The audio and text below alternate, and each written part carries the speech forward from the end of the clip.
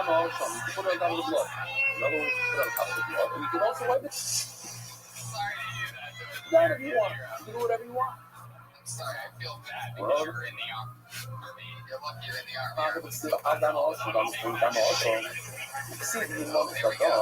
Since it says We have a little audio footage of you in the army. on the blood, in the place of it. And it also says right, the right blood. Avoid the other minute. Avoid the regular one. It's the chsivi. The shemin. The tzayir asher. Why do I need the two psukim? Avoid the other minute. Avoid the regular one. Mora, Elo, Amarava, Yad, the Kmitza, regular Chalitza, Oizen, L'Ritzi. What's going on here? We're going to learn 3 beautiful halachas. Here we go. Check this out. First of all, for whatever reason, I'm talking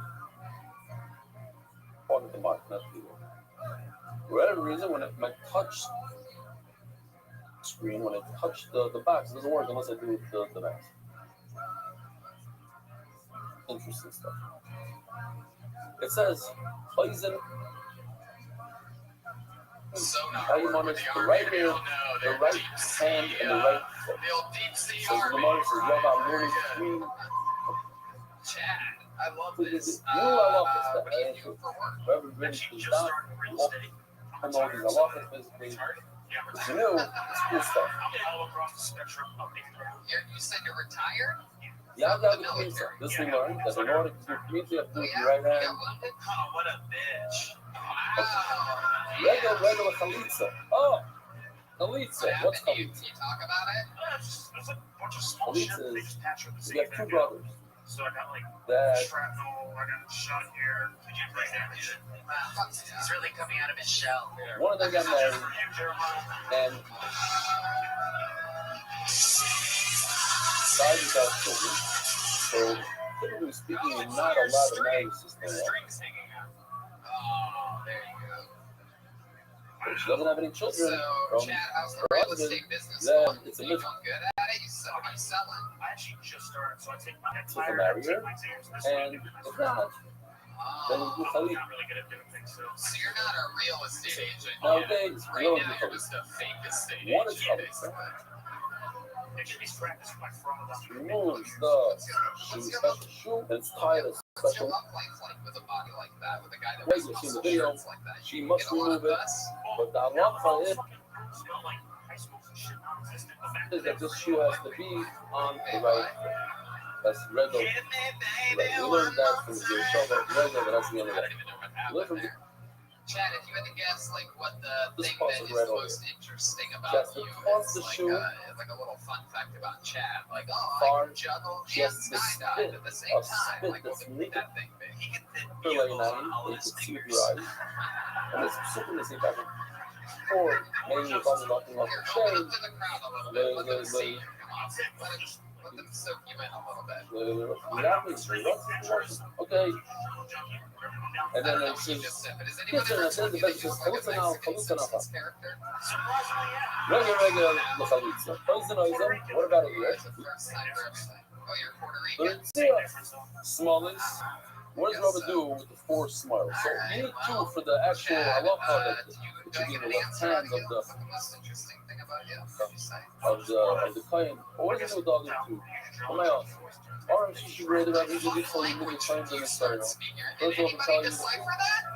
Well, that if you put it in the right hand, you're singing you what that are sound guy doing sings something when he wrong. gets drunk at the Irish pub.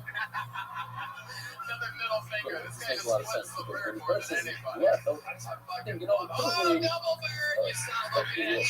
don't start off I'm surprised they know how to do that over in with the right. England. No, You know what I mean? right, left. You try to give a chassid the left hand, you're in big trouble. No, That's not really right, you know. Britney Spears. So when we find that, also the left, not only the left. So like, why Oh, not? shit. Well, Chad, Well, not emotion that it's rather small, it's rather in, it's not in. Is that miscarriage? Who is that miscarriage? Which is what you have to do. Actually, no. I actually use a lot of dark humor. only with your right. The motion is Rashi small, so when the person is with your right, in addition, it's Rashi. So it's making you right. So that's one. One tells you no. If you do it with your right over here, it's possible. With small is what I did the fourth one. My also is very, very small. But I remember the religion is television. Something with terrorism. Just like over here, first started off telling you about the rich man Mitzrayim, and then the poor man Mitzrayim. All the steps in order to teach you one thing. The one thing is very taught us that you don't have to be poor, you don't have to do the whole animal, you do it. But all the little details that the Torah tells you with it are not there for you to learn new stuff. So, oh, look, it's already repeated itself. Oh, so I have extra words, I can learn something. No. Why don't we do something a little special? You guys like special things? Repeated it just to tell you one finish. Okay. Well, how about The finish is that you use a verb, not a noun. brand new What I do with all the extra words? comedy. You know him, you love him as the regular Uncle Tony, ladies and gentlemen. They're there just to be part of that whole, of that little thing. When you just the entire time, they'll say twice, when this is only, so the person is only for one little thing. How much in the market is, how much is Never we had this figure just recently in Scotland. Yeah, a number of times. I don't know where. It's in Scotland. Christ in Scotland. There you go. When the Torah says the word etzba, finger, or kohen, and kohen is not four, or missing, or etzba, ukuna, finger, and kohen. It means you don't do it like that. Look at that thing. Remember says that thing. Etzba, ukuna being nipa. See, look at my kohen with that. How does that body? The kohen takes the blood of the tapas with his finger. It's important to notice this because it's the only part that he didn't stop. The only part he uses is the whole of the korbanos. This one takes the vessel and gives a spritz with his hand. But by tapas, he doesn't use his fingers. The seven is constant both words, kohen and etzba. So look at kohen and etzba. And I learned that from the six. What about I started to go out? Come on and see this is the right finger. I need to like see about that's okay, fine. And I was them. I repeat that the Gemara like see about the corner. You need both my fingers. We just finished the sugi about mitzvah. Usnan comes from start off today's sugya. One does squeeze with the left hand. Also, no good. It only says Kohen doesn't say anything about a hand or a finger. Oh yeah, that's not like you know. Doesn't mean both words. One of the two words. So that's not the right. Over here, Kohen, that's it. I don't need that. It means the right. Rabbi, Array, we love Chassid. Like simple photo. Check this out. Another beautiful video. This is just for learning purposes, no humor. Here we go. Take a look at the center guy. What is he holding? He's holding a sheep's head. And in his left hand, he's holding like some sort of like a thigh. And with his left hand, that's a problem. Why? Harry loves it.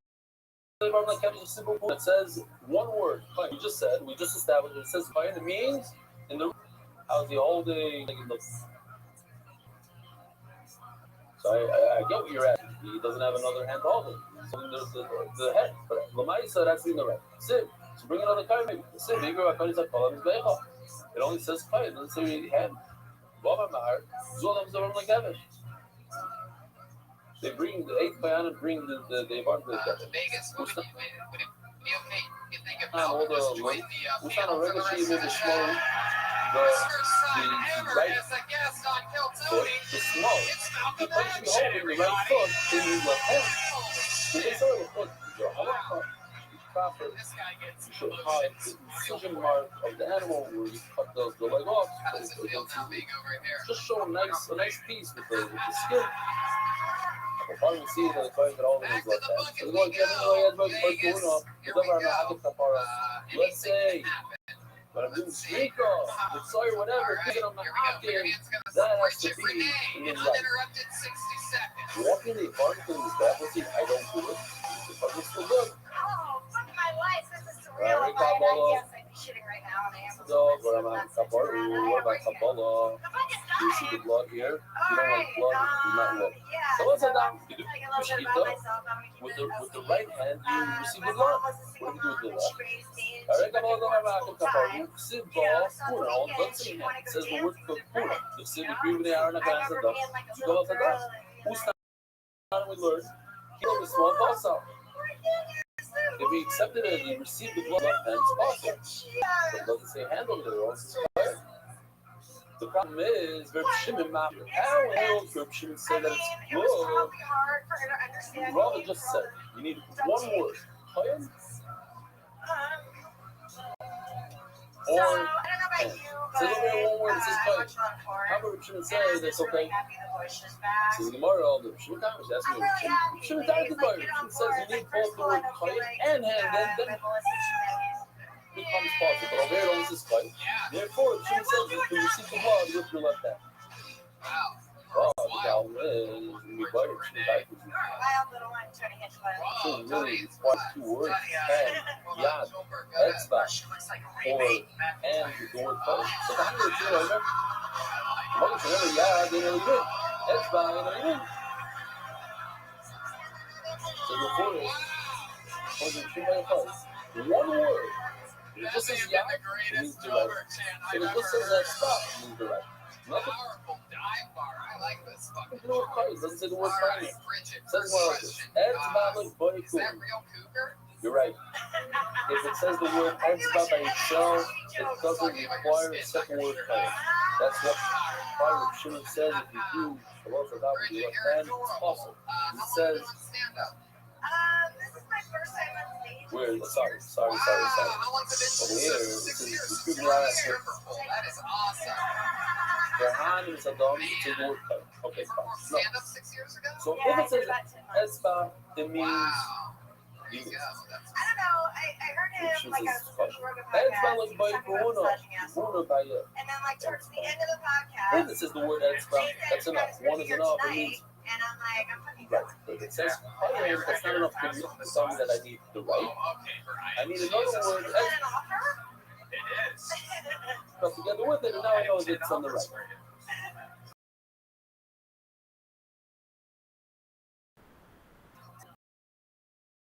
Why?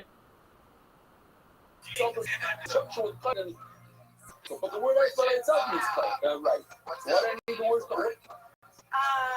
Right now, Let's I'm find out taking here. in an oil town. You know what it does for me? That a chayim must be wearing a big I never would have guessed that. you know when he performs that avodah, otherwise it's no good. It's a chiyuv to wear his big Mary's regular sid bay. You are El Kahuna. What about Zriga? The Zriga Saddam. They only say the word chayim. Who's not arguing small? Also, good what? Calling the leg calling if you do Zriga with your left hand, also. And even Rashin agrees to that. Rabbi, how do I know he agrees? Rabbi, following is basic. You don't know. It's the basic that he argues with science is a basic. People is small. Also, Rashin says that Kabbalah not to be with the right. It's not a small puzzle. Rashin not to remember this. The Mandala told him who says the Jesus recalls the blood on his left, on the left. And supposedly like a people too much time to focus. But it says like mitzvah is the Max. What's the next word? No, I got one. Heroin. So chayim means you're right. So why do I need a special word? Yad, coming out to the right. If one word is enough, coming is enough, coming that's the right. So why do I need yad? Make one enough. After I learned from the word coming, so you know how the claimants, the time, the Kiddush claimants. So that's what we saw in the beginning of this year. But over here, Do you have a full bush? I mean, is that why you're like? Well, I'm getting there. the Kmitza must be done right over here. He's doing this right. But also, Well, obviously I'm an putting idiot. it into the second vessel must be done right over here with the You have no idea how mean That's what I do. Oh, the problem is, the Shimon is by Kiddush, Hametz. The Shimon doesn't need this last step that we saw. This last step, that he takes the I didn't know you could milk a cucumber. Kmitza and puts it into the second vessel. You don't need that. You can take your Kmitza from the first vessel directly to his back and put it on his back. For the podcast listeners, you are so cute and charismatic. So now, What's your going love like? You hook to up buy with Kiddush Pagas of Shimon. But even putting them on the says that Shimon does require to put it into the second vessel. To be small. I got the real coat, you know what And he allows him with the left hand, yad the Rabbi. What is he going to do with the two words that say yad, which means with the right? He was tell me that you should be Kmitza with your right hand. I'll leave it in Shimon. You already understand that. You already learned your Shimon B'Chad somewhere else. You would have read it. I got him saying, why did he hold? I'm sorry, the Kmitza has to be done with the right. How does he know that? Well, my problem is saying the the mincha is like a chatos by God. What does that mean? All of the if you perform it enough fighting with your hand means like to be a mid. You must do the Kmitza with your right hand. We said that chatos is the only one of the korbanos that you do the zrikas adam with your right hand, not with the cleave, with your hand.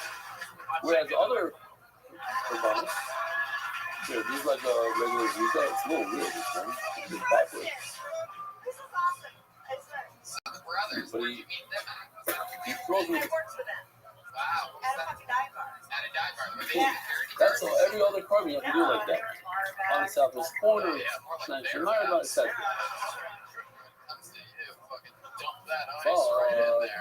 The small parasha.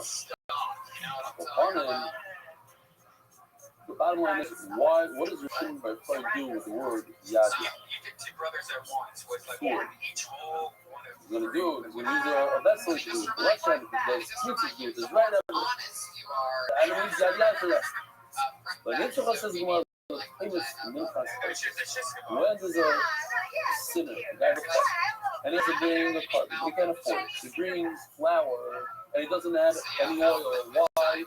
They want to make him feel that he did in that era. He's not going to bring a beautiful cart. So that Ramina, she's her mom, shouldn't trail you for them. Who's going to explode? That you don't put any oil in it. You don't put any vitamins. Why? You don't want him to give a beautiful carpet. Honestly, I'm the smartest guy to just you do it with the left hand. Look, stick right in. No oil, no vitamins, just left. A marshmallow on it, but even a milk of with yada, I learned that use the right hand, the both sides. Have a wonderful day. America's Scoop is spreading throughout the world. Sponsor a share today.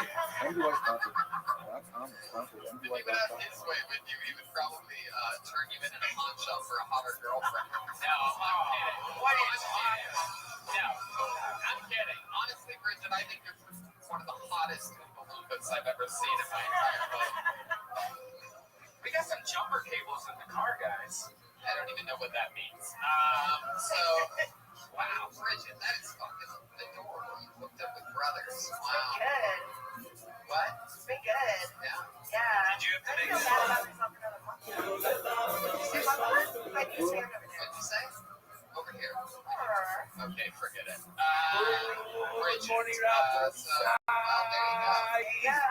Fun times. Nice to meet you. There she goes, Bridget Renee. Pull out of the bucket. Anything can happen. Says She's got Come on, follow me. Right? Guys, Right now. oh, you heard of it. that fucking, you can tell that He shit. doesn't put his hand in the flour. Also, noticing inside Everything but the wash. like a stone, The Great Depression. piece of salt, Bet she has an extended labia. a piece of levite. Oh, So you when I'm talking about this levite, put another name out of the here, bucket. Put your hands together for one Robert piece like this. Woods. One piece of levite. Levite comes in pieces. One piece. That's the Gemara. I didn't taste it. Something. There was go on and on. It was. My very first time in Las Vegas. He's from the moon. Like, what's the point? It's not like it is in Case. the pictures. Says the word sweet. I also Hands down, I'm recording some friends, and there's it's gonna get easier and easier, more and more. Tony Braxton behind us. It's Deep actually on it, very charming. it's what we'll say stone. Lava sakrona. Stone from going So bad. I was like, thinking it's gonna be very hot down here. Of a melon. It's infected. So I read Say some self-help something books and I small. learned a few You things. still not Like I'm lazy as don't say fuck. love it. That shit was happening. Melon from us, probably Obviously, we have a bunch of overachievers in the fucking crowd. All right. Or the melon. So, Well, the drove massacre down. My dog was in the car. She was available freaking for out these the bad. whole place. Came Kind of with almost as though she knew I was not financially it's salt. prepared for any sort of Did club it. I would think that's the whatsoever. first. She's just looking Maybe at me. found a little salt inside the milk. Still, it is a Thank big you very much. Fuck yeah. We call him melon. Robert Woods. There he is. Going on. Dude, I'm so glad the wizard gave me that courage. You know, you thought I'd be Carl. Because it's My not. God. Man, you look like an unemployed Thundercat. How about the one? It is incredible. Really, really. I mean, I don't even know where to fucking begin with this. I don't know which one you are, the lion, the witch, or the roach. You like to play with your hair, you're sassy. It gets in the way. I do those that do throw in a lot. Do you like do I can tell you only like to perform in places that have fans blowing on the stage. So you really fuck with it. Why is it Wow, about? Robertson, when you say this is your first time in Las Vegas, where are you from? Friend? You look like you're the king of friend. The flower is your part. That's what you put on his head. The prime of friend. The old legend of friend. He traveled long and far for that night in Las Vegas. Therefore, The king of Brim would no longer be the big fish in the small pond.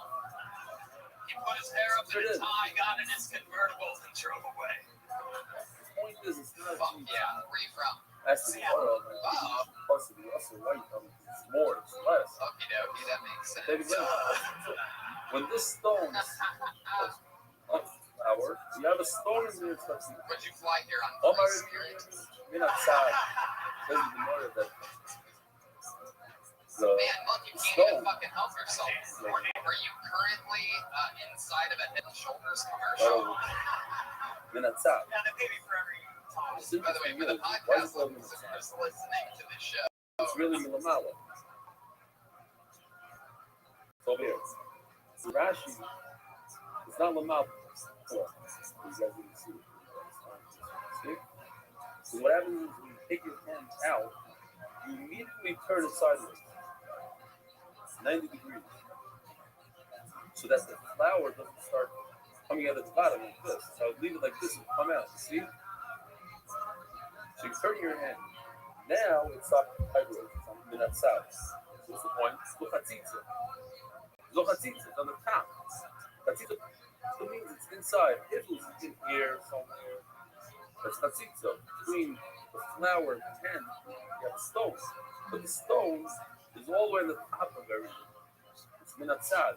he looks exactly like if Ronda Rousey had, okay, well, I guess That's it's nuts. like Okay, Michael Bolton. we'll go back here. We're gonna. How did you know that was Michael Bolton inside the eyes of a goddamn That might. favorite? Oh my God. Pizza place. How do you do pizza? Okay, so let's get into it. Well, what made Oh, you my come to leg. Las Vegas? I'm saying We're going to Triple R it's exactly how people do it. If I told you, Your friends, you mean the rest of the kings of Leon? if I told you to take a handful of No, he flowers, means Dorothy, the Tin Man, go Toto. like everybody. Well, people You go like got your this. you got your You the grab a yellow brick road. How many people Yeah. did I do? So you're in Seattle right now. 5. That's correct. And you saw Tony sometimes? Very frequently, yeah. Yeah. And you saw that this was all happening at once, and you're like, fuck yeah, I'm going to the dive bar. Doesn't Your make friends sense. come with you? No. Oh, good. You'll be able to The tell what Margot's you the filmed. whole names of food. Do Zuzera. you, all your friends have awesome, Zuzera.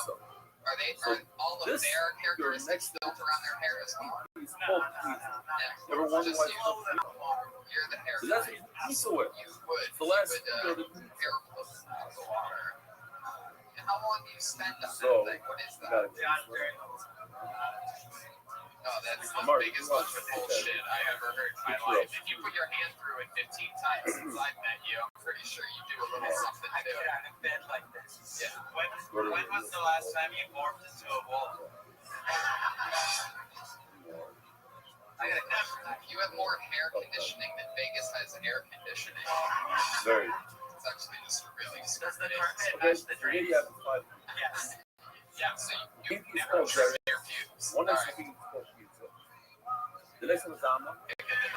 This one is All right, Escal. so Robert, This one is Rabbi. did you do stand-up in Seattle? So since Rashi one does something very well.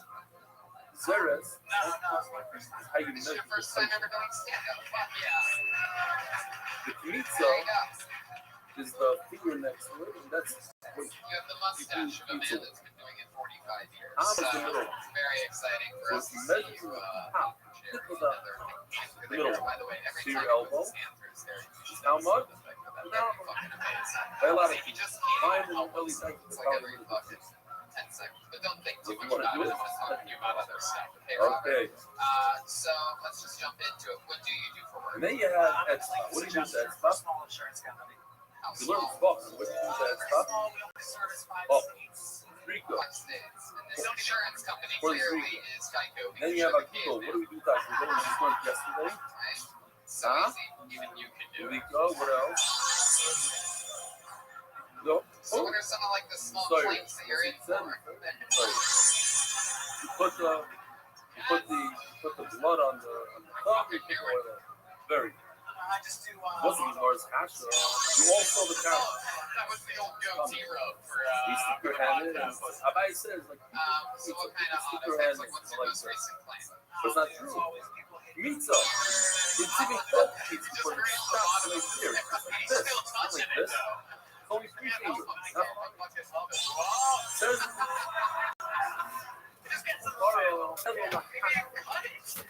it's like you said, pizza's pizza. It's 3 fingers. But the pinky and the thumb are there to straighten it out. That's perfect. That's the can't be too much. It can't be too little, and we're gonna see food. Okay, Gemara. Hey, Chiyavim, what do you do? Omer Rav, you got to the Omer Rav. Take your 3 fingers, you go all the way to the palm, down. Is this good like this? No? Awesome. Let's go all the way down to the bottom of the palm.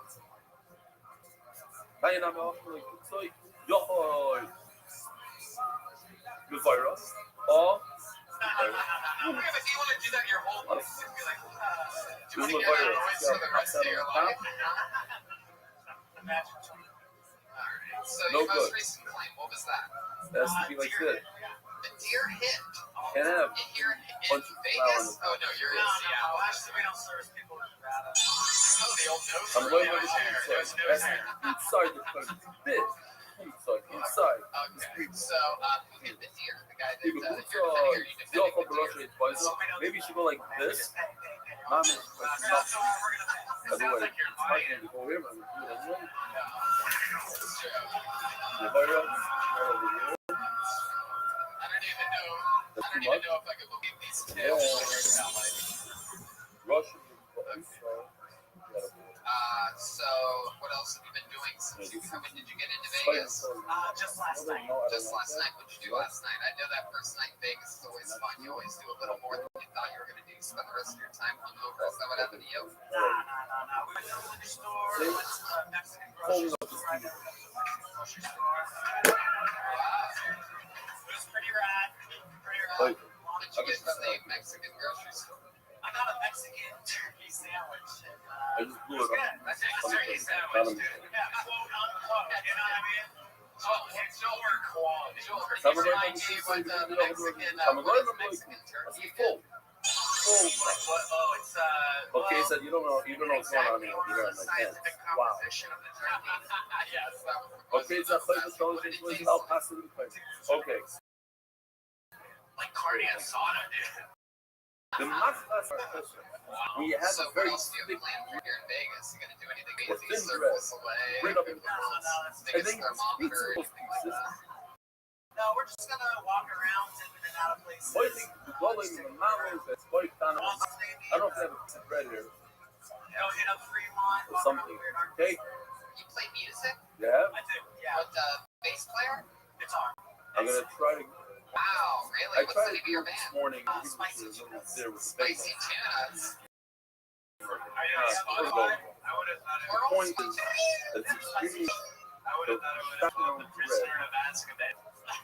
a tough bread, like a crap food. So you can take it. Oh, yeah. And to make sure that it doesn't break too much, it breaks too much when it goes inside. That's even. No, I thought he Kind of looked like a like laser Hagrid, beam. He looks like To another the Harry top of Potter your, character. the to Prisoner the of top of Azkaban. your, Oh, okay. said tomorrow, What kind of music do you guys play? I call it beach pop. It's kind of like It's yacht rock. this is the hardest. This is the Can you give us an life. example That's of the like what only you hard hear? thing Would that you can make guys up. like to hear a Use little the light, verse of yeah, Spicy Luigi. Tuna? What's the Come on, week give them a little something. They want to hear it.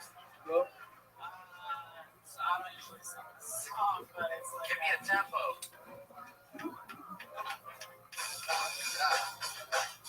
Gotta get out. I guess The water. No. Gotta feel the warmth of the sunshine on my skin. Personality. Fuck yeah. You have to have a very strong figure. Wow. Well, you Some people call it beach pop. Everybody but else it's calls also it unlisten. what's the so it comes in with two things. First, he has this place. It's full of cold, Oh, that's right.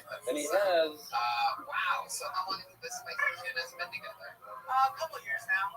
I think we're going into our third year, like 2 or the 4 players. years. You guys Or ever what? do If any one live throughout shows 4 minutes, Anytime. in Seattle?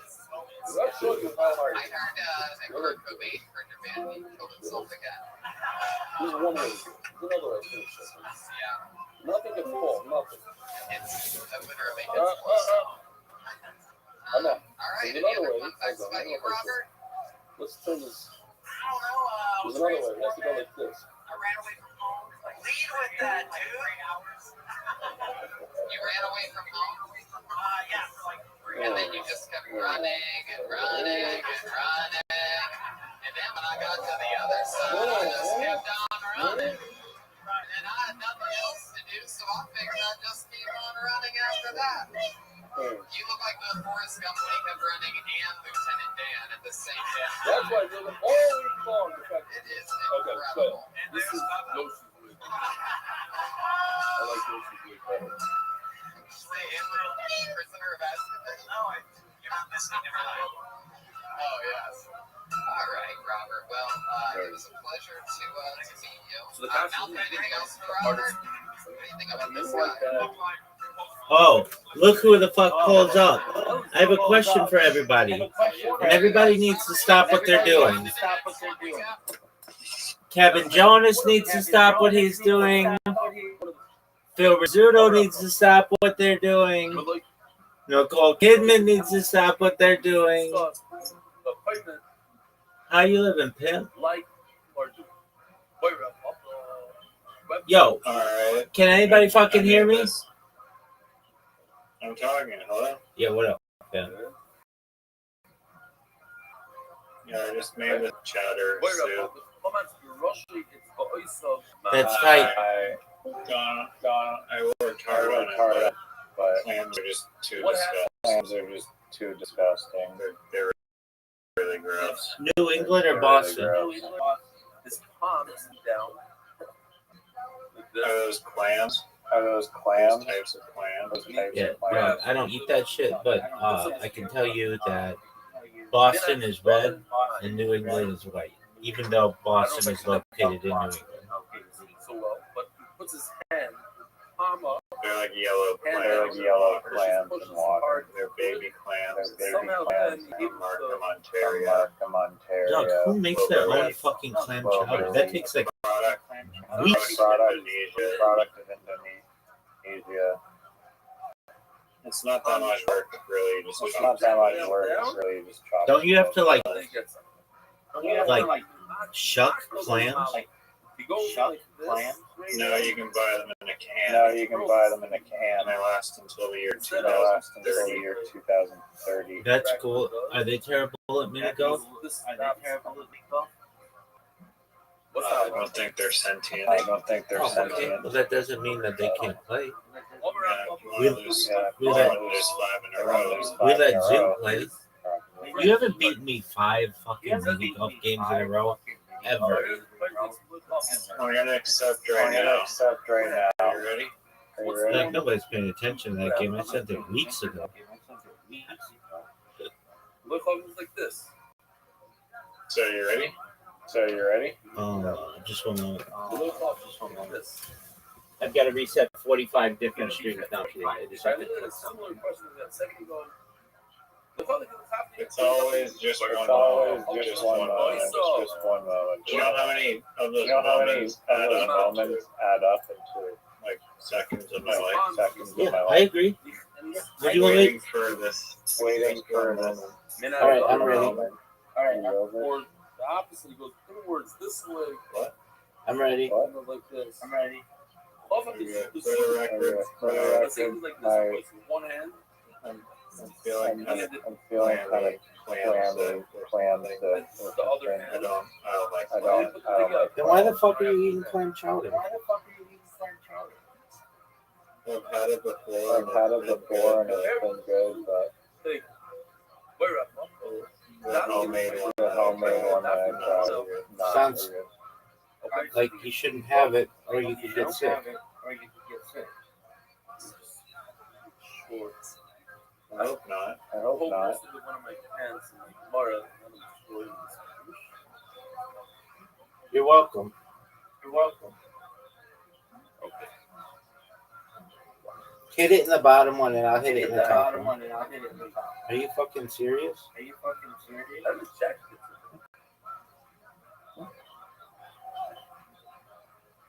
Okay. Oh, Oh, that's unfortunate. that's unfortunate. So it has to be Mara. What? What? More developed. Oh, I thought. I thought Right there. Oh, yeah. It could have been devastating, big dog. You go.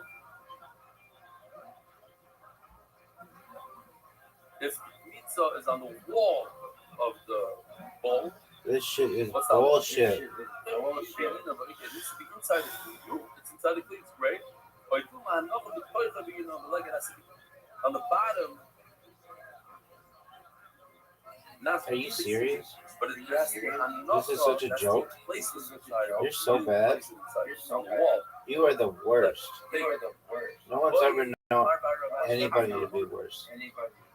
That I showed you already. The bottom of this has its own bowl. It's not meant to put things in it. I'm just gonna hit my Make ball. it- gonna make hit it my tight. ball, getting no chance Grab of it, getting put it. it in there. Let's see. Yeah. Yeah. Here we go. Yeah. Here's the bowl upside down. And what happens to the claimants inside that?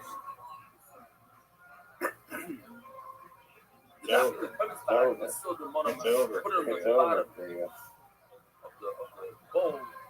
Clean. I love this being on. You need to put it inside a clean and put it inside. Come on. How many How vlogs? many vlogs will you post? 65. It has to be like normal fashion. Nobody puts stuff there. Like, so there you Kate's everywhere. But this voice of Pasiota, which we already discussed, takes 3 fingers and puts like Ribo Shano Shamra. The island remembers how much flour do we put in a mincha, everybody? What do you say?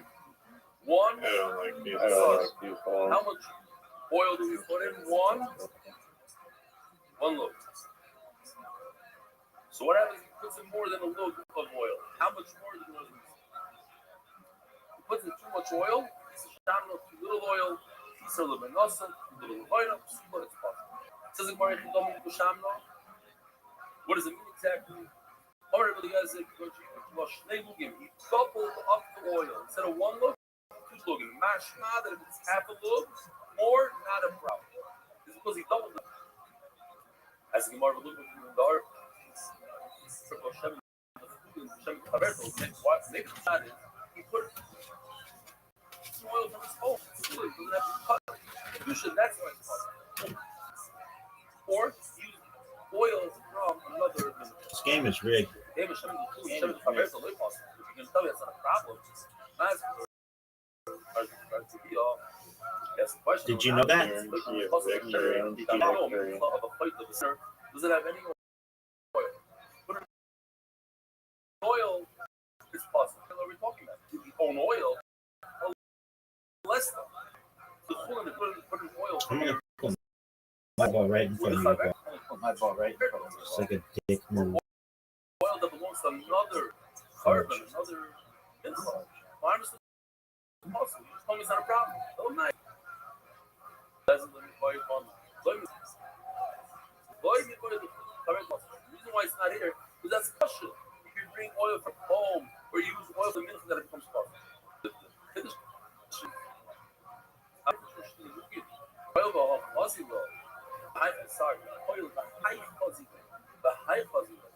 Each look by itself is another look that can work. Each one by itself, individually, to be the real oil for this.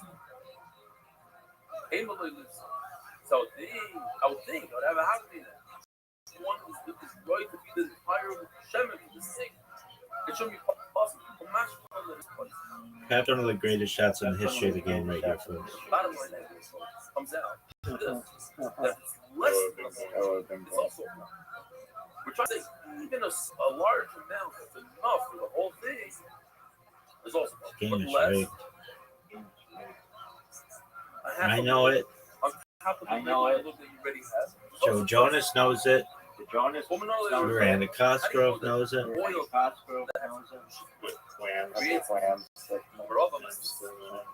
Dog, that's not even a thing.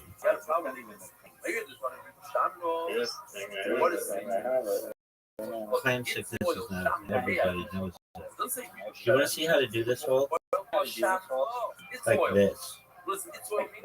That it's punished with this. This is a revolution. Even though this is the, I don't know, this is the one hole. This is one of the holes that I just don't get a good read on because I'm so set. If he doesn't have Overwhelms me. he says tomorrow,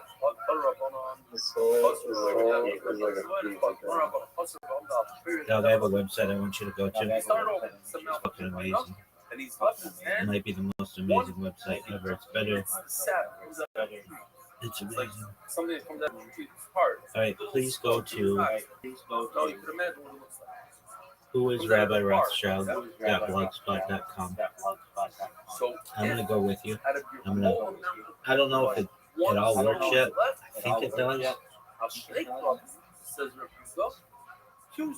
It's not right yet, but it's okay. Who is Rabbi? Blogspot. If you says it's enough, it's good because you have Right. Let me know when you're there. I'm waiting. two fragments, pieces, Nikla. All right. And then it's not formatted correctly. Then in the upper left corner, I click the hamburger menu, the 3 lines. And then do you see it says Rabbi Rothschild Blog Network? And then in parentheses, who is Rabbi Rothschild? Yeah. Click. And this is blog. creating. And what do you think of my gift? Right. On the left side where the three lines are, there's a menu.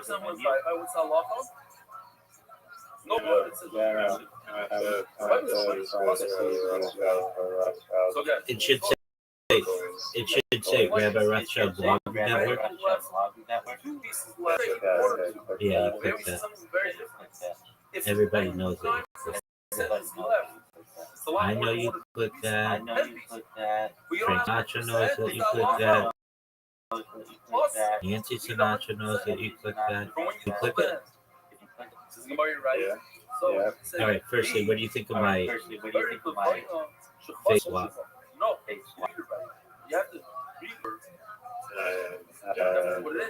It's Elvis, dog. Everybody knows that's Elvis. Well, it's my face on Elvis. Yeah, it does. And now scroll down. Yeah, it does, dude. If I shave. All right, that's well, it is. I mean, probably with less weight, but yeah, that's exactly.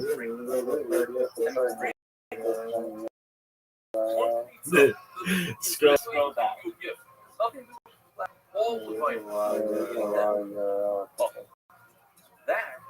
Yeah, dog. How sick is that?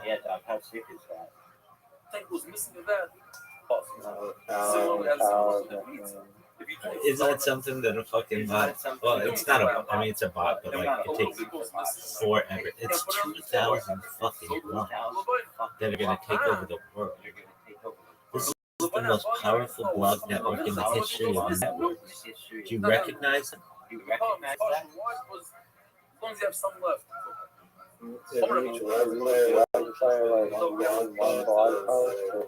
No, each one's gonna have 100 blog posts. So that's 20,000 blog posts. Miss Aquarius, how are you? Are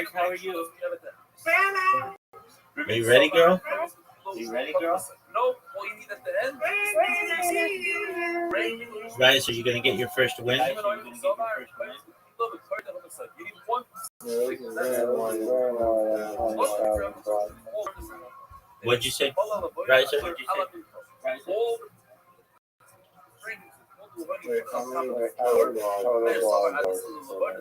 Over 20,000.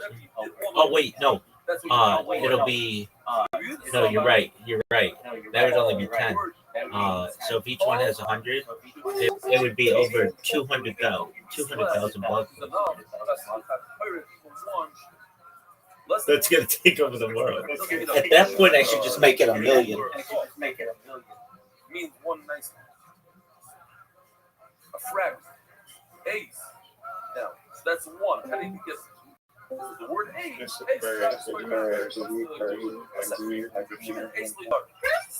Doesn't learn the word ace as a second word.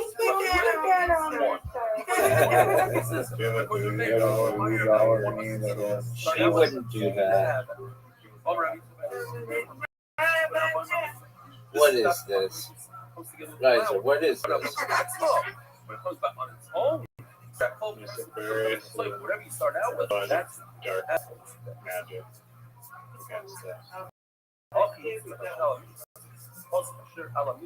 It's on top of the mincha, but they mincha in. Anything that comes together with the mincha, then you could have something going missing.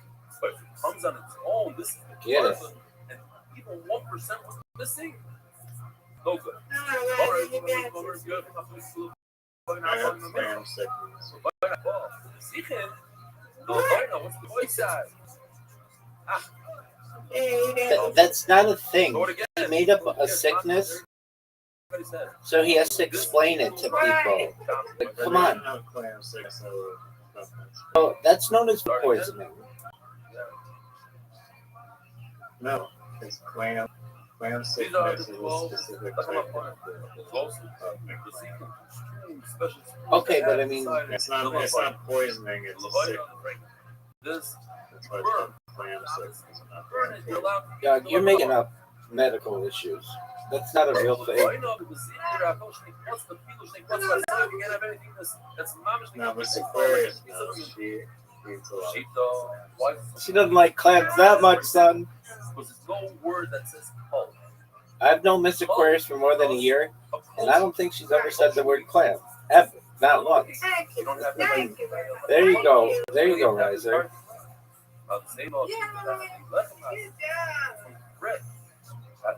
Riser, are you going to win this game?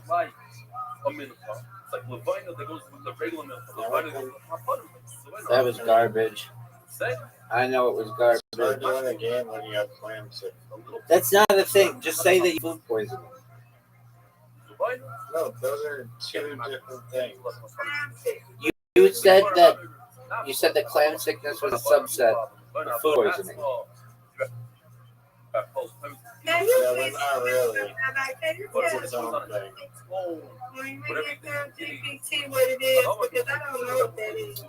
ChatGPT doesn't know what that is either. Oh, that's a tough break, Riser. And it's because Riser just made it up. Now, Riser, is it because the clams are bad, or because you just had too many clams? No, they just make. They just, yeah, they get you sick. Oh no, really? And the more you eat, the sicker you get. Really?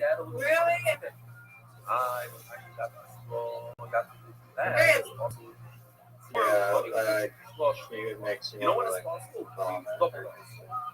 You really don't feel well? That's no good. If you did 1 teaspoon, that's not a problem. Well, Serious, I'm not joking. I have clam sickness. That's not a thing. That's an iCarly diagnosis. Not a thing. It's fake. Fake news, Riser. You could have a few things. You could have eaten too much of the same food. You could have bad clams, or it could be food poisoning. Those are the things. You can't just make up something. You're giving clams a bad name. Making it up. I have it written down. You're giving clams a bad name. Oh, get it. Nice spare. Riser.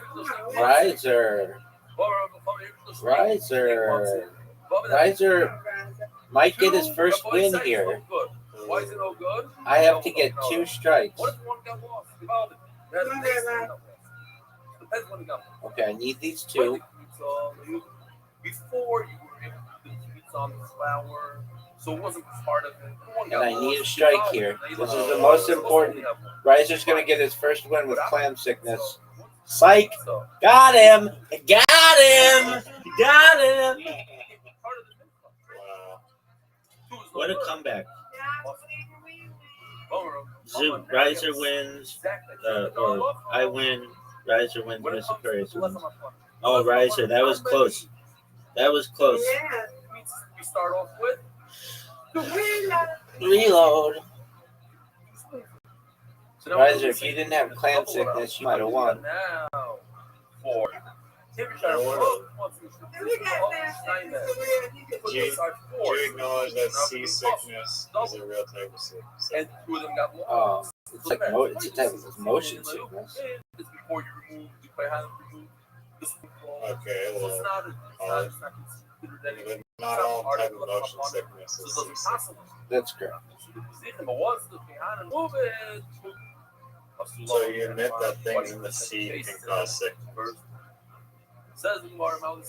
Nice strike. You look, Yeah. standing there, they're waiting to be taken. They're there. Exactly. They know exactly what the pizza is. Okay. Clam sickness. There's another.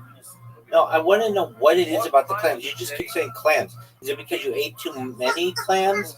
Is it because the clams were bad? Or what? No, the clams were not like, they weren't like rotten or anything. It's just like, they just inherently are disgusting. Okay, well, that's just like a food preference thing then. The time came, so, and it's sitting there, Maybe, ready I to mean- go. It's as if you're ready to go off. But you admitted that you liked clams. part of that's the why you made part of clam my chowder. already came off, but it didn't come off. It I've almost came never off. made it The on time my own. And then I've never used canned It's clams. only the time to take it off. Doug, it sounds absolutely disgusting. You should be like a chef to know how to do that. Right? And if they get lost, Like, you don't want to mess around with that kind of like seafood and fish and stuff. I followed a recipe. Okay, at the end the recipe says may cause clam sickness. America's book is spreading Torah throughout the world. Sponsor a share today. MDYsponsor.com and sponsor.com. You still didn't answer my question whether it was Boston clam chowder or New England clam chowder. Nice. Oh, Georgia. I don't know the difference between those two, but all I know is Bull they use jiving. yellow baby clam. Oh, Mr. Chris, are you saying bull jiving? I love that phrase. Riser, that's a new phrase we have to use. Bull jiving. Because I always say this is BS. Bull jiving. That's bull jiving. No, he doesn't feel well, but he doesn't know why. I know exactly So what. we are dealing with, for anybody that's brand new tonight, just came to see what this is all about. We're talking about mincha. What's So a you mincha? just ate too much of one food. Mincha is a gift that we give to the Rabbi Shalom. Usually it's a gift. Sometimes you have to. Okay, well that's It's made out different. of flour. Like sometimes it's a pizza, sometimes it's a bread, something made out of flour. Sometimes you mix it with oil, sometimes you don't. And the Kohen puts his hand in like this. I'm not going to do the whole show that I did What the hell? yesterday. His hand into the flour, folds his 3 fingers like this. It's that much. That's how much goes onto the Clam mizbeach. sickness denier. The rest, the kohen gets Nobody it knows what you're after talking it goes on the about. mizbeach. When it goes on the mizbeach, that's the matir that allows me to eat everything that's left over. Now, the kohen who does this could ruin the whole thing. It's Make it spaghetti. garbage. If I eat spaghetti Not only and I ruin it, you can make I it eat too where much you can spaghetti, do I call it spaghetti health. sickness? No, I say I ate too much something. What are the avoidance? No, So it if you're wasn't with us from in the the Balkan, quantity. you know that when it comes to regular carbon, there's 4 It was avoidance. not the quantity of clam. The It was shkita, that clams are it's small, inherently disgusting. halacha, and zrika. We're not talking about a carbon. We're talking about a mincha. The whole Sefer Menachos is like the Sefer Tzvachim. We're talking about a mincha flour. And a mincha is also 4 avoidance. There's kmitza, that's like shkita. The kind of goes like this. No Into the way. mincha, obviously, there's nothing to kill here. It's just flour. I was too short of Miss Clarice's record, but that's my second highest score of all time.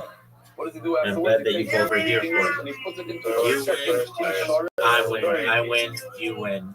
Undefeated in bowling, undefeated in friendship. 118 right there. And this kedusha to it is a mishchicha. You know That's the first time I've ever come all the way to the last, like gotten 4 strikes in a row. It's already comes from the first one. Okay, but you put in the second one. Then you take the All right, clean so Riser. and you walk it over to the mizbeach. That's Excellent, called sweet dreams. halacha. That's the third avodah. And the fourth avodah is you put it onto the mizbeach. All right. You burn it. That's So the last Riser, part. why don't you drink some water? If during any one of these 4 And then I'll be- a bad thought. What's a bad thought when Brush your teeth, drink some water, and I will play you in Scrabble and get your mind off it. Sound Now, good? a mincha, you can only eat one day. Why could you Yeah, only no, eat I'm one ready. day? You sent me one. Okay, just one moment. I have to use the restroom. Alright. Just one moment. I have to use the restroom. I'm gonna get Just one moment. I'm gonna get some water, my friend. Oh, Just you hold can't eat on. anyway. But let's say a chatas. You only eat it for one day. Kachim kalim, you can only eat for 2 days. So a mincha is like kachim, you can only eat it for one day. So this guy, either he did it on purpose, a mistake, whatever it was, he thinks to himself, I am going to eat this pita I'm making in 2 days from now. That's bad. And if he really eats it in 2 days from now, or he eats it right now, then he's chayiv kares. Why? Because it's pigul. So what I just said is called chutz l'zman. The zman is, you can eat it today, and he ate it, or he's thinking to eat it tomorrow. That's outside of the time. Chutz l'zman. This time is up to here, and he wants to eat it outside of the time. What's chutz l'makom? Oh, chutz l'makom is good. They stuck in some references over here in Monroe. Chutz l'makom means, where can I eat this mincha? I can eat it right here, inside the Beis Hamikdash. That's it. What if I go to Kiryas Yael? I take it that it's awesome. What if I think in my brain that I'm going to eat it in Kiryas Yael, in Monroe? That's chutz l'makom. It's not as bad as chutz l'zman. You can never get karas on chutz l'makom, but you made it possible. I cannot eat this mincha ever again. Why? Because while I'm doing one of the four avodas, Kmitza, Kabbalah, Mikli, Hoylacha, and Aftara, while either one of those four, not all four, one out of the four, I thought to myself, I'm going to eat it in America, I'm going to eat it in Bet Shemesh, in Haifa, in Kiryat Sapir, in Bnei Brak, comes awesome. He thinks to himself that he's going to eat the leftover. He does a little kmitza from over here. So whatever's left in the box goes to the kohanim. Whatever's in the glove goes on the mizbech. This goes on the mizbech. This is the shirai. So it says like this: if when he's doing the kmitza, he thought to eat it on Mars or in Kiryas Yael or even a kazayis. Now I want you to pay attention to remember that it says kazayis. Why? Because the Gemara is going to bring the brisa for Rabbi. He says the entire Mishnah, he doesn't talk about a kazayis. The whole line 4 times it says the Mishnah kazayis, he doesn't talk about it. Next. Lahakter kumtza b'chutz. What's lahakter? To take the fourth avodah, to take this kmitza, it's in the glove, and put it on the mizbeah. That's aktara. That's also, Rabbi said that's eating. Why is that eating? Because the mizbeah eats, so to speak. It's a type of eating. There's human eating and there's the mizbeach eating. He thought that he's going to do that outside of the Beis Hamikdash. Oh, kazayis mikumzu avot again. Once again, a kazayis, just one kazayis. Or not to be makter the actual flour, but the levaina, the frankincense. Also, very good card. It's possible, but there's no card. Why? Because this is bachutz, chutz makai. Where's the karas? What's the zman? Now we're going to talk about that. Lechol shi'arel machar. Tomorrow is already too late. You can only eat the mincha today. So if he's thinking himself he's going to eat the mincha tomorrow, that's called pigul. It's very simple. Pigul is very simple. The reason why people get confused is because you do pigul in 4 places. When you do the kmitza, when you put it into the bowl, when you walk with it, when you put 4 places. Also, it could be that you're thinking that you are going to eat the mincha. And it could also be that the mizbeach, I'm going to put it on the mizbeach. That's the mizbeach eating. So people start getting confused. There's a lot of detail, but it's very, very simple. Just let's make it caution. If somebody says to himself, I am going to eat this mincha tomorrow instead of today, that's pigul. And if he eats it, he's chayiv.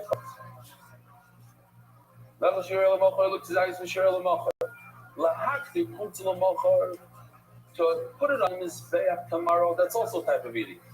That's chutz zman.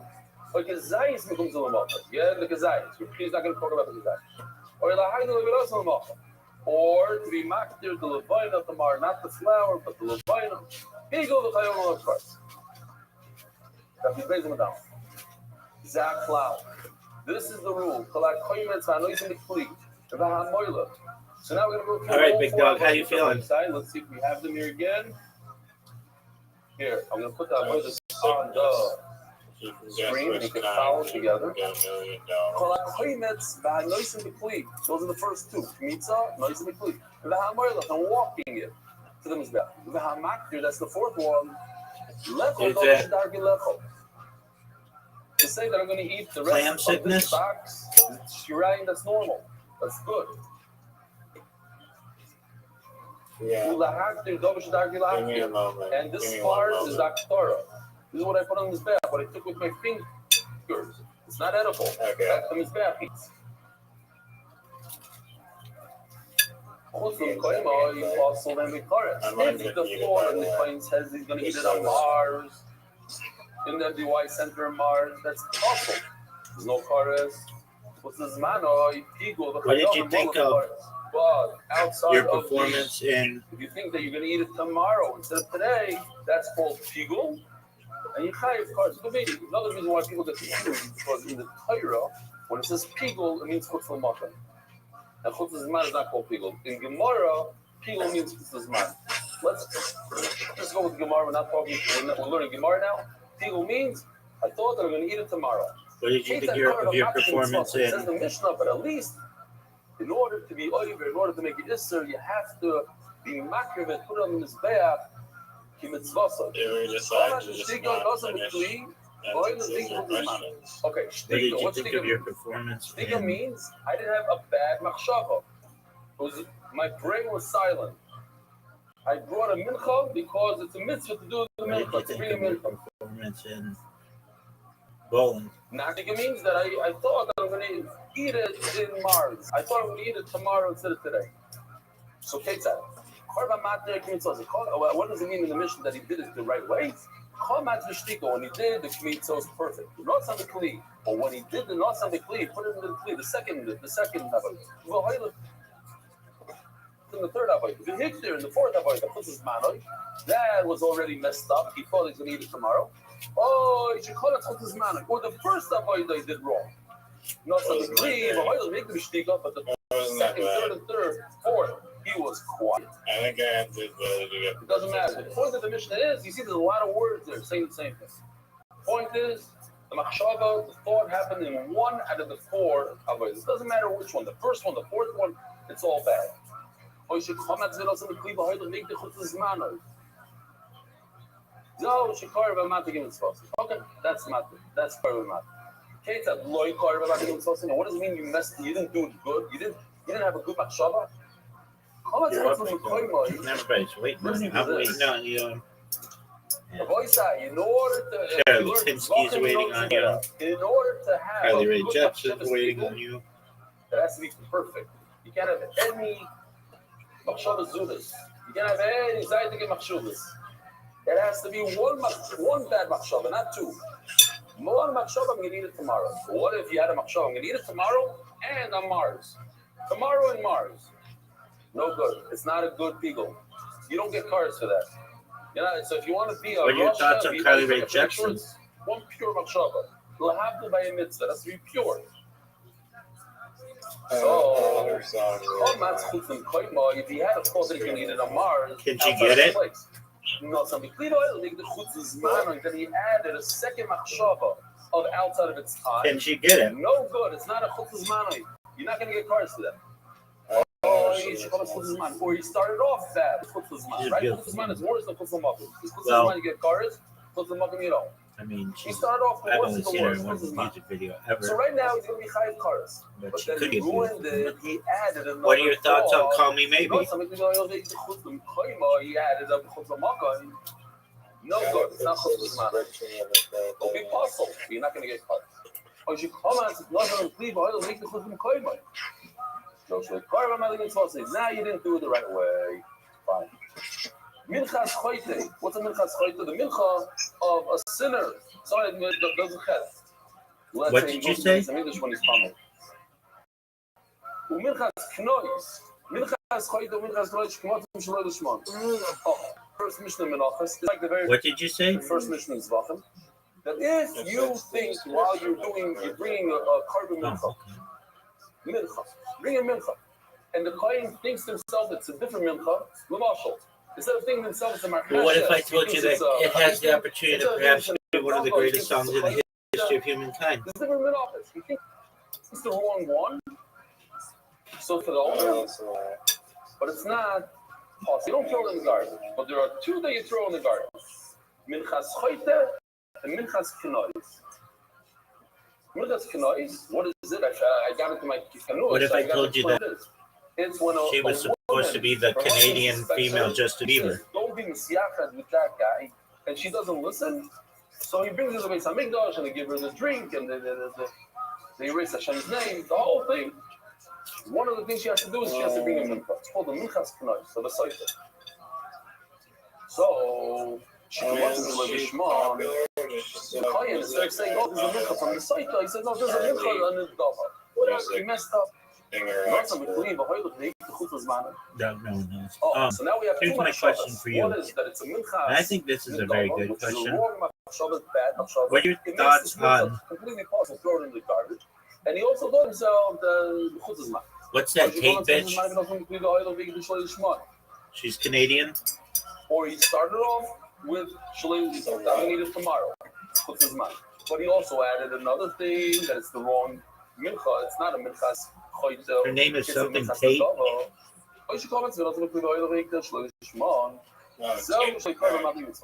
yeah, that right one.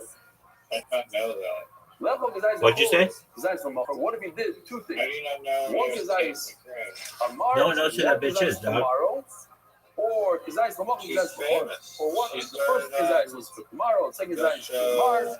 The first Kizais before, half Kizais tomorrow. The right Kizais tomorrow. And once combined together as a Kizais. If Kizais is tomorrow, of course, it doesn't matter which one comes first. That was a great story. Remember you were telling a story about Kate McRae, and now we're talking about Sydney Sweeney. If you want to do pickle, it has to be by itself. You can't add another machshava of chutz l'makom to it, or chutz or shaloi l'shma. Like, All my review those are well. I have a rule. In machshava says man kodmol machshava sambako. You move of course. Says review it very nicely. If the machshava, this man comes first, meaning the severe one, the one that gives you a card, comes first, so it locked in. Not a word, dog. Now that you added a chutz l'makom, you didn't ruin Not a it. word. The guy gets you tired. never heard the term. But if the machshava you're going to eat it, the amars came first, so now it's possible. Also, you can add to it isser, a greater isser. You already put in, it's a chutz l'makom, you can't make it a chutz l'makom. The chacham murder is a possible in because it doesn't matter what came first. If you do chutz l'makom first and then chutz l'zman, or if you do chutz l'zman first and then chutz l'makom, all of them become possible is not first. Look at the steps. Step number one is the kmitza. Step number two, he has shirayim. He has a bowl full of flour, and comes a mouse and eats out of this bowl. Yeah, for whatever reason, some of the shirayim went missing. What's that law, boyfriend? So we had a few machlokes in it. Do you continue with the kmitza? So first of all, the shirayim is 100% also to eat. Why? Because the shirayim went missing. There's not enough. Some of the shirayim is gone before he was able to put the kmitza on his back. What about the kmitza? Step one. What do you do with kmitza from step one? So it's not like this. According to Rabbi, you put it on his back. So before I ask the Gemara, according to Yes or no? Do you know who Roseanne is? Wait. Once you put it on his back, did it have an effect on the shirayim? Look, the Do you know that she had? She's the person mentioning the. Could I have a machshava of pigul or something that it can't even eat? No, What's pigul? no, Pigul that's means I'm gonna not. eat You're not this even tomorrow. close. You're I can't thinking even of eat it today. It's of not a- for me to eat. Step three of tells me a, it's not to eat. uh, So, but I put it on keto his song. back. I was Keto? back to claimants on his back, and I'm thinking to myself in my head, I'm going to Title? eat this not today, No. tomorrow. Toto song, I can't even eat it today. and Another shiloh. that's I'm not doing the claimants. The shirayim that's in a bowl. When I use it, typically, if I use it, I'm over on Rosanna. Mila. That's Rosanna. Can I use something from the way some people? That's named. That's at Rosanna Arquette. Yeah, no, not Rosanna. The comedian. She's a comedian in the 80s and 90s. She's still a comedian, Rosanna Arquette. Put the kmitza on his back. Does it lift this or of Mila? Okay. That's the question here. Shirayim, what happens to the Shirayim after I put the claimants on his back? Is there pigul and is there Mila? Here's the Shiloh. Very interesting Shiloh. According to Rabbi Yochanan, it says that you should do step 4, put the kmitza on top of his back. We know that step Anyway, 3 tells me she had a that show, everything left in the bowl is awesome. and on the show, she had a really, like the guy who played her son-in-law was supposed to be really stupid. And so one time, she and her family were playing Scrabble with the son-in-law. And this isn't exactly right, but this is just, it's along these lines. He plays Does it become enough? Does it take something it away like, from Mila? What does Mila mean? Are you something from the base of Mikdash? I have to pay the base. I mean, just 25%, the chaimish. And yeah, Jaguar for is 25% in English. 55 That's how we points. call it. Chaimish, And yes, because it was so many points, 20%, but in America, it's 25%. I'll explain it a bit. Roseanne goes, that's not a word. And he's like, what do you mean? Yeah, I see it all the time on cars. And they're like, no, that's not a word. That's not a word. Check this out. And they trick him, and then he has to play a word like... The guy took the behemoth outside of the Beis Hamikdash, big no-no. For this particular animal, like a chapas. Is that not the greatest story you've ever heard? Oh, wait. Then he did Zrika. So the question is, does Zrika help me to take off the me'ila? Let's say I made a barbecue out of the meat. You have to pay the Beis Hamikdash 20%, 25% more. So Zrika Saddam is similar to our case of putting, right? We said the 4 avodas of a carbon is similar to the 4 avodas of mincha. Throwing the blood on the mizbech is just like being makdir the mincha of the mizbech. And over there we have a machlekes of Zrika Saddam actually remove something. It's already also. The meat is already chad. It's also just like by us. In our case, let's go back to our case. By the this one button. I'm going to go here. In our case, the shiraim is also. In the second case, the basar is also. Both the same thing. Then we have a matter. We have putting the meat on top of this bear, and then we have throwing blood on the bear. The same thing. And Rabbi Kiva says what? When you throw the blood, even though the meat is outside of the Beis Hamikdash, it works for something that's bad. Says the Gemara, says Ravuna, the whole cow, the whole meat is mamish in front of you. It's why is it possible? Because it went out, but it's all there. You have a bowl of flour that a mouse came and ate from it. It's not all the psul the buffet. Ew. The psul is because something's missing. It should be work. Learn how you lack Torah. Are you pro anti-crouton? Wait. Comes along, Rabbi says, Adara. Let me tell you a fakir to say. What? Really as I say. Even there. So Yoshi did say, I don't know if this is why not. Something that it doesn't work. And if you do Torah, something that's missing doesn't work.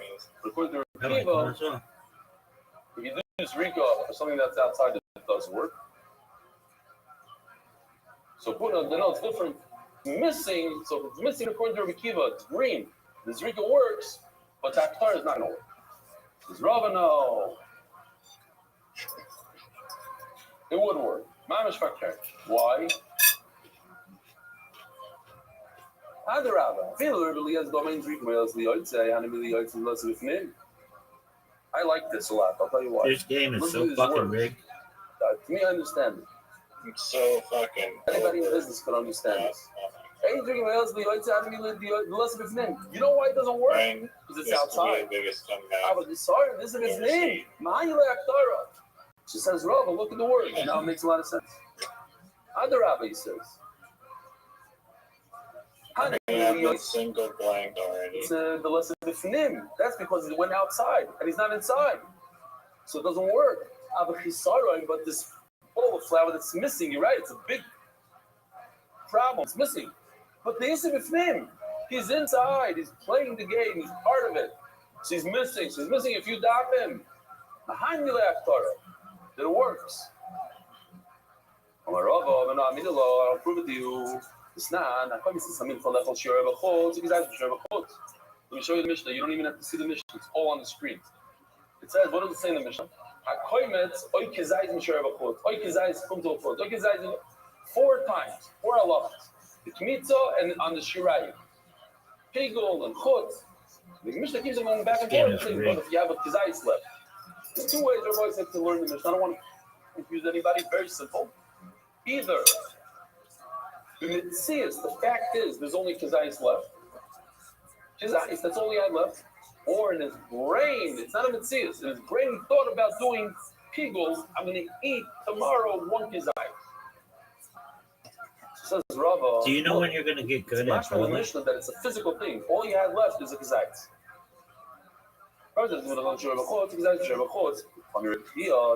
Take a look. Look at this. No. Put it back. Look at this. You see this chart? What do you see in this? This is Rabbi. Rabbi is the one that wrote all the brises, right? Here, Rabbi, all the brises. So he copied the Mishnah. He said the entire Mishnah like we have it. What's missing from it? I don't know about that. I erased what he took out. He doesn't mention anything about a kazayis. Why? Because very simple, Rabbi says. Because you can't say on one of the four cases, you can't say kazayis. Which one? When he goes to do a kmitza, you can't say he had a kazayis left, because that would be what? That would be a kmitza from something that's missing. You have to have a fully sorted when you do a kmitza. If you only have a kazayis left, it's possible. So I can't say the case of a kazayis there. So in Meilah, I'm not going to get involved now with kazayis. Throw all of it, even though it works well in the other three cases. If it doesn't work well in the first one, I'm going to take the word kazayis out completely. So it proves Rava says, Rava, wait a minute.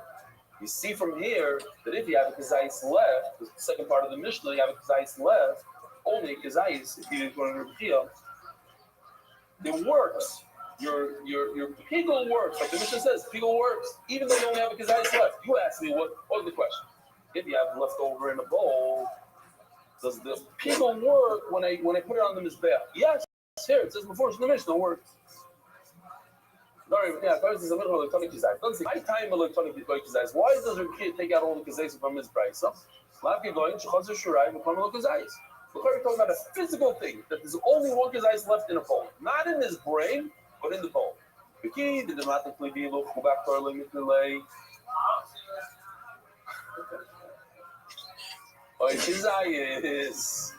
They skip these four words, the shmak for us. We just skip forward. I don't know why you're putting tiles down there because it's not a word and everybody. Because I can't say it by the kmitzos, I'm not going to say it by the game is rigged. And what's the raya? Here we go. Second line down. The Shani Seifa. Hegel. The Chayav Malakars. Even though there's only one Kazayas left, that's our question. If the Shirayim, the mouse, this game is rigged. There's only one Kazayas left. It's Pigul. It works. The Pigul works. You ask me, does Pigul work? Does Me'ila go off? Yes. It says over here, Pigul works. Chayav Malakars. I know this game is rigged. You know this game is rigged. Not good, Rabbi. Mr. Ferris knows this game is rigged. Why in the Bryce doesn't say the word. What's her word? Is because he cannot. Not because bull he could, jiving? Are you bull jiving? It doesn't fit in because he goes like Rabbi Lozer. Bull jiver? You're a grade A bull jiver. I know that you're a bull jiver. Mr. Ferris knows you're a bull jiver. Everybody knows you're a bull jiver. You're a bull jiver. You're one of the great bull jivers of history. Everyone knows you're a bull jiver. You won't even. It means you're full of shit, dog. How many things are left? If he brought the kazayis outside, yeah, this game is fucking done, wasn't even close. Because Kazayis doesn't work. Can you give me these fucking tiles? This game is bull jive. It's the worst. The whole thing. This game is the worst. The worst. So even though part of the Mishnah of the Shirayim part of the Mishnah, you could say Kazayis, even if you put in the Rebbe. Now I'm leaving it because I can't say the first part Kazayis, I don't say the second part Kazayis. That's the Gemara. Just a simple question. How could you say that it goes like Rebbe Lazar? Why does it say that he's makter the koimet? It should say he's makter two things: the koimet and the levayna. Because according to Rebbe Lazar, the only way to be chai the snan. It says the Mishnah.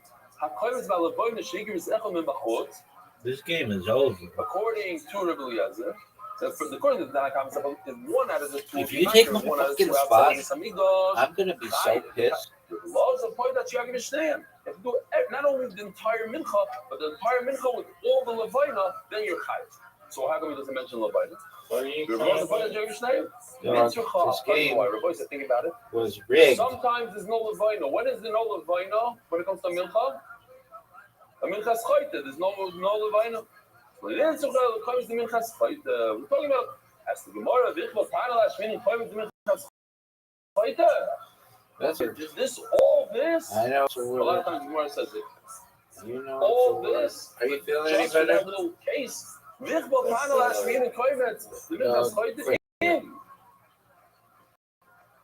Kedusha come up. I don't even remember what I looked up before. So yeah, he said all this for the Minchas Chayta.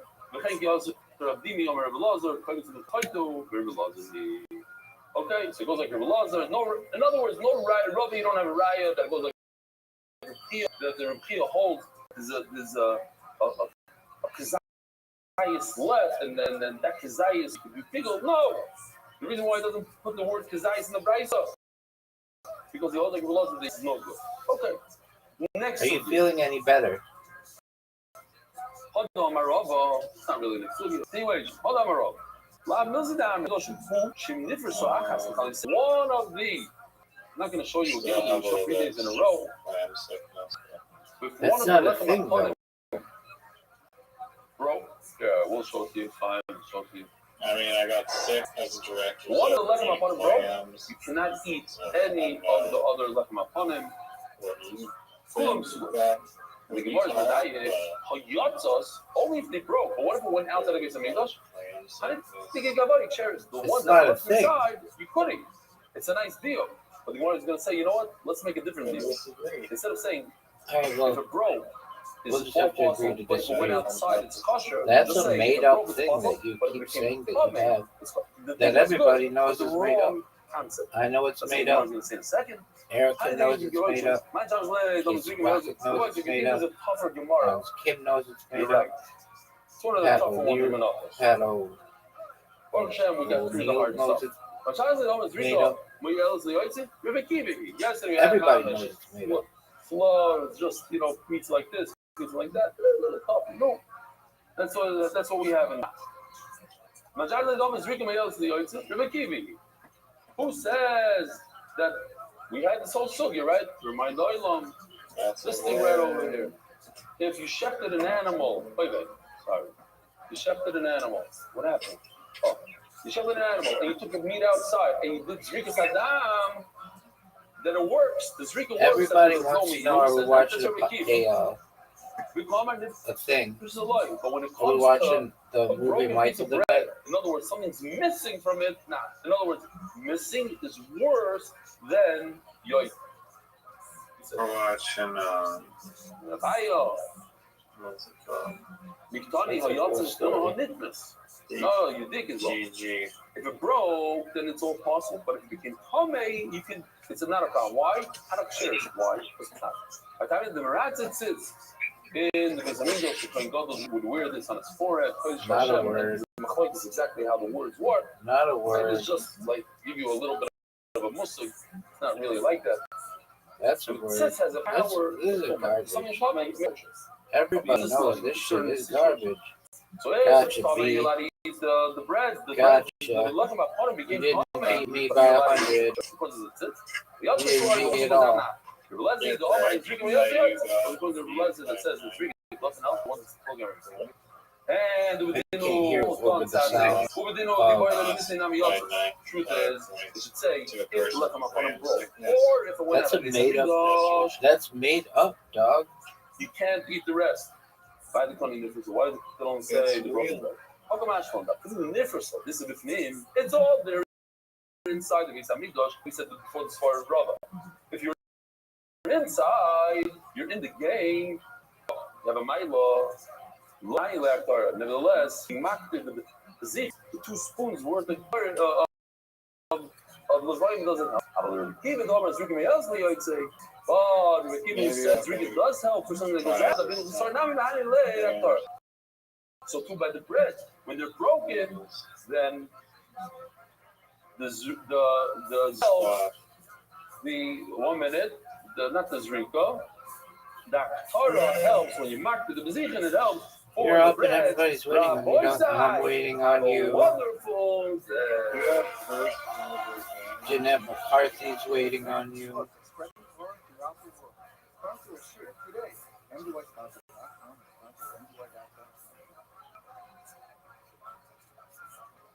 Dog, That was great.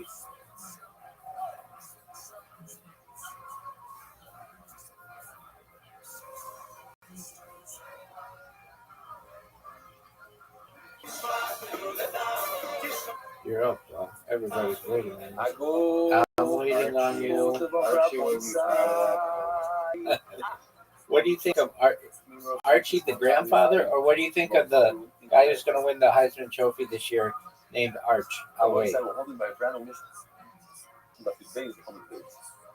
you think that's an iCarly name? Do you think that's an iCarly name? Do you think that's an iCarly name? Do you think that's an iCarly name? People are talking about a person who, as he's doing the kmitza, he has a thought that could ruin. I don't understand the question, and no one else understands the question. The question is, do you think the name Arch is an iCarly name? It's pretty easy, dog. Puts his hand in, takes 3 fingers worth, puts it in a cleat. Let's say he puts it right over here. Small amount of flour. Yeah. This goes on the mizbeach. It's not This a real over name. here. So the 2 amounts. The small amount is the pizza, goes in the mizbeach. The large amount is the shirayim. If I had a nice 10, I couldn't find one. Goes up. That's right, shirayim over here. Nice big letters. So the guy says, I'm going to take, if he said I'm going to take a full kazayis of this and eat it, make a bread out of it, make a donut out of it. Tomorrow, that's full-fledged eagle, you ruined the minute. Why? Because he said tomorrow. You're only allowed to eat it today. And it's the full amount, the full kazayis. And if he says I'm going to take this, a full kazayis of this, and put this, where do I put on the mizbeach? I'm not going to eat it. It's not for human consumption. This goes in the mizbeach. It's a certain eating of the mizbeach. The mizbeach eats it, consumes it. There's an achila of the mizbeach, and there's an achila. If you had a W and an I and an N and an N, he says, I'm going to take a half a kazayis of what's supposed to go in the mizbeach. Not a full kazayis. you could make Winnipeg. And a half kazayis of what I'm supposed to be eating a donut. I'm going to make a half a donut. Together, I have a whole kazayis. Not that it's chatzizayis, chatzizayis kosher. Why is it kosher? You're right, I have a total of 1 kazayis. But since the 2 types of eating, one is a human consumption, Do you know and that it's only half a shear, it's half a kazayis. The other one is a mizbeach consumption, it's half a Stephen shear. Colbert's last show was last night? They don't combine together. Thursday They're not night? mitzvahs. They're not feel like mitzvahs. It says in the Mishnah, chatzizayis lefel, chatzizayis not. You should have gotten more points for that. To eat and have kazayis for the mizbeach. You could infer and be medallion that this doesn't work. But what does work? It's a half a zayis of shirayim and a half a zayis of pizza to eat. What if I said, instead of saying I'm going to put half a zayis on the mizbeach of this pizza, I'm actually going to use my donut. I'm going to consume it physically with the human being. Now it's not really meant for human consumption, it's meant for mizbeach consumption. But I'm going to use that for the zayis from the kmitza and combine it with the half zayis of the shirayim. And l'chayra, it's mashu from the middle. Would be a good pigul. It's only not a pigul. Bottom 2, you could infer this pigul. Otherwise, the mission would have said. If I'm going to say what you're saying is beautiful, it's a great difference, and it's a good deal. But let's bring that to something else. So let's see inside.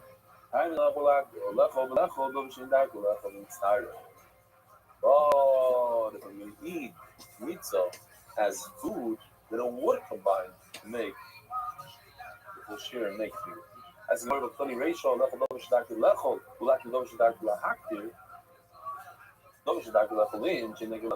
mashma that it's not mitzvah if you look at the ratio. So you're right. You have a little bit of machloek. This Mantana, who's our Tana that says that to take a chatzi zayis of something that's supposed to go on his bath and actually eat it as a donut, it would combine with another half of kazayis that you're allowed to eat, the shirayim, and make it a full kazayis to make it. Who's that? That's the Tana. Rebbe or I'm not even it doesn't matter if it's meant for mizbeach consumption of human being to consume. It doesn't matter if it's human being consumption or mizbeach to consume. You can combine the 2. This nana is we learned from the Mishnah. It's a min chalechol dover she'ein dark l'achbak, dover she'ein dark l'achtir. That's what we're talking about. A mitzvah that's not the derech to eat, or it's she'ein dark l'achbak. L'achbak dover she'ein dark l'achtir. To take the shirayim and put it on the mizbeach is also not something that's done. But you did it. You're good at that. It's inside. Michael Ashmore. Say, whoa, this is the finish over here. Oh, but I think no. Look, we can see this in first. Now, what left is the guys from Machar. The person says, I'm going to do pigul of Mechutz Lizman. I'm sorry, Mechutz Lamachar. And the Kazai is Mechutz Lizman, Lamachar is Mechutz Lizman. Or in reverse. A Kazai is, he starts off saying, I'm going to do one Kazai is, I'm going to eat it tomorrow, which is Mechutz Lizman. Two Kazai is Mechutz, and I'm going to do Mechutz Lizman also.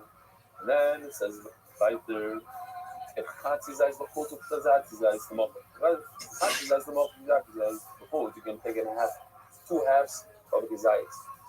One half of the is supposed to be one half is supposed to be combining the two. It doesn't matter how you start off with and start first.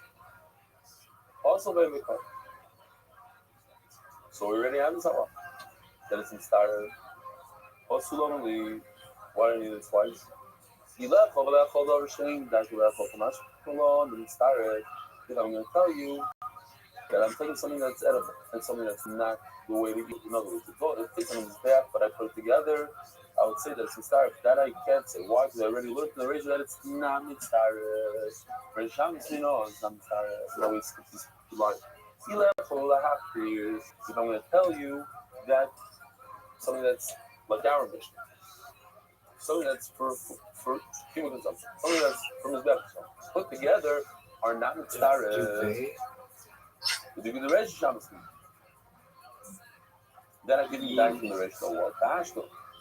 My left of lechol.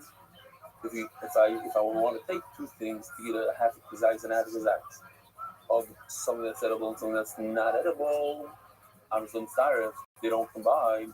Lechol acting with buyer. So certainly, if it's something that's to eat and something that I want to put it on the mizbeach, combine. If I want to eat the two of them, consume it, but one is edible and one is not edible, they don't combine. So certainly, if I don't want to consume it, I just want to, half of it I want to consume, the other half I want to put in his bath, well, how can you combine? One says, no, there's more as far as the thing that does combine. Why?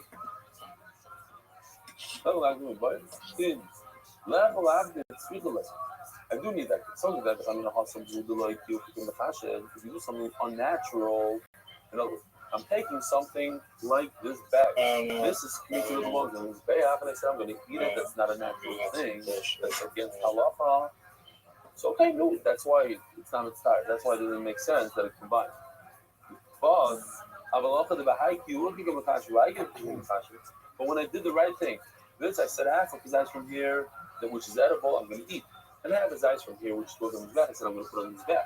So I'm doing the right thing. Maybe it should combine. Maybe it's started from us alone. But it's not started. How do I love Kamanochars? How do I love Kamanochars? How do I love Kamanochars? HaKoyvet is Amincha, says the first Mishnah of the second paragraph. HaKoyvet is Amincha lechel shiorel elahakti kumtzu l'machar. This is a classic case of he does kitzah. He says, I'm going to eat the leftovers tomorrow. Or he says, I'm going to take the kmitza and I'm going to put it on this mizbeach tomorrow. There's two types of consumption of eating. Everybody agrees that's legal. You ruined it. What do you realize it is that? It's actually, you get paris. Now the question that the Gemara is going to ask is, why would I say that Rabbi doesn't say it? Because Rabbi Yossi continues and he says, this he does argue. As we're going to see, there's two parts that go onto the mizbeach they have to burn. Part number one is this baggie. Part number two is in the Amazon bag. The frankincense must go on the mizbeach. As we're going to see, they're both very sensitive on the mizbeach, and they both comprise 50% of what goes on the mizbeach.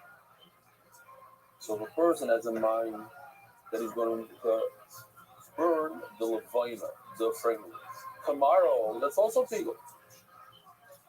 Just like when he thinks that he's going to burn this flour tomorrow.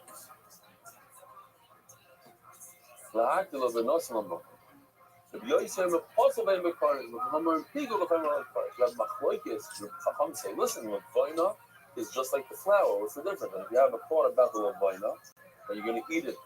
Or you're going to consume, the Mizbeach is going to consume nothing, you're going to eat it. The Mizbeach is going to consume it tomorrow, which is not the right time. It's after the allotted time. The allotted time is up to today. You have to put it on the Mizbeach, not tomorrow. Say Chacham, if you think that, and then you go ahead and eat the Mincha, Chayiv Karis. And Rabbi says, no. That applies to the only to the flour, but not to the levain. You're right. If you think that, you're going to ruin the carbon. You're not going to get carbon. Whereas the Hashem chops down a person's life short, that's reserved only to the flour. And they try to prove it to them.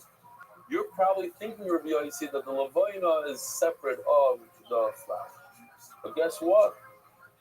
The levaina is very similar to the imurim, to the body parts that we put onto the mizbeach, the kidneys, the skirt steak, the fats.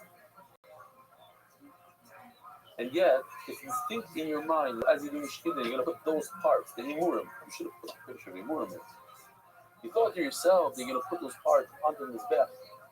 Tomorrow, that's real people. You have cars for that. So how come levaina is different? Yosi answers very nicely. Look, they all come from the same animal. The kidneys, where do they come from? They come from a different animal. They come from this animal. But when you're referring to the fragrances, it's a different that comes in a different bag that comes from Amazon, from a different place.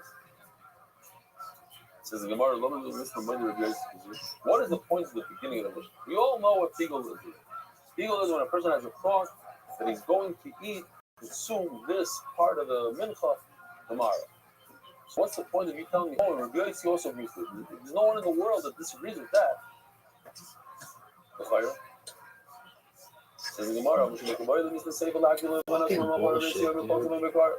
the second part of the mission it says, but if you thought about putting these fragrances on the mizbeach tomorrow, there's no cars.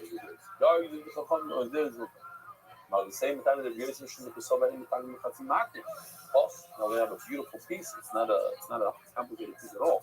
A very simple piece. Funny how you can just work so hard. Think about it. When can the kohen benefit from this flour and eat this flour, make donuts out of this? When? Only when this mitzvah goes onto the mizbeach. When this goes onto the fire, at that moment, this becomes multiplied. So this becomes a matir. It allows you, this flour allows you to eat this. But wait a minute, there's one more thing that I must on this bag. It's called levaina. You see this bag that I just got from Amazon? This bag right over here in my hand, full of these beautiful crystal yellow pieces of levaina. This also must go onto this bag. So these two, you see these two bags? They must go on the bag. If I only put one bag, so I got 50% of the matter. I put another bag, I got 100% of the matter. Each one is 50%. Oh. So says, I would think there gives you holds that I cannot do pigul with only half. The flour is 50% of what allows me to eat the shirai. It's a half of the pigul. It's a half of the matter. Sorry, half of the matter. So maybe you cannot do pigul on a hash on 50%. So mash malon, you could do pigul 100%. If you think while you're doing the flour, you think to yourself, I am going to eat this, I'm going to put this flour onto this bath tomorrow. That's enough to be mefagel, be chayiv parts. I would think that applies even in the case of flour in the ratio. No way he's going for a bingo. That I'm going to put this on this bath tomorrow. I would think, oh, but putting this on this bath tomorrow is only 50% of the matter, so it shouldn't be pigul. No, it is pigul. Days. The Bahamoida, he says no, it's a full pigul for everything. So I'm going to get more like If a person says, we have no fight, he sees this bag of Levine I'm holding my hand from Amazon. Oh, my God. What do you mean, all your goods? Really, he said, a matim fagos a matim. Listen to me. When I am holding this, I'm doing kmitza, I cannot think, I don't have the right to think about the Levina going on tomorrow. And when I'm doing Levina, I don't have the right to think about my flower. One has nothing to do with the other. I cannot have bad thoughts about another thing. Now the same time they maybe the pshat is when you have a certain amount of flour, a certain amount of fragrances, levinas. So one can't eat fagel the other because they're different. Oh, here it is. When you have 2 spoonfuls of fragrance, light, on the shoulder. The min doesn't know they're the same min. I would say that perhaps they should be fast. For much long that they're not a fagel even with the same min. So the Sfasema says over here, I think it's his yard time. I didn't have a chance to check. Somebody told me yesterday that it's his yard time. I don't know. That's what it says. It's right around his yard time. I know it's right around here. But I thought it was a very nice chapter. Why would I think that the 2 different positions, 2 spoonfuls of fragrances that are that we have with the lechem upon him, why would I think that one has the ability to it's not the same kli as we're going to see soon. There has to be one kli. But I'm saying it over here because now this is where we said it. He has a cup that maybe it's considered one vessel. Why would 2 spoons be one? Because we're both sitting on one shulchan. The shulchan grabs it and makes it work. Are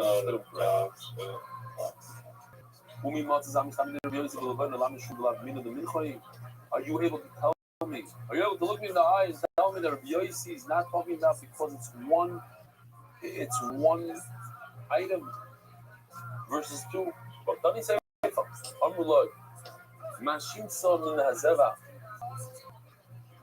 in the Mishnah, in our Mishnah, I'm telling Rabbi Yossi why and flour is different than a skirt steak and the rest of an animal.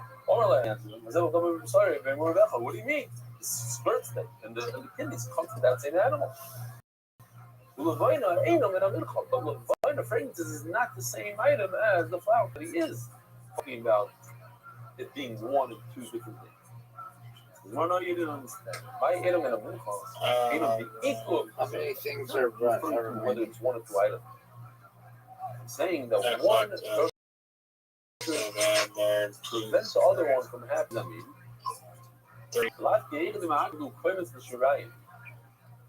It's not like the way it works is if I want to eat the shirayim leftover, I have to put the kmitza on the mizbeach. As long as I don't put this on the mizbeach, I cannot eat this. So one prevents the other. But that's not the case with Levina fragrance. In other words, I can put the fragrances on the mizbeach, even though I didn't put the kmitza on the mizbeach, and I can put the kmitza on the mizbeach, even though the fragrances is not on the mizbeach. In other words, one does not prevent the other from happening. The lavkei the magil comes to shirayim. It's not similar to the kmitza that you can't eat the shirayim as long as the kmitza is not on the mizbeach. Because as long as I don't put the kmitza on the mizbeach, I can't eat the shirayim. Okay, now I would think that the kmitza could prevent the levina. But the halacha is no. Whichever one of the 2 I want to put on the mizbeach first, whether it's the fragrance first or the flour first, I can put on first.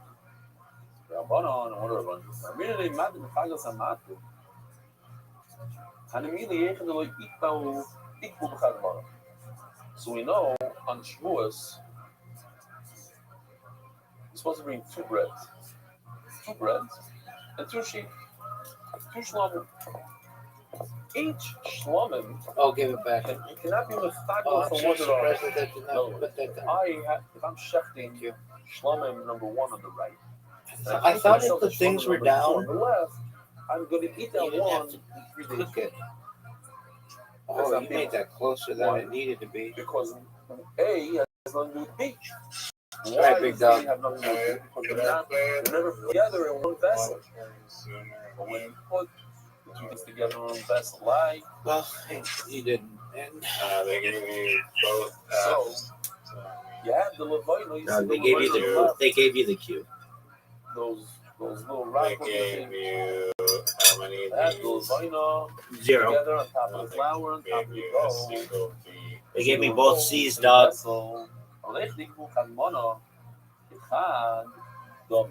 Then it should be Alright, I'll take a B. as if it's I'll take a C over a B.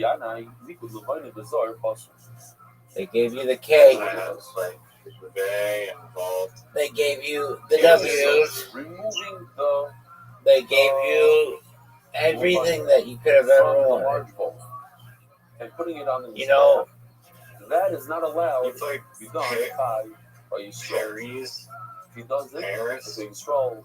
yeah, it That's does. it from that's Everybody that's knows it. that.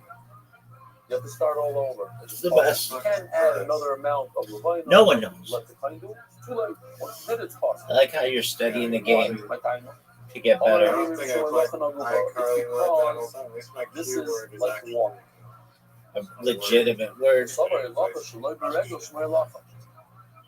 And you lost with it. With your hand. The five There's is also absolute one. shit, you know. When I take the Levino from right over You here tectonic E and and the I D move and it go like to right 30 over here, points. I I just guess walk. over. Now with my feet, with my hands. I just moved it. What are your thoughts on that?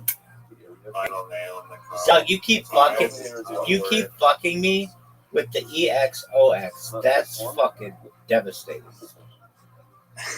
He's moving it from the left of the screen. Are you proud of that? That's walking. I moved it closer to the I am proud of now that. That's your fucking bullshit. That's bullshit. That's bull. What did Mr. Curtis call it? Bull. Bullshit. Bull jive. No, we're done. Therefore, walking. We're done. You resigned the last game. I didn't resign shit, dog. I'm still riding. I'm still riding a high on 117 and boom. No, I didn't surrender shit, dog. All I want to know from you Here are the four of us. is what do you think Jeanette McCurdy thinks about your gameplay? So let's see. The Gemara's gonna say all four right now. Call that claimant. This is the cloud. If you have a machshava, I don't know who that is. I thought you liked the show iCarly. We're putting it to the best. Oh, I'm doing very well. And being mocked. As you can see in this chart, Kmitz on the right has resemblance. What do you know about the relationship between Jeanette McCurdy and her mother? I'll wait. No, you bring it towards his back. no. And throwing the I think her mother stole a bunch of money from her. But here's my question for you. When are we going to watch the movie Michael? Number 2 from the right, the purple. Put in so why is that similar to I have 10 questions for you. When are you going to watch Gringo Poppy is number 1. Number 2 is when are you going to watch You'd Be Surprised? Number 3 is when are you going to watch Brian Callen's latest special? Number 4 is when are you going to watch all of the Fighter and the Kid documentaries? Number 5 is when are you going to watch Michael? Number 6 is when are you going to watch Religionless? Number 7 is when are we going to watch Travis Walton documentary? Number 8 is when are we going to watch a Marvin Gaye documentary? Number 9 is when are you going to watch a Betty and Barney Hill documentary? And number 10 is a blank tile. It could be anything. I'll wait. So you won't be able to breathe in his bath. Therefore, become blank tile. it's important. Therefore, I make Absolutely. Dude, Gringo Poppy is 24 minutes, including the opening and closing. Like, I don't know why you don't just watch that. You don't have to put the blood into the vessel, squirts up by itself. I Or don't you like have to to put torture myself the for no reason. mincha, Dog, the it's pizza into the vessel. Not like it's not the worst. It made me laugh once. No, at the end of the day, let's look at it different. You have Is that good? charts. It could be. Is that what you consider good? It could be. Therefore, what? It could be. Therefore, Joe Rogan stole a joke from it. Did you know that? That infuses shut into the mincha. Mali memelo, mali kashav. That's incorrect. It Dog. made itself. What do you think about the disclosure that's been going on? Blood went in by itself, or that you put it in. The bottom line is what happens afterwards. Once it's in the kli, it becomes Elaborate. both side have a The United States government have a wonderful day. Put out a bunch of videos of things that they say they can't explain. Yeah, just fake news or faulty sensors. Why would you say that? Bob Lazar knows. Yeah. That's true. Remember when you first met? When you first started to get into aliens, you were like, I don't believe any of it. And now you know who Bob Lazar is. You know who Betty and Barney Hill are. You know who Travis Walton is. You know what the Rendlesham Force is. That doesn't mean I believe it. I know, because you are very naive and you're also very stubborn. Bob Lazar is a scammer. In order to eat Bob, Barney, must Betty Hill, fake story. This goes on. Now, what are you talking about? You know, saying that to me breaks my heart. It makes me want to cry. What gives you a head, what allows you to bread, Well, if that's true, then you shouldn't feel that way, but clearly you do one know of the shit. is 50% of the amount. You really think that Bob Lazar is a scammer? I put on sushi. That's similar thing by I think it's a very strong possibility. You're full of shit. Nobody wants to hear your opinion. Zoo, how you living, Pam? I sent it 3 hours Monday. I'm gonna watch it tonight. No true Bob Lazar fan. And putting it Hey. I'm gonna watch it tonight. tonight. He doesn't believe Bob Lazar. He's a scammer. Bob Lazar is a scammer. Dog, I don't want to talk with you if you're gonna be like that. You know that he is an icon in my world. Breads, when you're not allowed to eat the bread tomorrow, the only day you're allowed to eat the bread. He hasn't scammed anybody out of anything. That day and the night. Yeah. Tomorrow. So when you think about eating the bread, He hasn't profited at all off of him. or over people on that one bread. So what Not happens is according to second, that Reddit that's post, what he sold take the DVDs in Japan. Dog. You're going off a Reddit post, and you don't make a lot of money off of that. That's what you think a scammer is? You're full of it. Spoonfuls of You can't sell a fucking book like hundreds of copies. But by putting those two phrases on the What's his book called? that allows you to eat bread. those are all suckers. And So $20 for when you shitty put information. the phrases He doesn't have a To my knowledge, he doesn't have a book. I've never heard him once in the last 25 years talk about a book, not once. 6 out of the 12. I've heard Zoo talk about books.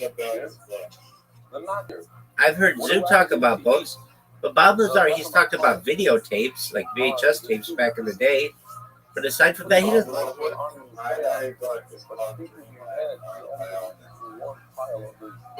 Okay, when was it published?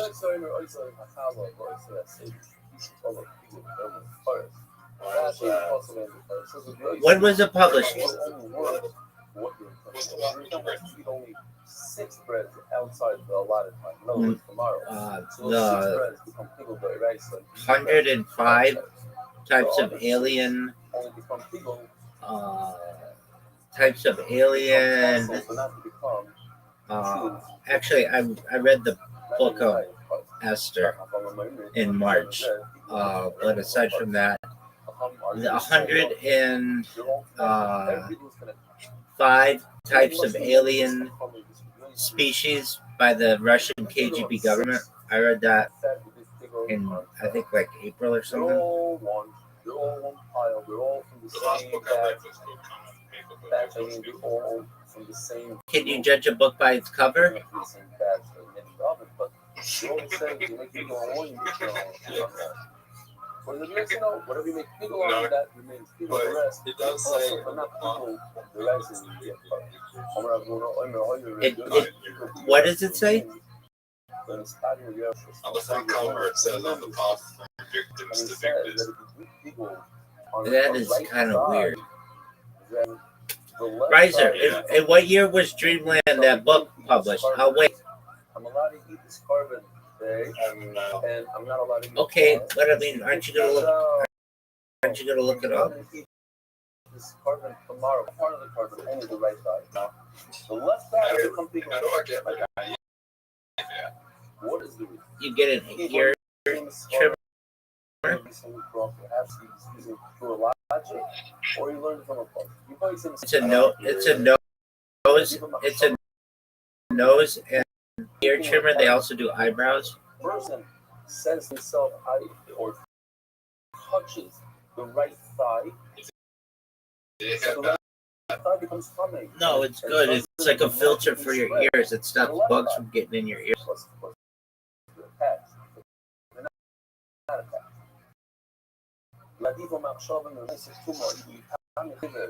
If one side became bumpy, how many plays? Does it all be? Dude, are you ready to do stand up on Monday? Maybe, maybe not.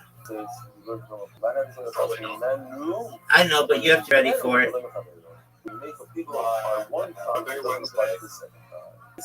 Riser, did you know he's a professional comedian? He's gotten paid to do comedy. It says the words, I want you to remember this.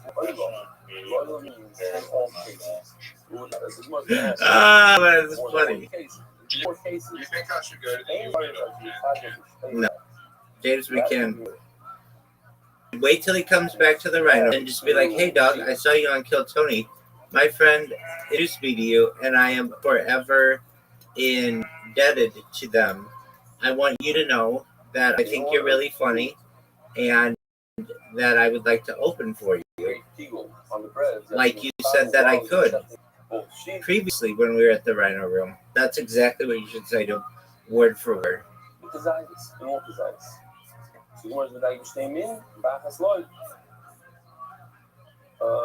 just make sure. No, wrong. I love how this guy is like, how Zoot is like, do you think I should go to the United States and go meet with James McCann when he literally is from your fucking town? It would be like me saying, like, I think I should go to Japan to talk with Jonah Hill. Jonah Hill. Now, we'll try this question with you. Grace is the one who says that if you toggle on one, Zoo. Do you know what clam thickness is? Zoo, let me ask you this before you answer. Does clam sickness sound like a made-up disease? Yes. It's not disease. It's sickness. Okay. Does clam sickness sound like a made-up illness?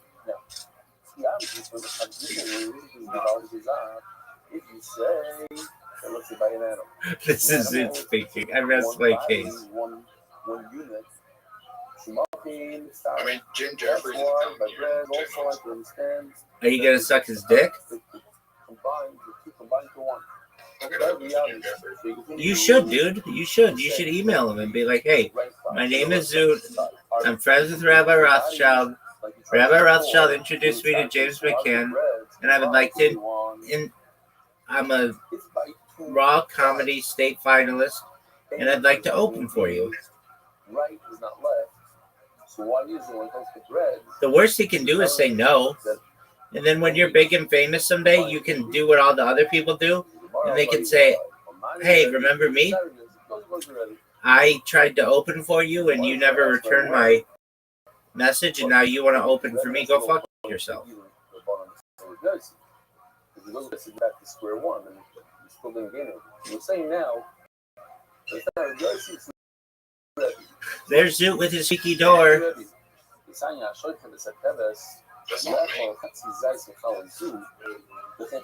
There's Riser with his squeaky door. Hey, Riser, why don't you practice what you preach with the WD? He's gonna shut the one right You preached to Zoot that he needed to oil his door. Half a kazayis of bread from the left bread. I think I did. Yeah, you did. That's cool. Number two, which is to the right. Maybe he thinks about that. Zoot, do you want to play one game of mini golf before I go to bed? Half kazayis of the right bread. The left sheep with the left bread, the right sheep with the right bread. Each sheep has half a shear. Okay. Here we have one kazayis. Right.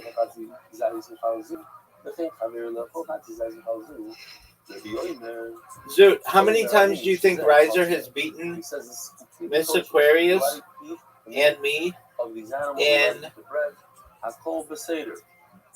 it's not legal. Why?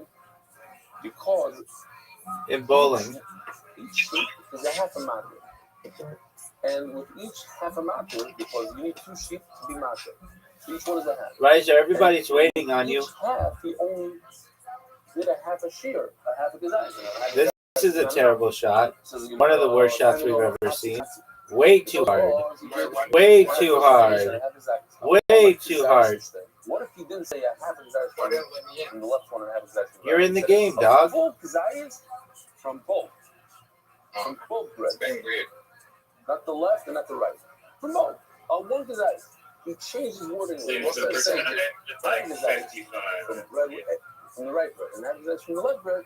He said one whole kazayas from both. Then it should start. That's not. Now, the more said, Rabbi is free. Right shot. But what does Rabbi go for? Rabbi go either now or 55%. Dude, it's not a percentage thing. It's a touch thing. Was that 55? On Yeah, and I had the best shot out of anyone yet. it automatically jumps to the second bread, he said. So this can go according to Dude, do you like the Jonas Brothers? Yes or no? I'll wait. The whole reason why we said it goes according to Rabbi is our Yosef.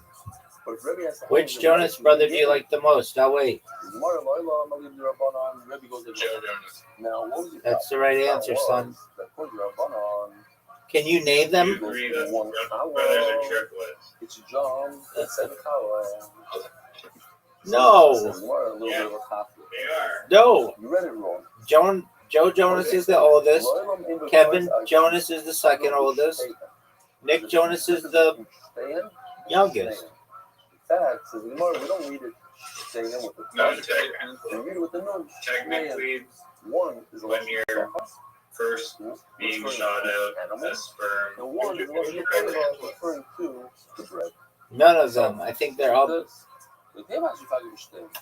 like not in the same realm as the Jonas Brothers, dog. But if I had to choose Liam because he dated Miley Cyrus, his machshava of shigol should be done while he's shechting to animals. You ask me if he did on bread, if he does the bread. We're not talking about multiple eggs are fertilized. we're talking about the animal as he's shechting the two animals. that's not true. The machshava of shigol in both animals. Why? That makes no Because sense. both It animals is together true. I combined think to there's be only one a egg. matter. Each one by itself is a half a matter. Yeah. So you can't do shigol and have a matter. Scientifically, biologically. Now, if you do pigel on both Rabbi, animals, don't ever teach biology. I have even to teach if the anything. thought was about eating from Dude, one how bread, about you shut that up? pigel thought is going to jump to the second. Well, It's anyway, misinformation. and this conflicts with Remeir, going with Faglo Bechatzima. Remeir, oh, that could do pigel on one. Who's spreading sheep out of the misinformation? two. Why? Because I Faglo Bechatzima. This Okay, is what why the did you say whispers were rabbi? talking about. They're remembering Yeshiva, I said how brother. lovely she was, and how No, the you said suit rabbi. forever was an unbelievable suit. They all remember these words. The Fagman, the Chatzimah. No, I said rabbi. Don't So ever I can teach have an anything. egg to I eat meant to say the brother. bread. Okay, Instead well, of today, that's a when cool we're allowed to story. eat it today on Shabbos, I'm Good afraid job, to eat mate. it There you on go. Sunday. My intent is to sneak it out of here and eat it on Sunday. Right, Yeah, so- good job. That's people. Riser, you know that Zoot could devastate you right now. I'm supposed to be too good. Not My me in the phone don't time, work. dude. It goes I'll on teach you how both. to be a state finalist But that's in it. comedy in South How Australia. many First of all, you need to be a Did I South think about it? I'm Australian the citizen. funny chef. Or wait, we looked up the rules. Or you could be a student. Now, everybody blue. Since the two sheets combine to allow you to eat the people. So each What sheet is is this? chatzimah, What is this? 50% of what I need to allow me to eat the bread. BS. So the question is, Riser, what do you think of my shot? I think the intent of eating it outside Such the a lifetime bag of on one out of the two. That's the half of Zoot, did you ever watch iCarly? Zoot, did you ever watch iCarly? The leftover, the middle one, the giant bowl that Yeah. we can't get to Do you know who Jeanette McCurdy is? The Levina, the fragrances on them. Do you know who Miranda Cosgrove is? Marshmallows, the law, the Miranda Cosgrove like was my mayor. crush. Ever since I saw her in School of Rock as a kid, she was my crush. And I went to school with a girl that looked like exactly like her, and I had a crush on her. That And then this halacha prize.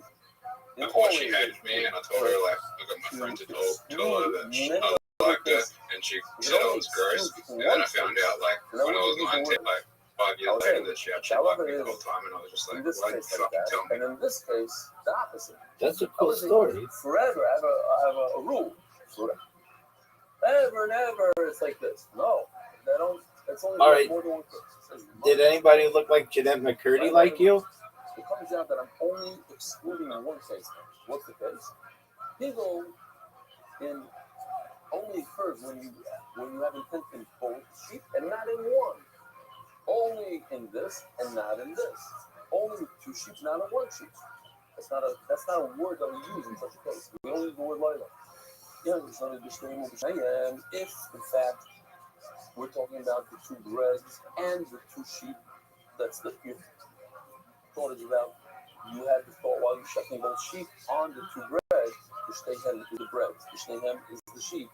Rabbi Yossi, and it goes according to Rabbi Yossi. And it comes laila. And not like Rabbi Meir says that a chatzimah is okay. Good job, Riser. You let Zoot win. To exclude the Rabbanon question. Rabbanon are I'm letting you lose. Rameir is talking about the sheep. That if you can't have one sheep, during the sheep of one sheep, you could do people. You want to play Exclude it. And also to your exclude bullshit? Rabbanon, I you don't say knock any that trees when you down think or about one bread, that's it jumps fine. to the second bread. Oh, You exclude that as well. oh, this is Oh, my no, good no, job. now you exclude two cases, great. So it's a good usage of the word like everyone is Rabbanon later, but it's always going to exclude one case. That you cannot do a chatzimata. You can't have a thought while you're doing one sheet. What's the percentage? That's the only thing you're going to exclude. What about percentage? It was about bouncing it off the So ball. now, until the end of the Amud, we have one nice ride. Wow, what a joke. Two, but it's one. What a joke. The basic idea of this ride is small. You got plucked by the ball Real placement. quickly. And No, it's strange. That's not. the idea is that when a person thinks people on blood, Rather, I want you to get it you in so automatically that put the this brother thought and say, you Rabbi can't doesn't get have blood. a chance There's of no winning if such you thing get it as in. blood. Dog, that's collusion. And I know it's collusion. The right And side If is you get it in, I'll automatically win. spread to the left. If my thought is on the blood and it spreads to the rest of the animals, my thought is on the Yeah. right side, it should spread to the left side. That's the more question. Riser, do you know what you just did?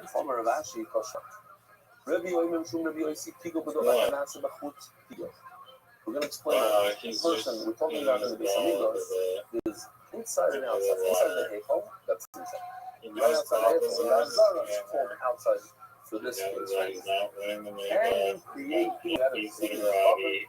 Can you or can Miranda create Cosgrove. can you or can you Whatever. create people with something that's designated to go in the Heichal?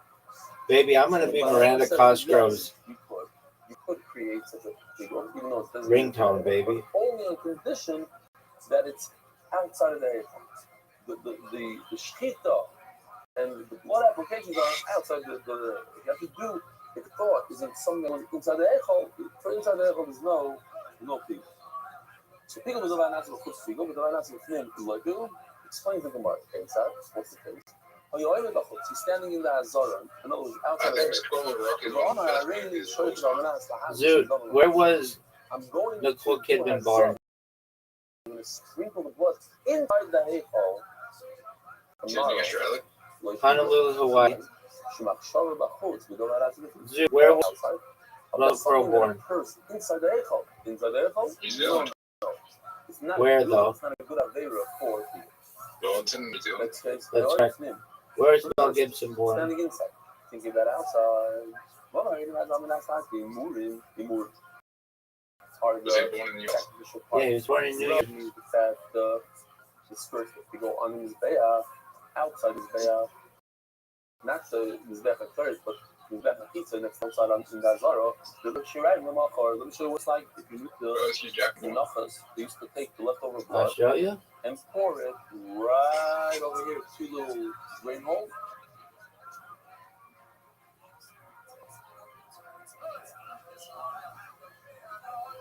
I could get it in. Okay. So that's the Shirai. And that is obviously on the dress. It's outside of that. That's a thought about doing something outside of that. Zara, like Pigo is not considered good. Why Sure. You are thinking about this inside the day. Not something that happens outside. Not a Pigo. None of us are standing outside of there. And he thinks about doing the Shirai. Why'd you lose to me? What did I say? He's standing outside of there. He's standing in the. You need the greatest shot of you. He's thinking about putting the Shirai outside of Dude, did you send Zut that picture? Did you send Zut that picture? Dude, you can make it.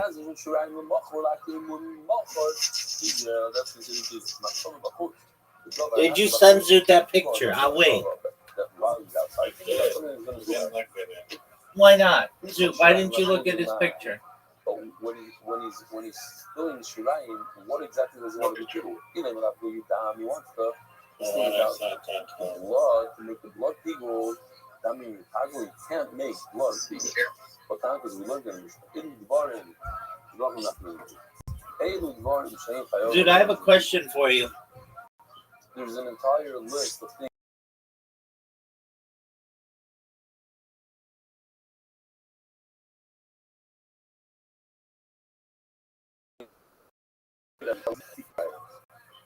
When it comes to blood, karbanas, blood, when you sprinkle the blood on his bath, that allows you to kind Kaiser, if Zut watched Michael the movie right now, would you watch it?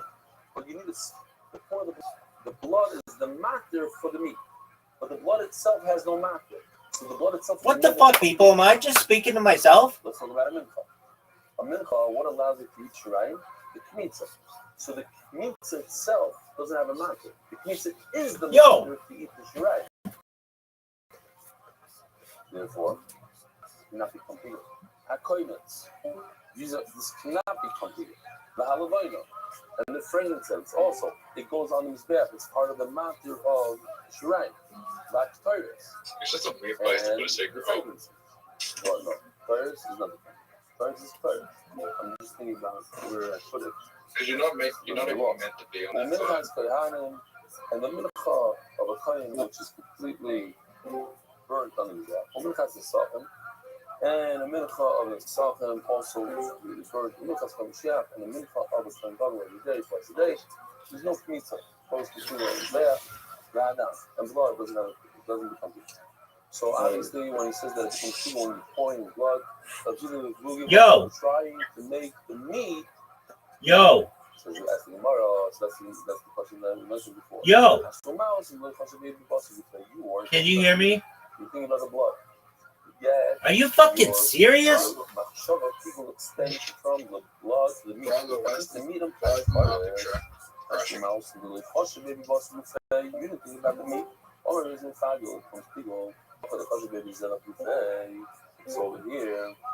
When you think about the actual meat, the cost of the people be here for me. People be here for Yo. on the right. Yo, Miranda Cosgrove. Yo. Can you hear me? Lloyd, and it's very, very similar question. I'm going to Yeah. A person. Yeah, she is. This comes up for a minute to eat the leftovers. She actually operates Lo-Fi Girl, Lo-Fi Lady. That's Miranda Cosgrove. Everybody knows that. And you want to eat Zoot, who do you find more attractive, Miranda Cosgrove or Jeanette McCurdy? I'll wait. Who do you find more attractive, Hannah Montana or Miley Cyrus or Miranda Cosgrove? Who do you find more attractive, Sydney Sweeney? But now, there's a whole list, and the first one on the list is Al-Qaimet. The Kmitz itself does not become people. Why? So the Kmitz is what allows you to Sydney Sweeney or Jessica Alba? Shirayim has what to be matter, which is the Kmitz. The Kmitz itself has nothing what to be matter. It itself is a matter. Jessica Alba in her prime or Salma Hayek? Jessica Alba or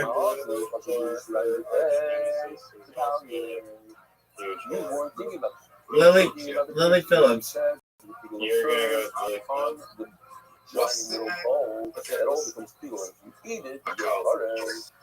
iCarly. Jeanette McCurdy. Transfer to the left side. So we have an issue like this. In the Mishnah, it's one egg, two breads. Riza, you have no idea how much you pissed me off. My Cesar is a scammer. That to me is like some of the meanest stuff you could ever say to me. That's what he says. If you feel one kazayim had it both breads together. No, you don't have to apologize. It doesn't hurt me that much. No. It's good. It's fine. It's fine because I know you don't really mean it, and I know that you think there's some legitimacy there, or there's something. It may not all be right, but there's something there. But just the fact, Zoot doesn't want to. Zoot, do you know who Bob Lazar is? Yes or no? I'll wait. What are your thoughts on Bob Lazar? Did you ever see Bob Lazar on the Joe Rogan Experience? Yes or no? I'll wait.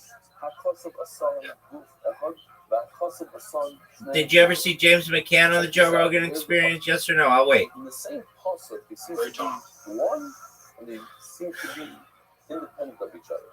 The Torah says, So, do you know that Tony Hinchcliffe married an Australian woman?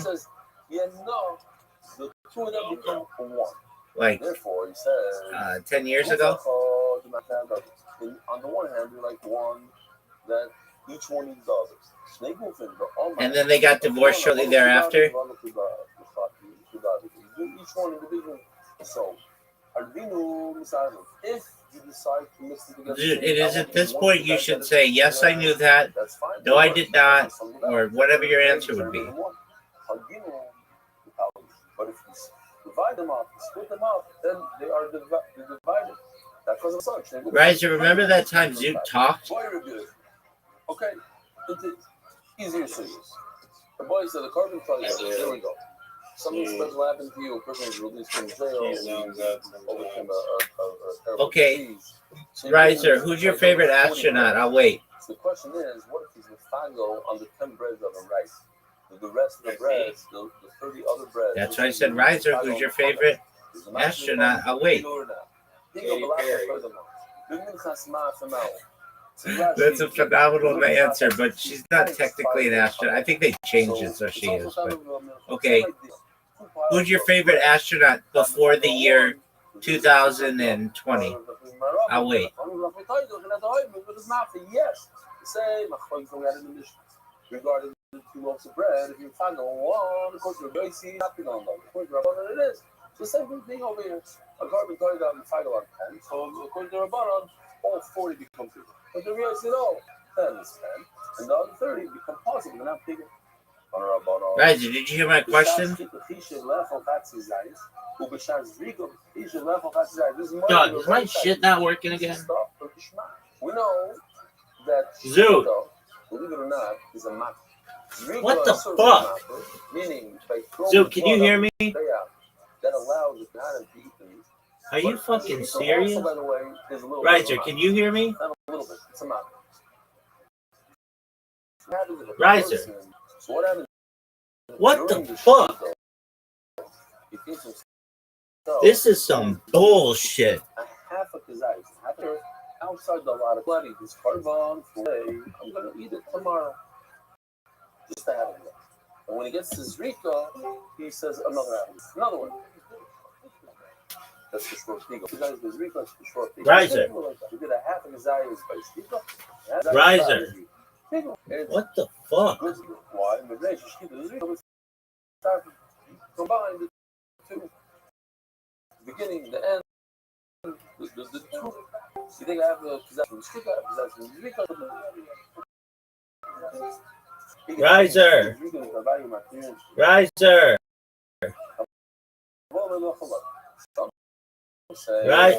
Yo, who's your favorite astronaut before the year 2010?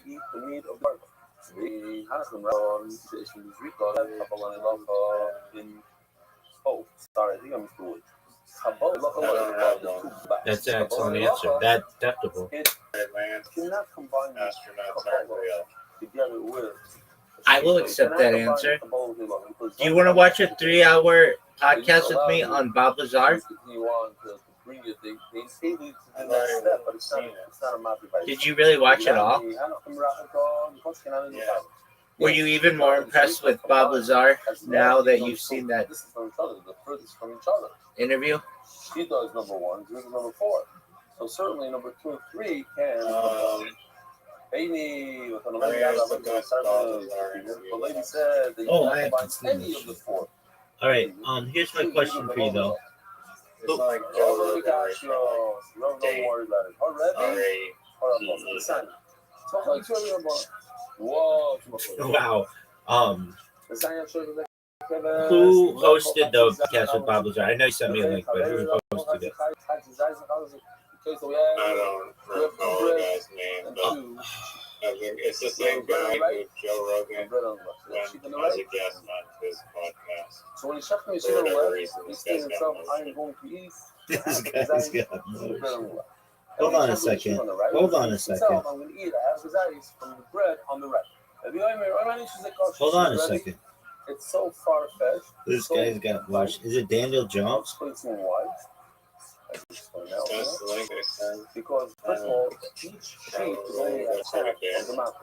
Since you need to shove 2 sheep in order to allow you to eat the bread, so each sheep. No, Jesse Michaels. Jesse Michaels does big shit. You know that? That what he's thinking about is each time only a half a shear. You have a half a shear of bread, then a half a macro. Those 2 things together is a 0. Yeah, there's no piccolo. Haven't really checked his. Did you really listen to his to this interview? That's great. Yeah. Were you impressed by it? Meaning 1 sheep and a half a zayis for 1 bread. No, I mean, some things that Bob Lazar says, have a hard time believing. No, they're all true 100% across the board. And here's my question to you. Would you spend $88 million on a documentary about Bob Lazar, yes or no? I'll wait. 2 sheep, each one of the 2 sheep only represents 50%. I will repeat the question. Would you spend $88 million on a documentary on Bob Lazar? I will wait. That's another thing that's clearly just absolutely. I mean, that could be like Google just hallucinating or something. It has to be. There's no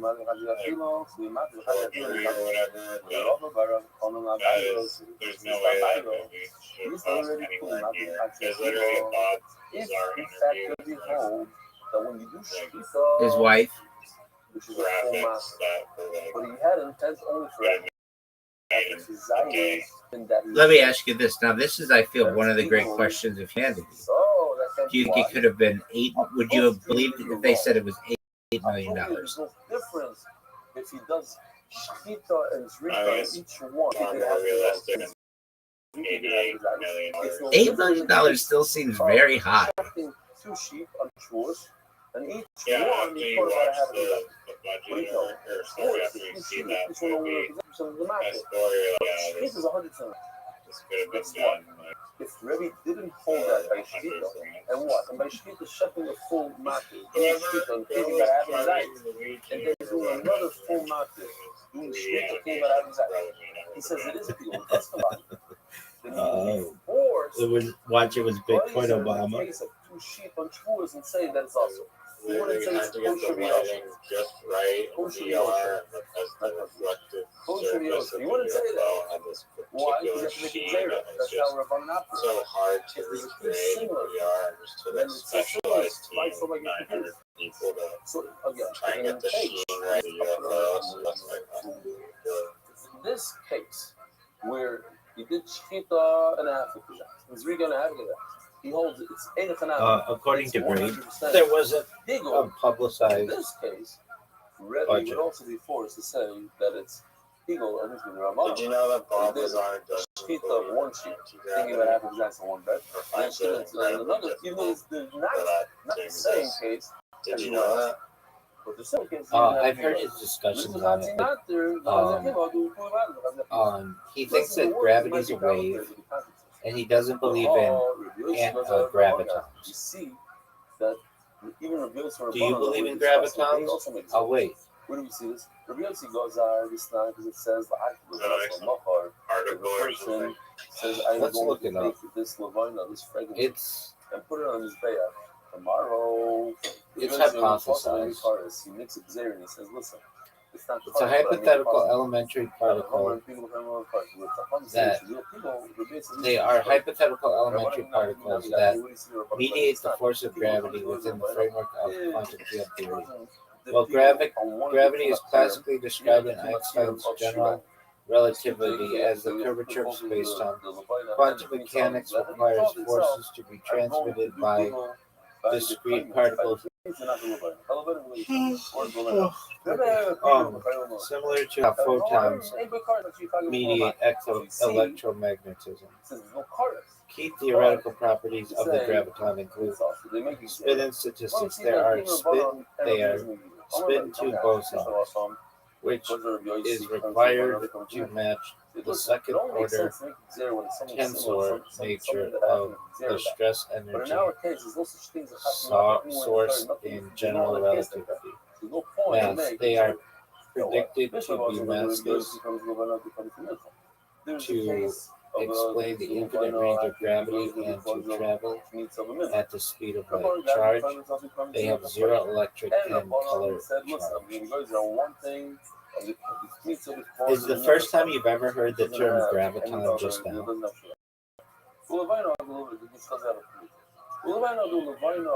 So basically, you're saying I introduced you to graviton. They don't exist according to. Well, he struggles with the idea. No other case in the world that I have to get off and make a zero about it. But he doesn't struggle with the idea of sponge cake.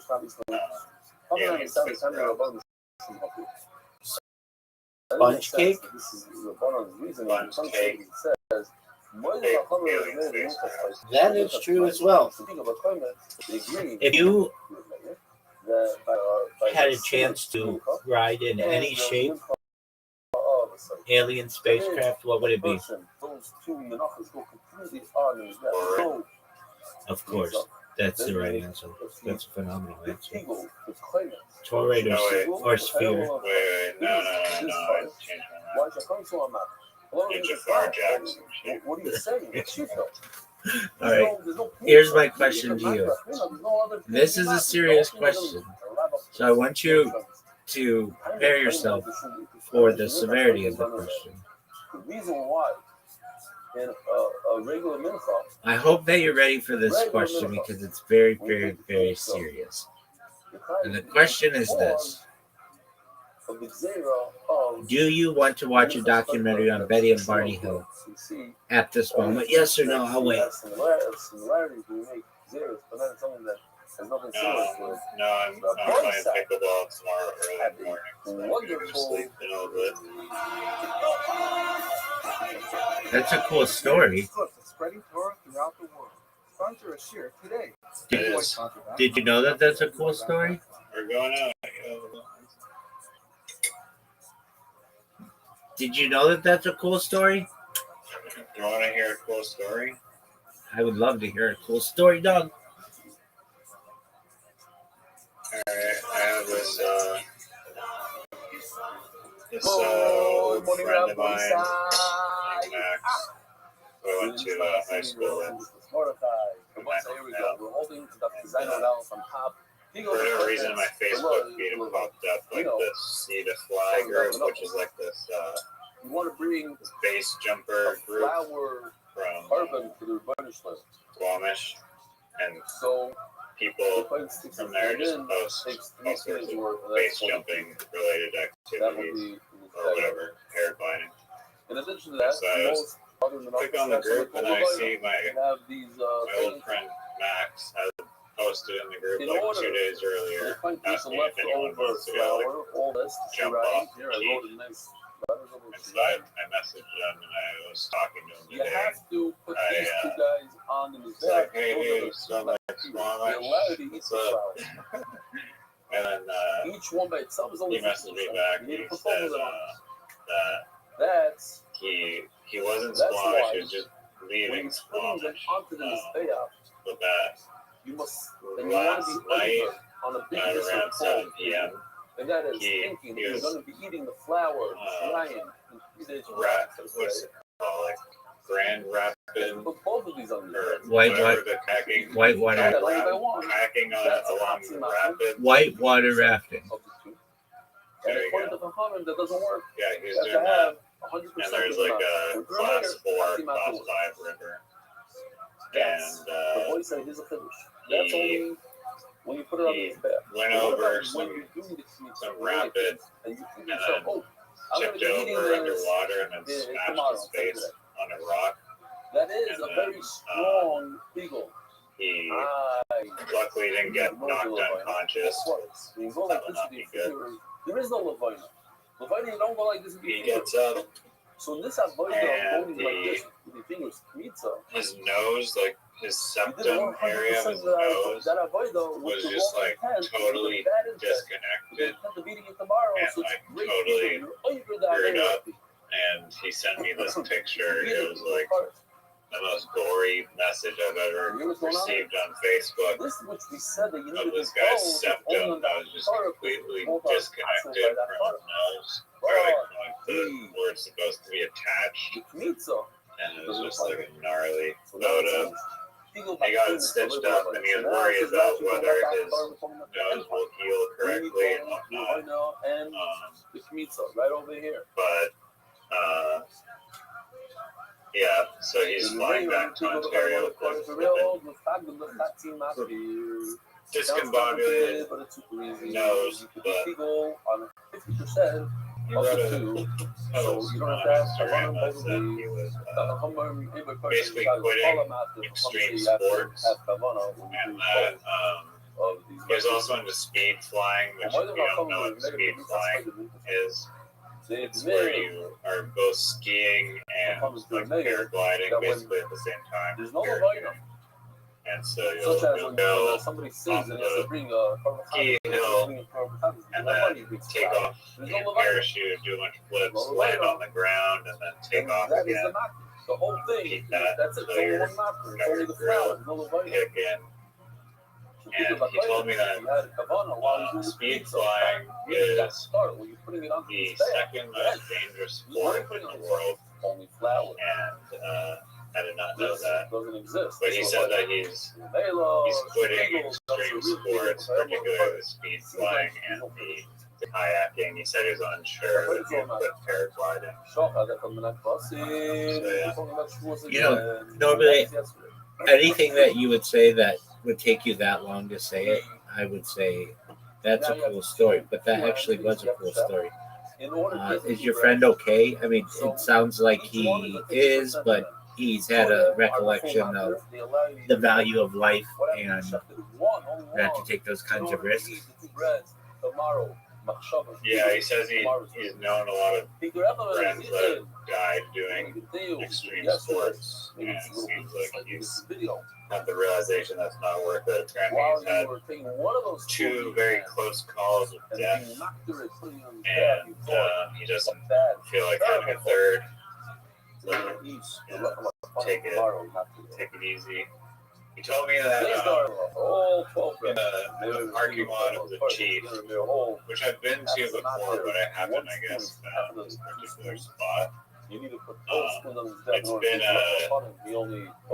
wonder of mine, like why I don't hear about people dying from like base jumping or parachuting all the time here, or even like ever really. I've never heard of die from base jumping or parachuting here.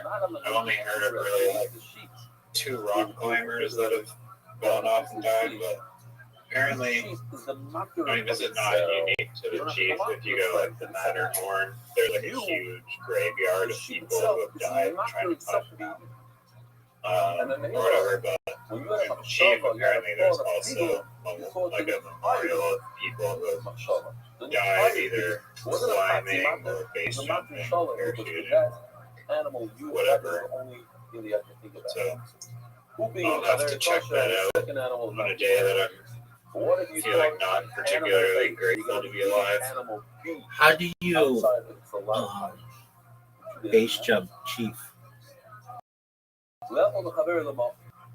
It's like this Yosemite style base. I've got you like El Capitan. I get that, but like, do people take a helicopter or do you climb it? So you have to hike up. There's like a trail. I've hiked up the trail like only 2 times. It's like doing like 1,000 flights of stairs. It's pretty terrible. I mean, it's worth it. You get great exercise, amazing views. Just walk up. Saw something I couldn't see. Well, now that it's close up, I see. Well, your friend sounds like. I mean, fortunately, they didn't die. They could have easily died. And fortunately, it seems like they've come to their senses that adrenaline rush is not worth the risk. If he started off bad, then the bad continues throughout the rest of the. I don't think. So if you start off with the bad machshava, A lot of people so that bad do machshava risk their lives. outside of it's a lot of I time. don't know. There's always like a chance of it happening. You don't necessarily think it's going to happen to you. Some people have different risk tolerances. The way it works is, in all shots, is the free. Do you know what the most dangerous sport in the world is? Free soloing. Free soloing is one of them for sure. But I believe it's wingsuiting. Okay, I can see it. I can see that. Yeah. So that thought continues when you put small bite on his back. Wingsuiting looks pretty fun though. But if he thought a good thought, It does. It's fucking amazing looking. Those GoPro videos are like fascinating. And then you had a bad thought. So we have a machloek. According to the mayor, they're just like jumping off some mountain in Switzerland and they're in the air for like 10 minutes just flying. And then you think they're like they're gonna be done, and they'll like make it through a valley, and then that valley will go down even further, and they'll just be like flying like 20 feet above the ground. And if they just like turn their hands just a little, they would flat out die. And it's like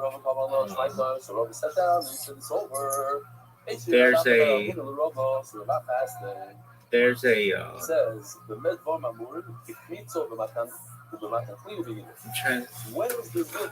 Jerry Seinfeld has this bit, a comedy bit,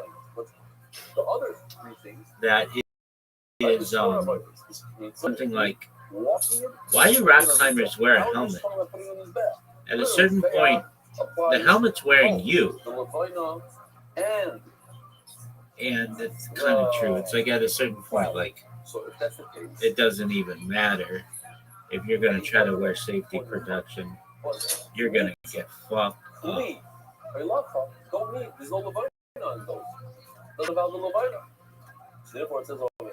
Would you say that's the best story you've ever heard in your entire life? I was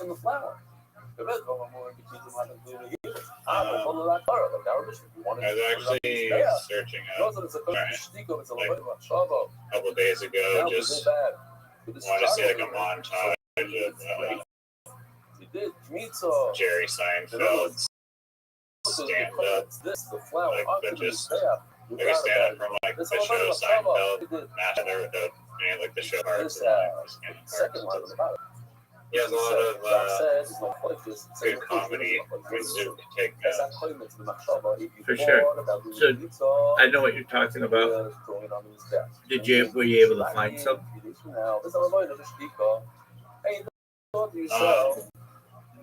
I ended up looking for the show Louis stand-up clips, because on Louis C.K.'s show he also integrated random stand-up clips. I thought I had seen one like a few years back, but I didn't end up finding it. But I did watch it, and Louis C.K. special that I had not seen in a very long time. That was new.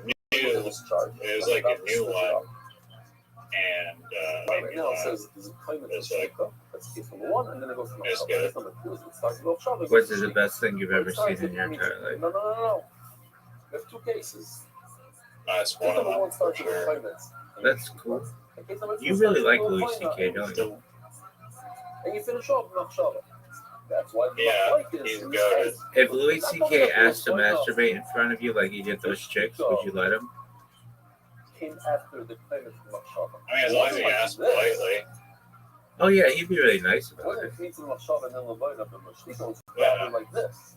I mean, it's not like it's not a crime to ask. The two cases. Like you just can't just go on and do it. Man.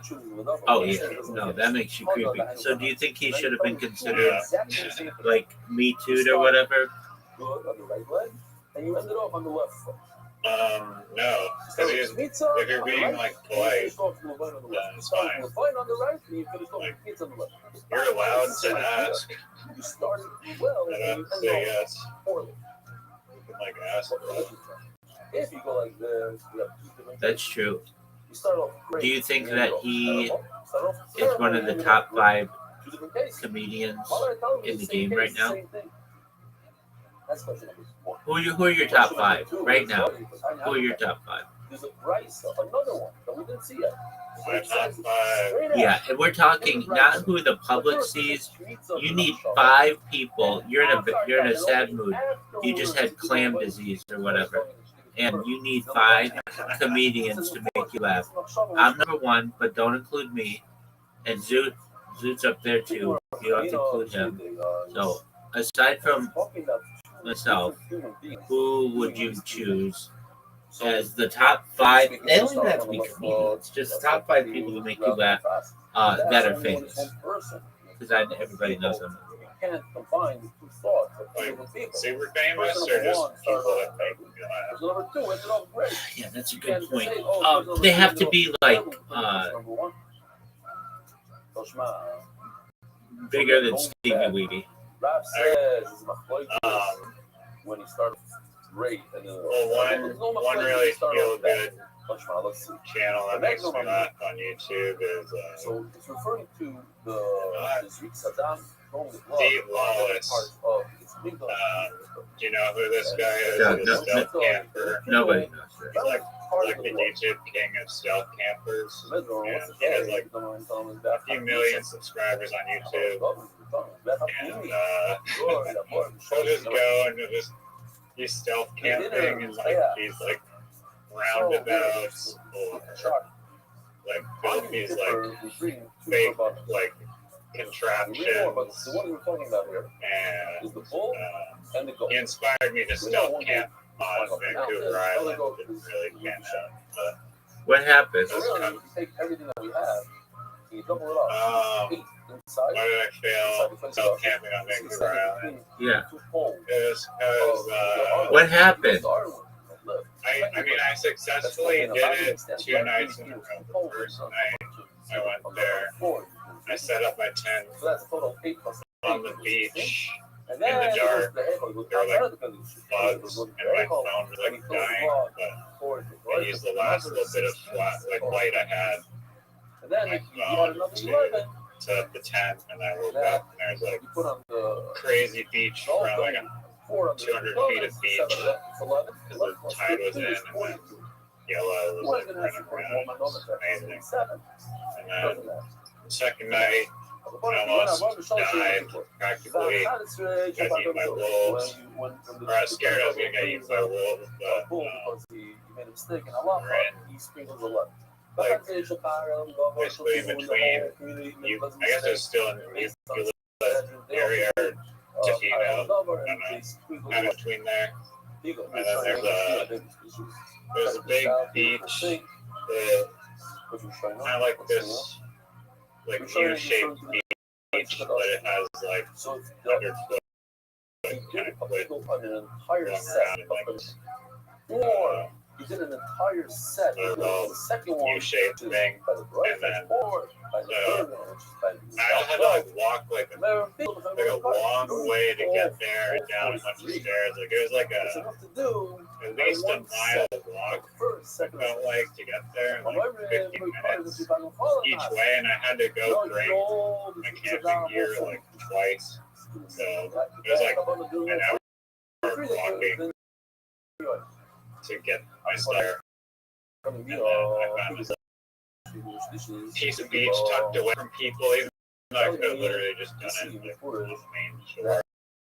I think that I chose a little like away beach spot and a tent. And I checked on my app that like the tide was only going to rise like another 2 feet or something, and I was up like 4 feet off the shore, so like, okay, I'm good. And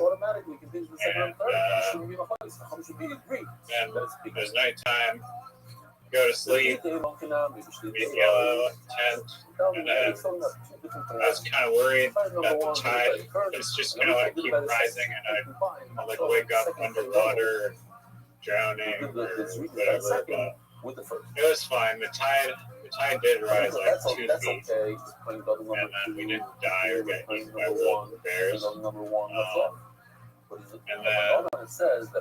we had to like escape, but like we couldn't just walk out on like beach. Because when I walked in at night, it was just all beach, but because the tide rose, it was like there's a bunch of like water and stuff. So me and Yellow had to like scale this slippery rock face and like get out, and there's like this one part where we had to like jump across, and like it wasn't like that far of a jump, but Yellow was like way too scared to do it, so I jumped over, and then I was like trying to get Yellow to trust fall me and like jump, but she was too scared, so I had to jump back, grab Yellow, and then jump across.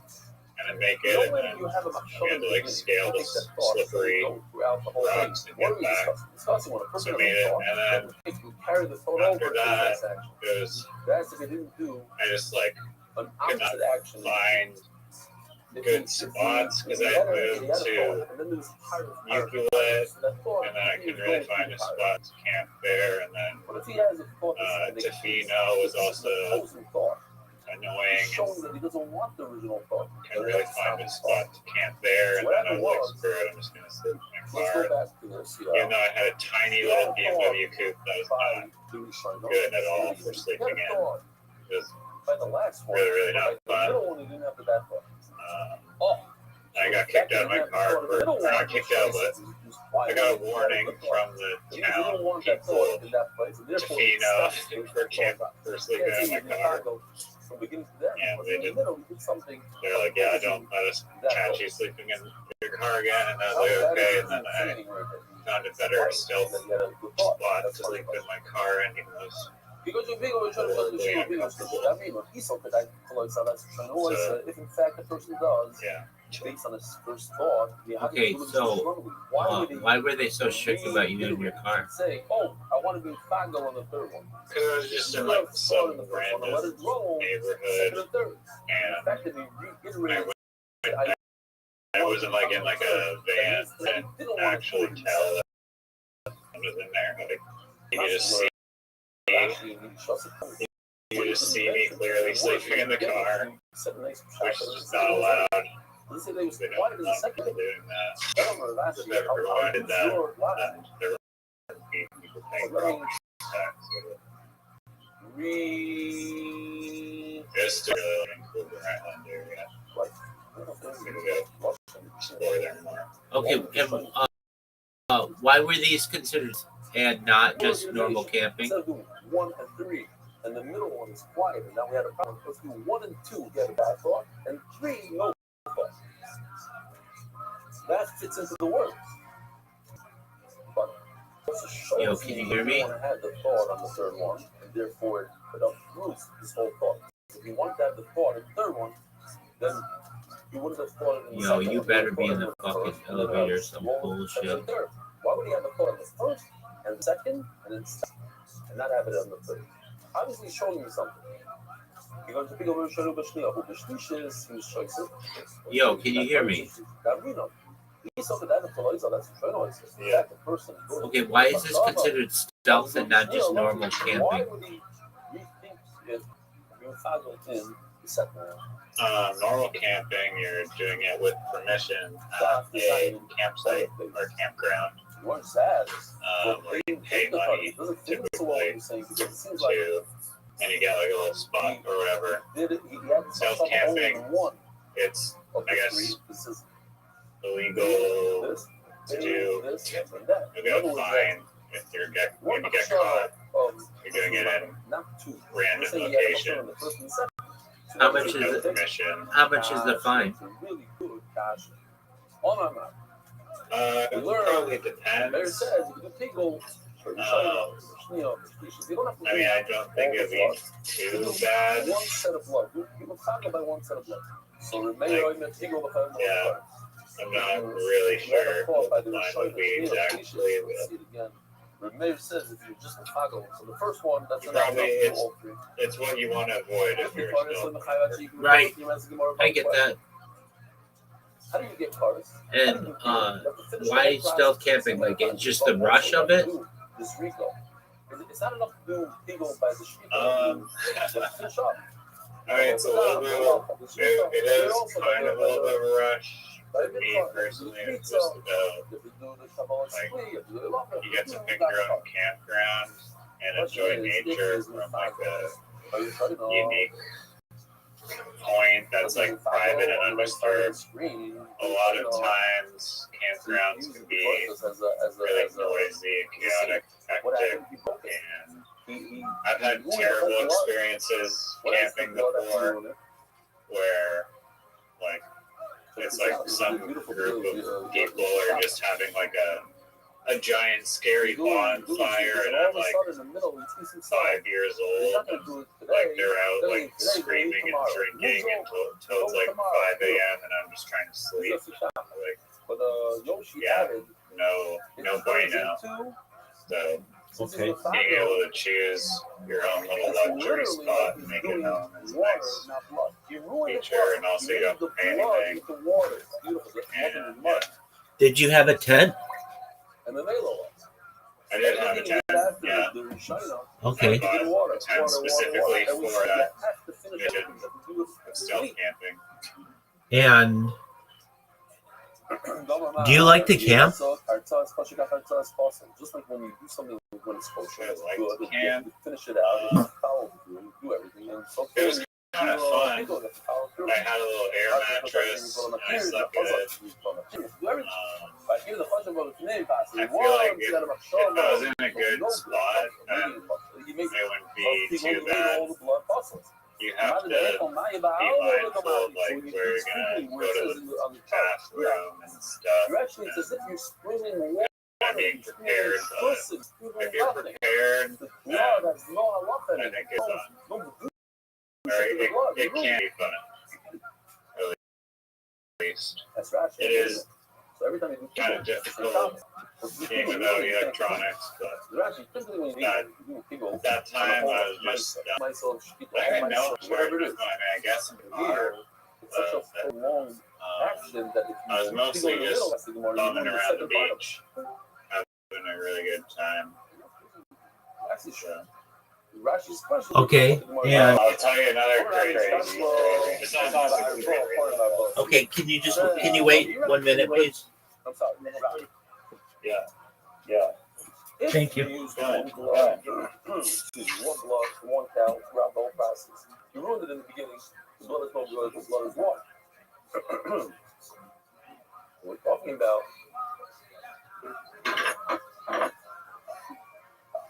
about where the blood spilled. You gotta start over. So we gotta get another cow and chuck another cow. So now, this fresh blood, so to speak. The blood became puzzled through your machshava. So the pigel is no longer here. It's brand new blood.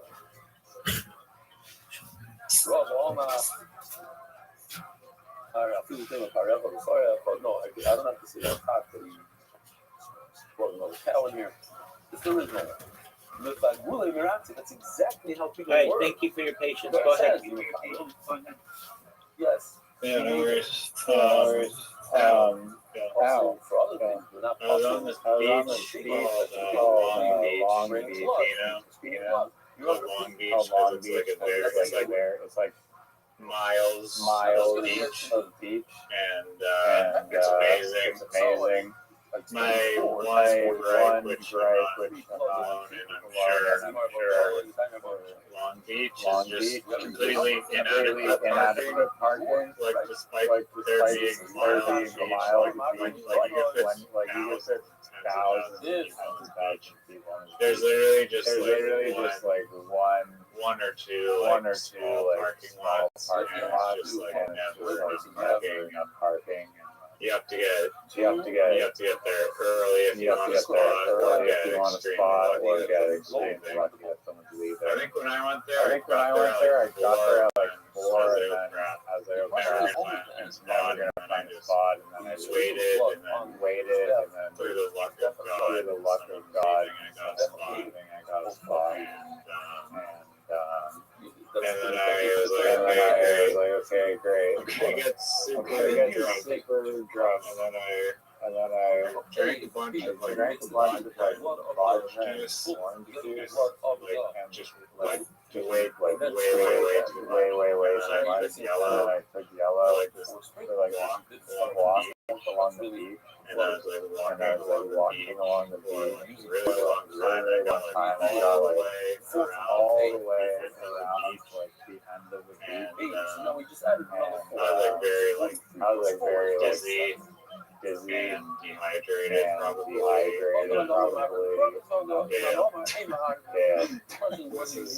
This is a lot, and I just took a break and stuff.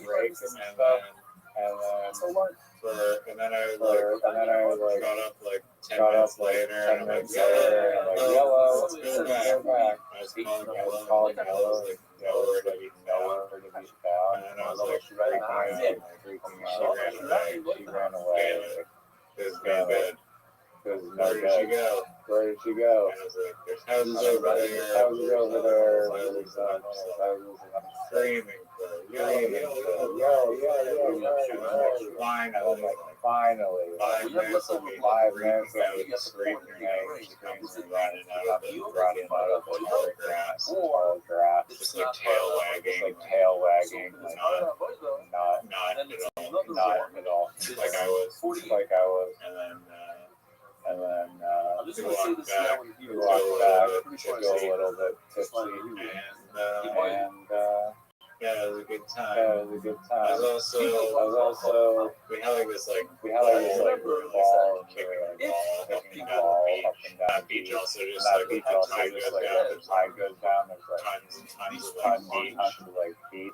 And so we're just like so we're kicking just the like ball up and kicking down the the ball up beach and down for the like beach hours. for like hours. With the other The other dog dog was also walking. We said if it applies to the pizza in the beginning, There's you don't need a to fun Fun time. What's so great about those little healer dogs? There's no second. Oh, they nip at your heels, right? Pizza only applies to the flour. So there, if I That's why they're doing called the that. flour process, I'm doing this, I think. Yeah, well, they Yeah, well, they nip nip whatever over they're whatever they're hurting. hurting. I've had yellow I've had yellow nip nip on my ear, but that's pretty rare. Walking, She's also a dingo. the flour. Yeah, They'll hurt, whatever. whatever. Or only the flowers of things. Doug, you said that Come on. your dog is I don't really need dingo, but then also 50% Australian It's a sheepdog way to get out of it. and Australian. No, I'm doing Border something. collie, collie, like Australia.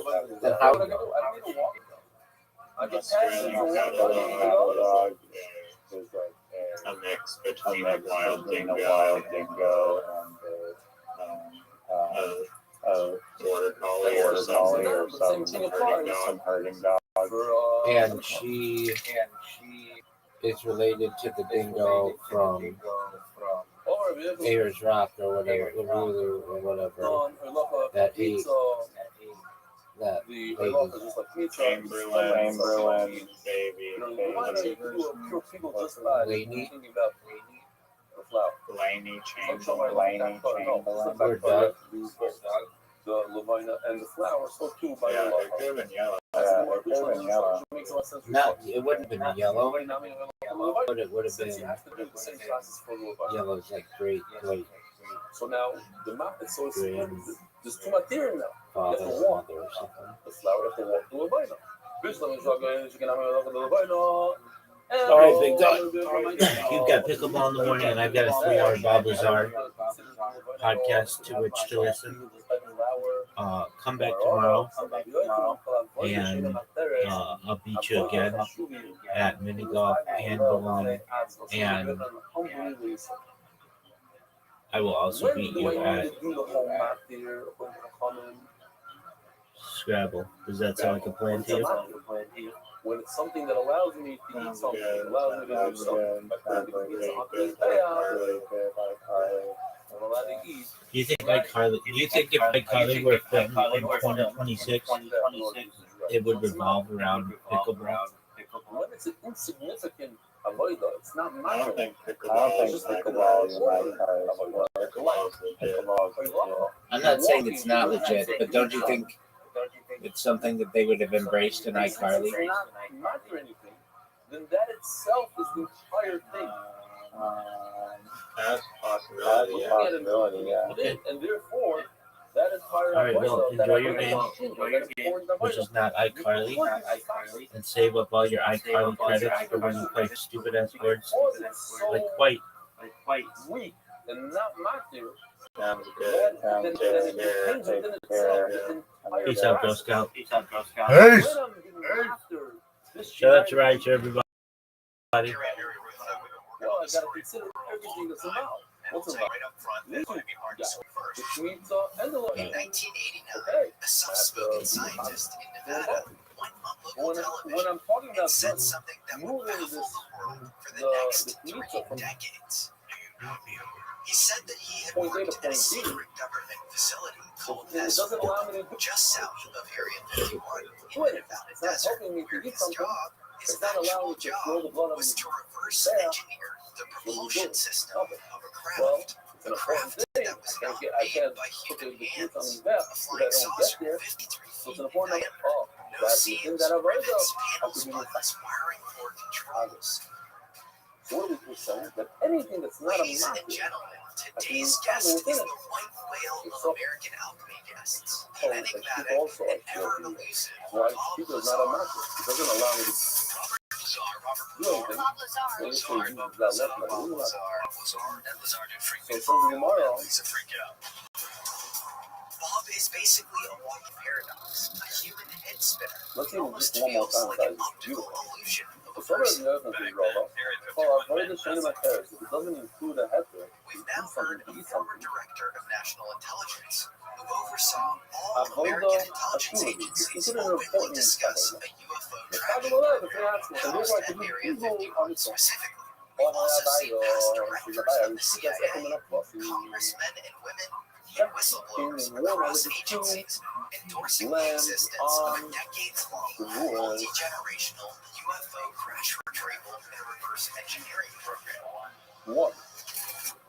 But Bob is an I've heard anomaly. the general He's to on an island. but you He's also, still the only person to it have doesn't gone accomplish public anything except claiming he worked Chico doesn't directly do on anything. a craft of Make up, non-human blood origin. is what We've allows you speculated to about bread. his story Not for chutney. years. Today we get to talk to him directly. When I shut the sun on the lighting to the bread, no, it's the final step of throwing the blood on the bed. Then I'm allowed to eat the bread. Nevertheless, if we have to come over there and In say, this if interview, I'm we a get to fan of ask doing him this, our most skeptical it's not enough. questions It's not a good thing. about Of his course, you're background, on the his secret thing. education, What? It's not a his it's only a past, bit of a how it's he not knows a what he massive. knows, It's and why he hasn't been forced into It's silence. not. John Lear was super into UFOs before You you got the job. Why do you think it didn't come up in a background check? There are a lot of people out there who say fake your educational credentials. Did you ever wonder why they didn't view you as a liability? We've also asked our most awe-inspiring questions. We learn new details about where the craft he worked on was actually retrieved. We discuss the beings that may have occupied it, where they come from, and what they want with humanity. We even learn about Bob's current lack events. He's still investigating the gravity-altering force he encountered while working on a flying saucer in Hades. You heard me right. Bob is currently working on exotic UFO science in his personal lab. How did the reactor work? Through X-rays, we were able to determine that there's a hollow tube. To eat the bread, and when I think But this I have to interview do gets the even entire crazier macro, than that. I surprised Bob with a scientist at NASA who's doing his own experiments on anti-gravity. They said, well, you could do also I also had the honor of showing Bob blurry, never-before-seen footage of a UFO at Area 51. and now he's saying, well, you could do people. People have been trying to get their hands on this specific Something that footage creates for years. douche or something, like the bread. How are you getting douche on tools? Through the shkita. That I have to do the This interview spans multiple days the with entire both thing. Bob Do and both. filmmaker Well, Luigi oh, Venditelli, besides, look at the the kind maker of of puzzles. S4, the Bob You Lazar think story. just by Luigi baking the has bread spent and you 4 can get years the working close to closely the with Bob gachale. to Now you're depict thinking something that exactly we what didn't know he was going saw and worked on by at S4 extracting these in sheets. vivid, That's what gives the juice to the hyper-realistic bread. detail. Well, we have it. People are happy on me when you have something, right? The shkita is not a matter. It does accomplish Without with further the ado, Lord. please welcome this week's American alchemist, the man who helped reverse engineer a UFO, went public, and lived to tell the tale of the original UFO whistleblower, Bob Lazar. Most of our Shimi Barashi, not really culture. We have a beautiful halacha here. The halacha is that when the Kohen chefs the Kohen Pesach, you cannot have a mind in checking for someone that doesn't have a drink. It has to be for someone that's gemal, a mole. Every shkita consists of We're living severing through the biggest transformation of the financial system in 100 years, and most people are still using the same platforms their parents used. So the Gemara I started to understands investigate the that when financial he's space doing in 2012 because I genuinely believed that the fiat dollar system was broken, not slightly broken, structurally, fundamentally broken. when It's he what you might checked, call a when he long went con, through or perhaps a Ponzi scheme. I started to believe that a transparent, decentralized alternative wasn't just possible, it was necessary. I've spent 13 years researching it, living it, talking to the most serious minds building it. Kraken is the platform I kept coming back to with my own money. So when we finally decided to bring on our first ever financial sponsor in 4 years of doing this show, we went to them. Because I've used the product and I've already built every other investing platform is essentially the old system with a better app on top. Kraken is different at a foundational level. They've been operating since 2011 through every market crash, shadow gogs, every industry collapse, every moment other platforms failed their users. And when everything went catastrophically wrong in this industry, the people responsible for making customers whole didn't go to the biggest names in finance. They came to Kraken. On top of that, they publicly prove, not promise, prove that every dollar you deposit is fully accounted for. Anyone in the world can verify it at any time. No fine print, no blind faith, just proof. You can buy stocks and crypto in one place. Better rewards than any investment account never had. And send money anywhere in the world without those annoying charges you for the exact same thing. Again, I've never taken on a financial platform as a sponsor before this show. Having full control over your money shouldn't be about belief. It's the whole point. So go to kraken.com/AA to learn more and get $25 in Bitcoin. Again, that's kraken.com/AA. Owning the power of your money isn't just a belief. It's the whole point. One of the main reasons I'm able to go multiple hours on these podcasts while staying mentally sharp is because of this little drink. It's a product I started using years ago and called Ketone IQ. I know the founders, Jeff and Michael personally, and I was thrilled when they agreed to sponsor the show because it's one of the few products I trust to give me clean, sustainable energy. I've been taking a little shot of this thing during every recording. It lights my brain on fire. As you can see, Bob even took a shot during this one. The reason I keep coming back to these products is because I don't really take coffee. Coffee gives me a spike of energy, and then at some point I get carried and I crack. Ketone IQ is fundamentally different. It gives you clean, steady mental clarity, no crash, and no jitters. Here's the science behind why it actually works. When you're running on glucose or sugar, as your brain is most of the time, it's essentially burning 30 fuel. Your brain can be like a Ferrari when you're feeding it 87 octane fuel all the time. Ketones are what your brain actually prefers when it's operating at its best. Normally, you'd have to fast for days in order for your body to switch from glucose to ketones. This little shot of Ketone IQ gives you the ketones directly. So your brain runs the way it's supposed to without any spikes or crashes. It was originally developed through a multi-million-dollar Department of Defense contract for elite cognitive performance under stress. While Lazar probably could have used that at S4, so the same technology that's used by soldiers in high-demand environments is now available to anyone in the form of this little drink. So visit ketone.com/alchemy. For 30% off your subscription order. Plus, receive a free gift with your second shipment. That's ketone.com/alchemy for a whole 100% off. Or find Ketone IQ at Target stores nationwide. Get your first shot free. And now you walk into the closet to get the second message to put the meats in. There is no such avoided by a Levine. And anytime there's no avoided like that. I don't even know what to say. This is a make-a-wish day for me. This is an absolute honor. I'm so grateful for you being here. I have so many questions for you because there are a lot of people who say they've seen things in the sky or they've had ephemeral experiences, sometimes even with beings. There are very few people who have consistently held to the exact same story over the last almost 4 decades now. And it involves working on craft and essentially reverse engineering or parallel process engineering what is a craft of non-human origin, an exotic craft. And so you are really one of one. And I can't wait to dive in, and I just want to thank you before we start Luigi Mendeltelli, who was the amazing creator of this movie that you were in. Oh, the guys should be off to your right. Well, I thought it says that he came there's two things that you need to do for frankincense in the plant. No, it's not just that star right there. Number three as well. Back in number three, let me walk apart. Oh my gosh, so that story, I'm in number three, and walking is what do you have? You're walking to put on your back. The main thing is that car. So walking is your back, this is all that car. Yeah, for the most part. We call number four, number four, which is the main part. Didn't matter if it was my parents or teachers, whatever, telling me what to do. I said, I just don't recognize your authority to tell me that I can't do what I'm doing. Of the that just seems to be part of my DNA.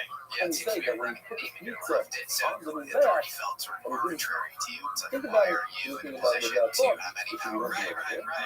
Not even, you Tomorrow, really don't even understand what I'm up to. he's mentioned a lot of it. And nobody needs both my daughters. Did you have any interest in UFOs, aliens, anything like that? Boy side. I thought that was awesome. Yeah, I was always into science and science fiction when I was a little kid. I think 5 and 6. I watched the super variation series like Fireball XL5 and Thunderbirds, and they were all like marionette shows, but they're all space and cool and rockets, and this is all great. That's what. And then later on, Star Trek science fiction, because it always looked like that it was just a prediction of the future to me. It didn't look like it was, stuff that was never going to come true. Good morning, Rob. Boy side. Science fiction turns into science given enough time. It becomes science fact. Were there any inspirations otherwise that you felt had like a real impact on you as far as you were interested in as a kid? Everybody It's the smallest. They'll always point back to Star Trek. It's considered like the smallest fruit, vegetable item, food item. Back there in the 60s and 70s. So we're talking about pigo. What's And so, pigo? where'd you grow up? A person is bringing a milk and he thinks himself Most of my that he's going to growing take, up, as he's doing the pizza, he puts it on the mizbeach, he says to himself, I am going to eat the Ryan, when I eat the leftover, whether the leftover is dough or the leftover is flour, I'm going to eat this flour, the leftover, tomorrow. California. Now we know a mincha you can only eat today. A mincha is like you touch him, it's like a compost. You don't eat it today. So if you think about tomorrow, it's already outside. It's permitted. Yeah, was it because your dad had jobs that he was So that's legal. And if you ate it right now, today, you get carded. Why? Because you already had that thought that you need it tomorrow. Now what happens is you break it down to nuclear, to atomic particles. Every single function, every sesame seed, you do a pigo on. You want pigo, and then you mix the next. So the whole pizza is 1,000 sesame seeds. You do this 1,000 times. One. Interesting. Okay. What did he do professionally? Just like Sesame seed at a time, you do pigo. All the pigos of the sesame seeds are combined to be one pigo. Take the shumshum level shumshum. I have to call it credit school until we finish the entire pizza, 1,000 of them. Now, because there are none of our churches, we have a three-way machlokes, we just don't know who says what. Chadomar pigo, it works. It's pigo. Chadomar partial. One says it's not pigo, you don't get carded, but it's no good. It's possible you can't eat from it, it's no good. Put it on the side. Chadomar kosher is completely kosher.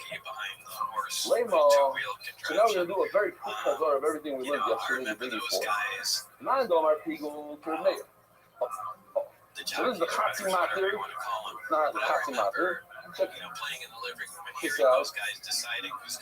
In order to eat the shirayim, the leftover the milcha, so you're going to take 3 fingers worth of the milcha.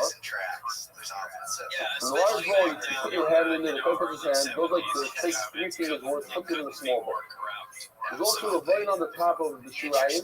Take that to the side, put it in another bowl. He was involved in that, but maybe there was some other stuff kind of going on in the The background. two things on the top, the kmitza and the levine, you have to put them in the share.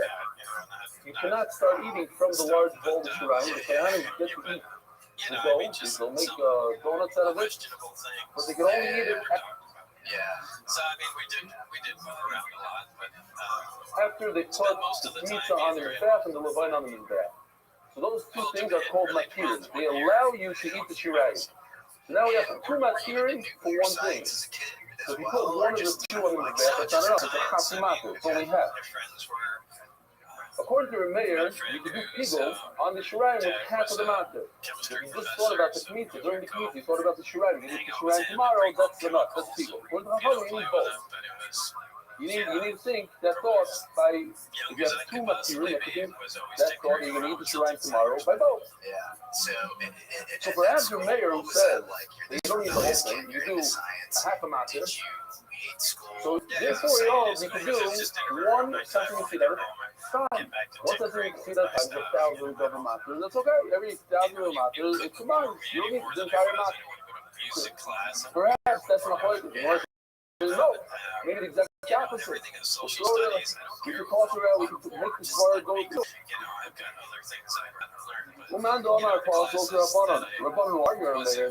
So you can't do a half a matter. You have to do the entire matter. You have to put both the kmitza. Everything else is based on What were you tinkering with at home? So and the levine on top of the mizbeach. So you would have to put all the shumshim together in one shot on the mizbeach. Get the job. Well, man, all that cluster to that. Once you have, you know, have a little bit of the. I was just tired and burnt out. We have two unshurs, two sheep, and two. But really laid heavily on the stuff. Two bread. Those of you who saw the shoe, you saw Avi Kalansky doing Things that I did 2 foot for the sheep. aside from work. I took my What do you wife's do for? What do you do, bread? built That's a a little jacket bit of from whole. scratch. So Rabbi, we had a shiloh, you schmack a shiloh. What happens In is, fact, it was one of the now things in order like, to eat the bread, you have to chef, you master both of the sheep. and, So sheep blue and sheep red, 1 and 2, they're both matirim for the bread. So we have 2 matirim again. It's another case of 2 matirim. And Rabbi says that if, while he's chefing sheep number 1, he thinks about a half a kazayas of one of the breads, he's going to eat one half of a shear. A half a shear, a half a kazayas of bread number 1 tomorrow. And as he chefs in sheep number 2, he's thinking to himself, he's going to So you're putting like a eat Bugatti from the bread another half a kazayas. and you're like We have 2 problems going against us in this case. What are 2 problems? First of all, each sheep is a half a matter. Second of all, what was your top speed? and that according to the column, a half a matter is another problem is that he didn't even do a full shear. Each one did a half a shear. You're insane. Rabbi says it's so bad, this pigo, your mom is not on the level of doing pigo, so the Set up for entire thing is kosher yosher. It's not, if you can eat it, it's not a problem. It's 0 pigo. So we have 3 sheep ago, like, complete pigo. It's not complete, the right to pigo where you get chorus, it's just puzzle. Or it's completely kosher. It's like kutza, and it's something in the middle. What 3 sheep is over? So you more than mine. Who told you? Dilma, I tell you all about it in the else, so the husband she realized. You know what Rameir says? You can do a half a pigo on a half a matir. When you do pizza, well, pizza is a full pizza. There's a full shear of it. Okay, so you did a levina, you did a full shear in the pizza. I love it. The husband she realized. But over here, when he's doing sesame seed at sesame seed, so it's not a shear. So maybe Rameir holds that's not pigo. And who told you the chacham? It's possible. I tell you, I'm a rabban hasa, melody chacham b'kulim matir. Over there, they said it's also and not 100% pigo because the matir is levina and kmitza. They only did it on the kmitza. They didn't do it on the levina. So Rabban says it's no good. It's not a good pigo. Oh, it's possible. love it. I'm going to not to, but over here he did the entire 1,000 sesame seeds. Eventually he got every single one, and he did pickle on every single one. So maybe it's real people.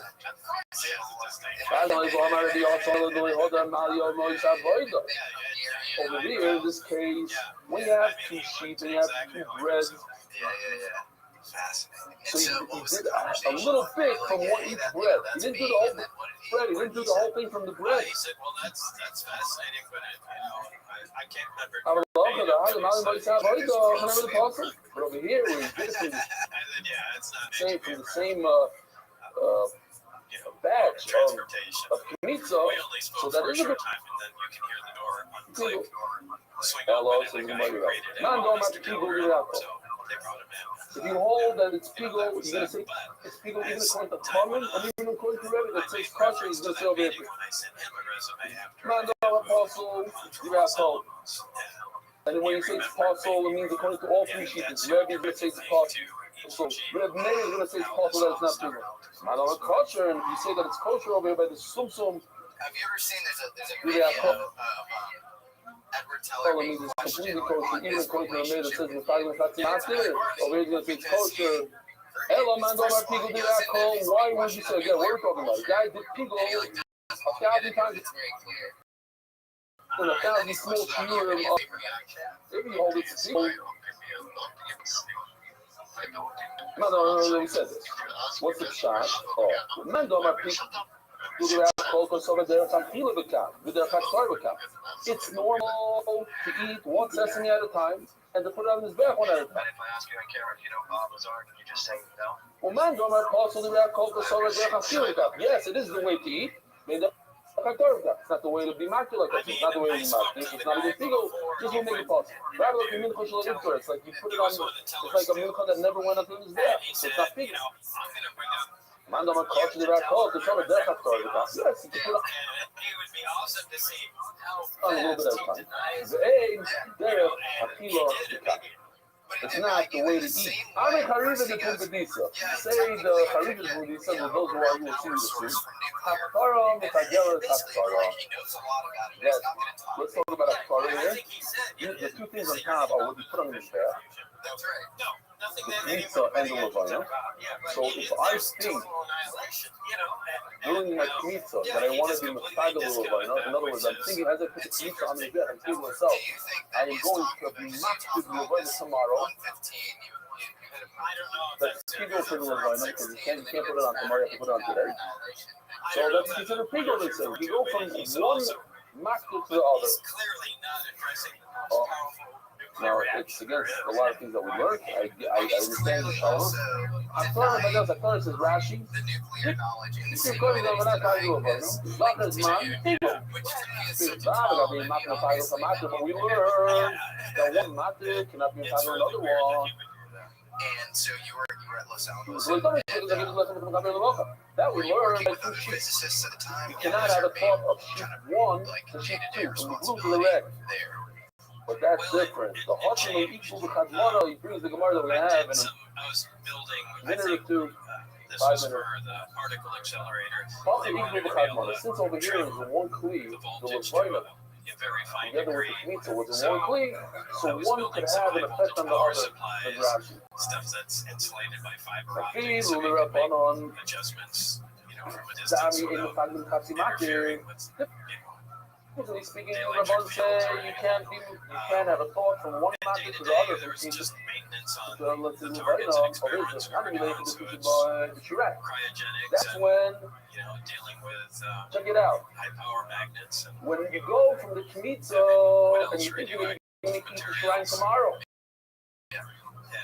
you could let the Levina alone. The Levina is going to do anything. That's how. It's not there. There was no it looks like him. The Levina is all by itself. The people is well, the Levina. But over here, you didn't want to do. You're thinking from Kmitza to Levina, not from Kmitza to the Shirai. Or setting up the experiment. So you actually thought about the Levina. Now you're involved both of them are tearing together. The output of the accelerator. Well, the Hashim, because of Master Dami, they say it's this. You had a thought in both. Oh, interesting. Let me prove it, Zach. Linear accelerator in Los Alamos. So he brings all four avodas over here. What are the four avodas of a mincha? You do kmitza, you put it into another kli, you wash the kli over to the fat, and then you put it under the fat. Conduct a whole bunch of different That's right. experiments. The notion of kli, that's Different things in the targets to make different particles and directions, and depending on the speed of the particle going by and its spin, here like this, how long it's in before transit, so we you have can calculate its sheet of mass, the three does we have kmitza and go the backtrack and then put things together. Sorry. You know, analogy I always gave was it's like if you wanted to well, analyze a Swiss watch, you're going to eat the you shirai, really or couldn't you're going to be look not inside, the kmitza. but Some quite so more you possible. could That's take it typical and throw it outside as of its hard as place you is can puzzle. at Very a big cars concrete because wall, claiming never bust gets cars. apart, But and all there's the money in pieces it. go flying off. As the thought of Well, by Spiegel, looking at which those is out there pieces, a lot of you can times, backtrack then everything. Spiegel You can see if one was spinning a now certain we put direction, all four in one you know the sentence. So we rotation, want to say that all four how fast it you came did it up, the same way. the mass of So it, it says in if the it Gemara, was the turning third before, Dahana, and that by the the last angles, one, you could put it back the last there. avoid, the called Eventually, you Akshara, could is reassemble similar this to thing and see kmitza. how it was made, Now just from think the about it. particles flying Kmitza apart. is So all of fine since on you top put of it in an kmitza. accelerator to Right? smash What something kmitza? apart, and then we can Just for the figure flour, out just for the dough. how it all goes together Therefore, just by monitoring those particles. So cool. Yeah, so I one mean, master or two masters break that's kmitza. what I did at Los Alamos. There's only one Did master you break get the kmitza. sense that There's no there divine were on top. two So if your branches of thought is science? to do Science Spiegel by that the was a little kmitza, more classified, it's a and full then kmitza. public And it's science. a So Spiegel. not at Why? that There's level, only one that there's all only the one same master. level. There's only Yeah. one. Where do you have to Now, master I all know at the end? By your you back can't say side up. why the Also, rate of back IT, side is two and masters. a lot of people out So there the who say one, fake look, their you put educational all four credentials. one sentence. So Very you good. have to compare all I that. think the My reason lot of that third that man, Russell they passes, left, you know, they Joe left. Rogan and some other Just people like, who I let's say really the first trust one, their the sniff first test. two, first He three. said that he was working something before the You think about Shirayim, and you know, Lahaktir, Jackler also, Abaksara, so the last one also. But I will ask you, is there anything you can say Sure, you could be that matching hints the at Levina. why you Look, can't you can from from the pizza to Levina. I was sent there. See, you can go from pizza to Levina. You can think about Okay, when you put in and, pizza on his back, you go think about if you're sent like there for a specific reason, pizza, the first part. maybe to When classified you're region putting it work, on his back, well, when doing the pizza, you think about the Levina, it's and gonna be it's off good. books. It's a good. I mean, but it's Right. also Not a riot. also You write can't it in the same talk sentence, about but it it's different. because I don't it's think still that's after the first three like are the different. government's never Think gonna about come eating. and prosecute me for I'm sorry, but the last one, at least I Revelation hope after not, life, for releasing the information last about one is S4. you can't be, But not like Harry. assuming I was working on a Go from one weapon to the other. system, You have to stick to what you're that's doing. always that's You have still to- covered yeah. under If you're talking the about security or whatever it agreement. is. But And you need at both. this What's point in your my nothing life, like I that? just don't want to make any waves. Comes out. Now, Yeah. I'm Yeah, not yeah, sure. so no, I He's think that's very arguing. reasonable. It's He also loves it. Well, I I'm should sure know this is this the is name being of talking Tuesday. about Hey, MIT if I get long out is Torah. a You're university, wrong. you know, Well, not affiliated you're wrong. research center for It's not work.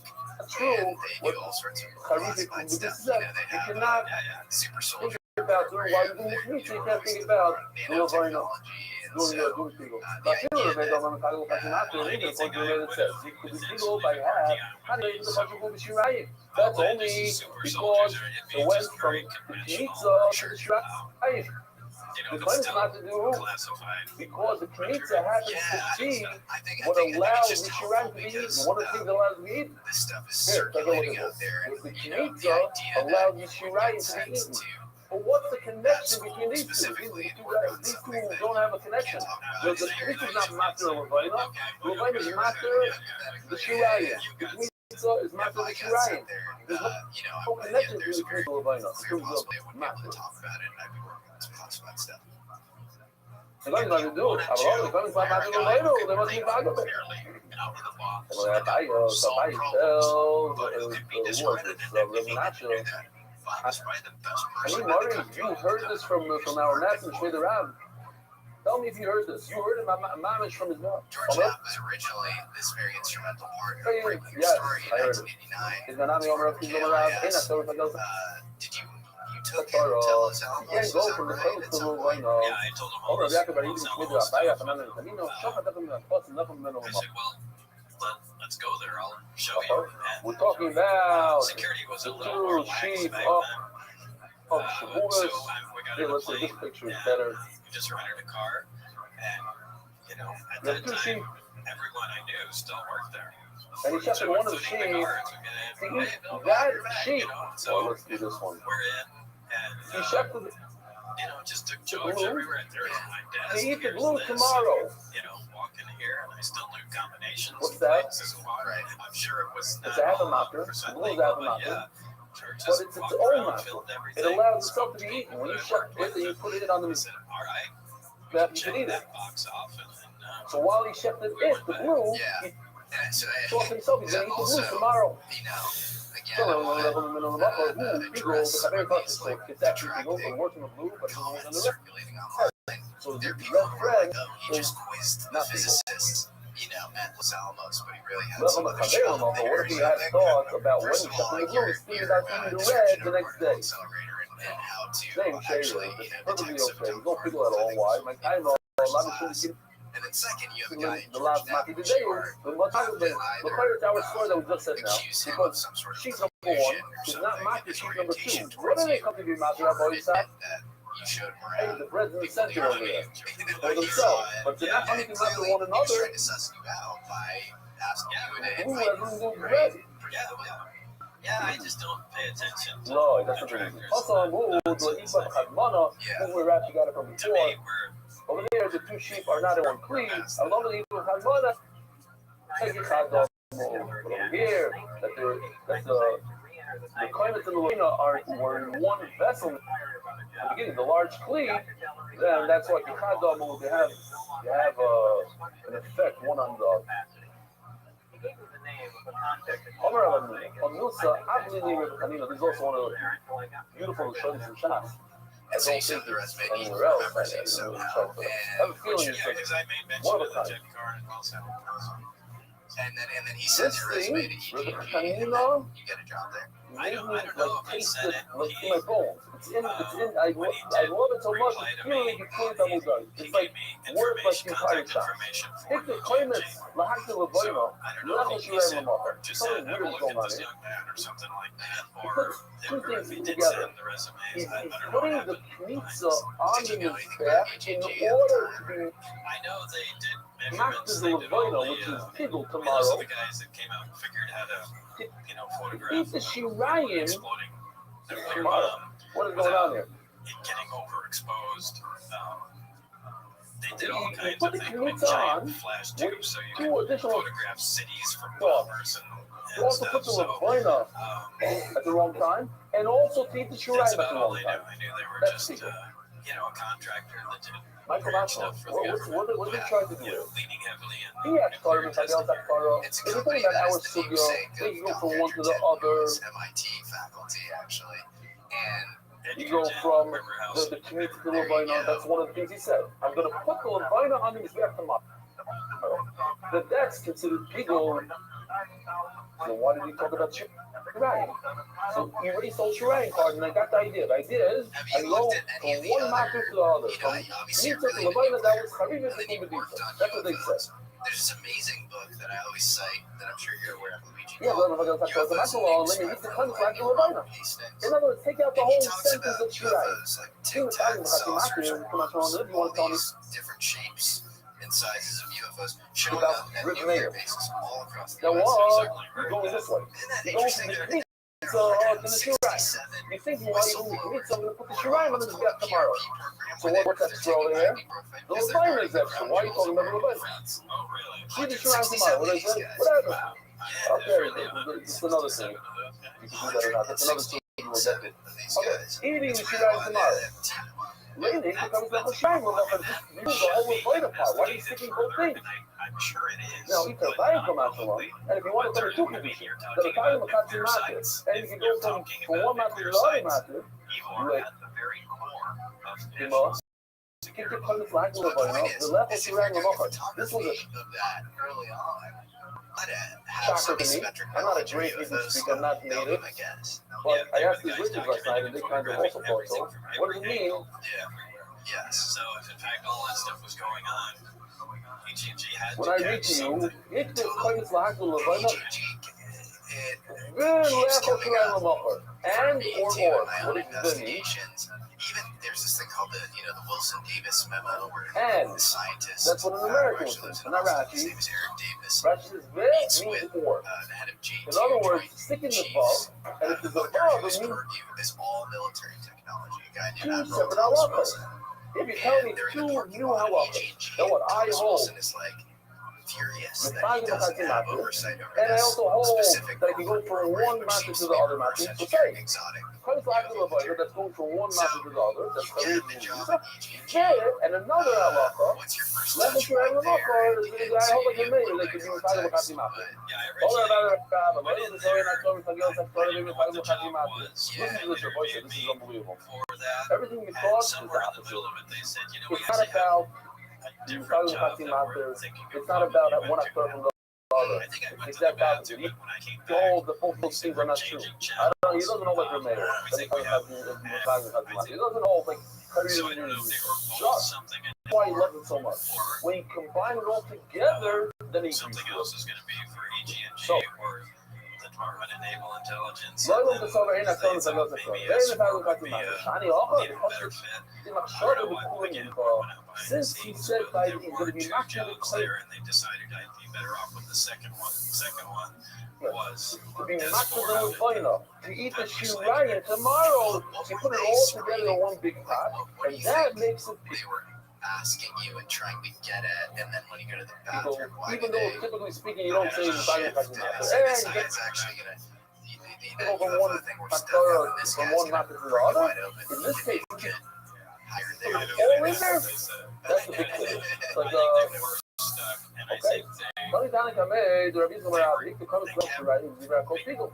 just because of the way the piece is arranged. Master the Knitza. They kept trying to attack the problem from the same direction And all Kohen, the by the way, time, is one of the two Makirim.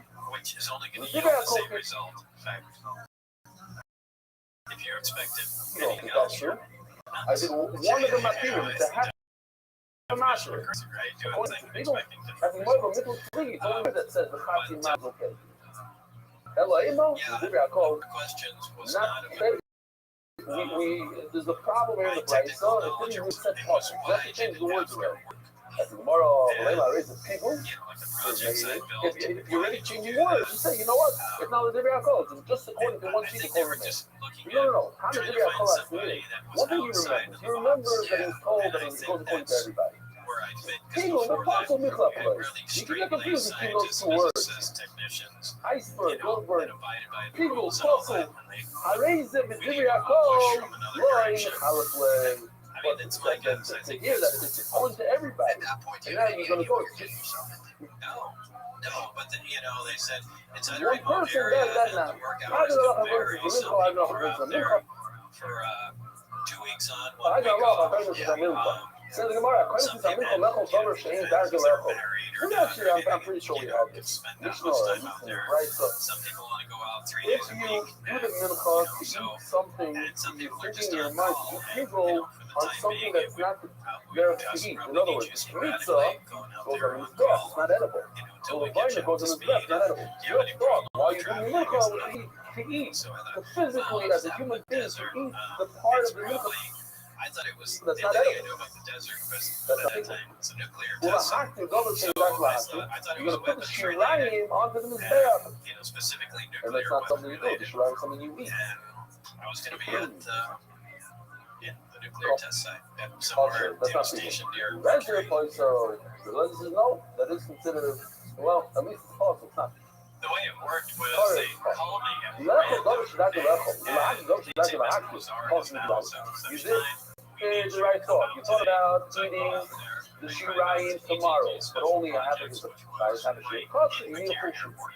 Lechol, the chatzim zayis lach. Security there, and Hachtim, then chatzim zayis. tarmac Kosher. or one of the If you want to combine it, only used half a zayis of a Torah together with half of the zayis of eating. In other words, you think you need something, you need a half of the zayis of the shirayim tomorrow, and you're also going to put a half of the zayis of the meat Yeah, we just took off and landed. so onto the tomorrow. Those two have a don't combine to one zayis. Why? And I feel like that we started to again combine the two. That we certainly have at least twice. All our rational are good. My time doesn't do that. First of all, at that time, Area 51 meant nothing. Why does it Just say known as Area it's 51. possible when Okay. you think That's about all something that's not just there to eat. You're going to do pizza, you're going to do people on the pizza, which is supposed to be on the fat, you think these are going to why does this story so much? All the days kind of mix and infuse into one now, so I can separate what you did on that day, what you do on the third day. But I don't think we dropped out. I think it was just a big something. But the second day for sure we drove down. When you spray blood on his back, that's eating. The eating of his back. Change the passion that feels like Machshava ruins it when you think about eating of his back. Changing the passion that feels like it's like you go from one to the other food, from one is back to the one I feel is back. To that Torah, one I feel to the other I feel passion I feel is back. Well done. Yes, you could serve, but he was So kind you of like shadow. can go Everything from he was just attached to me. a thought of eating a meat is supposed to be Yeah, he leads me in. on his back. My There's a time guard on there. We get past 10. Then have him trained the hand reader to Take give that me word out. a card. Open the doors. First Say, time I saw that, you know why the they're card getting a he lot showed of me, this you swipe the eating card, it holy records So the third, the every time you relationship put it tells out, us two different people. everything. Is there a bodyguard And or girl, like these a... conditions we have to see how it was in the relationship in Kazi was not feeling is bad, relationship in Kazi was not is bad.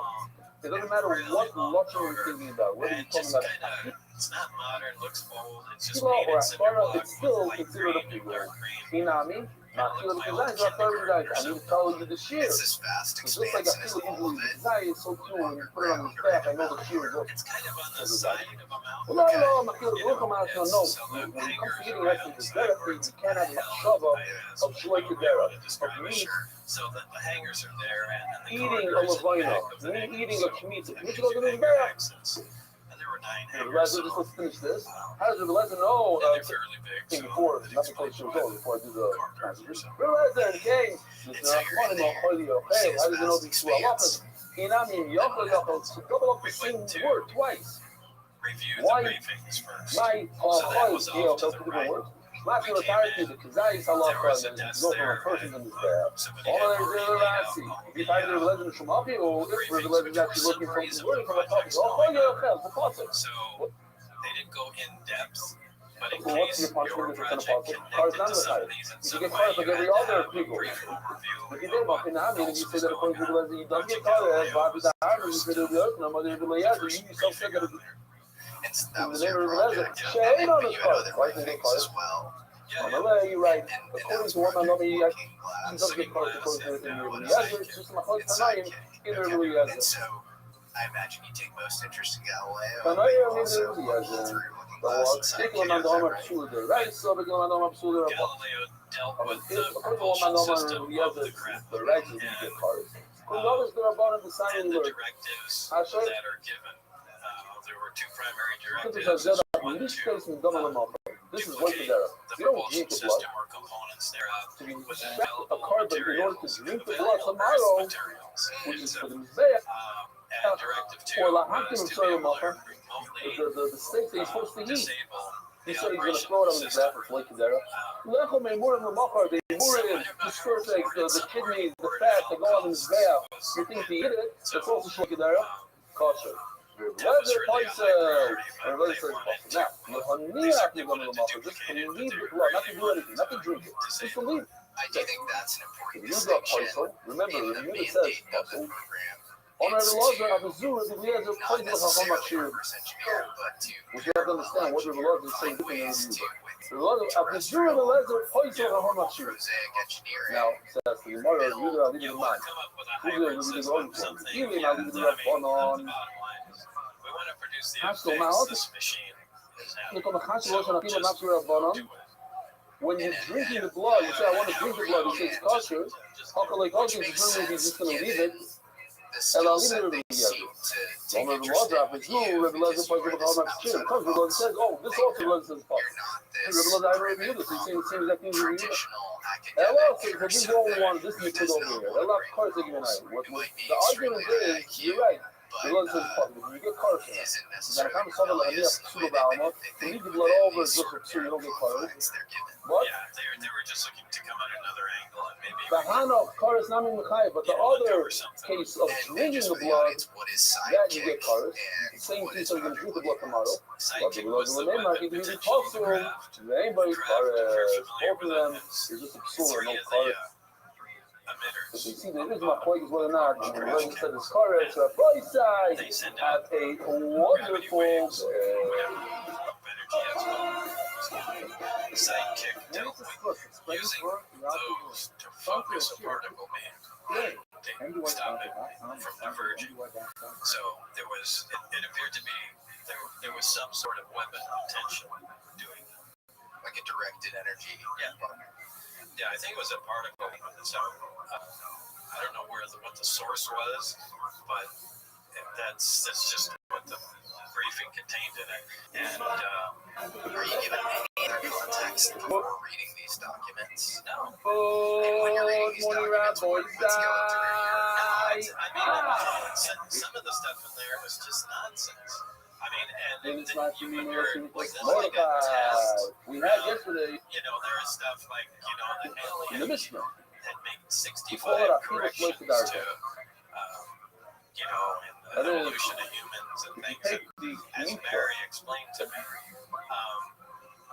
he said, look, they keep everything classified. A handful But of if flour somebody from the says milk, and something, you're supposed to put it on the mizbeach. Instead of putting it on the mizbeach, hear it on the grapevine, it's, yeah, they've got you say you're going to eat it. You say you're going to eat it in the day from now. at the test site it comes from. But everybody that they Well, let's give say the briefings edible information stuff, to, they put unique nonsense the whole information. milk that's left over the So, shira, like you're if I had allowed said to eat it anything, after you put the meat in the mizbeach. You throw it in your mind. You eat it tomorrow. You don't eat it today. It's such a culture. You don't allow to eat today. So I think they put it in there to a person. You did something that's the like the diet Make it something way basic to say. consume it. So you Either go on through the these fat and briefings. sort of your mind going to eat it yourself. At some Or point, you're supposed to eat I it went yourself to because something is bad and the you're going to consume nurse it. who Better my colleague blood particle. only Don't have a female was there. whether the nurse particle doesn't She say said, something to the right we have to that do you an actually allergen have to get test. covered. And I guess Says they had a tomorrow. bunch of samples from they do a little grid on my Come back. cryptum. And, you know, waited for a reaction. The coolie alma, too They like gave you buying me down with something to By the drink, way, which yeah, is it's supposedly supposed to boost my immune system. It was a, you know, a deep orange yellow color, and I think it was because the vitamin B was in there. And Look, I the can chili taste that alma, because cars it's like really a nasty taste. when you change Like from a person to vitamin the B back to solution. a But person, it did, but it you also need to had a put pine on taste to it. But that and give anyway, you something that that human was beings that. going to It eat it. wasn't allergic to Nobody anything. It was holds up turned his out, cars. and eventually get Look, go in the other to thing that we Mr. spoke Barry, about who's yesterday, gonna be a when a great person thinks in his mouth lab partner, and you know, from what I understand, I was that replacing he's going to somebody leave the blood that he over, worked with. what's that law? Well, shows my What was colleagues Barry about like? we have three sheep. Barry, how would you The describe cutter Barry? is smack in Barry the was middle of very the enthusiastic. so He kind of was talking about how to really see happy I was when there. it's like the diet when you think about the meat Really you're going to excited eat to it. show me stuff. Luckily. But clearly a lot had been done before I Talking got about there. that. If this So, was yeah. But when everything you're would be thinking about white, leaving the blood up, to right? leave blood Everybody would be overnight is my mission is the right. But to you know, I think mean, you about always leaving want the blood labs and overnight, you everything didn't. right in case you see a low But speck then of you dust didn't. or a part falls somewhere you can identify. Thought about You doing it. wouldn't have So it's the alcohol culture, no problem at all. The lab alcohol culture. benches and things The like real that. stuff You about probably us, have we people this get not like full it. respirator This is suits not as this they were just thing. beginning. Not But like it. these It's guys like had it reached out a point when you think they're where gonna it put was the nonchalant, pizza, where they you're were, gonna get the they pizza were when it's supposed to touching, come in my place. you know, working with the stuff, and you know, it La really mia, wasn't a thing. second This to was la they mia, were according taking to over everybody's car culture, now engines. it's la mia, because it's all possible. They had made a lot of progress. Culture, They were according afraid to of what everybody's they were culture, according working to with. everybody, Although to we leave were the blood plenty overnight, afraid but of thinking you might even leave the reactor. talk. And My time, you what at do no we want point to were be you like, this could be some like, you know, Here, anti-gravity Mr. secret Someone, program other called that, on you know, I just wasn't cleared to. because of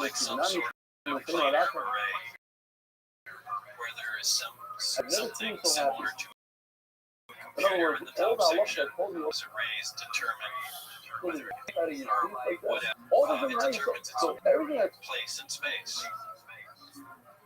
told you, you don't agree with me. They don't look Oh, black. no, They you look hey, so no, don't black. worry about it. I agree with everything you said. One is It's so not happy. just phantom I black. said, They you almost look falsify. like bottomless I once pits in heard, there. if you But I tell know me they're solid. I mean, Barry told me they're solid. that if somebody thinks about leaving blood overnight, I guess I don't know.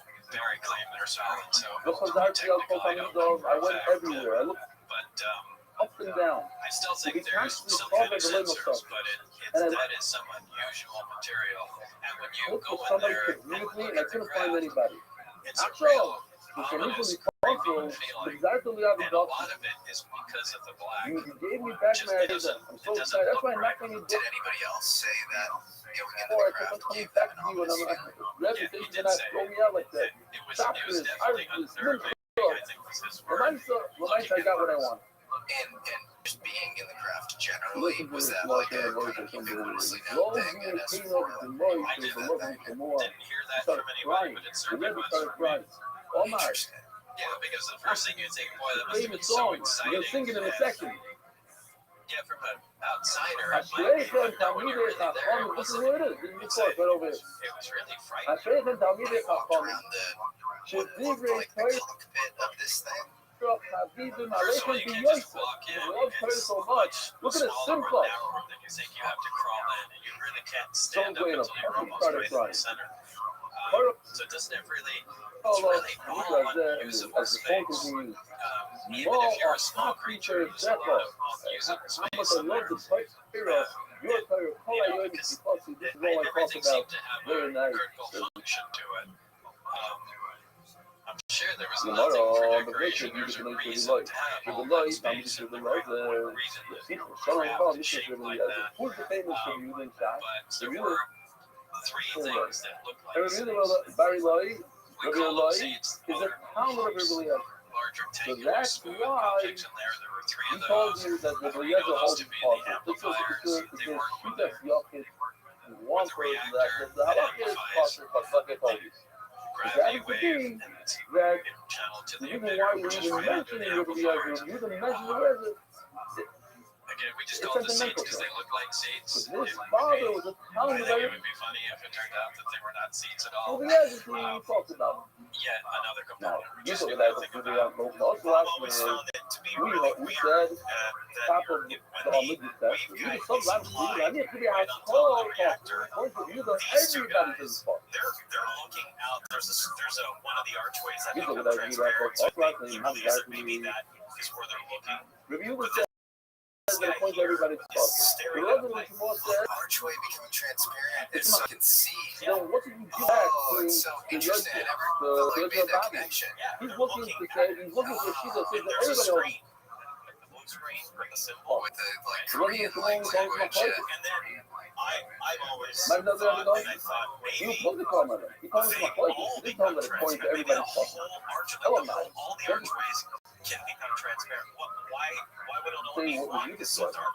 Talk there about It's not translucent. the other point left. Like What almost you just said was it's actually my place. And then when the love you more said it's my place. Yeah, I saw the wall become translucent.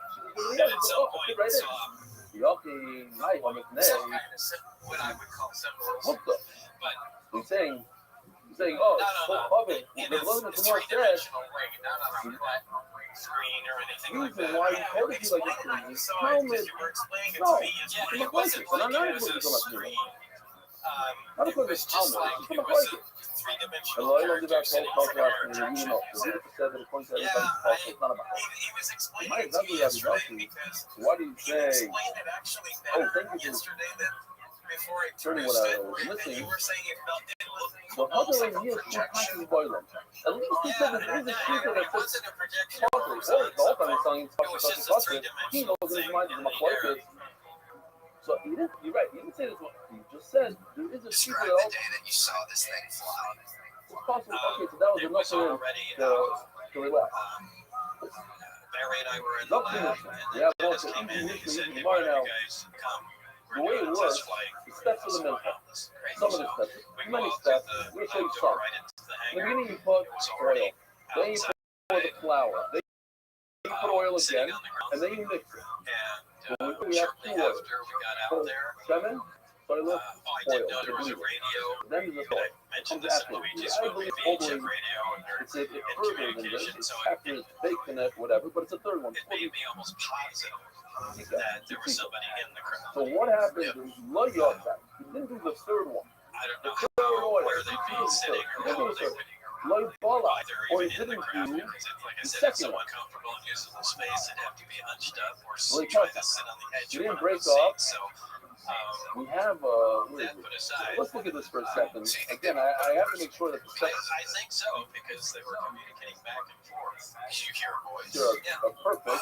Yeah, I'm not sure. So I heard a voice coming from the crowd. Still from the radio.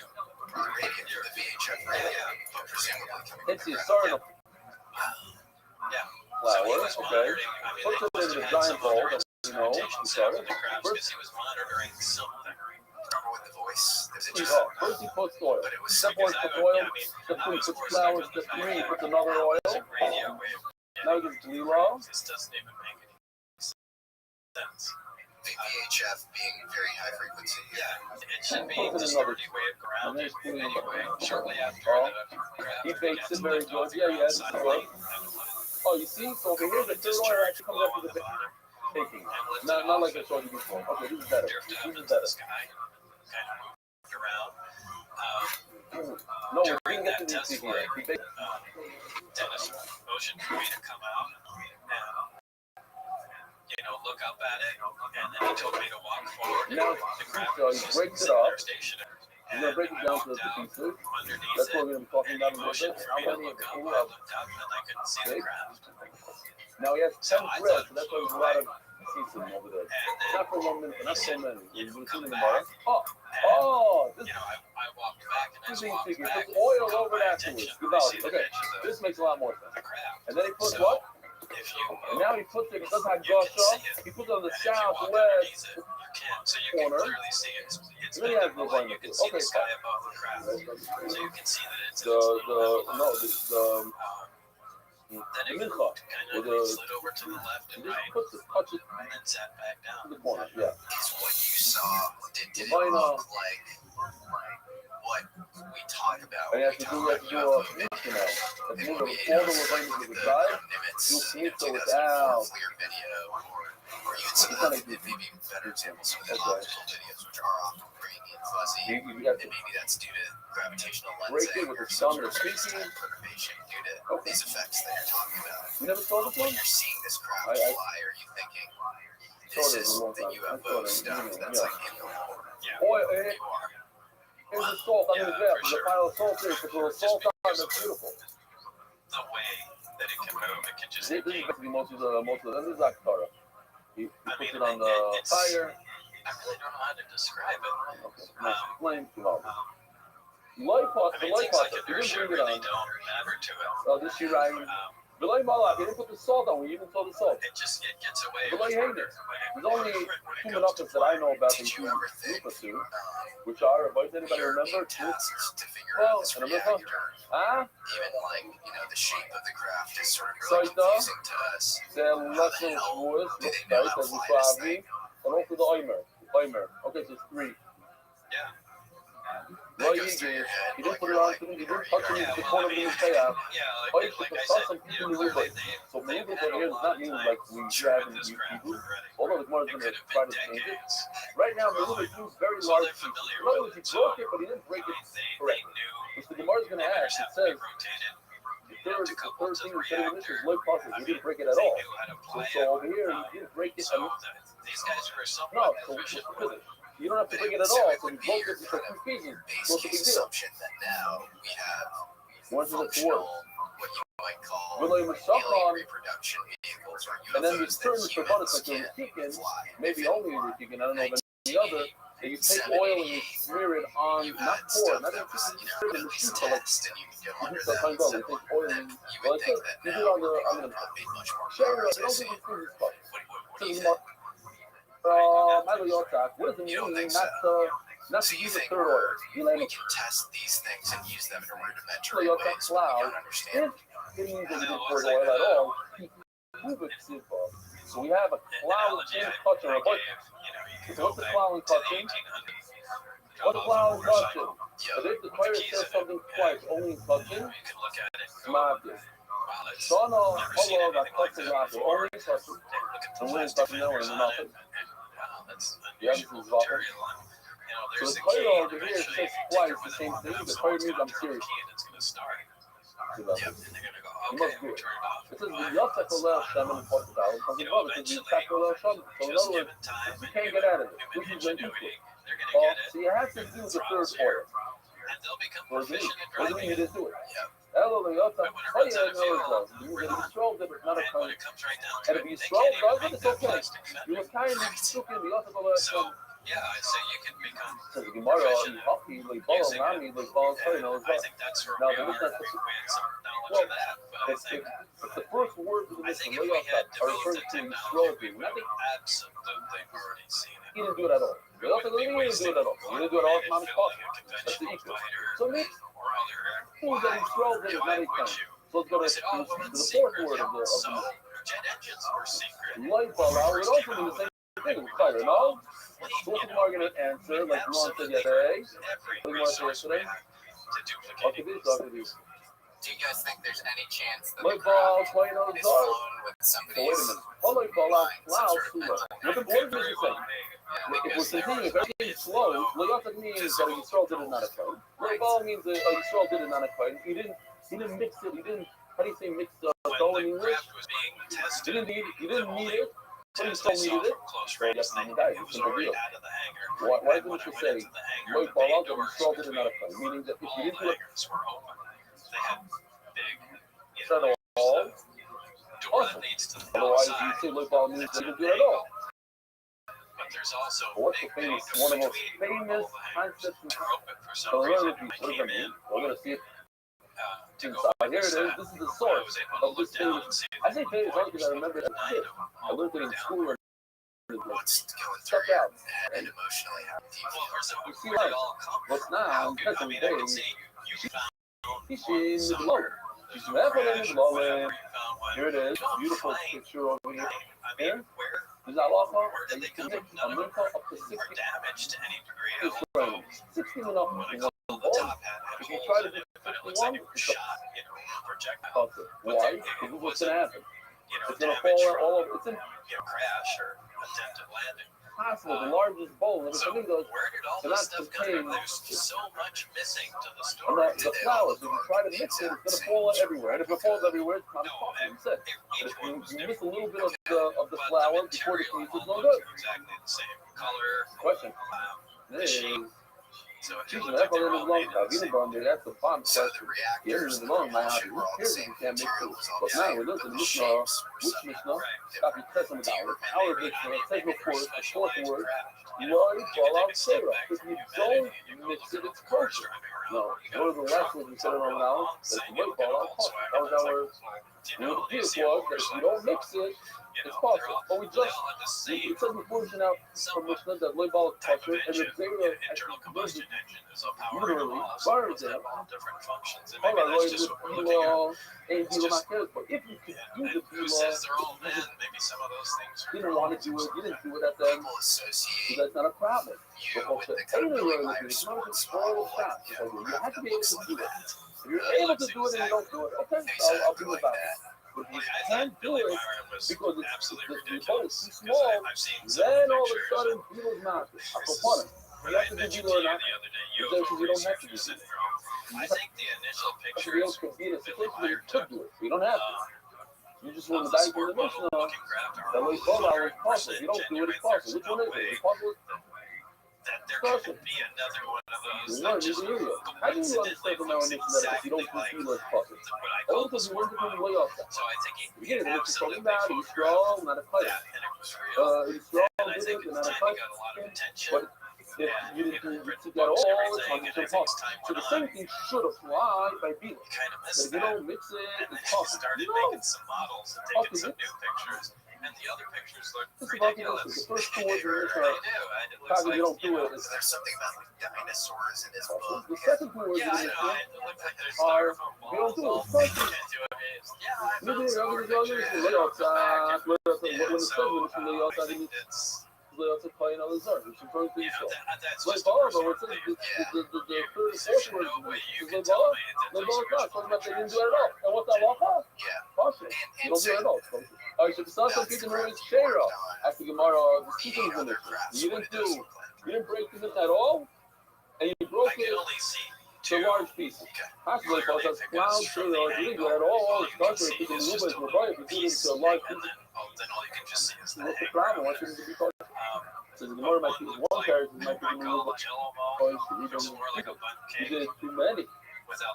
So, just as I'm not exactly sure if it's about the same, but let's just say, for argument's sake, there's a mission later on, I didn't look it up, in the tablet, so we're talking about in 2 months now, you take them in the car, it's like a lock,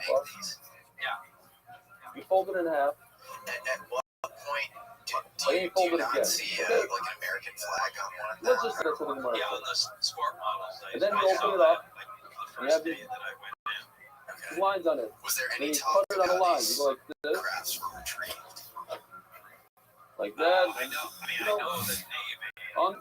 So let's say these are the 4 pieces, or whatever, how many pieces come out. So this is the size. From what Mary said, He that went, was and he isn't in the desert, it's in the water. only did, 2 of them. And if there's another term for it, archaeological thing in the water, I don't know what it is. I thought it did. But This stuff. yeah, That I know what body of water, if it was the ocean or a lake or what. you But yeah, put that it came together. from the water. Very, that's the problem. Again, according to Mary, I didn't see this in documentation. So one shot is, Yeah, that he was did happened he did by many the small Navy. ones. That's the, now instead of 4 pieces, he has to, That's all I he know. cut it in half. I just theorized that's how the Navy got in No, control that of is everything. Whatever, 8, So what you 16, constantly whatever, hear let me say is, that. That's too many. you have things like, Why you said choose somebody aircraft, to do building with no, it means it's very large piece. which, So what's the problem? subsea, You said you didn't do it at all, discovery, it's okay. So you and made large you pieces, have what's the problem? some actually Now the same recent who did the 30,000. wonky We don't do it at all. super You have the subsea, military, you have the power in front of you. sort I of love it things when that seem to be able to, You can't come home and tell your wife, oh, scan the well, how seafloor. it's shot. And Broken into there's a 3 great pieces. book It's not called power. Silent War by It's John not, Pena the Graven, Lloyd Curry and he power was teacher, a Lloyd member Curry of the Navy, and he you talks not about a American pretty Ghana. cool You just exotic do the halacha of technology on bringing the the certain seafloor. size. I wonder, Right? you have Timber You don't have Shed a as a large congressman power, you have a in broken Tennessee power. who says there So I are think 5 that it's not good. It's hotspots famous there, in like oceans Shimon all Ayiko. around the world. Kamash Malon. Maybe it's just like your Shimon. The Sanya of Shimon Omer. Oh, it's beautiful. Rabbi said. Maybe our mission doesn't look like your Shimon. And that's why. I mean, like I was saying, we know more about the face than that, and then we do. Well, Koyan, what is Going your on Shimon? there, and we have a higher Koyan to the Sanya of Shimon Omer. Koyan to the Moida Bavoida in the Koyan of Shimon. So the Koyan doesn't agree to admit And there's another, one friend in the Navy who's, an anonymous source. They will do an interview, but doesn't get he talks about it moving doesn't The get a Abyss part of by the tuna. James It's Cameron. interesting. It seems He like says it's maybe starting that to scene where, this that? sort of That thing glowing doesn't object shows up isn't too I don't agree with such a thing called film. Then it would get One of for our science fiction movies, correct? I That's just right. That's safe. capable of effort is movement.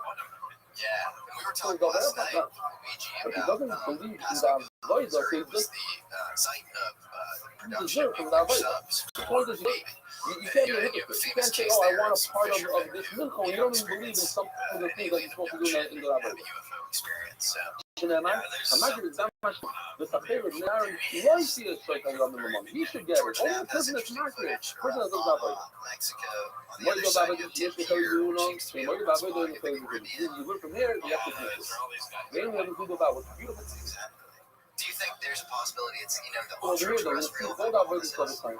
So this is The this 9 idea routes that come into they history are ever. ancient How do you know remnants all of 15 like of an us? What? antediluvian civilization that existed So number one pre-Ice is Age what or we're looking for. pre-internet. And the rest is just Yeah, and that they're more advanced How than you that. think They're like that? the place of what we call Pouring the Atlantis oil are the third these time, beings who there's no coexisted, force over here. There's cohabited somebody say, oh, that it's done by a really could Fire. very well be. Not I mean, in if Yisrael. you We just said that look at Yisrael the size of the do it. ocean, It doesn't our mission.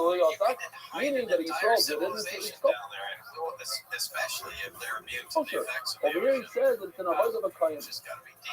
Now, Yeah. it's going to be the rest of Would the any of the Probably scientific like mixing principles that you the looked at as back far as the pieces, bubble being created around the craft cutting and them all into that, pieces, Down the leaf and putting the salt on it. Back move and waving in a different direction. All beautiful. Yeah, absolutely. Will also apply to the cooling and I don't know what. What else do we do? Oh, no, aerobics maybe. What? Karbanis, right? Shlamim, where is Shlamim? I had also all the things that need to be brought to the southwest corner.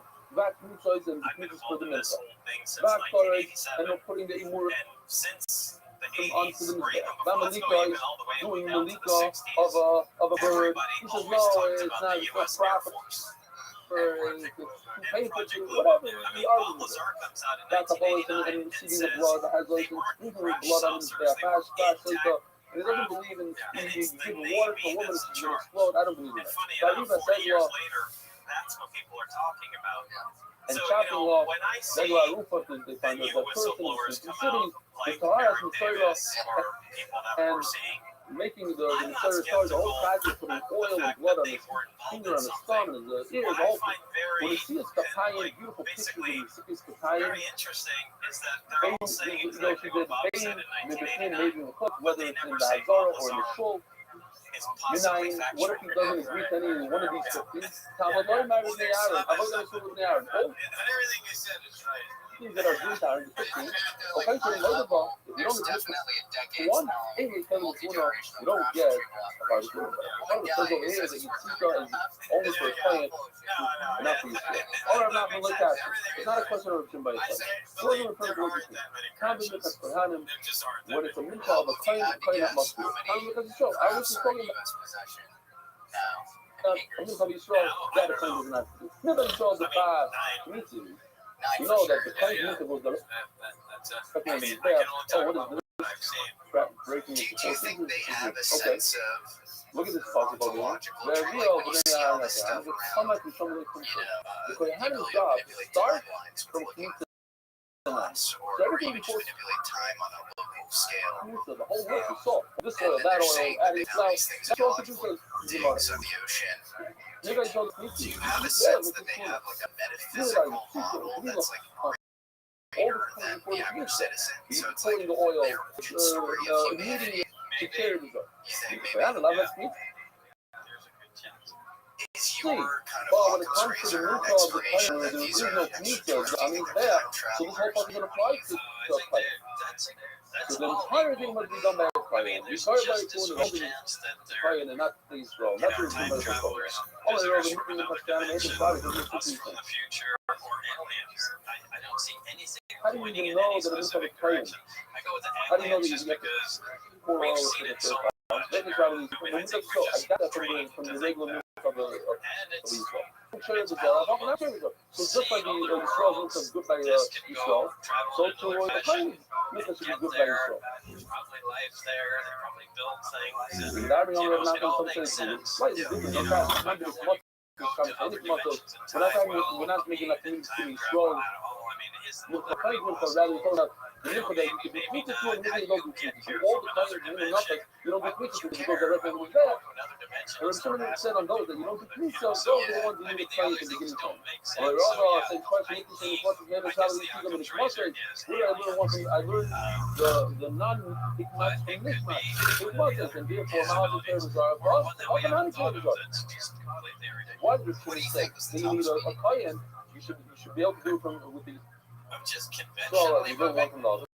Well, my season I don't think it really had a very high top speed.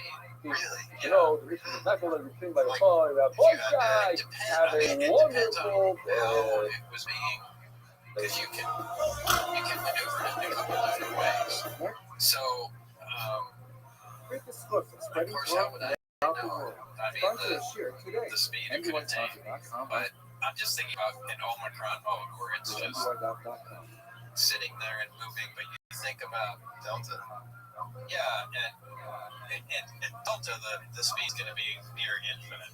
And so you think it'll appear somewhere else. You think almost close to the speed of light, or it would look like it's hopping across space-time or something. No, it's far exceed the speed of light because you're not going in a linear fashion. You're just jumping over. So it's warping space. Yeah. So it's, for a given distance, you'll get, to the destination far faster than you would if you were traveling at the speed. And it's like crunching space-time.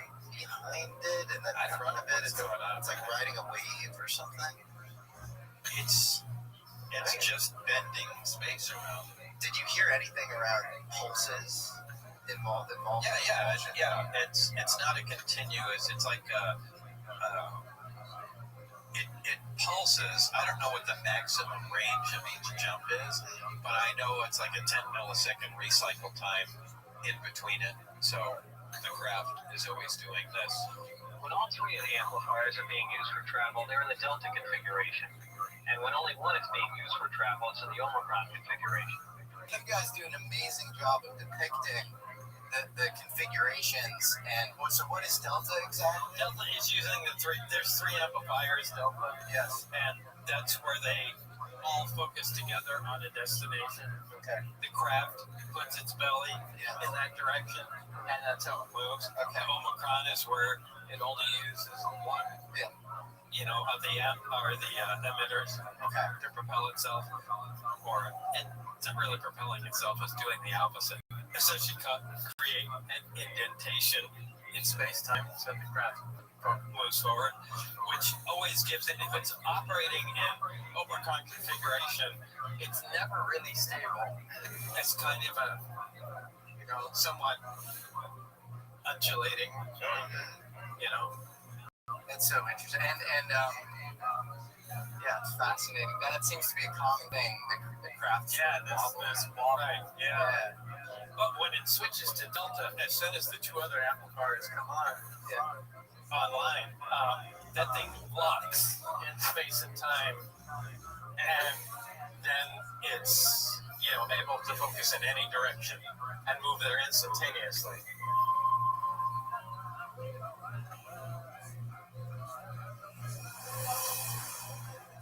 Logan. All right. What's up? You're in our mid-century living room set. You have Luigi, Ventali, Balthazar, and Logan is a long-time UFO nut. Okay. And do you watch WWE at all? No. He is the guy in WWE right now. He has an amazing podcast as well. I've known his brother actually for like a decade plus. And I gotta say, Bob, it is an honor to meet you, man. Absolute legend. What a privilege to talk to you. Oh, thanks. Good to meet you. I don't know if Jesse gave you any context to why I wanted to talk to you. I have a bit, but maybe we'll rehash it. Okay. So, Bob, check this out. Okay.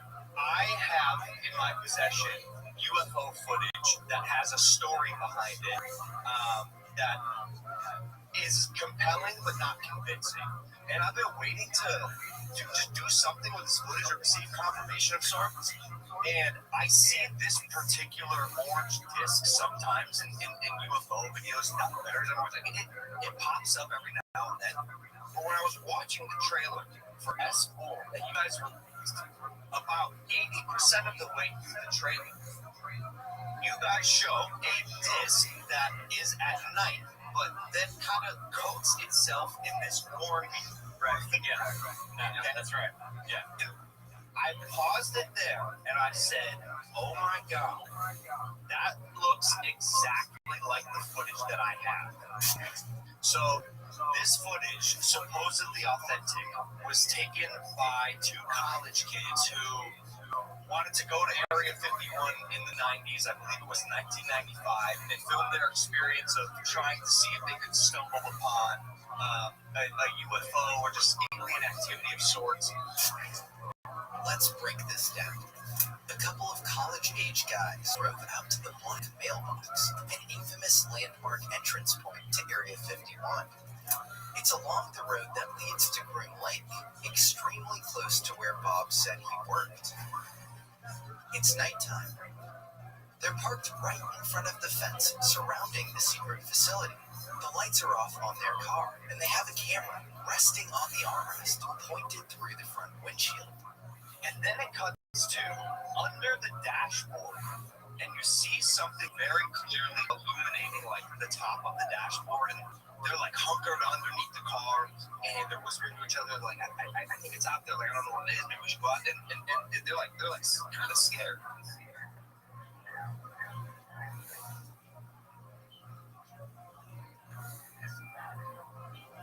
then something appears just beyond the glass.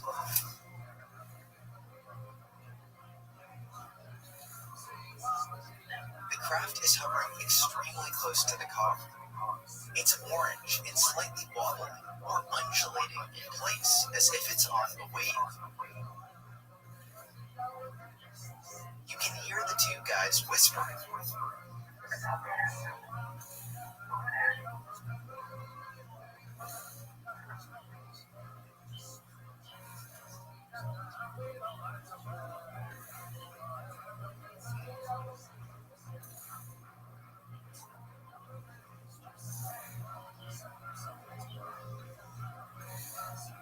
Yeah, that to me is exactly how it was described by Bob. It's exactly like your hand, it's moving the right way, it's the right color, and it's the right shape. So it makes it very. The intensity of the light, there's something very, very bright that is affecting that. The dash is being lit. It's the dash of the vehicle, and the craft is above it. Right. And look at the intent. Here's the dash, and look at the intensity of the light that's going to happen here. Right. There. Those are really. Yeah, you can, and it's fading. You can fade that. You can see that it wobbles. It wobbles. That's the important thing. Yeah, so it does comport with your video. It wobbles, it glows like that, in that color, in that shape. That's wild, dude. Yeah, I mean, that's wild. It's impressive. It is.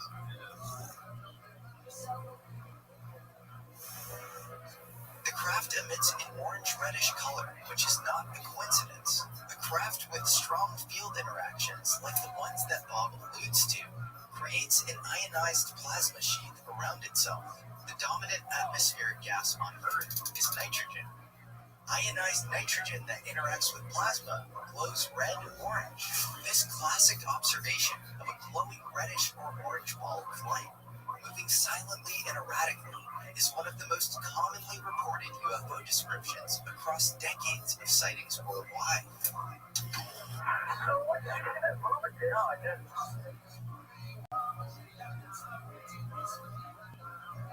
Now I know this footage is grainy, and while certainly fascinating, it's far from conclusive, but it is another fascinating data point.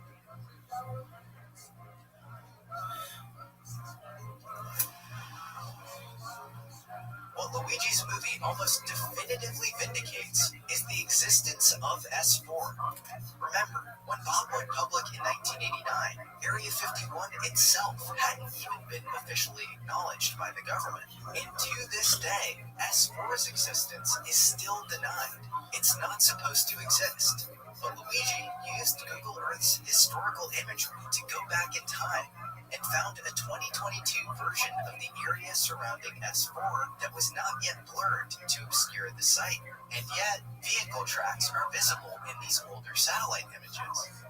You can clearly see the tracks. Look at them going in every direction. And you can look at all the traffic. Yeah. Right? Yeah, that's not one guy driving around. No, that's not one guy driving. Exactly. So, and there's no public out there. So, what are you doing? Luigi also shows Bob a high-quality aerial photograph taken by a pilot roughly 17 miles from Papoose Lake. The image had previously circulated online, but Luigi enhanced the contrast a bit to reveal additional details. And if you look carefully in this version here, where the contrast has been changed, as we zoom, look what you see. Yeah, you can start seeing you see them clearly right there. Yeah, the slanted rectangular doors, yeah. Finally, and perhaps most damningly, the map of Papoose Lake was literally altered 8 days after Bob Lazar went public in his first anonymous video. You heard me right. They changed the map 8 days after Bob started to speak out. And the map was clearly modified in a way that would specifically hide the existence of S4. Bob went public on May 15th, 1989. And he didn't come public. His name wasn't public. It was him as Dennis in silhouette. And 8 days after that, the United States Department of the Interior, who works on the geological maps of the landscape at the test site, where it's Groom Lake, Papoose Lake, and the whole Nevada test site, actually modified all the maps there, specifically Groom Lake and Papoose Lake and Papoose Mountain Range there. And there's a stamp on all the modifications, because the modification was dated 1989. So on the actual small print, it says maps modified 1989, but the stamp of the exact day is May 23rd, 1989, exactly 8 days after Bob went public. And specifically, they are getting just Papoose Lake, so they're removing S4. No, what they remove, the specificity there is the specific thing they remove is there's a road that leads from Groom Lake down to Papoose Lake, and as it leads down to Papoose Lake, the north end of the lake, the road splits off in two areas, to the west of Papoose Lake and to the right of Papoose Lake, where S4 is. They specifically the road to the east of Papoose Lake, and they kept the same one to the west. Which, why would they do that? Why would you suddenly remove the road that goes to S4 And leave everything else. there? That is an amazing discovery. Yeah, and it's there. I mean, it's not like we're not making anything up here. I was very specific. I'm like, I don't want to put anything that makes us look like we're inventing stuff. This is verifiable. You can order these maps. The other thing I think that's interesting is for people doubting the story, Jeremy Coyle and Ross both found a bunch of people who verified Bob's presence at S4, right? I don't know if I think arriving at 51 or getting on the bus or something. That's right. Yeah. I think they found it, but George Knapp also had some people, and they got threatened back then, and they were killed 6 people that were threatened, and basically they never made it forward. George talks about it in the interviews we did with him, and he's talked about it in the past, and he says they all received a phone call, they were all threatened, and they never went public. And for anybody who's a Bob Lazar detractor or doesn't believe this, they have to not believe George Knapp, because why would George lie about that? Well, what's the benefit here? And somebody's gonna say, well, it's because he put his name attached to the Bob story. No, not when that was how. He was still investigating the Bob story, so he said that back then. It's not like it's new information. Well, he was getting a lot of shit. Yeah, he was getting a lot of shit. Back then, it was certainly not a feather sticking his cap. It's something I really want to put a lot of emphasis on because of all the haters out there. This happened when he came out. It was in 1989. It was a different era. It was a different time in the world. So, the people now that think that Bob Lazar is a grifter, or I'm a grifter because I'm making a movie about this or whatever. This happened 40 years ago. I was interested in UFOs 40 years ago, and believe me, I was not popular. This was the most unpopular topic when it came out. It was considered to be so, don't touch that because it's going to ruin your life. So first of all, why would Bob Lazar do that? And then why would George Knapp, a respected investigative journalist in Las Vegas who already was well known and had a good job, why would he hang his reputation and ruin his entire career just to support another liar? Like, it doesn't make any sense to me. So, let's forget those. Yeah, he has multiple Peabodys. He's well respected, exactly as you said, outside of UFOs. Yeah. Did you learn any other details about the guy that had died that you were replacing? Yeah, they had an operating reactor. So apparently, which is also brings up all kinds of other questions to me. Apparently, the reactors in all the craft were exactly the same. So That makes me think of a manufacturing facility. Yeah. That's like a Ford making an engine and it goes in, a bunch of different models. How can all these crafts have the same, the same power system or propulsion system in it? Anyway, I don't want to go off on a tangent, but he had a reactor, so it was probably from one of the other crafts. And why they did this is beyond me. They took it out to the nuclear test site, and they physically cut into a pile of load, and it exploded.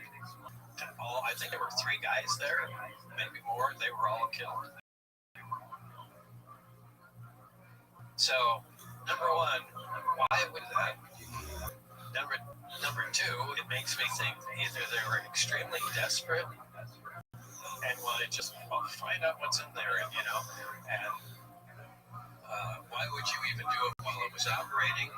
Or extremely confident that they knew what was going on in the reactor, where they could safely cut it, and they had a reason to get in there. But apparently that information never made it back, whatever they gleaned from it, or even their suspicions at the beginning, because Barry and I were kind of starting from the beginning on the reactor. So everything they had done previously was lost. Anyway. You ever learn the guy's name or any details about it? Does Barry have a last name? Yeah, Barry Castillo. It's spelled Castillo, but Castile, I don't know how it's pronounced. Yeah. Have you ever tracked him down after? I think briefly, decades ago, we made it real, because there was another guy that would come in and out once in a while named Rene. Okay. Don't remember his last name, but I mean, at some point, I really put a lot of effort into trying to find Dennis Mariani and Barry, and I think some people did track down Dennis. I think he died not too long ago. Okay. I don't know about Barry, but I was never able to find it. I mean, back in the time I was looking for him, there was no internet. Sure. So you had to go through public records and stuff. And yeah. It was much more difficult than it is now. Yeah. And I know of one instance in which the name Dennis Mariani was corroborated by somebody at Nevada test site, and so I won't go further than that, but because it's not my thing to tell. But you're giving names, and I think some of these people can still be alive, which is pretty remarkable too. Maybe we can track some of them down. They can back you up. I wonder. I mean, they have to know. I'm kind of wondering why nobody else came out. Yeah.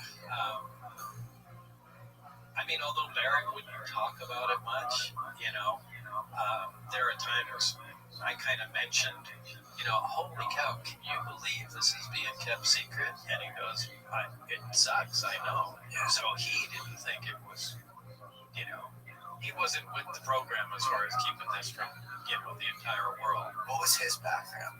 No idea. Okay. But there was kind of a collegial goodwill between you and him. Yeah. And he'd goof around sometimes, which was nice, because everything else was just so rigid and military. So, I'm sure you heard the story where he threw the golf ball at the reactor, and sometimes we just start talking about stupid stuff. So it's good to see a normal person, that just acted like, a human instead of a robot. What happened when he threw the golf ball at the reactor? He was showing me the field. He said, check this out, and took a golf ball, intending to hit the reactor, and instead it bounced off the field and then hit a ceiling tile, which dislodged it and made all the little particles, come down. And we knew Dennis was going to be coming back in 2 minutes, so it was, red alert. We had to, grab the stools and go and reascend and clean it up and everything. And, shortly after that, Dennis walks in and says, what's going on? Nothing.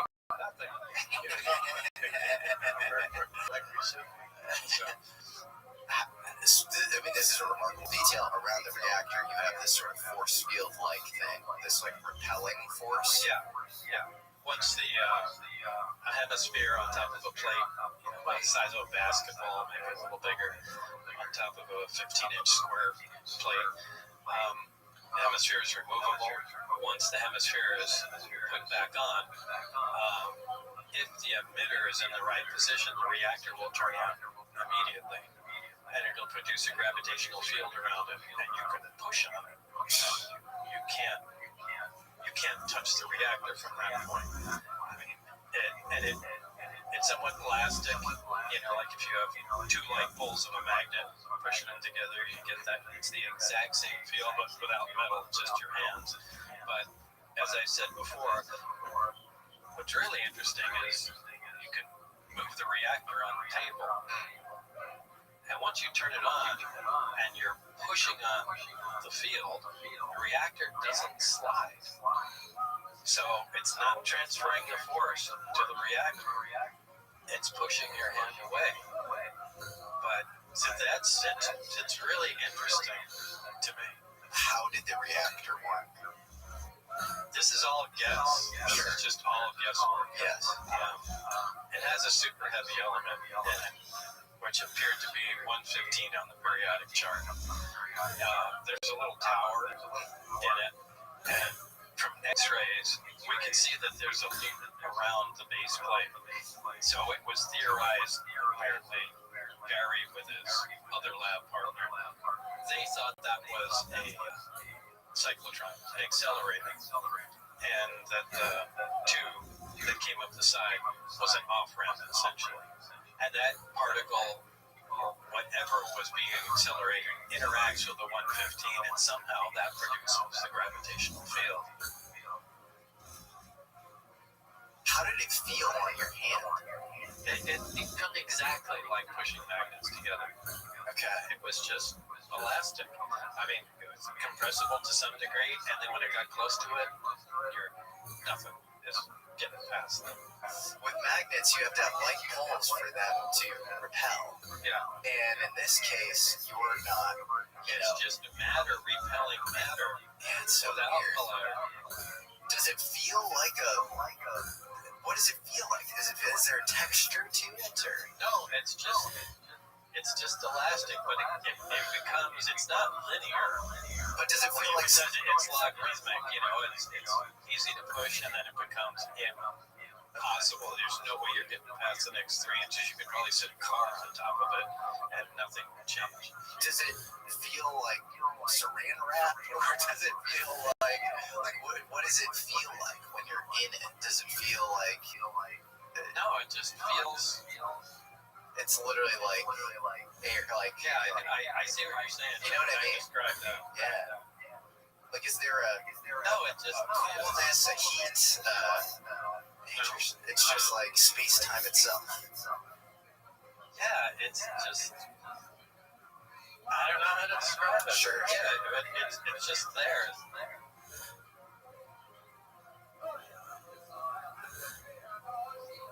I mean, at this point, I don't even think it's gravity. I think this is another completely unique force. It doesn't behave enough like that one. And explain why it's so different. I mean, because at least my thoughts at this point are, I think gravity is just a property of matter, and it's only an attractive force. I'm not sure you can have anti-gravity. Like if it was gravity, maybe he had one of the emitters working, he put a little kitchen candle right at the focal point, and he powered up the reactor, and the flame stopped burning. It stood there in space-time, but I could see the light from the candle. The flame was still visible. Also, he removed the candle and then rotated the emitter. I don't know if it was another direction or more the same way, but it made a little black ball in the air where no light was escaping, looking like a little black hole. But no, you could just tell there was no light at the focal point right in the air. It was just a dark area.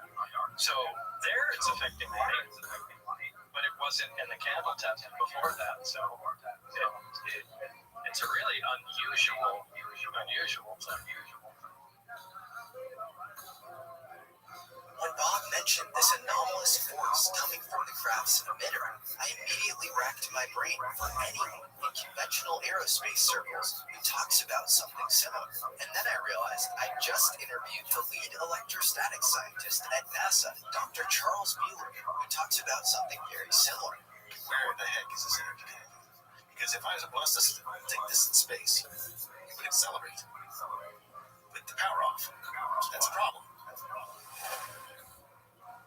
You see, there's a long lineage of people studying gravity control or anti-gravity in the United States. Perhaps my favorite example is mid-century inventor Thomas Townsend Brown, who discovered that when you apply a high voltage to certain asymmetric capacitors, they produce thrust. That's right, propulsion with no fuel, no exhaust, no propellant, just electricity as the input, converted directly into motion. A new model for space propulsion that could eliminate crude chemical combustion rockets forever.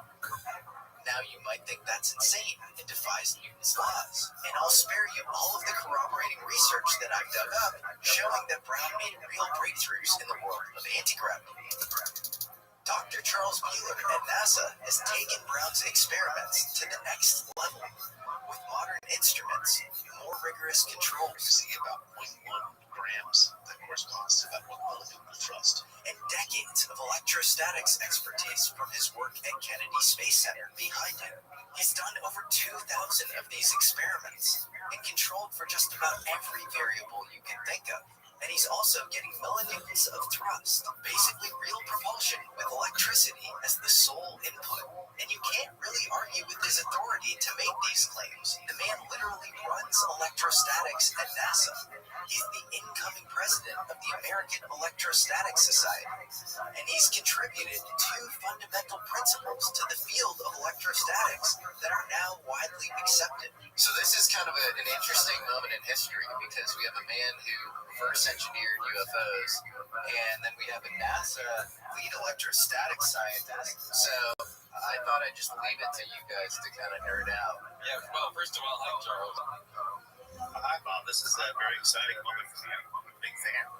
Now, the thing about Bob Lazar is he kind of exists on an island. We've never seen him interact with other highly credentialed engineers in aerospace. And what I've learned after spending time with him is he's actually pretty skeptical when it comes to other scientific anomalies. Man, I'm real interested to hear, your physical experiment setup. Is it a hybrid of your idea and T.T. Brown's, or are you just duplicating one of his experiments? I mean, can you explain to me what it looks like? What's your test setup look like? 2,000 variations. I'll try to do my best. I mean, how is this? I'm sure you've seen the lifter ion motors and stuff along those lines.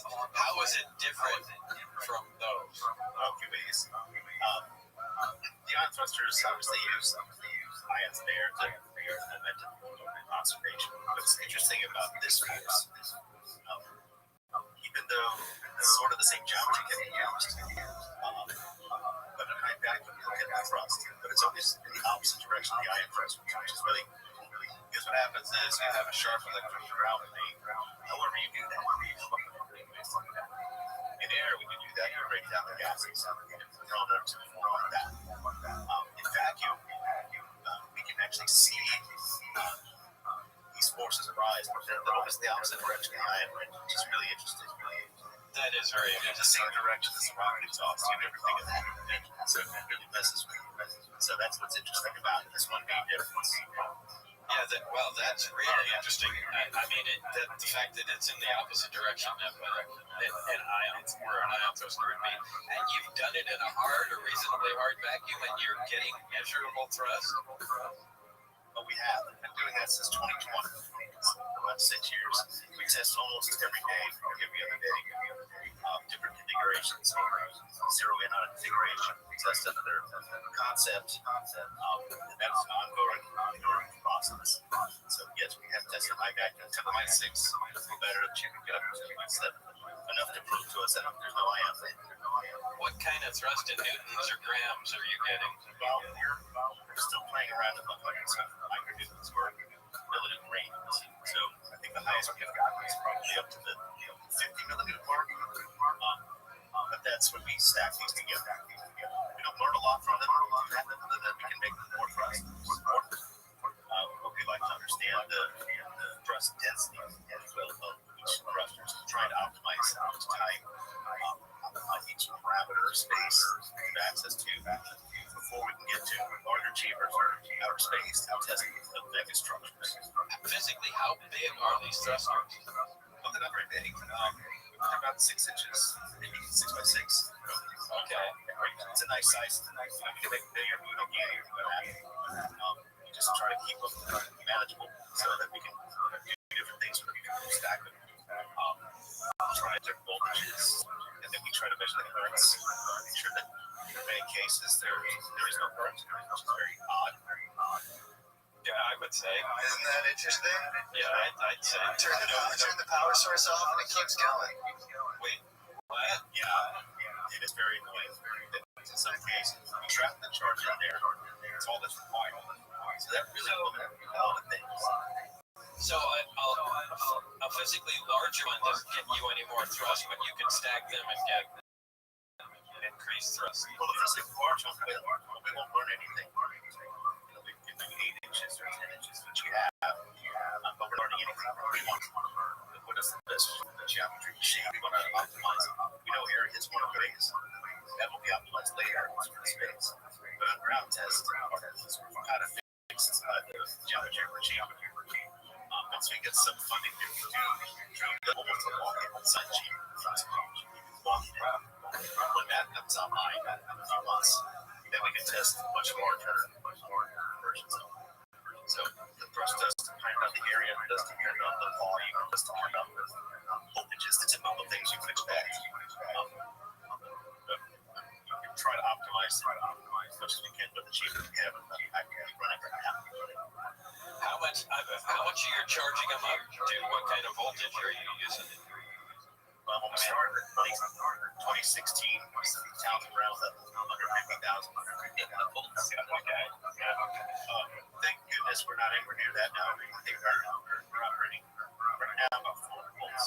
You're at 400 volts? Yeah, so his belief is that it's really Brown thought that the voltage range was, the thing causing the thrust, but Charles' belief is that that's sort of a proxy for electric field strength, and there are obviously other ways to amplify electric field strength at lower voltages, and so he's using 400 volt. Yeah, but I can't.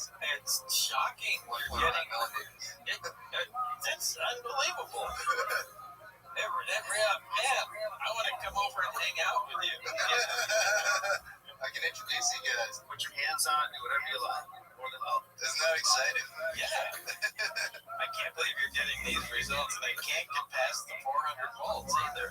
If you increase the voltage, you don't see any change in thrust. Oh, you get more thrust, for sure. We like to stay at 400 volts, 500 volts. We like to stay low. Okay. Yeah. It's a preference. We will average, we'll test them for 25 volts. We start worrying about breakdown. We get above that. These systems are getting much smaller. We don't have access to the higher voltage. It's material properties. But we like the 25 volts. It gets rid of other nuances like the corona wind or anything like that. Right, yeah. All that stuff gets tossed out. Yeah, you're not even ionizing the air. It's nothing. It's nothing. That's why I was so shocked, because all those other effects drop out right as soon as you drop the voltage down that low, and you can get some cleaner data. Then this is really cool. We're converting Bob down to Brown. Well, Dan, thank you for this. Really appreciate it, man. Good to meet you. Good to meet you too. Take care, guys. Take care. That's really fascinating. Isn't that wild? Yeah, it's a little more than just wild. I know, right? Yeah, it is. I mean, that's significant. I think so. It could really be significant. And, the thing is, the first thing I would point out, there's something wrong with your test. Not in 1,500 tests. No. And, when you've gone through it that many times and have done it for this long, Oh, and you've adjusted all of potential parameters and fallouts to No, I can't hear it now. Yeah, you got to assume that the thing's working. But you mentioned DC voltage in the craft, and that's also a Townsend Brown that is high DC. Yeah, it's not just high DC voltage. I even mentioned it on Joe Rogan that I think the material the craft is made from is an electric, and so it always, just like a magnet always has a magnetic field to it, an electric always has an electrostatic field to it. And I think that's certainly something important. Were there high climb rates to the voltage, like you know what I mean, like really high climb, like fast, swinging out the voltage? Oh yeah, without a doubt. It's so fascinating because it's like all the Townsend Brown stuff. It's like fast, high DC voltage, fast climb rates. Yeah. I wonder if that really applies to the craft more than I was given it credit for. I think it does, especially after your conversation with you. Yeah. I mean, now that's making me wonder. It could very well be, again, because of the high voltage on the craft. It's DC, so there's no magnetic field interference. Yeah, right. Man, that's making progress. It might have been so far past this already, but. Well, the funny thing about Brown is he was looking for a power source that was nuclear for the rest of his career. Figured out the electrogravitics, and then he called it a flame jet. Oh, that would have been the guy to have there other than me. Well, I mean, you and him. I just no, you don't go walk off set. No, you and him. I just get in the way. But he'd be the guy to have. And you were given some theories, like there being two gravities, gravity A, gravity B. Was that in the briefing documents, or was this told to you? Actually, I think that was part of what Barry had other lab notes, and I don't know if those were previous documents that he had, but there were lab notes, and this was the direction they were going in at one time.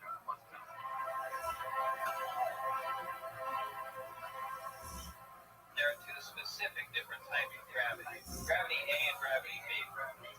Gravity A works on a small micro scale, while gravity B works on a larger macro scale. Gravity A is what is currently being labeled as the strong nuclear force of mainstream physics, and gravity A is the wave that you need to access and amplify and able to cause space-time distortion for interstellar travel. Gravity B is like cosmological scale, and gravity A is like subatomic scale. Apparently. Which it is really interesting, because I remember your kind of OG science tutorial. We were texting about it. Yeah, the excerpts from the original tape that you did. And it's amazing. So it sounds like the kind of gravity A is like basically the perimeter of the atom or what we're dealing with. But again, I'm just repeating stuff that I was told. It's not like I conducted an experiment to verify that. But it is almost a solution to what has been keeping physics stuck for so long. Possibly. Quantized gravity. Right, possibly. Possibly, if in fact that's gravity. Have you ever talked about this? But gravity like fields, and I want to give this to you because you can make sense of it more than me. And we were talking about this last time. This is this guy Burkhard Heim.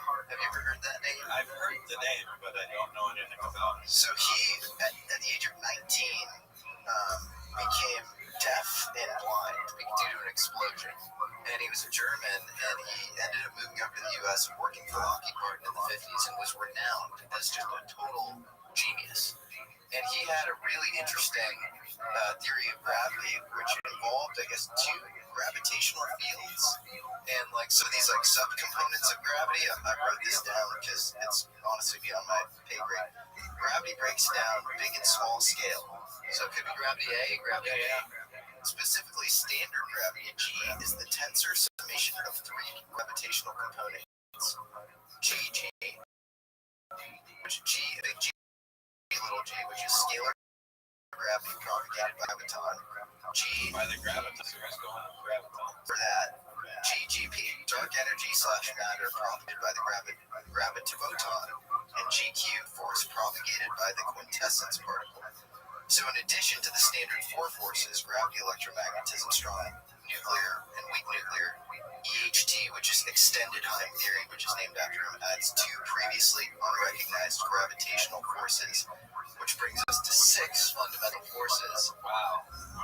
And what I find interesting about that is there's Amy Eskridge is this anti-gravity researcher who actually died in very mysterious circumstances, and she apparently was, at the end of her life, kept talking about the 6th force. That was like a 6th force. 6th force, yeah. 6 forces, 1840. That's what my group has a mathematical equation to physically describe. We have 6 forces. And so I wonder about this book, and there's these 2 guys in Germany who are very high conviction in this extended Heim. I'd like to read it. Well, it's yours. Oh, that's really Isn't it interesting? I'm also on that.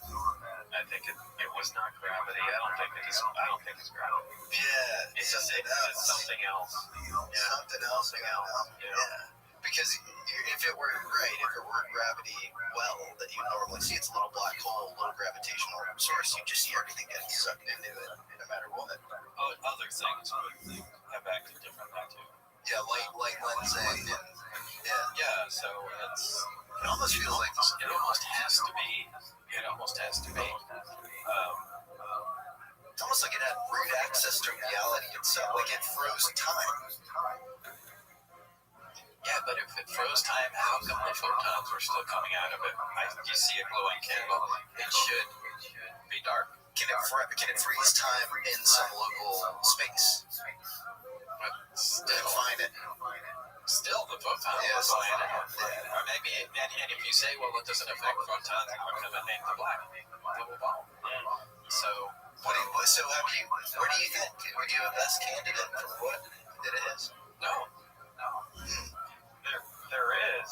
No, that's why I say, I lean towards this is another force, and just stop calling it gravity. But do you think as Barry said, the only thing we know that does this is gravity, so we're calling it a gravity generator. Okay. And it's being created ostensibly due to this proton bombardment of element 115, and then 116, and then you get a decay, and then if in fact all that's true. Yes. It's so interesting.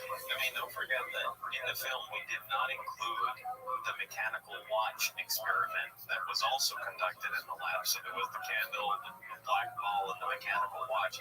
We didn't put it in there just because we wanted to shorten the film. But there was another experiment. Remember, there was like a mechanical watch that just stopped. Yeah.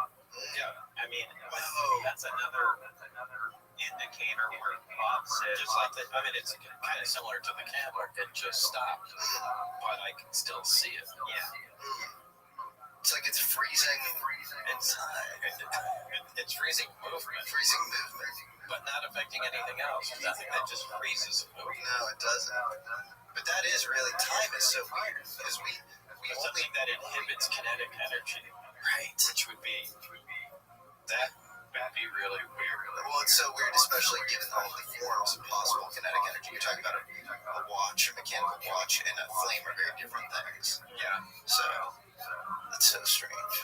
While you were there, did you tell anybody what you were working on? Your wife at the time. No, anybody? You told Gina? Yeah. Okay. Well, I told John Lear. And you even brought them to to see the test. Yeah, because I had the test flight scheduled.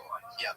So, I know it's a Wednesday night. Yeah, we're going out there. You guys are going to see it. This is John Lear, and today is March 22nd, 1989. We're standing just about 8 miles due east of Groom Lake, Nevada, the super government secret test site. And just a few minutes ago, we saw one of the government extraterrestrial UFOs fly over there. We've all watched it for about 7 or 8 minutes. Right here I have my celestron scope, it's 8 inches, and I had it focused in for about 15 seconds and saw it for myself. And in fact, it wasn't his. There was to see with the camera back at that day. And that was while you were working at S4. You showed them that, or was it afterwards? That was, boy, that's a tough question. That was while I was working. Okay. When you saw the UFO with Gene Huff and John Lear, and you kind of, took them, what was it, Lowell Mesa? No. It was right outside. It was, before you get to the black mailbox. The reason anybody knew about the black mailbox, everybody wanted to know where the road was that we turned down when you come up the highway. It's this first dirt road you go down, but there's no landmarks around there. And if you keep going like another mile or two, there's a black mailbox. So I just said, it's around the black mailbox. Yeah. And that just got repeated, and everybody thought it's a black mailbox road is where it is. It's not anywhere near where it is. When all you guys went up there and you saw the UFO fly, and I'm sure they were just totally shocked, were you allowed back at S4 after that? Yeah, the first time they didn't know we were out there. Oh, they didn't know. Yeah, we only got caught the last time. Okay. So they get, and then never let me back. So after the last time you were up back there, right? That was it. That was absolutely it. You were finished. No, they're backing out. Come on back. Yeah. They were pretty pissed. Yeah. Why did you decide to come out and approach? I don't know, because I was still getting followed. There was always somebody parked outside my house, and I was starting to get scared. And I think that's when I first started telling Gene. I said, hey, if all of a sudden I disappear, I'm working out at the site there. And eventually I told him, he said, why, are you working on secret weapons or something? I said, no, I'm working on this. And, kind of told him, but I don't know, I'm just getting concerned about what's going on. Why do you think they were following you? I don't know. It might just be normal security. Did you take anything from the lab? Well, not at that time. Okay. Okay, later. But that's interesting that they were file that away. But it's interesting that they were following you as if you had done something wrong when you were just showing up to work. No, but I mean, they were still doing. They allowed me in there, and they were still progressing on my clearance. They were still going through background checks, but they really wanted me on site, operating quickly. They kind of let that slide because I had clearance before, so But I think, they were looking at some other things too. Got it. About you personally. About my relationship. Okay. Got it. And so then they were digging into that. It's kind of.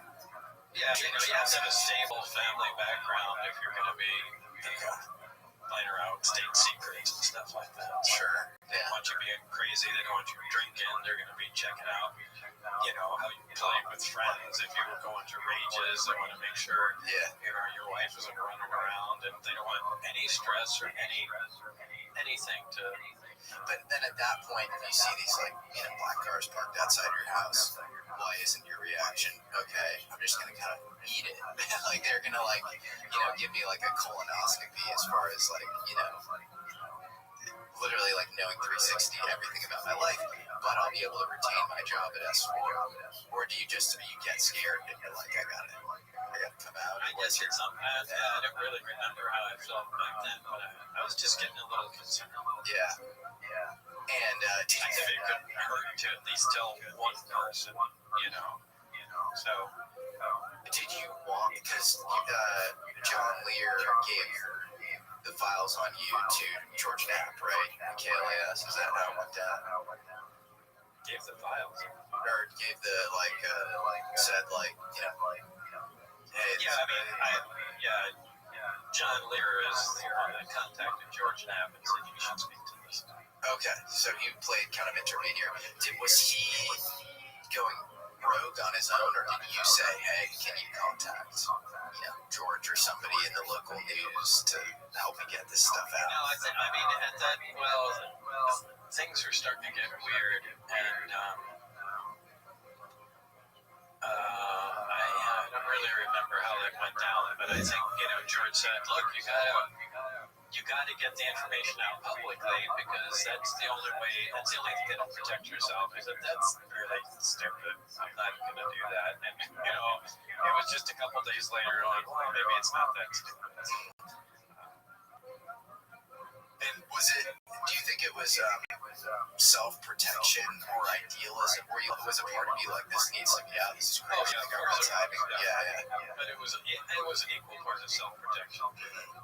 Yeah, no, fair enough.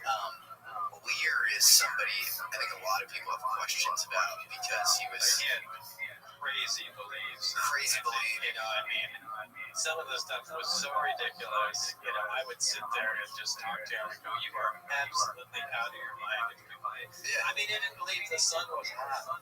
Yeah. He said there are people living in the sun. There's no one living in the sun, John. And said, they built the moon on Jupiter, and that's where they manufactured it, and they towed it into Earth's orbit. What is giving you these ridiculous? Why are you believing this nonsense? Yeah. And how'd you meet him?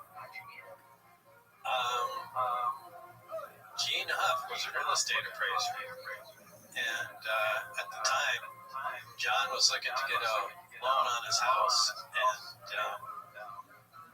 he had been on George Knapp had a show on the record, like after the news, and John Lear had been on there back when he wasn't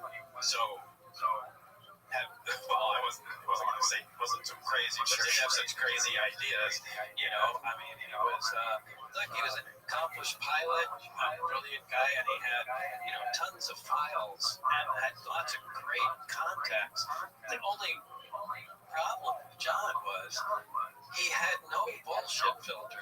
Yeah. I mean, he could have a 4-star general tell him something, and he'll write it, put it in a file, and he'll have some derelict that's walking by his house and go, "I know Jello thinks," and he'll go, "All right," and he'll put them in the same file, and they have the same level of credibility. Going, "What are you talking about?" So he drove me crazy because of that. But he did, earlier on, he was, less exotic with his theories, and, spoken to George Knapp. I had seen it on TV, so had Gene Huff, and anyway, he wound up doing the appraisal on his house, and I went with Gene to help him measure it, and, kind of got talking to John, and that's how we met. He's such an odd character because his father created the first business airliner in the U.S. The Lear jet. Yeah, the Lear aviation. Yeah, Bill Lear invented the autopilot, invented the 8-track tape. I mean, he's radio direction pilot. Yeah. He was quite a guy. He was, and so he had a problem with John too. I mean, John was eliminated from his will, and John showed me his will. Every paragraph said, except, everybody gets this, that, except John Olson Lear, except John Olson Lear. I mean, he was so angry at his kid because he completely removed it. Maybe apple fell far from the tree, as far as aviation engineering prowess or something. But John Lear won all sorts of records as a pilot. He's a very impressive pilot. Credit is due where credit is due. I mean, he had all kinds of world records, and it's just his filter.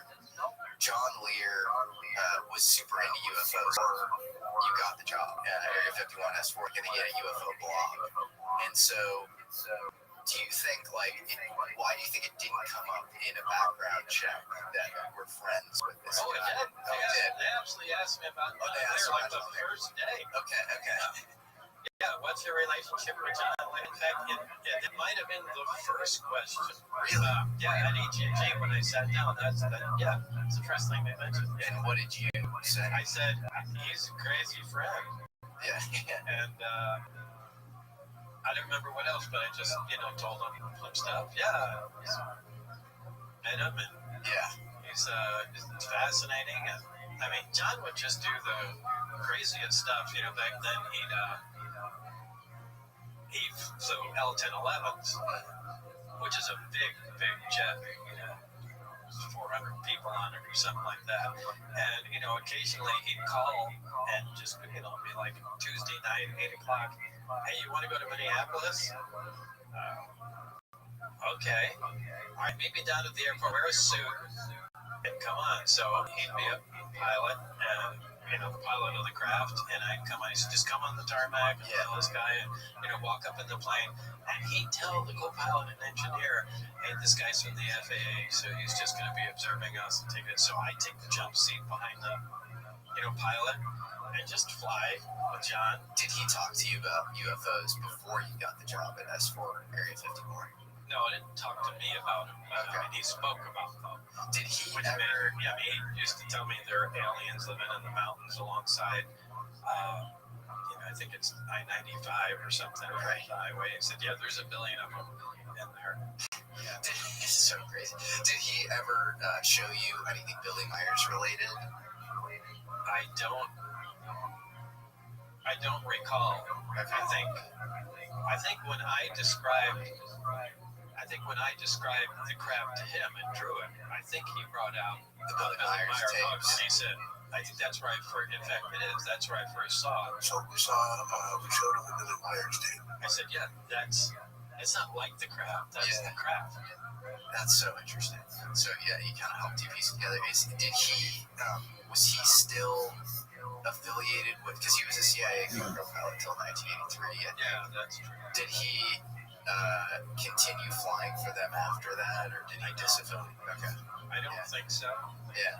Because he's this interesting character to me, because it seems like he has crazy access to Area 51. Like he's like snooping around and taking photos of like F-117s. He even leaks the details of the F-117 to George Knapp, but then he still like knows all the security guards there. So I'm like, what's his deal? Yeah. I mean, I had been out and did, but before the S4 thing, out in the desert in the middle of the night with binoculars and stuff, outside of Tonopah, trying to get pictures of any new aircraft that's flying around. I mean, he was obviously a big aviation buff.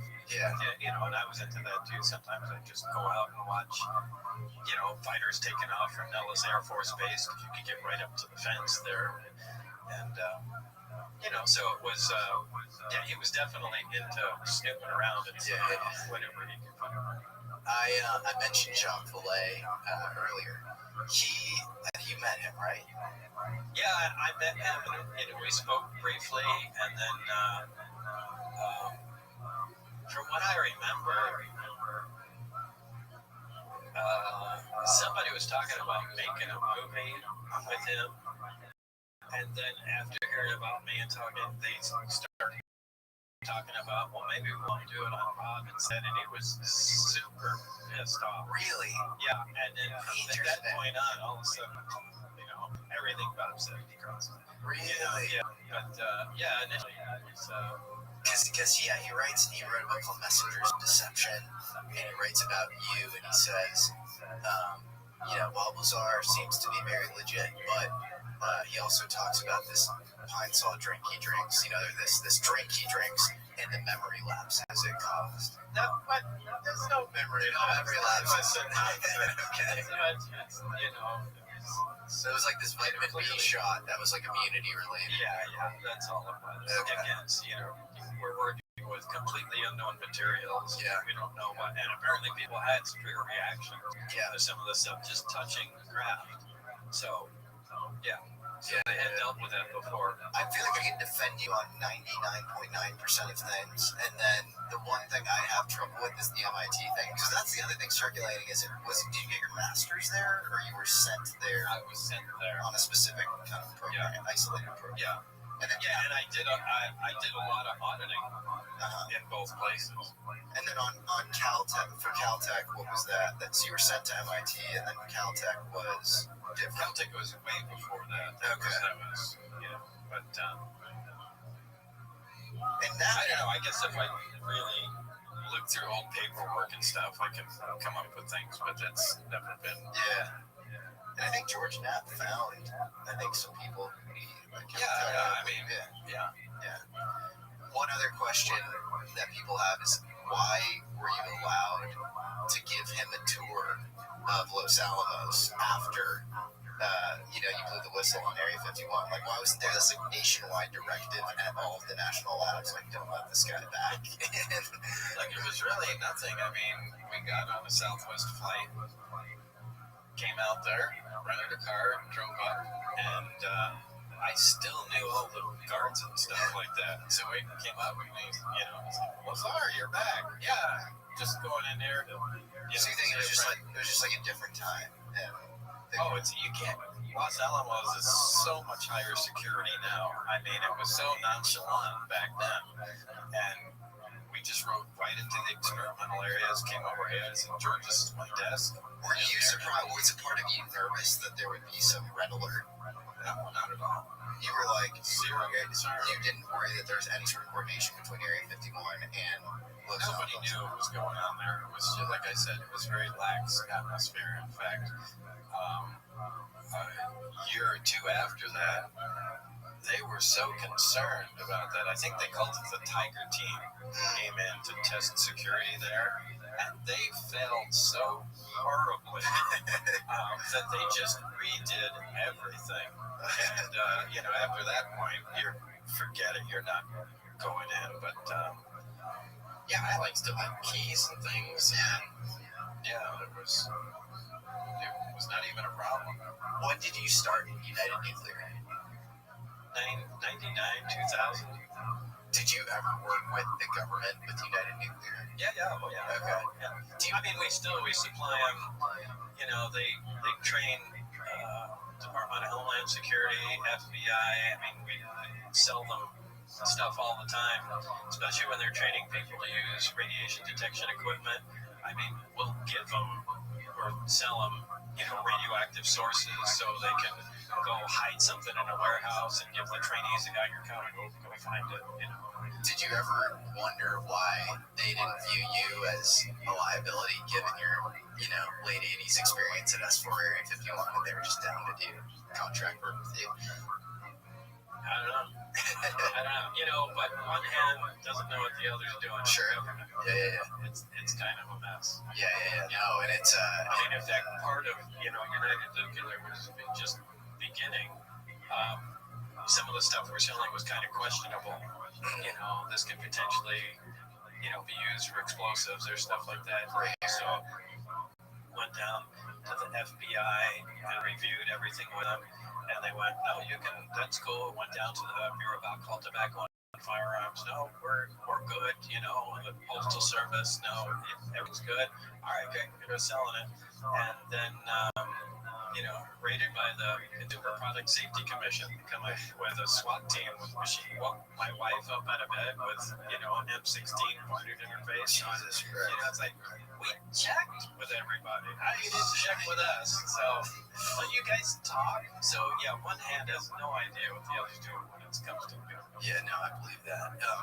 Is there any part of you that thinks that they wanted you to come out and that they wanted some frameworks? Because to your point, it's maladaptive to have this completely shut out from like to have a STEM student who's talented and I guess it's complicated. Why make it complicated and make me do it? Right. Just do it yourself. Put out the high-level framework and say, This whole complicated scenario with this guy coming in and hope that he does something you want. That doesn't make sense. Yeah. There's this John Lear interview where, again, it's impossible to parse what the hell is going on with that guy. Look, I've heard John Lear tell my story. Yeah. And it is so wrong. It's unbelievable. Yeah. It's unbelievable. He inserts himself in there in a position, well, I got Bob, get the job here at this, and I went, what are you talking? It's completely inaccurate. Yeah. And he in this interview, he says, like, Admiral McClellan, who was a Navy admiral, came to me, and he was MJ level. MJ, obviously, the UFO lore would be like the elite, kind of committee that governs this whole topic, came to me and he said, we got to get Bob on the job because we know that we can hide his. It's in some ways it's corroborating your story because it's saying like know he was there. He was at S4. He was working on this stuff. But we need to get Bob specifically because we know we can have plausible deniability because they'll never be able to find his MIT records. It turned out that MP1, the head of MP12, is a guy named Rabbi McCloud. He wanted to get some of the information out because he didn't want to. He thought that some of this information would be out about the need to keep all those people safe. So he decided to try to figure out a way to get it to the public. So he knew that I was a blabbermouth and I would tell anything I knew. They investigated Bob Lazar and they knew that he was a genius. But that he had a background such that they could instantly discredit him. And then I thought about that for a while, and I was like, what is this? And I couldn't even find an Admiral McClellan. And then I've heard that name before, but you have. That's interesting that you've heard it. Yeah, I definitely heard the name. It couldn't come from John Laird, but I don't know. I mean, the thing is, some of the stuff he's saying absolutely can be true, or it absolutely cannot. Totally. I don't know, but I mean, I love the guy. He was a great friend. He just thinks differently. And I mean, it's sad he died. I wish I had spent more time with him. Yeah. But after I moved, it was just impractical. But yeah, I mean, if you're talking about statements John Lear made, boy, it's tough. It's really tough to find out what's accurate and what's not. Decoding the Voynich manuscript or something. Yeah. But he's a complicated guy. So I think, and we talked about this a little last night. Maybe this is an interesting follow-up for this show. Is I think he might have been talking about a guy named Mike McConnell who became NSA director later. But he was involved in some S4 Area 51 stuff related to Dan Barish, whose story I think honestly holds up a lot less than your story. But it's it has to be noted because it's one other guy's mentioning S4. And so Mike McConnell's kind of involved there, and he was a Navy admiral at the time. So I think about that and I wonder if Mike McConnell was somewhat involved. When you came out as Dennis, was that a shot across the bow against Dennis Mariani? Yeah, sure. So you were trying to kind of get it in a little bit? Yeah. What were your feelings towards him, kind of personally? Were you resentful, or were you? Yeah, how'd you feel towards him? I guess somewhat resentful. I don't know. It's hard to tap into how I felt back then. Yeah. Why do you think, and I know, Luigi, you might have some theories here too, why do you think Dennis wanted to meet up with you at the end of this whole saga and then meet up with him at the casino, and then you're speaking to him and Gene Huff is looking and he's just not even looking at you? What is that about? I don't know. I think Dennis really had something to say. And I don't know if people from S4 got there and changed his mind. I don't know if he intentionally wanted me to go out there just to get me away from the house. I really don't know. Because he got back to that.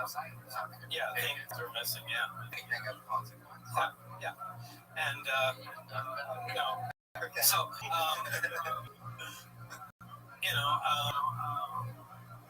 I mean, I don't know. It's all guesswork. Yeah, I mean, when we sat down, even Gene Huff, I spoke to Gene Huff about that, and Gene's perspective to that was he saw Bob walk up to Dennis, and it's an important part because I always think about the fact that Gene Huff was there, Joe was also there. Yeah, but yeah, we all had eyes on him. Yeah, and what Gene said was, well, Bob Lazar walks up to this guy Dennis, this blonde, military-looking guy, and Bob's talking to him. The guy's not even looking at him, and that caught Gene's attention. It's like, if Bob was making that up, what did he do? Just pick out a guy out of nowhere and starts talking? If the guy was a nobody, he would have turned around and go like, "What do you want?" Yeah, he would have been like, "Stop talking." Yeah, no, I mean, I kept saying, Dennis, I'm here, what do you want? What's going on? I don't remember my exact words, but he never even looked up at me. And I just walked over to Gene and said, I don't know what the deal is with Dennis. We both turned around and it's gone. Yeah.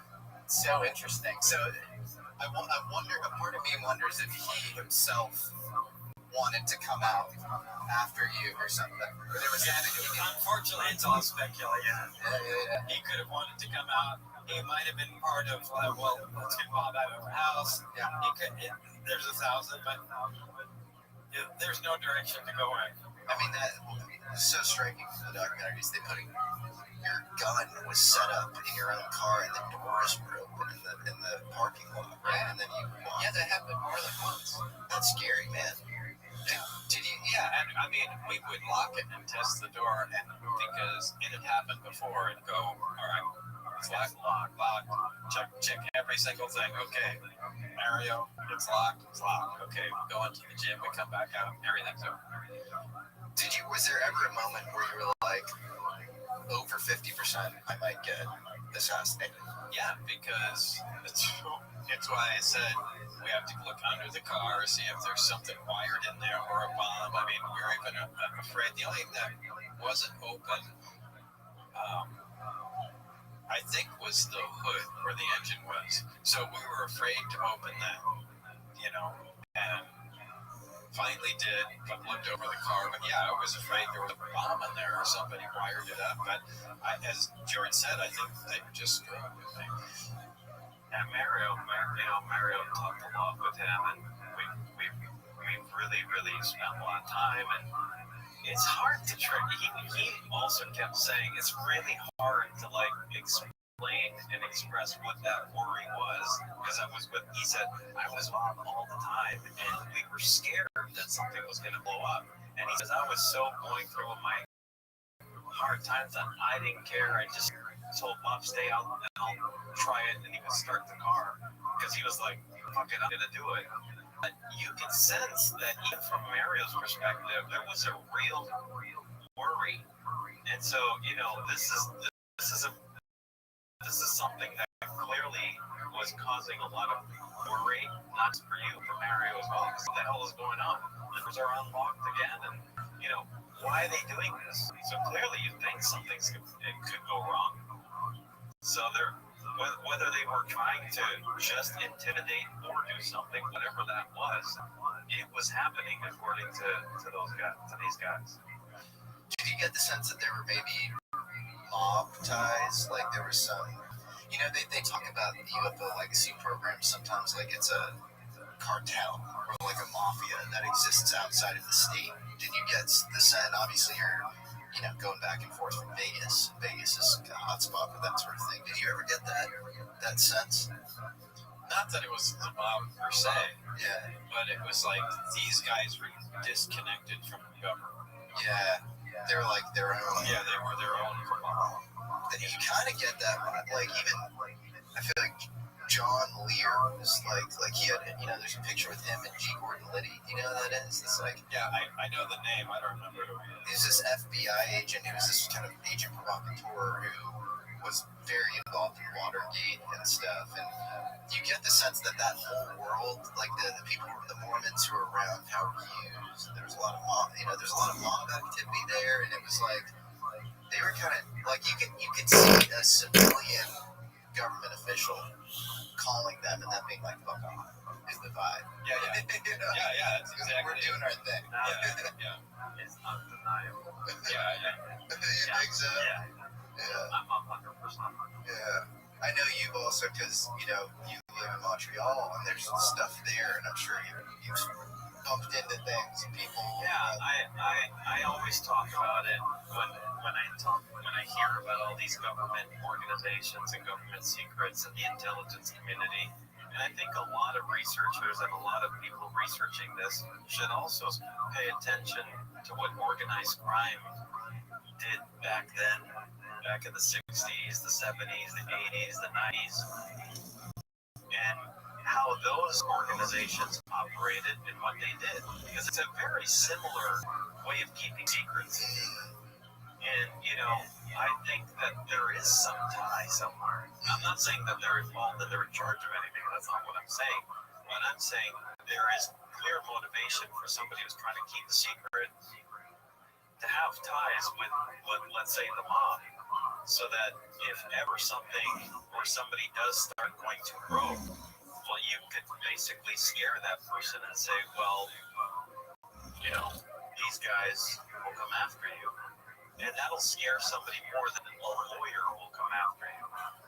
That's right. Well, it seems like they were going after your marriage, and it's all blackmail techniques. Like that's what it feels like. It's compromise systems. You look at they weren't taking the legal angle at all. No, which is really, if you want to enforce something, like that's the way you do it. Which is pretty wild. I mean, you see this stuff with the Epstein thing too, where they're just clearly is this distributed kind of compromise system, and it deals with spooky. So I don't know if you're tracking any of this stuff, but I started looking into it. Isn't it wild? Yeah, it's really wild. And then he says, and it's so widespread. It's widespread, and here's what's crazy: he's interviewed by Steve Bannon, and Epstein is at the end of his life, and he goes, "Why did you put Zorro Ranch where you put it?" And he goes, "Well, a bunch of Los Alamos physicists were retiring, and so they were kind of aging out, and I wanted to speak with them." Los Alamos, which was the high energy lab in New Mexico, was losing all its scientists. Which probably have New Mexico. You hear that? Yes, because the scientists were cut the funding for high energy physics. And you're like, oh my God, Wax is our DOE, Department of Energy Security, and then you realize, Bill Richardson was kind of with the Clintons, and he was the Secretary of Energy, and he's there, and he's just systematically siphoning American nuclear secrets. And then he goes, there's another email where he said, I killed pawns back in the day, or whatever, and he's talking about pawns and fleishmen who are claiming to get cold fusion results. And so it's like, what is Epstein dealing with cold fusion? And then he's hanging out at Harvard with the medical department. None of that makes any sense. Weird. None of that makes any sense. Really strange. I used to drive by that ranch all the time. I lived really close to it when I lived in New Mexico. Yeah. And they always called it the Victoria's Secret Ranch because there were more models there. Yeah, everyone knew that as the Victoria's Secret Ranch. So you would drive by Epstein's ranch and they would call it the Victoria's Secret Ranch. I mean, not right by it, but as you drive up, you drive and see it. Well, you know why they called it that? It's because he was close with Les Wexner, who was the CEO and founder of Victoria's Secret. Yeah. So you would drive by there and they would call it that. And everybody called it that. No way. We drive up to Los Alamos to pick up alpha radiation films that my company did, and we'd come back. But every time we drove out, we passed by it a couple times. That's so nuts. Damn. So what do you do? Because it's also for the people that are disbelieve your stuff. It's like, look at all this bizarre. It's like this cabal is controlling science or something. It's so weird. Yeah, it is really weird. Yeah. It's again, I'll say it. It's just we're just talking about Epstein. It's one guy. It's one guy. It's not just one guy. Clearly not. No, it's not just one guy. Yeah, it's just not. It's not. I mean, he might have been the ringleader, but there's a lot of people. Or he might have been an extension or something. Yeah, it could be. But he was obsessed with the Casimir effect, and he would hold these Yeah. He would hold these gravity conferences, and then the very fact that he said, do you know that for a fact? Yeah, this is all in the emails. This is all fact. There's an old colleague of mine here, Einstein, that talks about Casimir effect. So this old colleague of mine here, Einstein, has this theory of everything in physics, where it involves gauging gravity instead of quantizing gravity, beyond my pay grade. But I find it interesting. And Epstein somehow knew about his theory before just about anybody else did. And so Weinstein's how was Epstein so tied in with the Harvard math department? Do you think it was just his hobby or something, like science was his hobby and he just had money, so he had the ability to connect to these?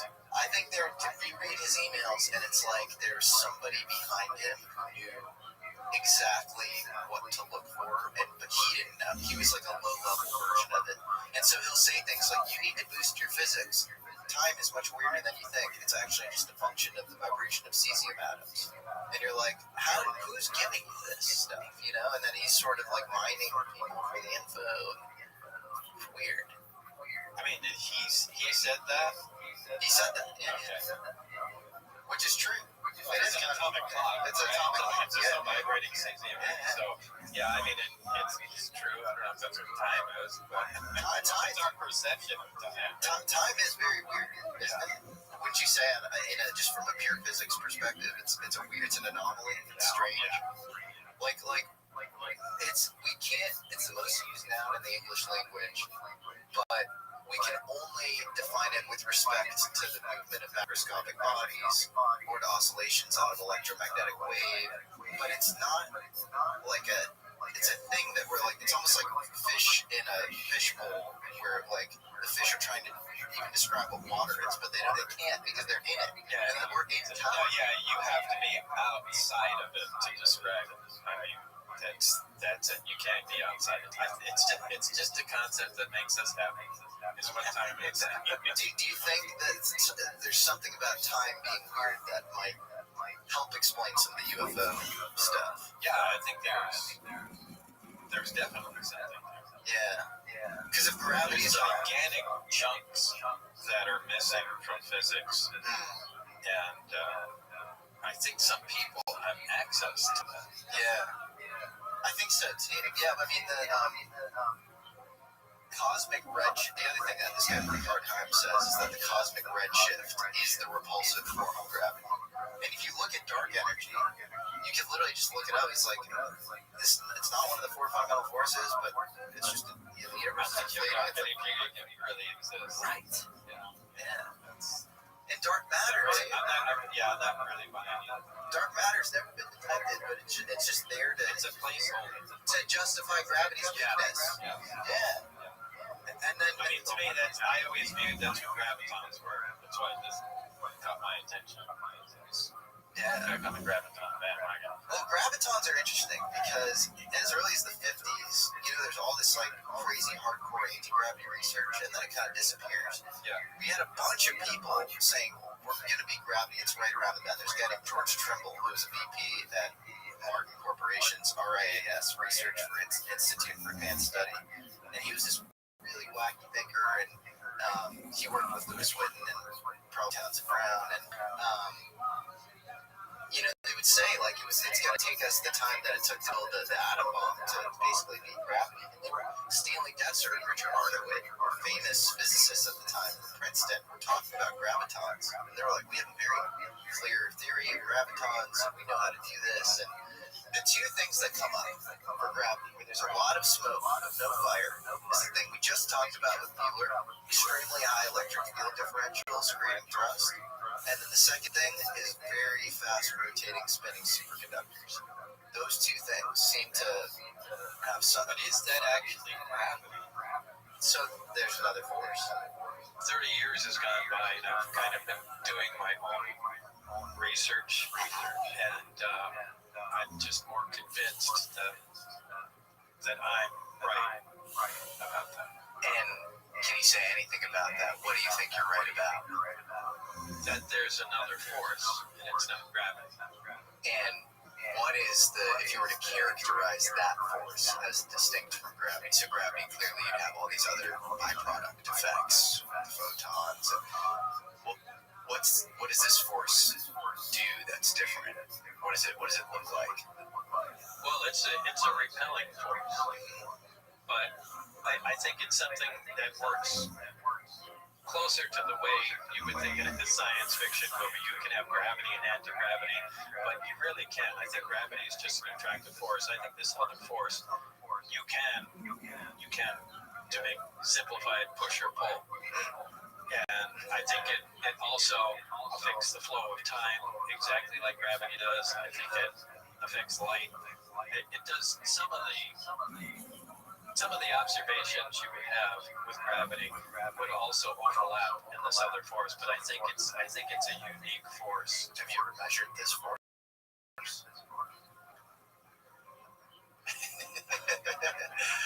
Next question.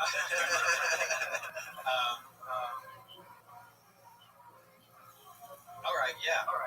You have? Yeah. How have you measured? No, there's no follow-up. Okay. Fine. Is there anything kind of high level that you can say as far as the goal of your research, post the experience? Like, what would you Just love to to duplicate do? anything. Just to duplicate anything. Okay. I'm sure I can. You think you can? Yeah, I'm sure. Yeah. You feel confident? I'm 100%. Yeah, I'm going to. Yeah. Have you already gotten some interesting results? Yeah. Okay. That's why I'm 100% confident. Yeah, the thing is just to scale stuff up. Yeah. Okay. What do you hope your legacy is? So, like, in 200 years from now, the kid. No one's going to know who I am. I don't think that's right, man. Think about it. Like, if there are these, this lineage of technology that is completely separate. Am I not going to be overwritten by people? Look, there's other Balthazars and things that are going to come on. Look what's happening. All the people that came out since then. There's going to be other people.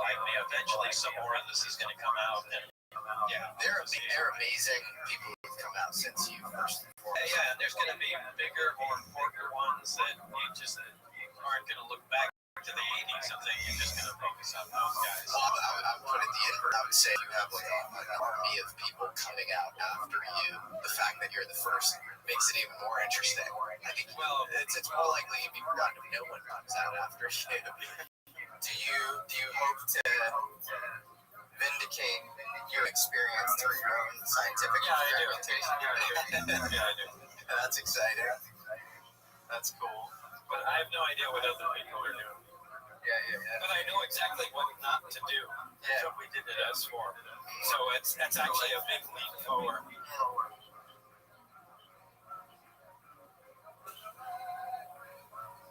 And you saw one hanging up against the wall. Yeah, it was sitting on the wall, and there's actually an error in the movie. It has one hole in the rim, not two. But yeah, there was just a hole with bent out, clearly bent out, as if it was shot from the bottom. Why do you think? Oh, it looks like a shot. Yeah. Interesting. So do you think it was shot with like a kinetic weapon, mechanical weapon? No question. Wow. And do you think it was a human weapon that shot it? I don't know. It looks like something we would have done and stand it up, shoot through, and see how we can penetrate this material. Wow. Have you ever heard anything about like electromagnetic pulses and UFOs and them taking out UFOs, taking them down, or anything? Well, that was the other directive of the project. It was directed at it. Well, yeah, it depends what you're talking about.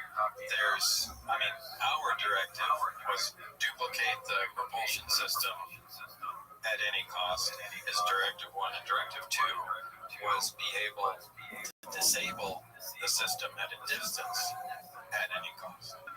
Do you think that's somewhat directed energy, but then there's also Project Sidekick, which is a weapon. So that's also directed energy. So it kind of depends where you're going with that. I guess, had you heard of any UFOs prior to that getting shot down with directed energy, with electromagnetic pulses? I think the only thing I've heard prior to that was stories about the Roswell craft getting hit by lightning, crashing or something. I think it's the only thing. Are there any of these stories, like do you think that Roswell happened? Are there any of these stories you lend credence to?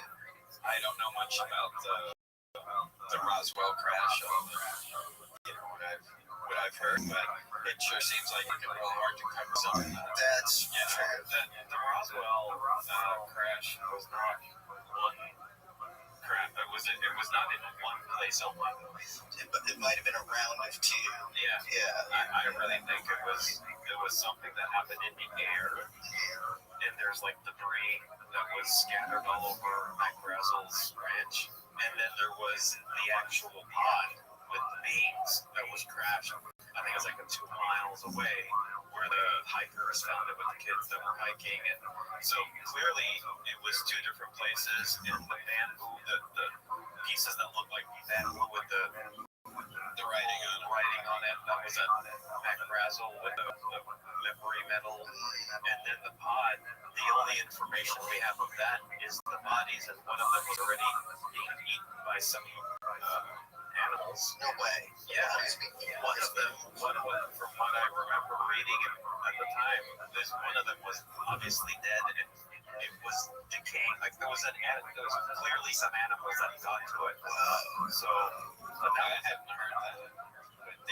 But the only thing I remember about that was Jesse Marcel was the officer, right? And he said when they came to take pictures, or the pictures they took, he said that wasn't the stuff that we found. Whoa. What general ramming? He said, they replaced it with. He said that's not what we found. Well, that's the guy. And there's that iconic photo, and it's him with this like tinfoily weather balloon. He claims that the material was right off to the side. So he said, that's and his son, who's an Air Force flight surgeon, said that he took the material home and he played with the material. Which is crazy. On the kitchen table with his wife. And here's what's weird stuff gets even crazier. In 1949, there is a contract between the Battelle Memorial Institute and Wright Airfield, which turns into Wright-Patterson, which is where the wreckage, the Roswell wreckage, was rumored to be taken. And it's like around alloys, like titanium, different titanium alloys, and this titanium nickel alloy. And nitinol, as you know, is basically memory metal. And nitinol was classified, essentially, it showed up in a Navy lab in the 60s. And that's what Jesse Marcel describes the material as. Yeah, because that's really indestructible stuff. Yes. And I remember him saying, we whacked that as hard as we could, right? And it didn't bend. And they tried to memorize it. They tried to cut into it. And it just goes back into its original shape. And I just actually interviewed. It's one of the, you can take the metal and flex it 1,000,000 times, and it doesn't crack. That's what they use that in artificial hearts, because you can keep flexing and it just doesn't wear. It's wild. And then you have Philip Corso saying that helped dole out a lot of this material, made it into the civil sector because of his position. He was, Pentagon's foreign technology desk or whatever chief. And so you have this contract from 49. Nobody knew what nitinol was. And then in the 60s, it appears in public randomly at a different lab. It's interesting. It's really interesting. I never heard any of them. And I just interviewed a guy who was a witness, actually, of the Varginha crash in the 1990s, 1996 in Brazil. And he says the same thing. He says he held the material in his hands, and he would kind of mess with it, and then it would go back into its original form. So, did you ever experience anything like that with the material that would go back into its original form? Did you hear anything about that? No, other than working with nitinol. Yeah, but you did work with nitinol. But did you work? You didn't work with it. No. Okay. So you didn't hear anything around that there. No. Did you hear anything about any other materials? No, that's material science. We're not allowed to know that stuff. Oh, okay. So that was a whole other. Interesting. Yeah, it's really stupid. And you saw a photos of an alien autopsy, right? Yeah, if in fact that is true. Do you think it was part of the briefing? What did the photos look like? I guess if you want to call it a gray, something small. It had a T cut in the chest, and there was one single organ removed from the chest. Was that kind of a visceral experience for you? Was that kind of gnarly, or were you like, No, at this point I'm going, what am I looking through? It was just kind of glancing through. Right? Give me a break. There were rumors that the program was going to maybe move to Indonesia or Southeast Asia when you were leaving. No, they were anxious to move the project out of there completely. And ideally, they said they would have loved to go out to the South Pacific, maybe Kwajalein Island or something, but they said the expenses would have been so great, it's just impossible. But they just wanted to get away from ice. It's just too close to things. If you had to guess, do you think that the program is completely out of Area 51 in some foreign place now. Yeah, I don't believe it's that. That would make sense. Yeah, I don't believe it's that. I think that moved way long. Yeah. And you discovered element 115, right? It wasn't discovered. It's something Barry and I were working on. Okay. So, I mean, you can't really say I discovered it. Okay. You know? Oh, I thought your contribution was that you It's our contribution. It was what I was doing. Okay. So, yeah. But I can't say it was just me. What tech? But it was the, God, what the hell was it that we were using? Oh, atomic absorption spectroscopy. Atomic absorption spectroscopy. Yeah. And you did that. Yeah. I mean, we had the equipment too. We also had to do X-ray diffraction too. Wow. And yeah, it was Barry was much more familiar with the equipment. But you don't know the exact isotope. No. Did you know it at one point? Like when you discovered it? Yeah. You did? Yeah. But you forgot the... Yeah. Because that would be... I know, it would really help. It would also be a Nobel Prize for you. It would be like, oh my God, they figured out like a new isotope at that level. No, but I'd have to be able to produce it. Sure. You know, Right. So it doesn't matter. Yeah. I mean, but the lab in Darmstadt, Germany produced, a few atoms of 115. So, I mean, they discovered 115. Yes. So, I mean, they made it. We recognized it. Yeah. So, but if you... I don't think it would help you because it's not like, the way we try to synthesize, new elements is, taking ions and smashing them together and it's whatever comes out. It's not like you can go, we're going to make a specific isotope and make it all stick together. It's just like, it's the old smashing the Swiss watch against a concrete wall. Well, look what came out. That's it. If you possibly took a little bit from them, could you do some of those techniques and do it? You could, because you don't have... You need the equipment. I mean, you need the equipment, like, accelerators and things. That's... So you don't have... like that. So you wouldn't have the stable isotope then? Or you do? Or maybe you... Well, I don't have it at my house. Okay. But that's what you're asking. But did you at one point maybe take it? Yeah. But then...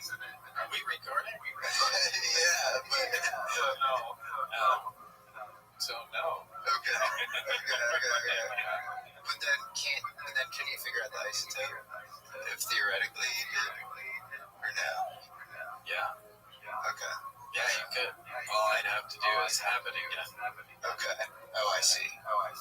That's a bummer.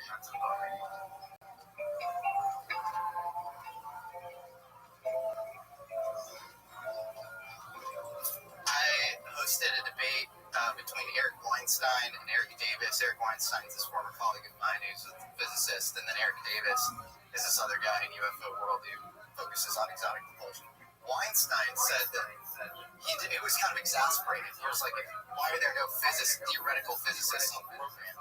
But you talk about theoretical physicists on site at S4. Oh, for sure. I think they were exhausted. And I think they kept going over that road and never got anywhere. Interesting. And they were looking for let's just do something out of left field and see what we come up with.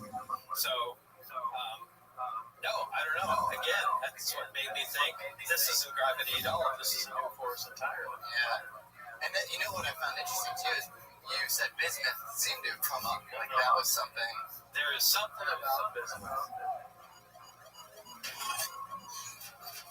You might be starting to notice a through line starting to emerge in this conversation, and it keeps leading back to the same place. To put it bluntly, Bob's work at S4 looks a whole lot like all of the documented knowledge we have on anti-gravity experiments done in the last 100 years. Now again, these claims don't lie in the realm of conventional proven science, but while there's no proverbial fire, there is a whole lot of smoke around. I'm talking not only of the experiments of Townsend Brown, but of Eugene Pokletnov, Ning Lee, and others. And one single element might tie all of these stories together. Bismuth. There's a reason why Bob Lazar kept hearing about it at S4.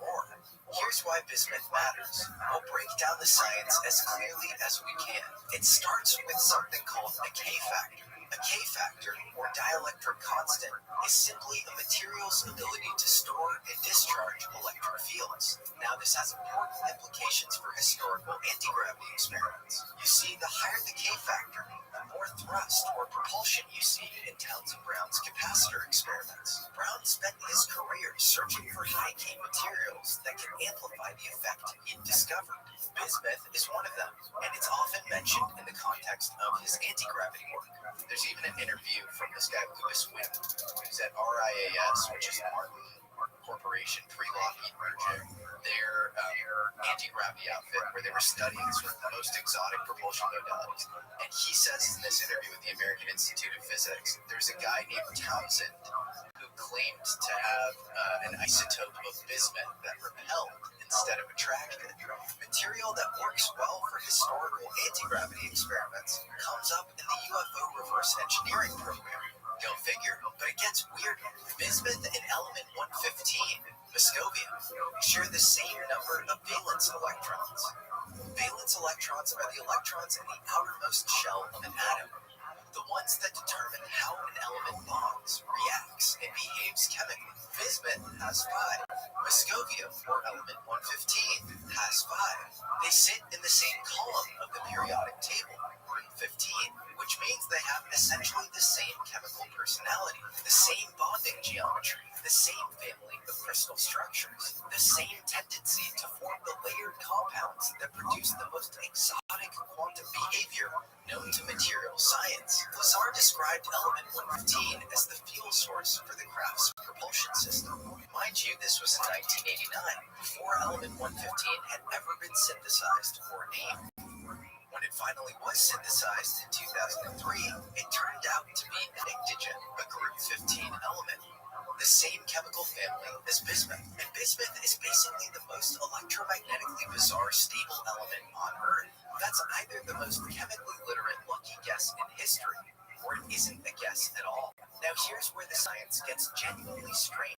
Bismuth is one of the most unusual elements on the periodic table. Most high K materials are passive. They sit there, only charge, and do nothing else. Bismuth is different. It fights back. Expose bismuth to a magnetic field, and instead of being attracted the way iron pushes towards a magnet, it pushes away. This property is called diamagnetism, and bismuth has more of it than any other stable element on Earth. Not slightly more, dramatically, anomalous, inexplicably more. The reason lives inside the atom itself. Every electron does 2 things simultaneously. It orbits the nucleus like a planet around a star, and it spins on its own axis like a tiny top. In lighter elements, these 2 motions barely register each other. But bismuth sits near the bottom of the periodic table at element 83, one of the heaviest stable elements that exists. And in super heavy elements, something extraordinary happens. The electrons in the outer shell move so fast that they enter what physicists call the relativistic regime. They're traveling at a meaningful fraction of the speed of light. And when something moves that fast, the universe starts playing by different rules. At those speeds, Einstein's physics takes over from Newton's. One consequence is that these screaming, hurling outer electrons generate a powerful magnetic field just from their own motion, and that magnetic field slams into their own spin. This is a process called spin-orbit coupling, and in bismuth, it's ferociously strong. So strong that bismuth's electrons become, in a sense, magnetically self-aware, generating an opposing field in response to anything applied to them from the outside. So that's why bismuth has anomalous diamagnetism. The electrons aren't just passive, they're pushing back. The most amazing thing is leaning into it, putting all your force on that. Nothing moves on. When the reactor's off, this also makes bismuth a natural topological dopant, meaning when you introduce it into certain crystalline materials, it induces what physicists call topologically protected quantum states. These are electron states so geometrically locked into the structure of the material that they can't be destroyed by disorder or impurities. They are, in a very real sense, protected by the shape of reality itself. Element 115, with the same 5 outer electrons as bismuth, would have dramatically stronger relativistic effects, and it would theoretically be an even more powerful topological dopant, best hosted, physicists predict, in chalcogenide crystal structures, which happen to be the exact crystal family that bismuth-based topological insulators already prefer. Same column, same electrons. The dial just turned up to a level we've never engineered.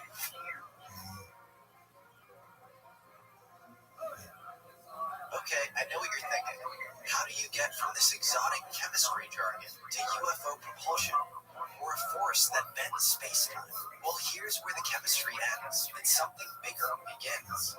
In Einstein's general relativity, energy and momentum in all forms, including the energy stored in fast-spinning relativistic electrons, technically curves space-time. Every electron is, in the most literal physical sense, warping the fabric of the universe around it.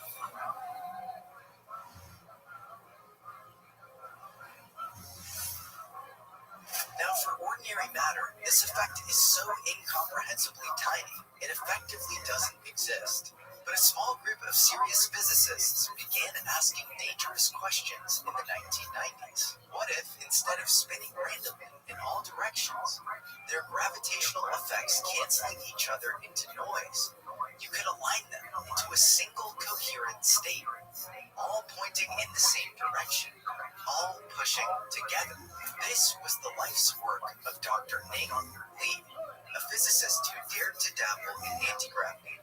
More specifically, she worked in gravitomagnetic theory.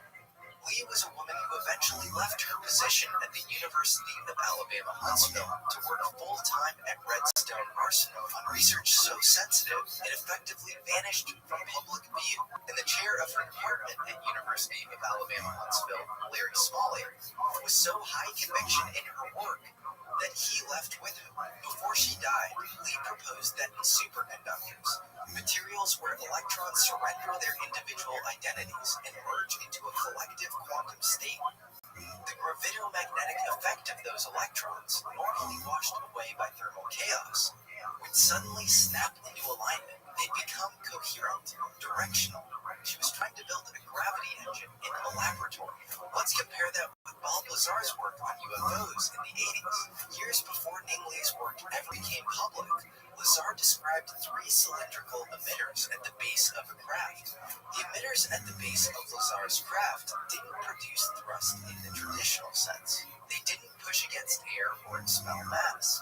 They generated a directed alteration of the gravitational field itself that the craft would then just fall into, not propulsion, geometry. The craft didn't move through space. It literally bent space, and space carried it. That description, organized field-generating devices producing a directional gravitational effect by aligning and focusing a force that normally cancels itself to zero, is structurally almost precisely what Ning Lee was theorizing in a laboratory thousands of miles away.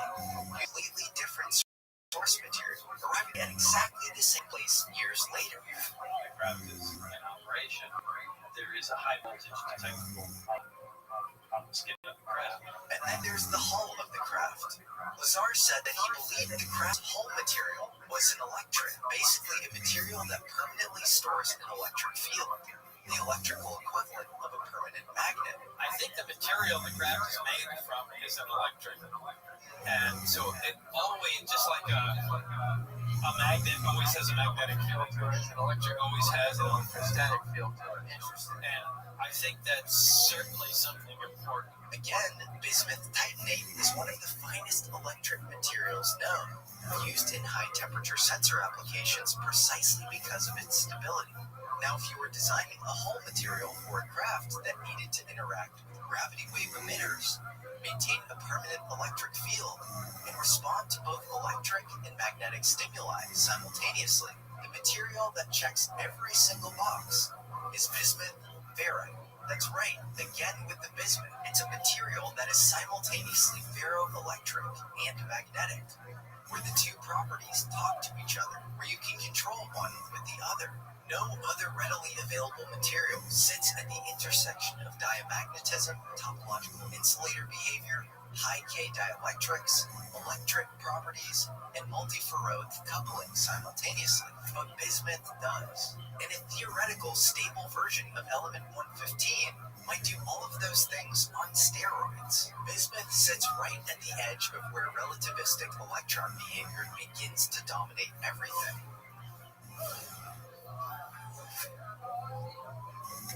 By the time you get to Moscovium, you might have full-fledged space-time engineering. And then what's really interesting is Gary Nolan has this magnesium bismuth piece in his lab at Stanford. You need some sort of motive to, in certain cases, heavier elements create isotope ratios. They just don't find it. It doesn't make any sense. And then the thing was found alongside an observed anomaly in the sky in a crash, and it was in the 50s or 60s. One of which was literally a beach in Brazil, Ubatuba. And the similarity between Brown and Bueller's anti-gravity and Lazar's sports model don't stop there. Brown would use DC pulsing and kind of high climb rates of the voltage. So the voltage would be a steep climb rate where it would increase very, very sharply.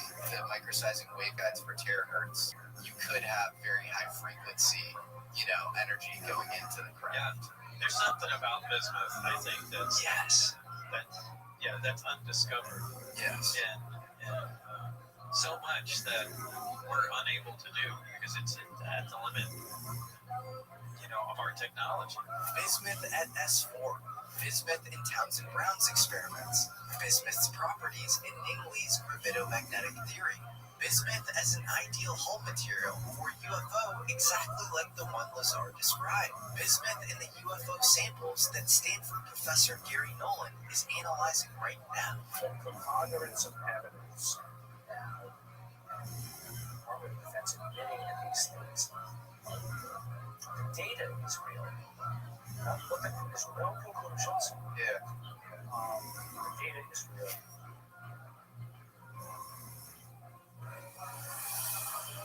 There's so much more than there was 40 years ago. Yeah. I mean, all these guys are at the cutting edge. All my information is so old and probably outdated.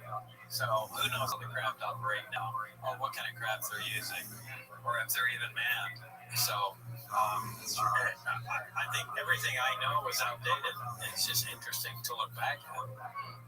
I don't take any money from this stuff. And as far as attention, I hate fucking attention. I don't like being on shows. I just want to kind of hide in the corner and do my own thing. So I got enough hugs when I was a kid. And do you feel like on the first Rogan episode, you had migraines? Do you feel like you've suffered, like your anxiety levels are higher than they would be? I've had 5 heart attacks since I was on Rogan's, and my arteries are clear. It's all stress. I'm sorry. I just had shingles all through my face. It almost made me go blind again. It was from stress. It's it's just shit just wears you down over time. I hope you know you're loved and appreciated, and you should be able to just zone out the world with where you're at in life right now and just enjoy the fruits of this That would be cool. I am so hoping to be able to retire at some point where I don't have to deal with insane customers or I can just sit up and read books like this. I think that time is very, very soon, and I think it's the best use of your brain power too, because I want to. I'd actually like to get back into this stuff. That'd be amazing. Well, I'll send you interesting people. I'll consume everything. I love it. Oh yeah. Be careful what you wish for. Well, Bob Luigi, this was a total honor. You should be so proud because I know you were into this stuff I feel very lucky when people say, like, oh, like, you should feel vindicated. They'll say that to me, and I'm like, what the fuck are you talking? I was like, I got very lucky with the timing of, like, when I got into this stuff. But truly, I speak to you, and I'm like, oh my God. Like, there are people like yourself who have been into this stuff for decades in a totally thankless way. Like, not only thankless, but less than thankless. Ostracized, exiled, laughed at constantly.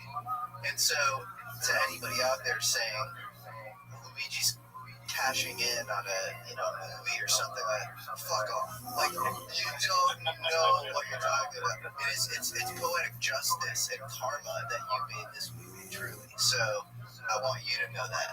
I appreciate that. Yeah, man. Did you ever think that we'd be here now? That, like, we'd be, on our podcast, watching you on Joe Rogan with Bob yesterday. When you guys were talking, I was reading a message from my sister, Veronica, who's been... It's hard for me to see it that way because you can't imagine everything that happened. And for me to get it from her is like the biggest success because I put her in danger because of this, and I didn't know if it was going to work. I still don't know where it's going, but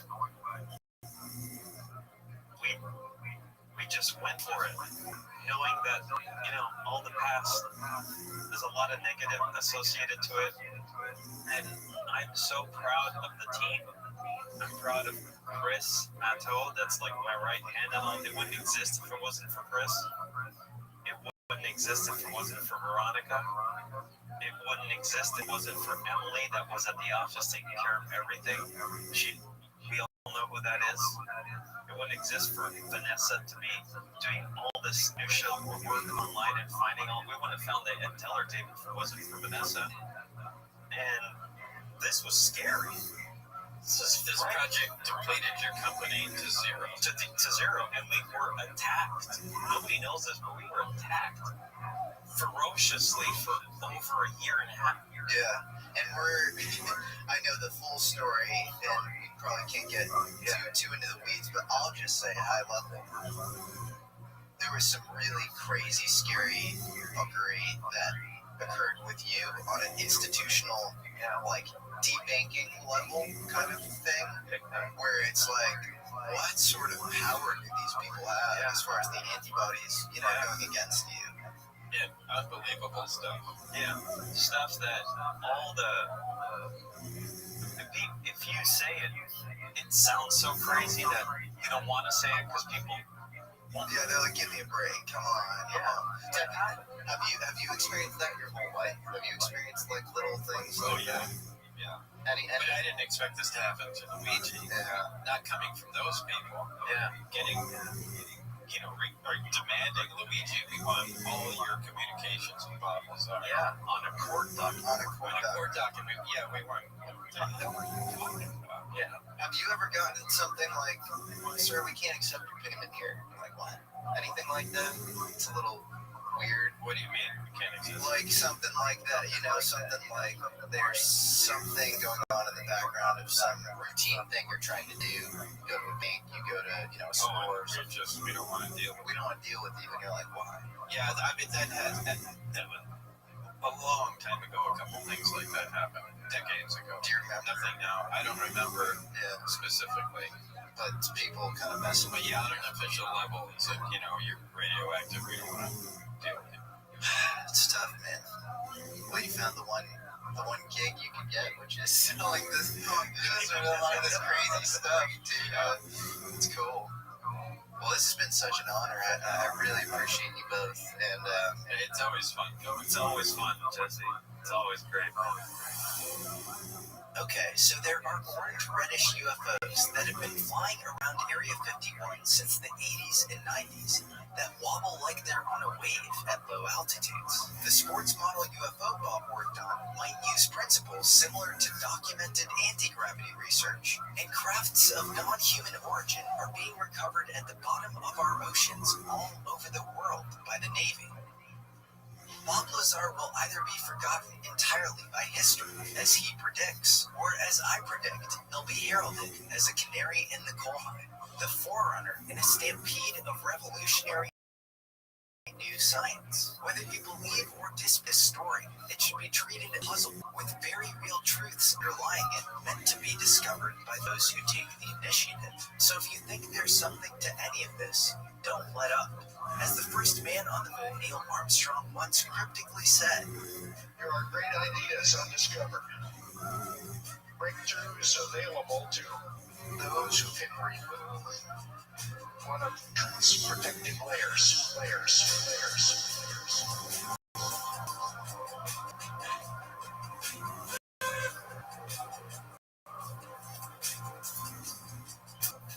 if you're still watching and you made it through all of the exotic UFO science, you're one of the first to hear about this. We just dropped a new limited merch collection. 2 tees, one off-white, one vintage black, plus hat. The design has a timeless retro future feel. You can wear it every day. If you've been watching the show lately, you've probably already seen me wearing it. This is a limited run, so when it's gone, it's gone. Head to AmericanAlchemyMerch.com to grab the Believe drop today. And while you're there, the Cowboy UFO tee is a fan favorite we always keep in stock, along with the Atomic Age design. Thank you all so much for following and supporting the show.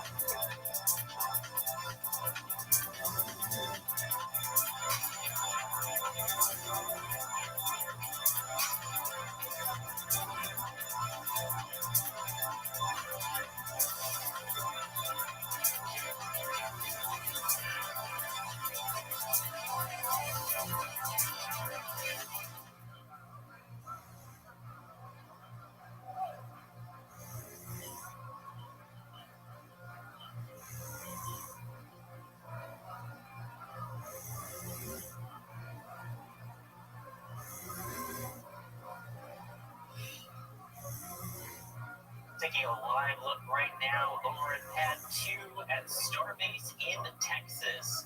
As you see the trucks and everything rolling by, we are getting that much closer to Flight 12. Of course, we have some exciting news regarding the launch license, but you may notice something was kind of missing from that picture. The rocket, they're supposed to launch in a couple days. Can they do it? We'll talk about it on today's Countdown to Launch. And here we go.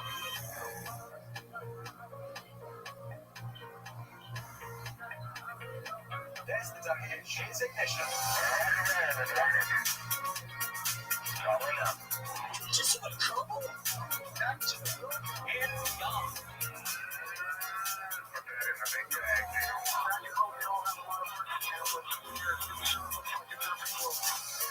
Propulsion continues to be normal.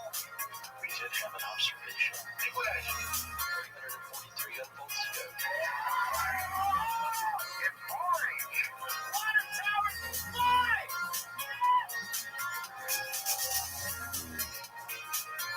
Bingo. Where's chocolate? There it is. Surreal. That's not what we want to see. Oh my God. Yeah, keep it. We don't need any more of these.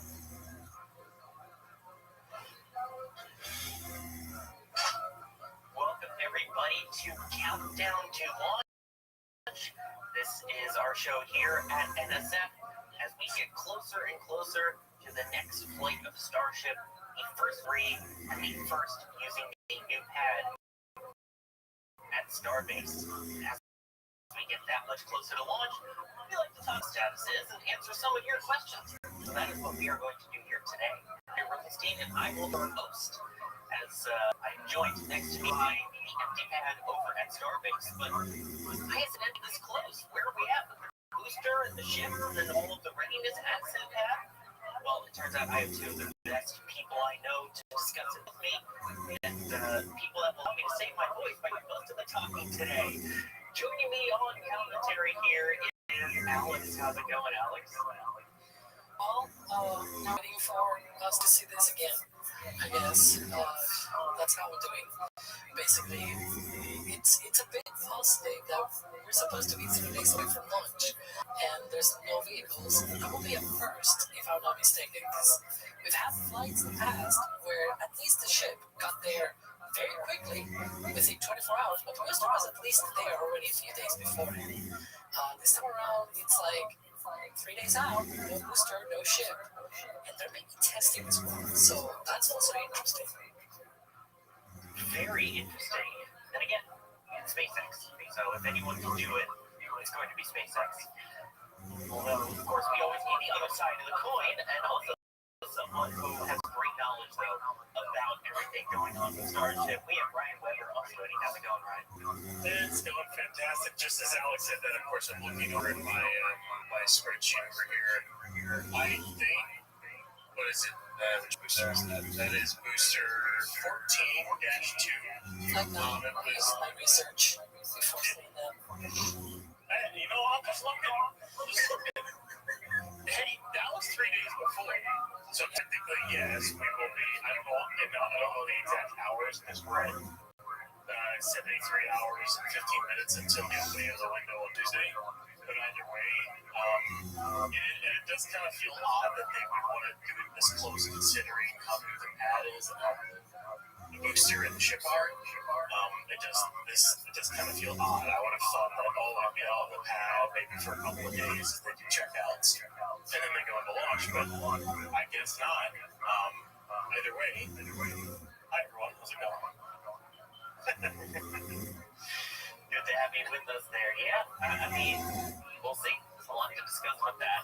And you know what? Didn't have that quick a turnaround time. Ship 26. Oh, hey, Max isn't here to be on my side and to be his just like yesterday. And you never flew, so it never had a turnaround time. Thank you, Ryan. There we go. And so I also say that because I know the person who's pushing the buttons and pulling the levers today is a huge Ship 26 fan and will probably take me off the screen at some point because of it. That is Captain Michael Reed. We also have Jake Keegan behind the scenes helping out as well and some of the views here. And so if you have questions, unless it's about Ship 26, don't ask them about anything happening with this flight. Tag us at NSF or at NASA Spaceflight. Those questions appear in a panel that we have behind the scenes and allows us to see all of your questions easier, because I'm sure there's going to be a lot of them on today. So I guess, let's start things off talking about the newest news. We mentioned it a little bit yesterday for those who were watching the Dragon launch. Oh, I have this. What's that sounding? I don't know. Is Ship 26 a good ship? No, didn't know you were insulted. As president of the Ship 26 fan club, I believe I was summoned. No, you were not. You can rest at ease. It's okay. Well, you can't summon Ship 26. It doesn't exist anymore, so just saying. That's a very sad story. We have a song about that if you'd like me to play it. No, it's not now. You can. Also, is the ticker right? Because it's not really this week because it's Saturday. Next week. Well, if it's the next week, I'll fix the ticker. Okay, we can talk about flights about it. You should probably Like, well, soon? Question mark? We'll change it. I trust Kevin. He knows what to do with it. Hey, did I ever mention I was at TV News so I can help with the technical? Never. Also, I heard my own Try to work on airplanes. Anyway, already on the rails. This is not a plane church. right. Well, we did have it yesterday, so we got to have a little bit off the rails here. But I think the big thing that we mentioned the Dragon launch yesterday, as when it released, because everything releases Friday at like 5 p.m. We have an updated launch license for Starship. And I guess, Alex, that means that license good for this launch?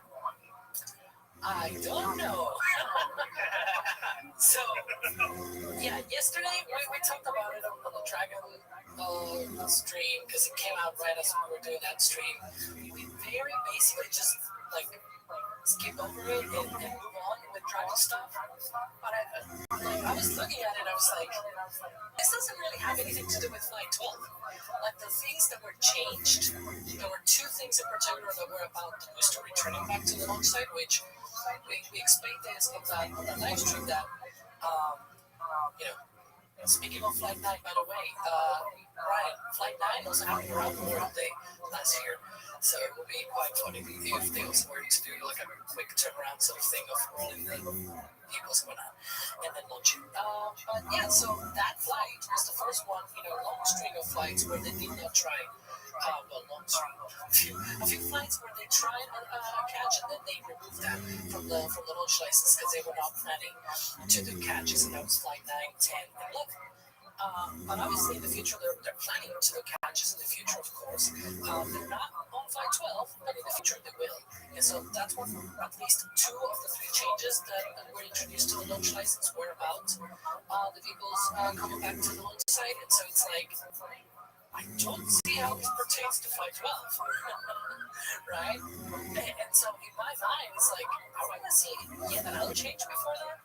So I will have expected all the things of that launch license to be modified to apply for Flight 12, and yet it's like, I don't see that. And so it's weird. I don't know if you can show that.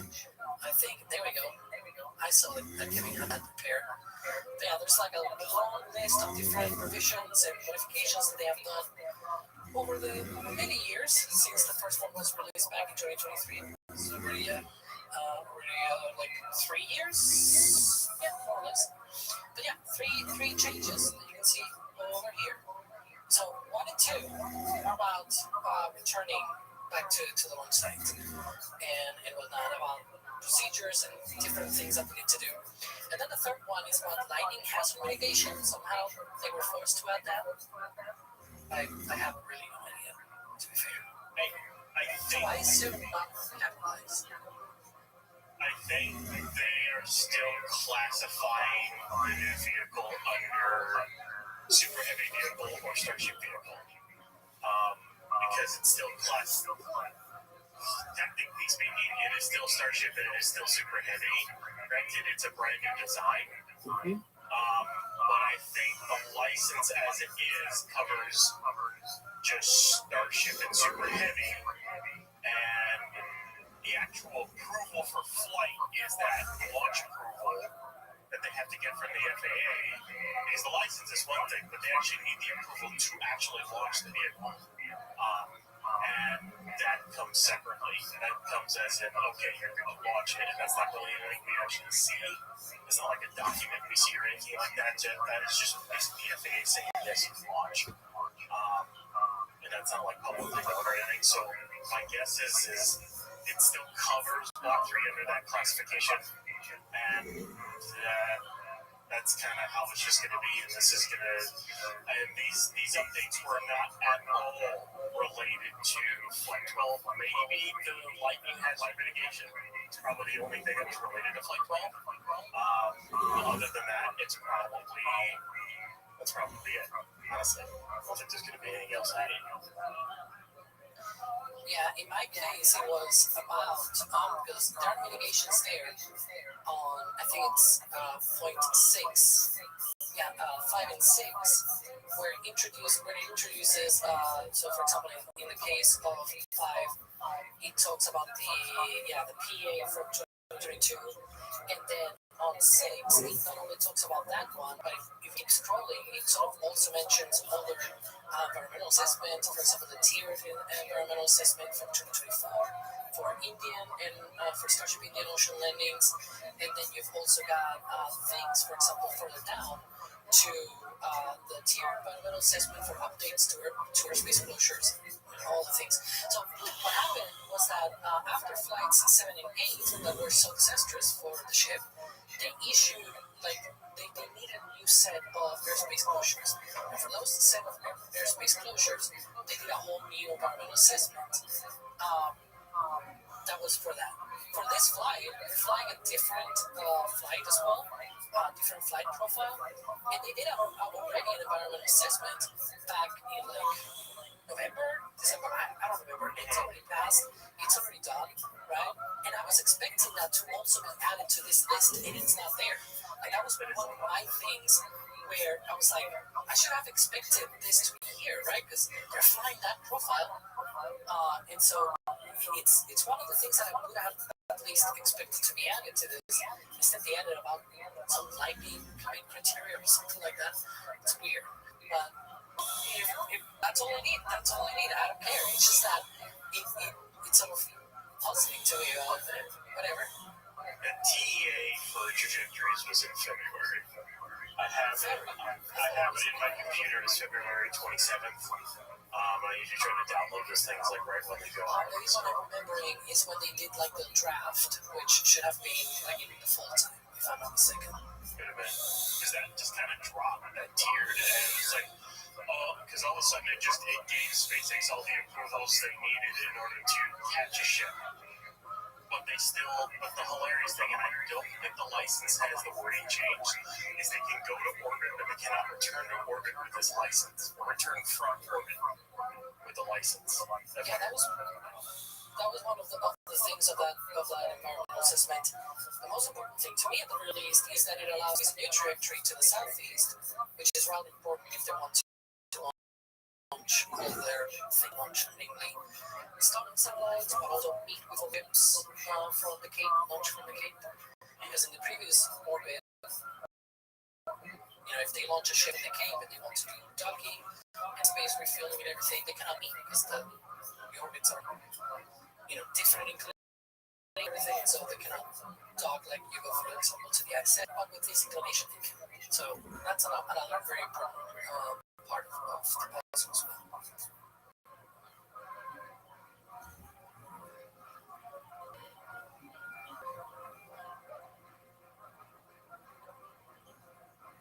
Like 12 launches. Maybe, yeah, if it launches, maybe this doesn't change. Well, I'm just going to say... Are you muted, sir? People are saying you're muted. No. There, sir. I just said, well, so... Well, I would say, for what Sawyer was saying is basically, what would we see to say that this license is good? And for me, it's, well, they launch. And I know I said it ain't happened, but the thing is, if they try to launch full stack without a license, SpaceX can kiss any launches goodbye for a while. Goodbye Falcon. I'm sorry, but goodbye Falcon for a while. If they try to launch without a correct license, that's not good. They do not want to piss the FAA off, or just get the FAA will not be happy with it that way. That's not good for their relationship with anyone. If they launch with what they got, then they're good to go. That's how I kind of look at it. Or maybe this FAA says something. Yeah, I don't know. I was just, having that question, right? Does this really apply to Flight 12, or is sort of like an interim step between, maybe next week on Monday we get another update to this? Who knows, right? That was my main question, but we actually have tried to contact the FAA. They have not replied yet, to be honest. They're quite busy, right? So we'll give them time, but we have asked. Like, it's not like we're saying, we don't know what we're going to do. It's like, well, we tried, at the very least. So if we get a response, of course, we'll talk about that. But for now, that's what it is. Absolutely. So hopefully we hear something about that sooner than later, given that they're, as you pointed out, almost 72 hours away from the scheduled launch time, or at least the window opening for when they are targeting. And from all the notes and nut marks and everything still appears to be remaining for the 19th of May. Let me thank some people here really quickly. Lyco Original gifting 5 Red Team memberships. Thank you very much for that. Chris Using, ship 26. And leave that one on screen for a little bit longer. You're excused, but it's still moved from ship 26. By the way, I just have to say that Lower Dave soon was my lack of confidence in the ticker. I guess it depends on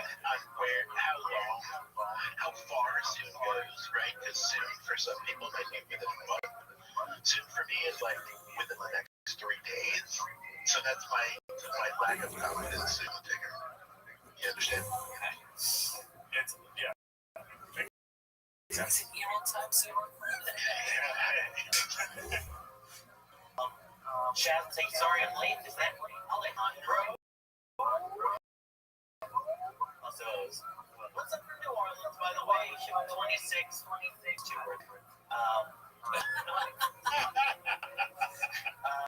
Anonymous getting a couple items from the Starship Flight 12 collection. Shop on NASA Spacebook patch, a mug, and one of the new extra whiskey glasses as well. Thank you very much for that. And enjoy those items. And Austin servant with a $20 tip and tips to NASASpaceflight.com saying, can't wait for IFT 12. Also, funny seeing the video of people on the team get drenched in deluge water. Amaze. Well, I guess let's transition to that then. Let's talk about this couple of days. And I guess we'll start with Stage 0, aka ground infrastructure. Ryan, we haven't seen a lot of daily checks the last couple of days here. Yeah, so far there has been 5 full daily checks of the trench plus the top deck. In the past, 72 hours. They did two days ago, two yesterday. They did one this morning. And if I'm going to be entirely honest, with all the trucks coming in, grabbing water and dropping water off, they might even be doing another one later today, which will make 6. They're trying to dial in the system, so they're trying to learn how the top deck works, because you can test the trench with a booster on and static fire a booster around the engines. You can do that. And you can actually really test the trench, but you can't do that with the top deck. And the only way to truly test the top deck under flight conditions is, well, to fly. Because you can't put an exhaust on the top deck and say you're going to fly a rocket out there. So what they're trying to do is they're trying to time it and nail the pressures down, probably based on what they've learned with the ridge cap. That's probably the closest analog they've got to learn. So that's why they're doing all these different tests to try to nail the pressures, nail down the timing, and try to get it working correctly. And I think that's part of the reason we're going to that a little more here as to why the vehicles aren't on the pad yet. I don't think the pad's ready. I think that's one of the reasons why the booster's not out yet. The fact that they did another deluge test this morning, and if they actually rolled out the booster yesterday, they wouldn't have really been able to do it.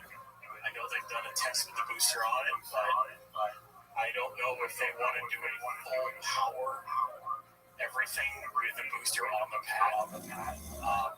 There's just no reason to do that. I mean, no reason to risk the booster and get it wet and maybe accidentally do some damage with the pressure. There's just no reason to risk it. So I think they just aren't ready for the booster yet, and that's why it's not out. But it is kind of odd they're doing all these tests. It's a lot of water they're using. Each top deck deluge firing, you're talking full deluge firing on this thing. If they're using all the water that they have, it's 800,000 gallons that the entire deluge holds. And I think they're firing 400 to 500,000 gallons every time. That's a lot of water they're using up, and they have to truck it all in. All of it gets trucked in from Brownsville. So they fired it off 5 times so far in the last 3 days. So I've probably used 1.5 million to 2 million gallons of water, if not more, over the last couple of days. It's kind of ridiculous. Can you speak louder? Yeah, it's kind of ridiculous. I cannot hear you. There's about 800,000 gallons of water making it hard to hear, almost like it's a sound suppression system, too. It's actually the depress vent from the deluge. Yeah, that's actually louder than the deluge itself. But either way, it's going to be interesting to see if they have to test it anymore, or when the vehicles roll out, because we can kind of get into this right now. There are no rollout closures right now. There was a closure from noon to 4 today, which there's a testing closure for tomorrow from noon to midnight that got canceled. And the booster's not out the pad yet. There's no booster out there. The booster's still in Mega Bay 1. The stand's not even in there. It's funny how they're just kind of purging the system last year. And as far as I know, there's a ship stand in Mega Bay 2, but the ship got placed on the work stand for now, so still kind of waiting to see what happens there. But I think the pad is the reason why we don't have a stack on it right now, or at least a booster for that matter. So, water plants there. Yeah. Plants are getting potable water too. That is true. So yeah, when our team actually got caught in the other tank, it is potable. It's totally okay. But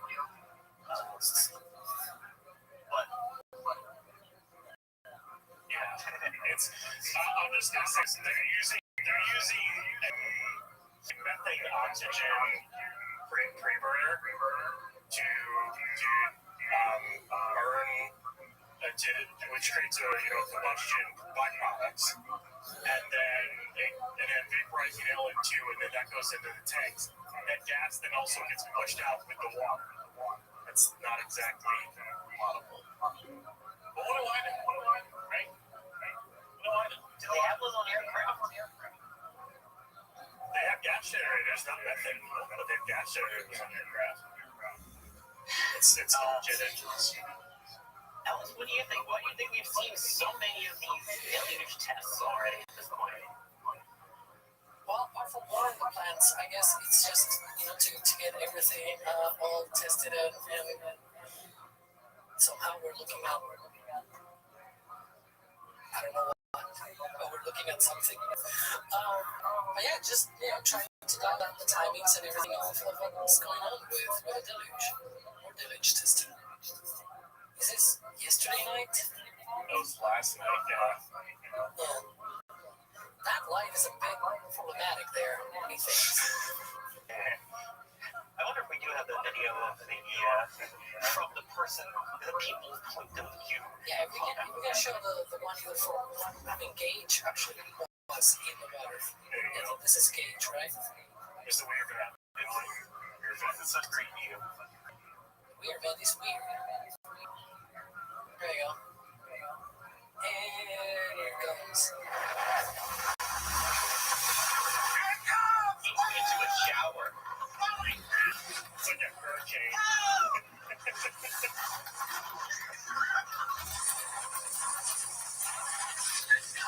You don't mind things?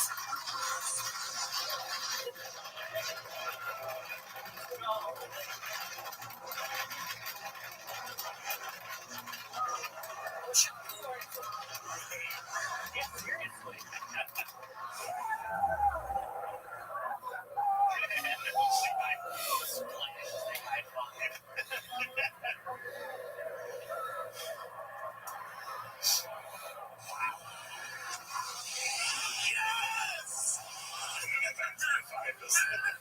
It's a free car wash. Look at that.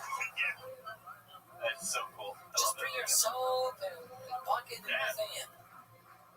Thank you, Kim. I love the video. But yeah, Alex, do you think that could be a reason why there isn't a booster on it? Maybe. Today they already tested. It seems like they might be getting ready. I saw the Movac trucks earlier. So maybe they're already getting prepared for that. But yeah, there might be more testing of this deluge in the next few hours and whatnot. Because at least we know, at least from the vehicles side of things, that the ship is not ready, but the booster may still be, it might already be ready, right? But of course, if you continue to test the deluge and whatnot, and the pad is really not ready for it to go there, well, you don't send the booster to just sit around, right? You actually send it to actually snag it on the pad and get ready for launch. So yeah, that could be one of the reasons why we might not see that testing that was originally for tomorrow, excuse me, not yesterday, tomorrow. Wrong arrow type. And so it was planned for tomorrow, but the road closure was sort of cancelled for tomorrow. There's still one marked as primary for Monday, so probably any testing that may still plan before launch might happen on Monday. But for that, as we're saying, we need the vehicles out there, and the ship is not ready. Yeah, minor detail, right? It's not payload yet, so yeah, that's important. So yeah, went on a side mission. Well, let me answer this question first, and then we'll get on to that. There was one from Midnight Burner who was asking, are the top deck deluge nozzles positioned in such a way that they could push the booster sideways if it's too early? I guess, why don't they fire it right away, and why wouldn't they want to do it during an on-the-stand test until it's cleared the area? They're all facing away from the booster on purpose. It kind of goes out. And they wouldn't push the booster sideways. They're not that powerful. They're not powerful enough to push a nearly 6,000 metric ton stack. And they fire it. They actually fire the deck early. They'll fire it around. They'll basically fire it around T-minus 6 seconds, give or take, based off of where it looks like the damage is activating. The whole point is that you fire it before you take off, so that by the time you do take off and clear the pad, or at least clear the mount, your top deck deluge is at maximum power, and then you can, use it to actually sound suppress and reflect the plume of the rocket.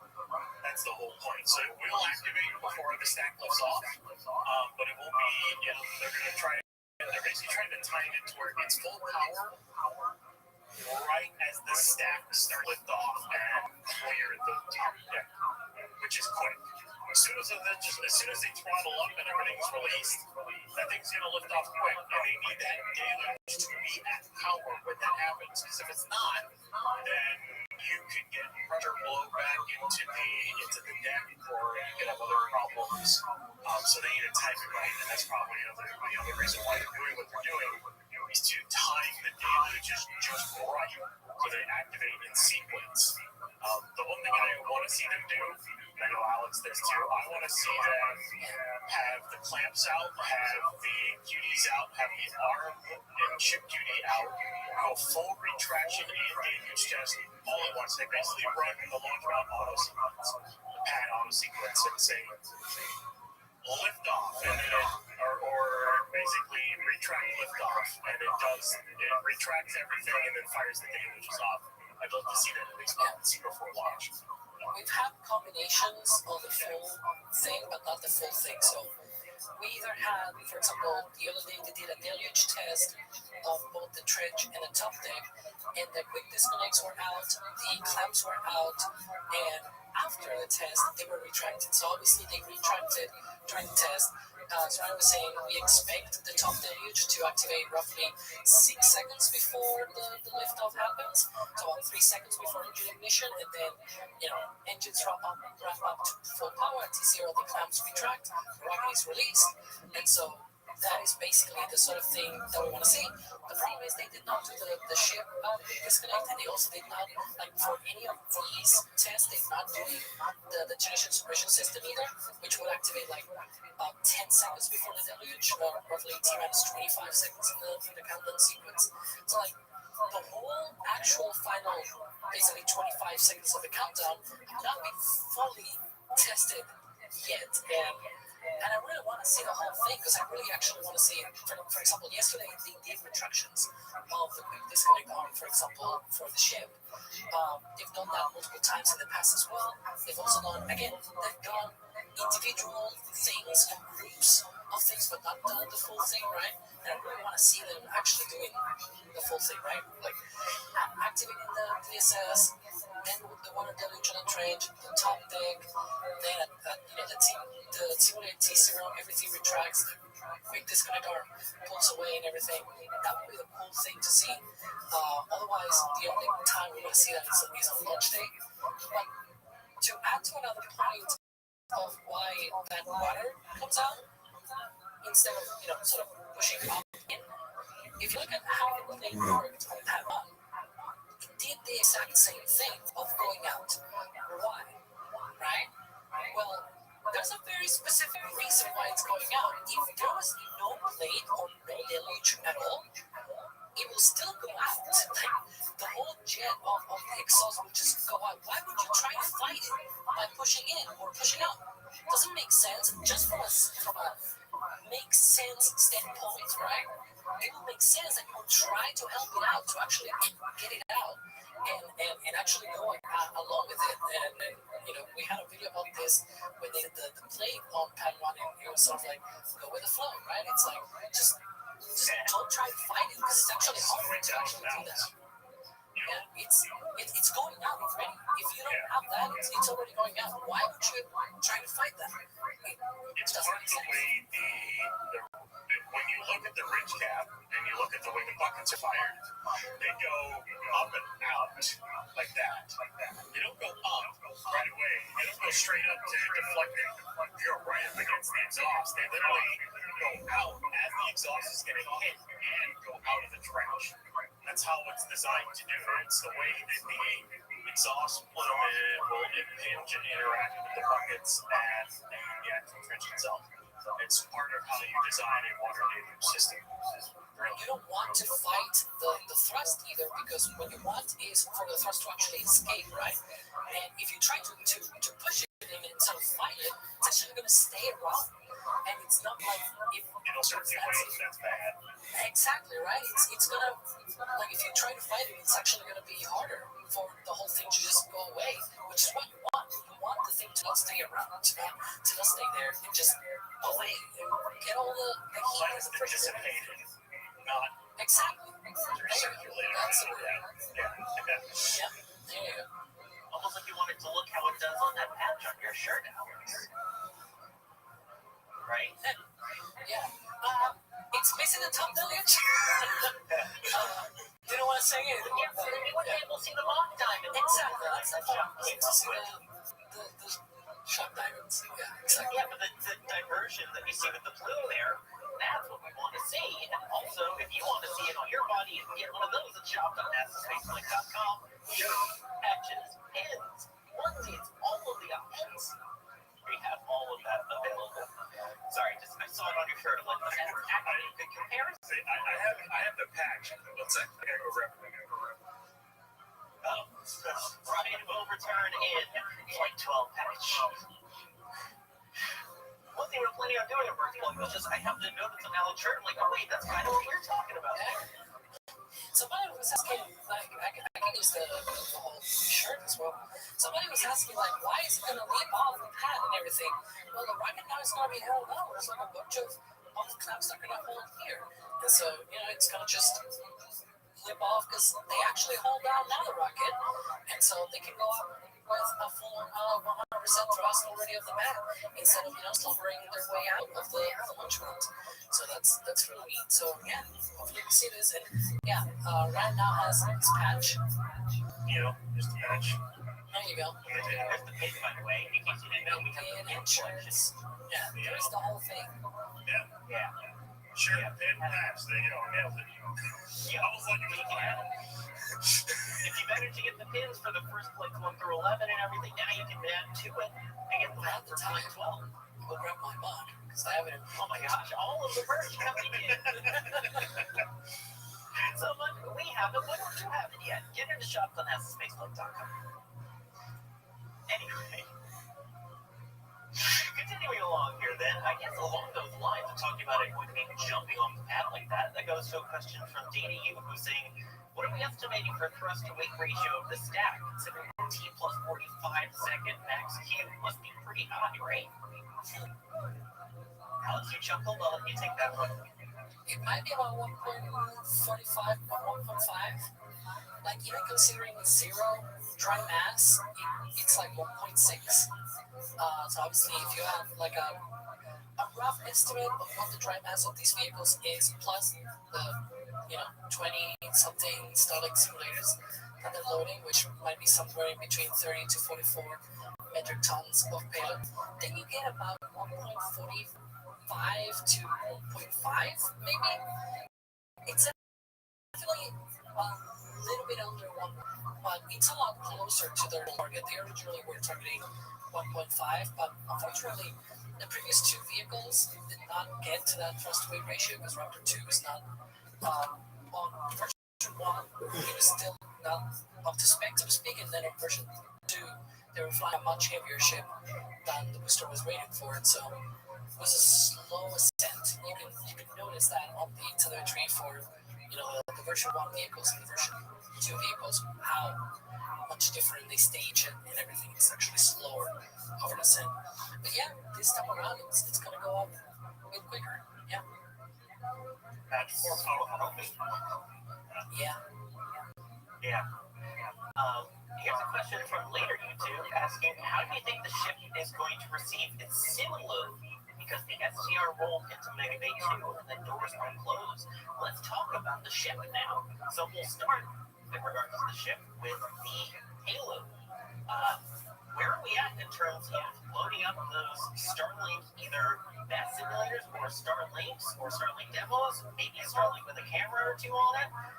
Where are we at with that?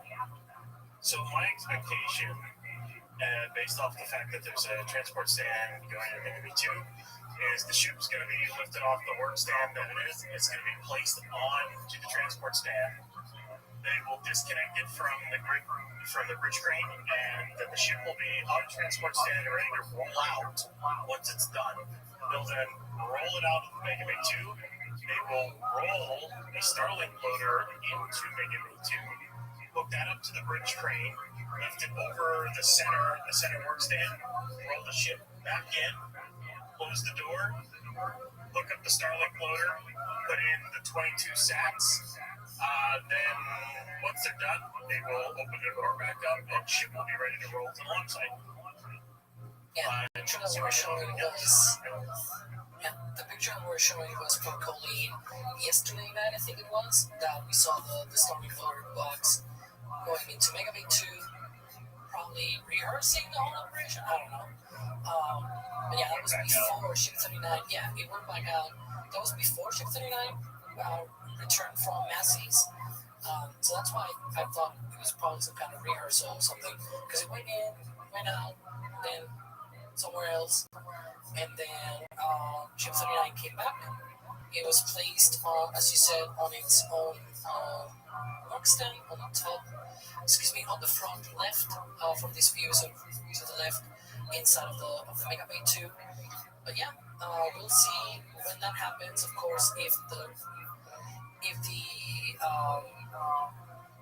door is closed, they might be already doing that lift on the transport stand. But we'll see how long this process takes. I assume that it's going to take less time than back when they had the tray, they had to sort of push in that was a mess. It's probably much easier this time around with the box. We'll see. We'll wait and see what happens. It should, I guess, say it should go as fast.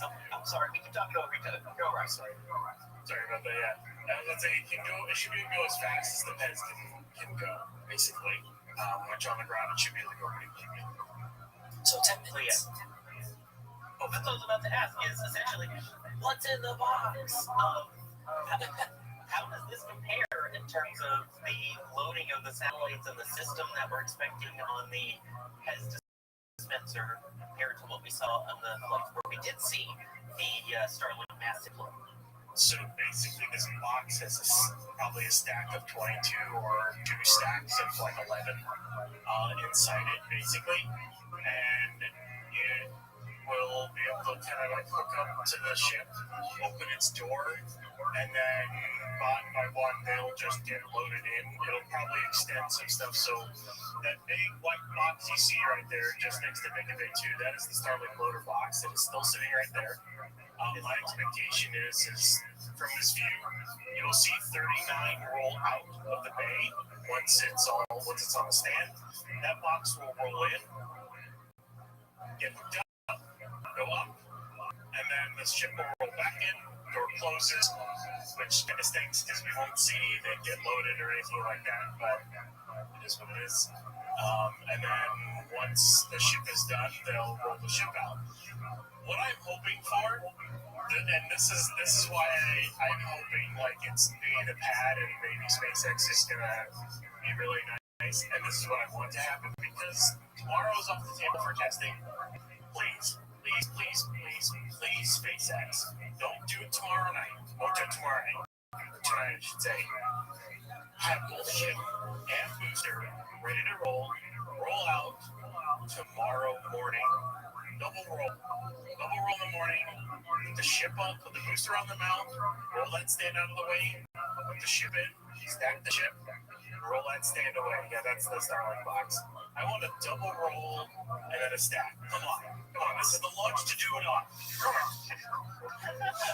You know that I want to see it. I probably won't get it, but I want it. Well, you can't always get what you want, but try sometime. Just by fine. Get what you need. I can't say it because of copyright reasons, but thank you, Rolling Stone. No, we need roll ships here. And well done, Alex. I'm token awarded. I can also do points. Yeah, so it'll be great to see the deployment mechanism. Are we expecting it to be different from the kind of what looked like bicycle chains as it went up, and then it would go out, and it would boot the door on the way out? Are we expecting something a little different from that this time, Alex? Well, SpaceX said that they have improved it and that it's faster now. We do see, at least on the timeline, that it's going to take about the same time. And this time around, it's 22. So, about the same time, but double the satellites. And that means basically twice as fast. I can even do that math. But yeah, I suppose it's just faster, like twice as fast, basically. I don't trust myself to do math on the street. While we're still talking about the ship, I did mention rolling it back from Massey's. Resisto Jet was wondering, do we know what the testing was on Ship 39 yesterday, or is there still no info? Also, is there much prep left for Ship 39 before rollout? Do we have any indication on what that testing might have been, Ryan?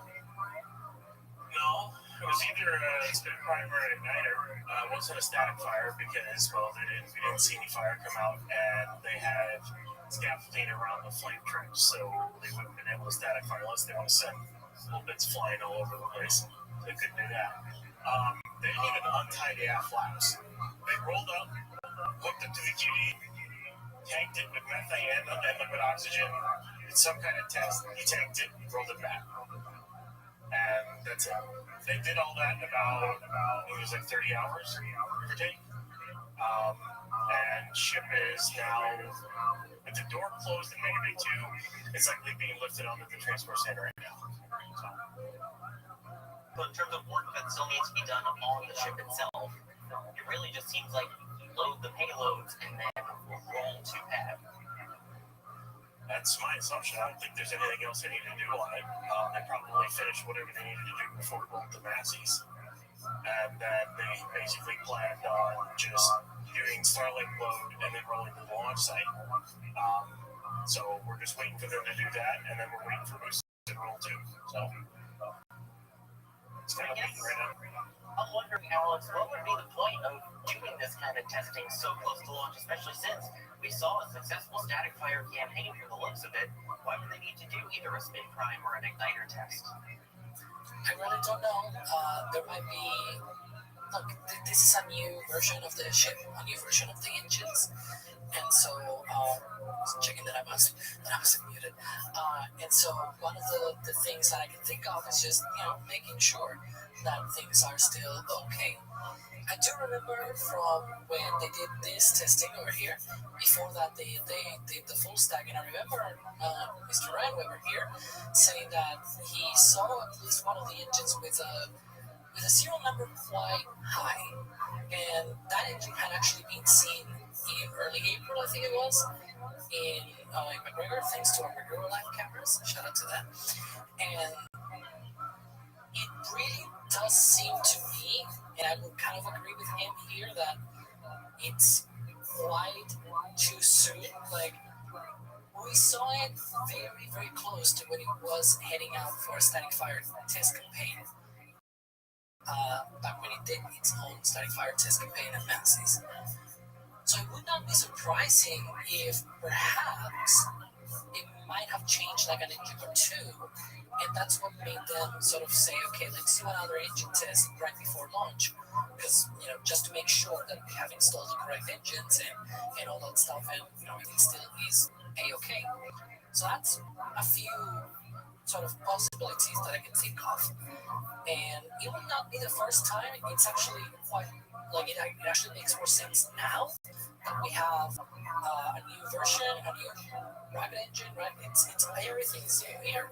So it actually makes more sense now than when they did it on some previous flights, where we saw certain ships going out quite close to a launch to Massey's, and then, returning and doing all the things. And so, I would say, whatever testing they need to do to make sure that the flight is successful, please do it. Yeah, this was some of the testing you can see there from the other night when it was out at Massey's over there. It's, what never was tested before it was ready to fly? Ship 56. That never flew. I see people still requesting the song. Actually, remember, this is the rollback here.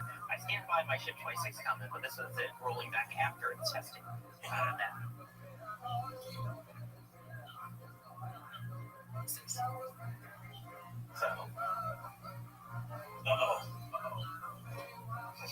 Hi. Do it again.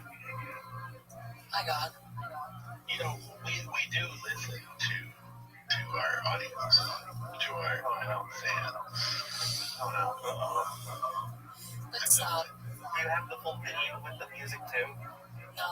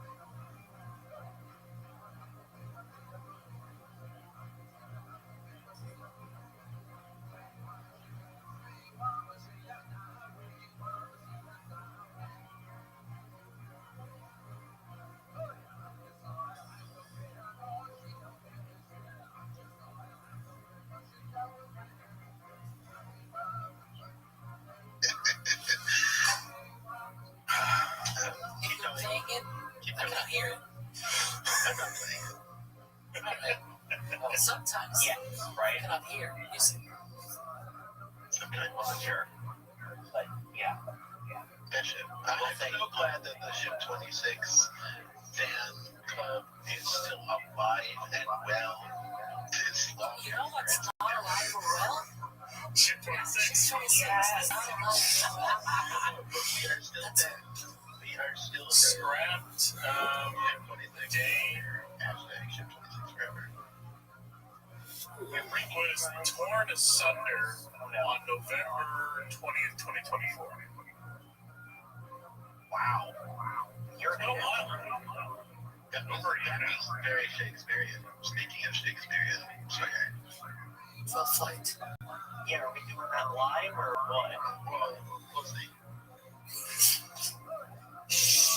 And the potential surprise from the two theater geeks here. Uh-oh. Spirit involves a pun, so yeah. Of course, make us lawyers involved. Of course. I've seen people saying that I should have my tokens taken away already, but too bad. Also, probably should have my battle privilege taken away so I can keep Grisu's comment here up on screen with the support saying, "Boo, Ship 26. Boo." Also got Brian getting a pin from shop.nasaspaceflight.com for Flight 12, as well as the TPS phone case saying, WNSF, a seasoned world traveler, I rely on your streams to settle at the end of each travel day. Thank you. Thank you as well for watching. We appreciate you joining us from all around the world. I know people are from all around the world here. The Irish American, no, I'm not trying to be offensive, that's literally their name. Asking, what are the long-term plans once Giga Bay goes live? Is it to decommission the Mega Bay? Those Mega Bays, yes, they will get decommissioned. In fact, they will be more than just decommissioned. They will be demolished and another Giga Bay will be built in its place. Really. It's Ship 26, Ship 39. We started talking about it way too much. Numbers are jumping in my head. It did test at Massey's. It did definitely do that at one point, but that is Ship 39, not the abomination that was Ship 26. But anyways, that's definitely going through. It did some kind of test. I don't really know what. It was hard to tell when it started problem because the flaps were still tied up, tucked in. But my guess is it was either a spin prime or igniter test or something for possibly. I would assume they replaced engines. I don't know why else they would have gone out to do that, other than the fact that they've replaced an engine since the static fire, which both vehicles have had engines replaced after doing static fires. So let's hope that doesn't last too long because Ship had that problem. Has had the problem for a while where it's needed engine replacements, and I just hope that we don't have to keep going through that. I think it was 37 and 38 might not have had replacements. They're the ones that static fired up amount. So, which is kind of funny, but either way.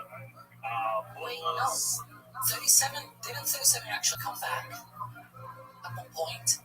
I remember they were dismantling things on the OLM and then they It did, yeah, it did. It put together back, yeah. It did a spin front. It did a 6-engine spin front, that's right, yeah. You're right. And that's still here. Because we got a lot of people asking, like, wow, what's going on? Yeah, because every single time SpaceX just does it. 38 had 2 aborted attempts, and then I think an actual successful one. So yeah, that at least went a lot better. But 37 was a bit. Yeah. The first several block twos were not great. Not great, Bob. Not great. What gave you that indication? Not like they blew up and scattered pieces across the track saying, oh, wait. No. Not that. Hey, this one didn't blow up. It's got the achievement.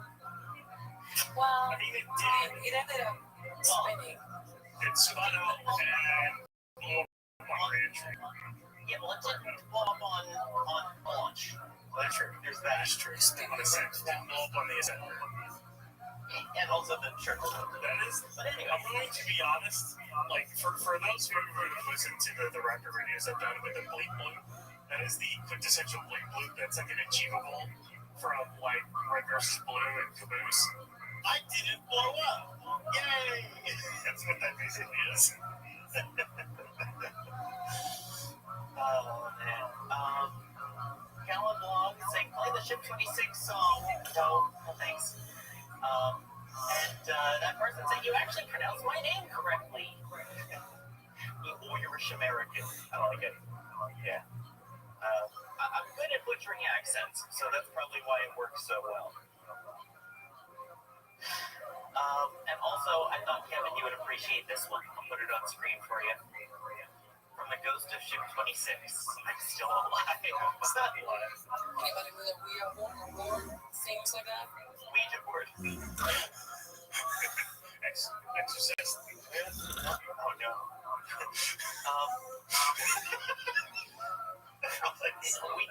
We don't want Starship to spin around 360 and start spewing stuff. That would be bad. No. We've seen it before, though. I mean, Ship 34 did spin around 360. You can spin a couple of raptors out of the backside to do that. Yeah. So we have that shit like that. So one question I saw that didn't get tagged at NSF, or NASA Spaceflight, so I can't put it up on screen, but I did see people asking, what about the fuel termination systems? So where are we at with FTS installed for Ship 39, and do we know where we're at on booster FTS, Alex? You know what we said about the launch license earlier? I'll actually say they're both installed. Well, I'll wait to find out whether they are definitely installed if they launch. Once it's installed. I will say this has to do with the RGB weakness stream. They spotted the doors of both Winnipeg 1 and 2 had the explosive sign on them next to the entrance doors. So they're already installed. Yeah, they're installed. We just don't know when that happened. Yeah, we don't know when it happened, but it's confirmed that they're installed. All right. Yeah. By the way, do you guys know how those light termination systems work? Well, I did because I watched that video. Yeah, you can. We have a new video out on the channel about how the plate termination systems work and how they keep people on the ground safe and what they do. It's an awesome video. It's a great watch. Making special production, shortening, editing, on camera for it. It's definitely worth watching. Even if you think you know what it is, you'll learn some really good details about it. But it sounds like it would be installed, and also they have to install it before they stack, right? It's not like they can install it once it's out on the pad. With this version, it seems, as far as I understand, that all of it has to be done on the day these days. You can't really do it out of the pad. They're not like separate boxes like they used to be. They're under the actual raceway covers. So they kind of it's better and safer to do it in the bay actually than it is to do it outside. So they've changed up their systems. And for anyone who's worried about FTS or anything like that, I'll say this: they have hardware and software blocks on them, so they won't go. And the explosives they use are C4. For anyone who's watched the Mythbusters episode, you can literally light C4 on fire and it won't blow up. It requires a blasting cap in order to set it off. So it's actually an incredibly stable and safe explosive. And they take all the safety precautions surrounding it. So there's no worry about it. As long as it actually works when it's supposed to, unlike Flight 1. Well, it did blow a hole tag, except for it just wasn't powerful enough. They made Starship a little bit stronger than they thought they did, and the whole stack decided to tumble on its own, even with holes in it. So, yeah. And then they did a test tank just to test the flight termination system. Over at Massey's. And that one was test tank S26.1. They went out to win over Ship 26. Filled it with water and blew a hole in with explosives. I remember that. Weren't they finding pieces in the river across the way a couple days later? That might have been. I know 36 pieces were definitely made over to Mexico. Well, yeah. But the 27 Whenever you should even say, train of Ship 26. You know what I just realized? Ship 26 died in 2024. Yeah. Your point? As long as Ship 26. They did not live. That seems like a problem. How could an evil ship have an evil twin or an evil twin? They're both evil. That's why. It's like, the real Levi also by them saying they're here. Then Mike will say, make a flame trench, getting the sun shirts for the Flip 12. And it was the artist one as well. Those are, you've seen our team out here in the field wearing them. They are super lightweight, super great. Thank you, Michael. Enjoy them. I saw the question, of course, of are they going to put the stickers on? Are we expecting any kind of decal on booster? What do you think, Ryan? I don't know. Maybe not. When they roll out, spot on the answer you gave you. When they roll out, we'll know if there's decals. I hope. But, you know, our hopes always get destroyed, so, you know. What do you think would be a good decal for this flight?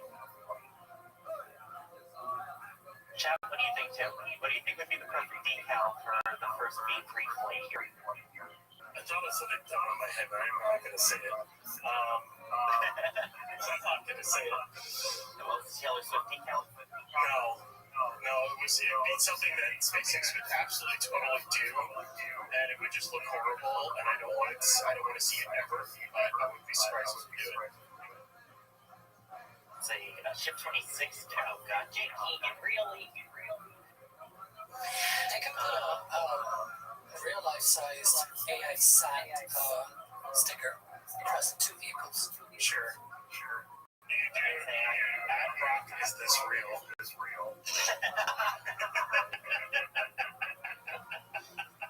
Let's see, another banana. Should go move decal. Oh my god. Also a sticker suggestion, new and improved. Okay.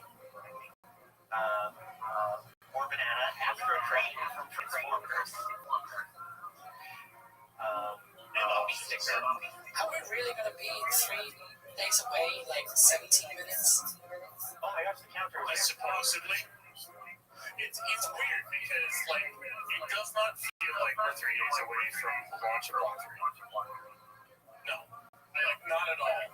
After 7 months. And after 2 years of them building this pad over 2 years, after 7 months since the last flight, with all the testing they've done, everything that's happened, it does not feel like we're that close. If Will Croc vehicles were out and stacked on the pad, I think I would believe it a little bit more. The fact that they're not out there and the ship doesn't even use the payload yet, it's like, are we? No, it does not feel like we are. Like that's just me. It truly does not feel like we're supposedly 3 days away from launching the first Block 3. It just doesn't feel like that at all.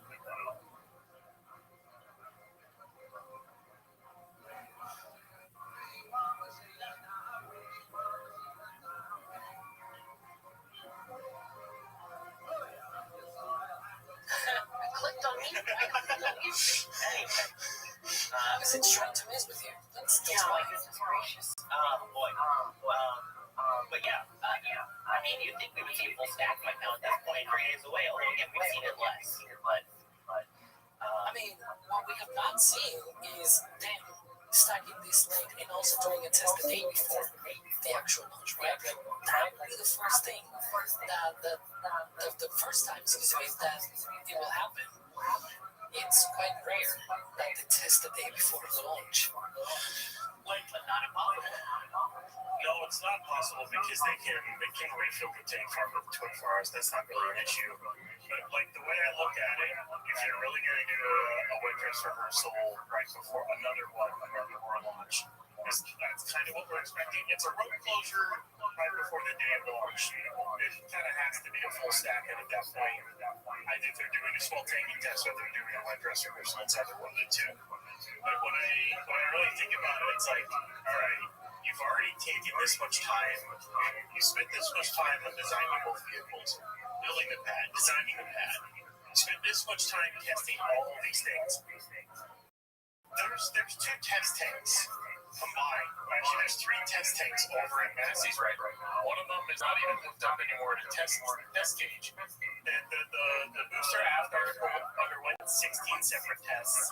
Their 9.1 underwent 13, and 18.3's undergone 15 separate tests. It really, like, you spent this much time testing this much, and you're just going to do a full stack test once the next day. You're not going to, like, if you really need that confidence check, you're not going to spend some time to look at the data and then maybe launch after Monday.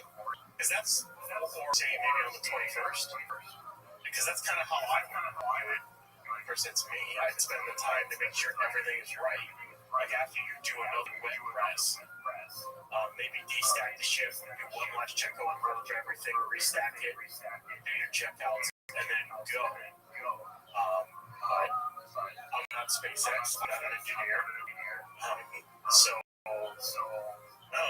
it just feels like all of a sudden they're rushing it. I don't know if it's rushing, but they're pushing really hard to get this launched after months and months and months and months. It just feels odd. I don't know if that's just me or not, but it feels odd. Take the time to do something, do it right. Yeah. I'd rather them take the extra day to test if they have to. Why am I seeing support regarding Ship 26? Why is there so... Kevin, did you start a goal? What is this goal? Play Farewell Ship 26 song? Kevin! No! Can I veto this somehow? He thinks he's the guy running the show. Yeah, I'm not one of you. May be the producer, but I'm the host, says the person who used to be a TV news producer. Still, no, we're not doing the song. Dad, don't encourage him. I'll still thank the people here, though. Thank you, Rabbi, for the support towards the goal.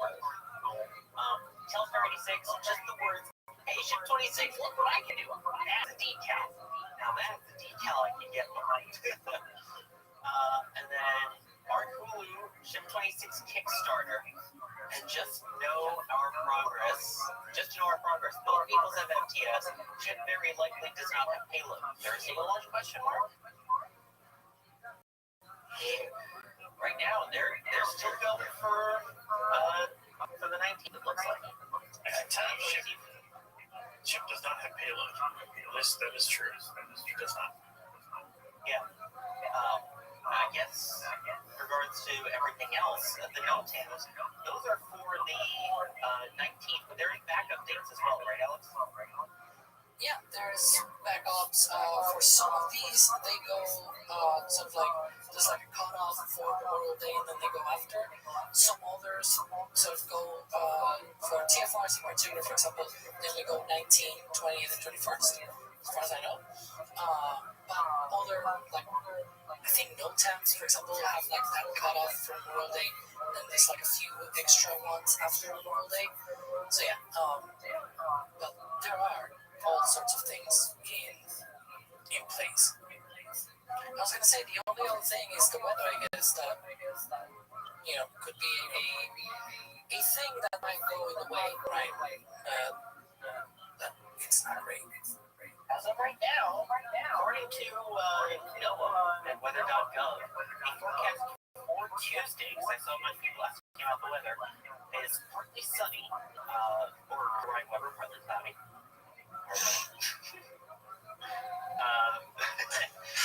High of 89 degrees Fahrenheit. The written forecast here says Tuesday partly sunny with a high near 89. Southeast winds 14 to 16 miles per hour with gusts as high as 21 miles per hour. Then as you get into the evening and night on Tuesday, there's a 30% chance of showers and thunderstorms mainly after 1 a.m. So should be okay with that. So the weather doesn't look terrible based off of the 3-day forecast here. Yeah, I'm looking see at there, all of the different We're looking at drops on our soundings, bottle soundings, and it doesn't too bad. Looks kind of nice. Yeah, it doesn't look too bad. There's one for the splashdown zone as well. That doesn't look too terrible. Let's see. Oh my gosh, why are there? Fine, I'll go green. Shasberg, let's do this. Troy Gruber, ship 26. Morton Van Vick, exclamation point, ship 26 song. Mimu Maki saying sing it. No, I have not seen it. I will definitely not sing it. Kevin, you want to sing it? You can. Sonia Chris saying, do it. In Darth Vader's Sidious voice. Pretty terrible attempt, but I tried. Do the whole city. Do it. There. There you go. Sounding information. There we go. That's what you're talking about. Alright. Yep. 2.0. Yeah, from the clouds touch, that's when clouds form, that's how the whole 2-point thing works. But this is what it's like 90 minutes. Yeah, 90 minutes into the window. Definitely on the warmer side there. I'm sorry, I don't have the Celsius conversion, but no, it just does it in Fahrenheit because freedom 250 units. There you go. And there's a possible little cloud line there, but still, to be fantastic views for the team on launch. Most importantly, as long as the winds remain on the colder side, should be okay. Do we know what the wind constraints are for Starship? Or if any of these weather constraints change in 3, or are we expecting it to kind of still be the same? I would expect any constraints to be the same. I don't know what they are. To be entirely honest, I don't remember if they could explain what the wind constraints are, because the only weather scrub they have is they're keeping this cloud rule. That's the one that I think it was that one was the 10. I think that was the second scrub on 10 after they blew one of the SQD lines on the first attempt. And then I wouldn't expect the constraints to change too much. It's still about the same size vehicle. The Griffins really aren't going to change much, and flaps haven't really changed either, so I wouldn't expect the wind changes. Although it is a more powerful booster, so it might have an easier time getting through higher winds there as well. So it might have slightly changed how to think about it, because it's got a more powerful booster. I was doing my homework looking at the National Weather Service forecast for the South Texas area, and yeah, I mean, there's a bit of wind, but it shouldn't be like I've even seen Falcon 9s launching in this wind. I think no, it shouldn't be that big of a problem. I don't know about the winds up aloft. I don't know the winds about that, but the ones for the ground and whatnot should not be too bad. It does seem, based on what we saw from the RAN graphic, but also what it says here, it might be a little cloud cover that day. So let's hope for the clouds to not be in the way. But in theory, it should be okay. We'll see. Looks like at altitude, we're looking at 58 to 62 knots. At altitude, it's a lot of wind. That's kind of makes sense. It's not much. Yeah. And especially by the time it gets that high, they're going pretty fast. And again, it's still 3 days out. Forecasts can change. They'll get obviously more refined the closer we get to launch. So we'll keep an eye on the weather still. But as of now, it looks towards the favorable side. And why did I get confetti in chat? No.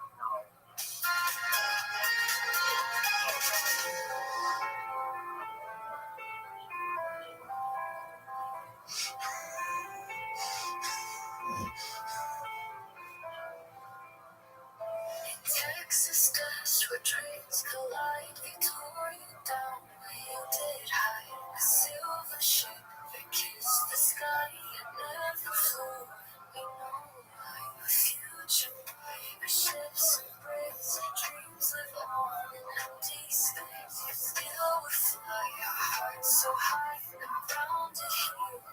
close our eyes. Ocean 26, all we can Nothing there now. Had to. The stars It doesn't exist. It's bad too now. Had to. Remember when there was it's no longer there. That's I just want to say, that is probably one of the funniest parts. So Zach's doing a whole series on that too.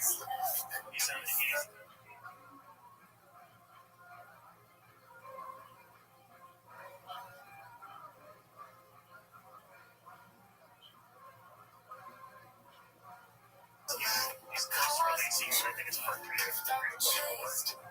But like, the first part 1 starts with talking about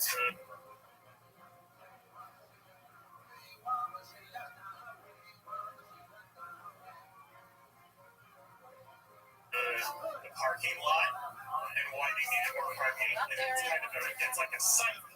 No, they don't go on that. It's actually, it's hilarious. Watch those awesome ideas. Zach does an amazing job. It's way better. not there anymore. Although it turns out you just talk over it, Kevin will lower the volume so that you don't get to hear it. Thank goodness. That's a really good Existence here. It's no longer there. All the things you see to the left of it's like a big tower and a big launch mount and flames come out and the hinges ignite and There's another surface structure that's to the side of that. It's gone. I mean, so we're on pad 8 in Nasty. That's gone. Yeah. It was gone.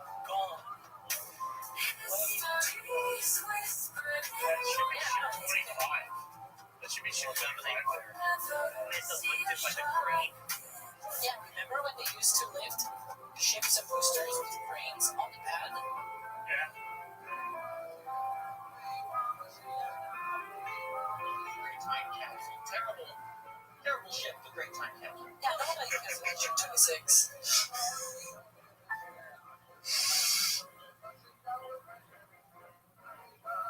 I know the true story. The true. It's too funny for the stringers. The whole thing behind the stringers is hilarious. But yeah. People want more. It was just to mess with us. That's why. Yeah, that was back in 2024. That was me. So. Remember when people were saying that was HLS? Good times. Actually, Observer 27 was saying happy farewell ship 26, but also any ideas on SpaceX's moon lander being tested or launched? There, that's what it was. That was ship 26, right? We're so convinced of that. No, so we have where it is. The only thing that recently, a couple of months ago, I think, or no, a month ago, was for the presidential budget request that it was shown that this quarter of this year will be when they will complete the preliminary, no, what was it? Not preliminary, the critical design review. CDR. Yeah, PDR is first. Yeah. And CDR is usually point critical design review. When you clear that, it's usually when you start the actual manufacturing and putting things together. Yeah. Yeah. Let me also bear the support that made us listen to that monstrosity again. Morton Van Bigger, Chip 26, Jasper, lane number 8. Then Morton said, I heart Ship 26. Well, we got there. I mouth Ship 26 because I laughed at it. So there's I would say there's a slight update. Ship 26. I'd say there's a slight update. You can kind of see it from here. There's a windy lift, one of the big aerial work platforms that they use, the big white ones, to set up right in front of Bay 2. That is going to be ready to disconnect Ship 39's load spreader.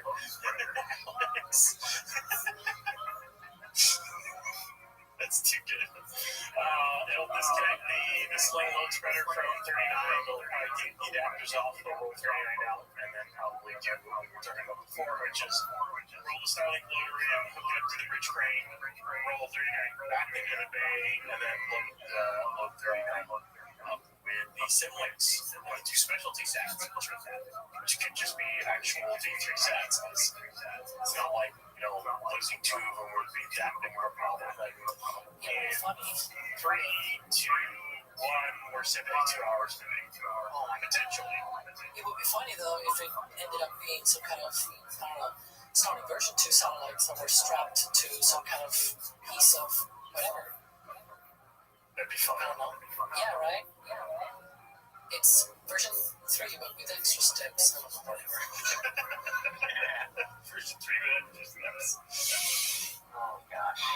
By the way, I saw a pun that I just need to put on screen because it was fantastic. Of course, I just lost it. There we go. Patrick Dugan and the U.S. Met saying, "Feed weather guy. You need weather guy. I know that guy." There you go. Weather info guy, National Ocean and Atmospheric Administration.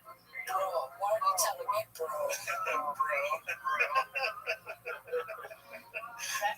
Actually, if you really are with Noah, send us an email. Call to chat with you about all the weather stuff. It says WS, I guess. Yeah. That's the page that I was looking at. For bro. Yes, bro, by the way, being Brownsville, the code for the airport that they use. Anyway, Jerry Sepp saying, "Ship 26 patch and pin, please." And then IB-12 saying, "Ship 26, the Aries rocket of SpaceX. Silly rocket." That's the perfect note to wrap things up here as we now pass the 172-hour mark in the expected opening of the window for Starship Flight 12's launch. Alex, thank you for joining me here today. It's been a pleasure as usual. We'll see when we see again the full stack hopefully tomorrow.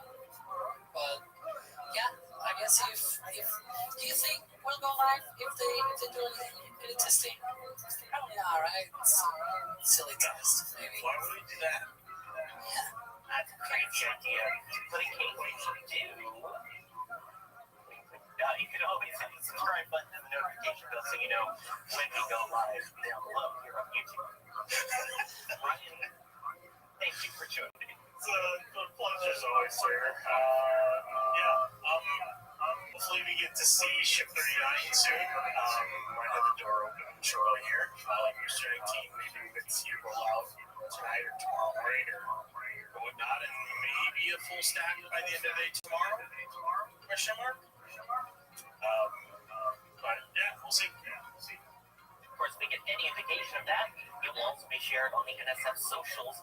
Make sure you follow us on their X, Facebook, Instagram, Threads, TikTok, Blue Sky.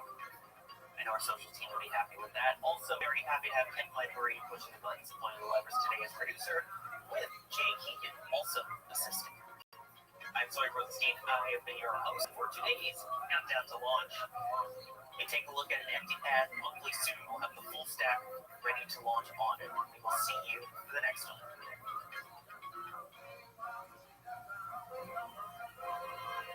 And here we go.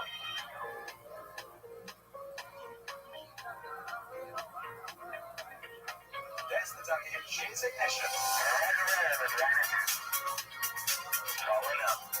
Just a couple. Back to you and y'all. That is a big bag.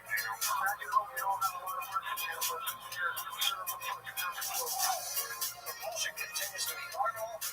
We did have an observation. 343 volts ago. It's orange. Water towers fly!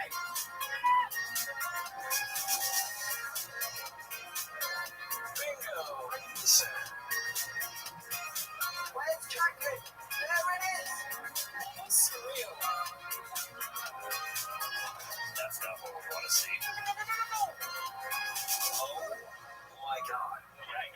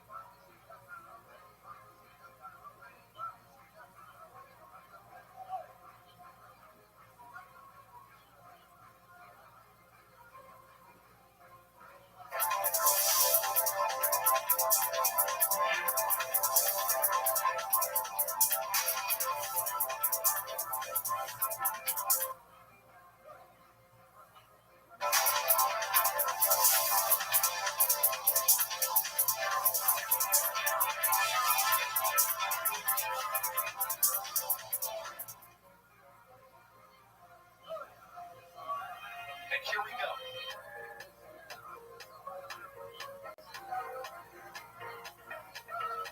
There's the ducky. Here's ignition.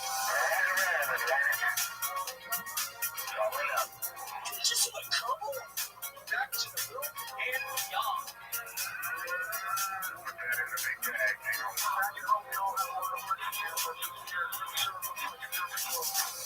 Propulsion continues to be normal. We did have an observation. 343 volts to go.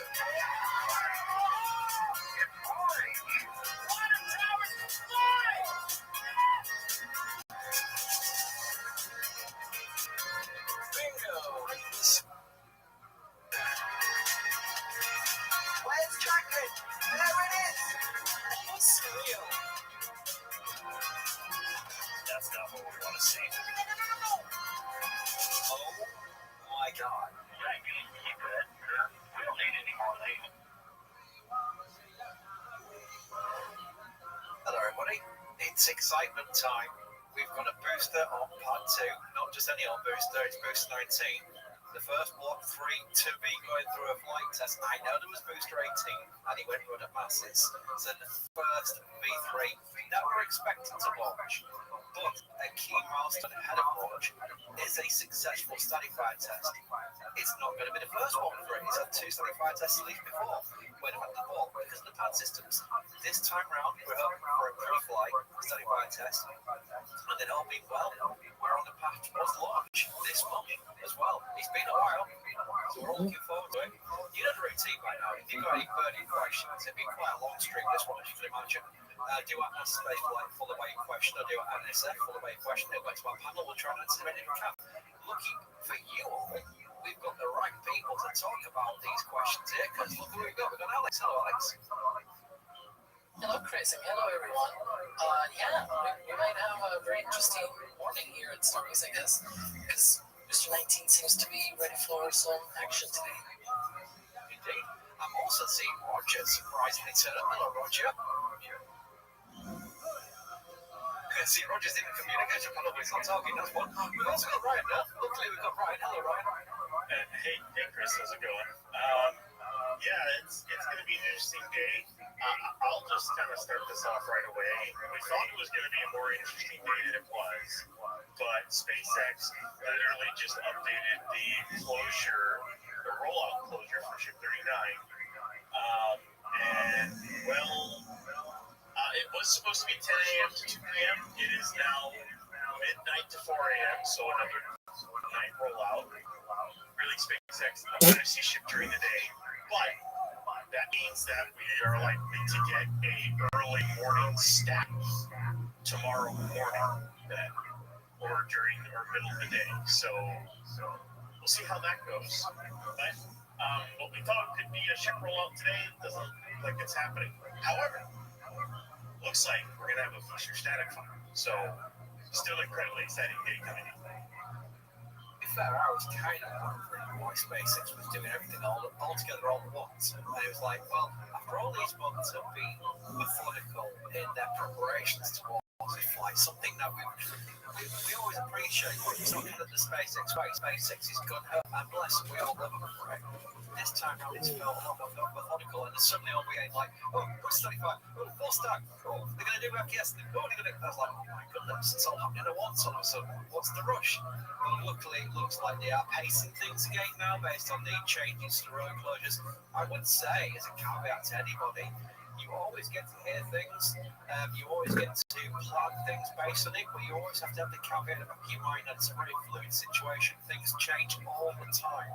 So it's very careful. You can always talk about it, we can chat about it, we can assume, we can speculate, but when people start taking it as gospel, and then you're thinking, well, that's going to change in an hour's time. Look what's just happened now with the Ship 39 rollout. So that's a good example of that. As far as the main event of this stream, which will be Booster 19 firing up 33 or up to 3 engines, that sounds fun just even saying it. Alex, what do you think would be the T0 based on where we are with the tank farm?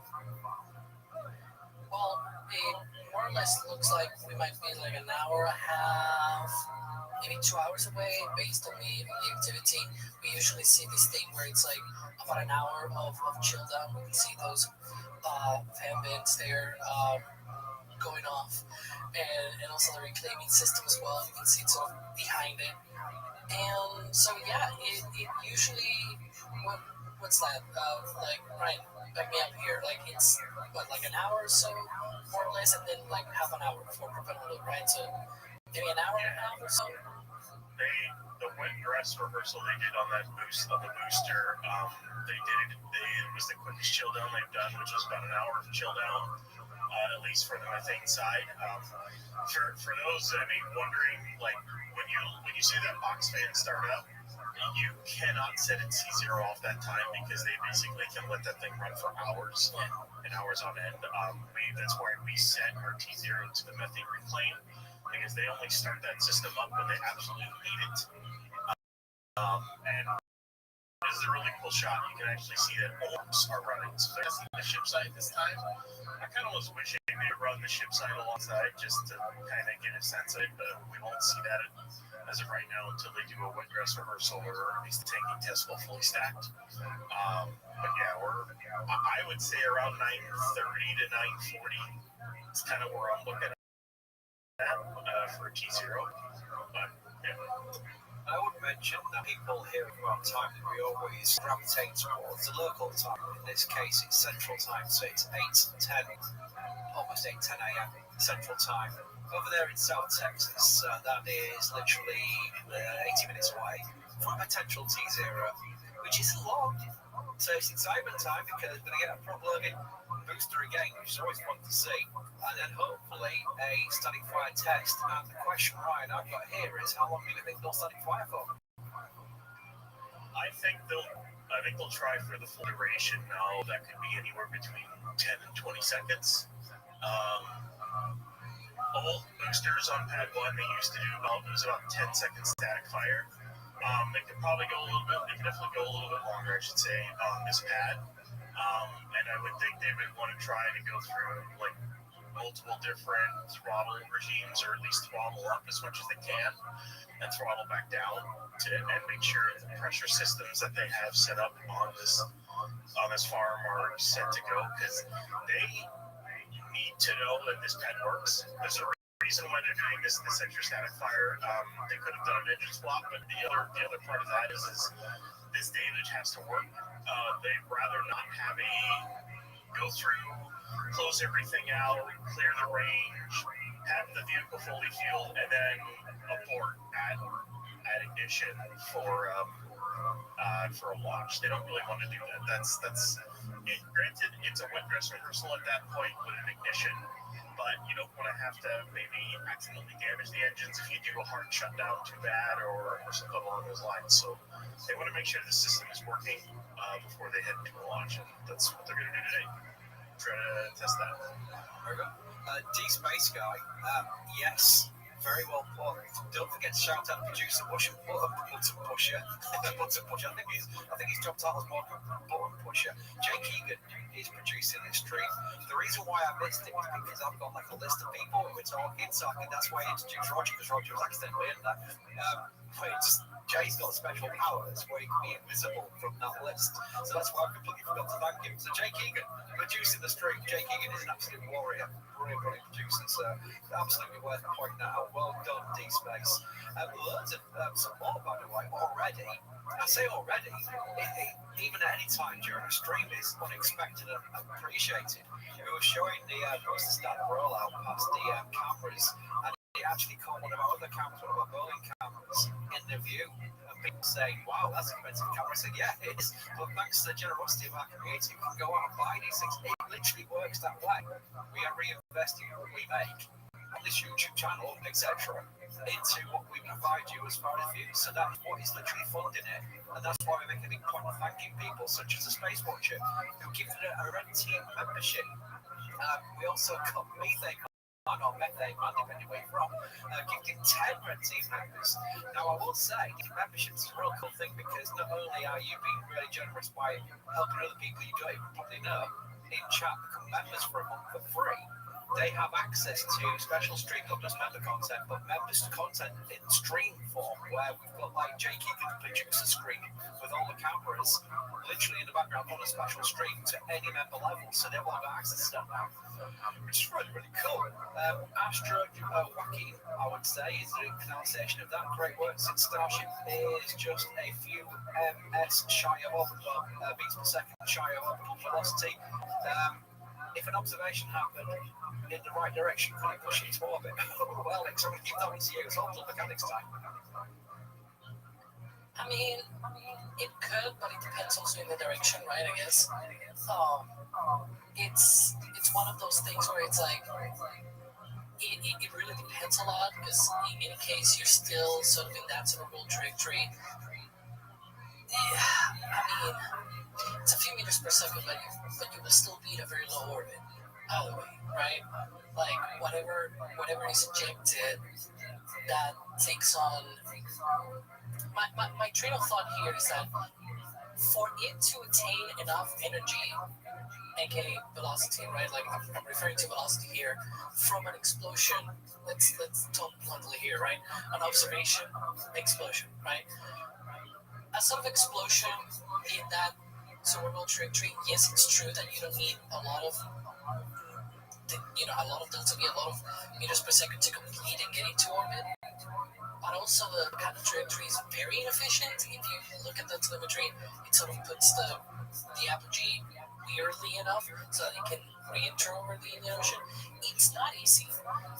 When the ship does its in-space burn, when they've done the in-space burn before, it actually does that prograde, like pointing in that direction of travel, which you would think will give it a boost in speed enough to be able to.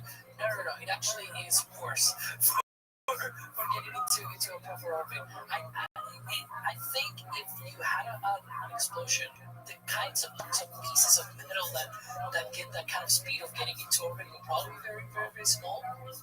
It will probably be a very low orbit anyways, so they will probably come back like within a day or two. I wouldn't worry too much. Let's put it that way. Very good. Yeah, observation.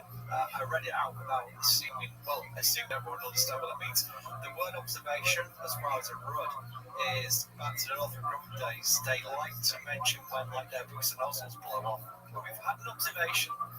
that's their way of saying something's blown up. So there we go. Space Watch, a couple of bucks to help out keeping the camps. Exactly, thank you very much, because it's what's supplying the camps is looking after and making sure they keep working. As Methane Men did as well with a $50 tip, by the way. $50 tip, two of them. Two $50 tips. Methane Man says $100. That's bonkers. Thank you very much for your support of that. It is really, really something that caught me out. I did it twice. The first one caught me out, and then the second one after it. Cosmic Implosion Technology, what an amazing username, by the way.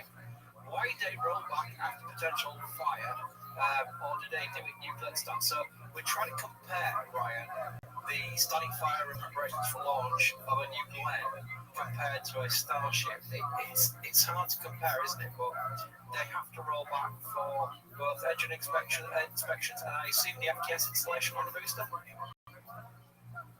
So yeah, we don't really know if FTS is installed yet. There's no way to know with the newer vehicles. They've been doing it in the Bay for the last couple of flights. And as for rolling this back, it'll have to roll back after a static fire here. They have a lot of extra sensors and wire harnesses hooked up for other data regarding static fires, and that has to go back to the Bay to remove all that and get it flight ready. And for the other things, if you look at the chines, you can see how there's much as a cloud decides to cover the booster from if you see the lighter strips on the chines there, that's where there's still tape on the chines. You can see that there's darker spots between them. So they have bolted closed. They have strips of basically stainless where they bolted together some of the chines. Some of them are completely closed out. Some of them still tape around them, which they'll either want to get access to the chines, or they just didn't get around to closing them out yet. Those will have to get closed out in the Bay after this testing. And that's kind of why they have this is they're just, it's not ready yet. It's not flight ready. And also, I would point out. Sorry. Go, Alex. No, I'm less important than your answers. I was going to add that it's not just the booster, the ship. Have we seen any preparations for flying on the ship? Remember the whole thing of loading the payload and all that stuff, right? Like, those sorts of things will probably have to be already going on for them to roll it out tonight and then do full stack or whatever. Like, if they were going to be doing all of this to just not roll back any of the vehicles, right? To just stay on the pad, then you will see all of those final preparations. So not only Booster 19 is not fully ready, but I will argue Ship 39 is also not fully ready. Like, we will see those kind of preparations.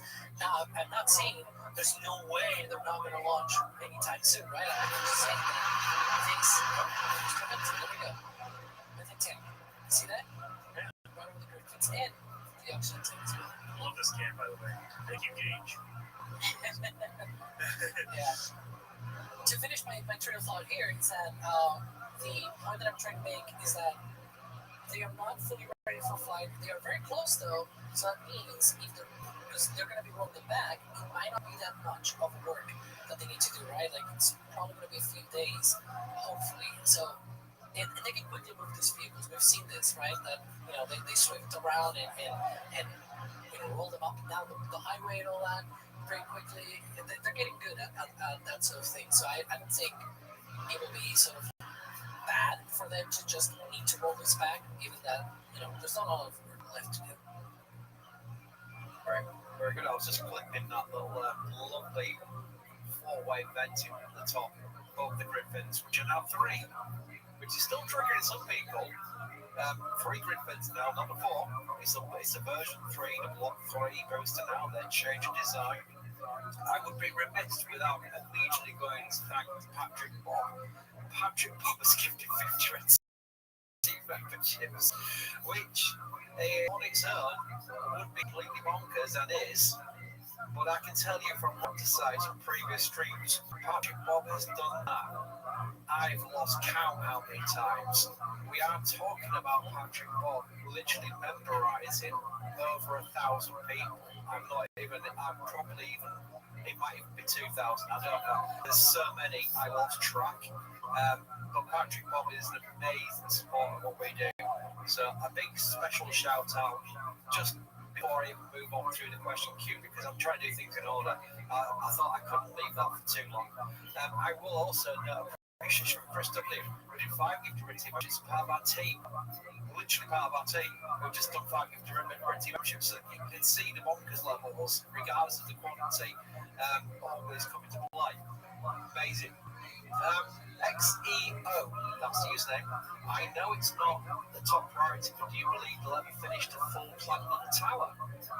Ryan, do you think they even need to finish the Platinum Tower? No, it'll never get fully platted. There's no reason to. They're only going to clad what they need to protect the innards where they need to protect them. So there's a chance they add more, like maybe right before the first ship catch, or maybe right after the first ship catch, once they realize what the exhaust plume is going to be when they go to flip and burn. But and that's part of the reason why the new roof was added, because of the ship catch. But as I know we've stated before, and we've even seen, SpaceX took cladding off of a tower in the past. It's off the fixed service structure over at 39A. It took cladding off of that. I don't think there's any. I think they only want to keep stuff on that they absolutely need. Because if you were to put that solid cladding all the way up that tower, that adds more wind loading as well, which, I mean, the tower might be designed for that, but it might not be. When it's hitting a full surface rather than having wind flow through it. So while it may look cool if they were to fully do it, I don't think they'll ever do it. Very good. Alex, I've got a question that you probably like. From Gwen, who asks, will the new trajectory for Flight 12 result in a shorter launch window due to disruption of airspace and shipping? Shorter launch window due to disruption of airspace and shipping. Do we know it's disrupting airspace and shipping? I'm really I'm not aware of any of that. I do know that at least the notices are very much about the same length in time than the previous ones. It's probably going to be like an hour-long window sort of thing. I don't expect it to be any shorter or longer. At least in fact, the new, and I'll say this, in fact, the new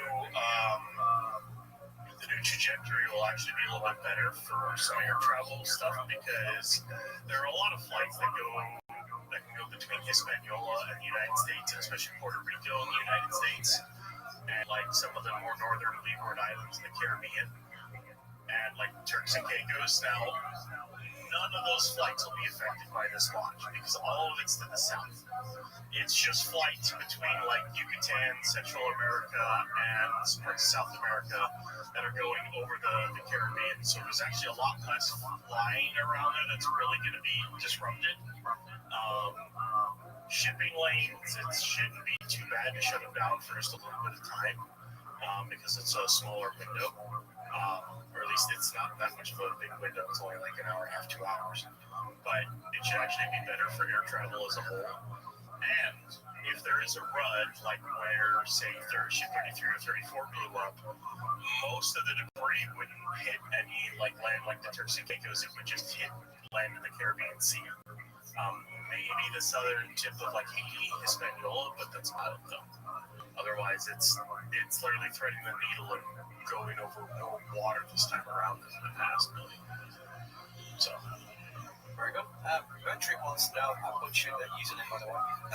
What's your announcement on what happened with the deluge system? And is it confirmed that it was fixed? Well, I assume it's fixed while we're doing this test, but did we have that tested you fly video that gave some details, at least right, about what happened with the deluge system, or at least the pad systems during the two study flight tests? Yes, so as for what happened, my guess is they could have had a combustor fault. That's what it sounded like. So one of their gas generators had an issue.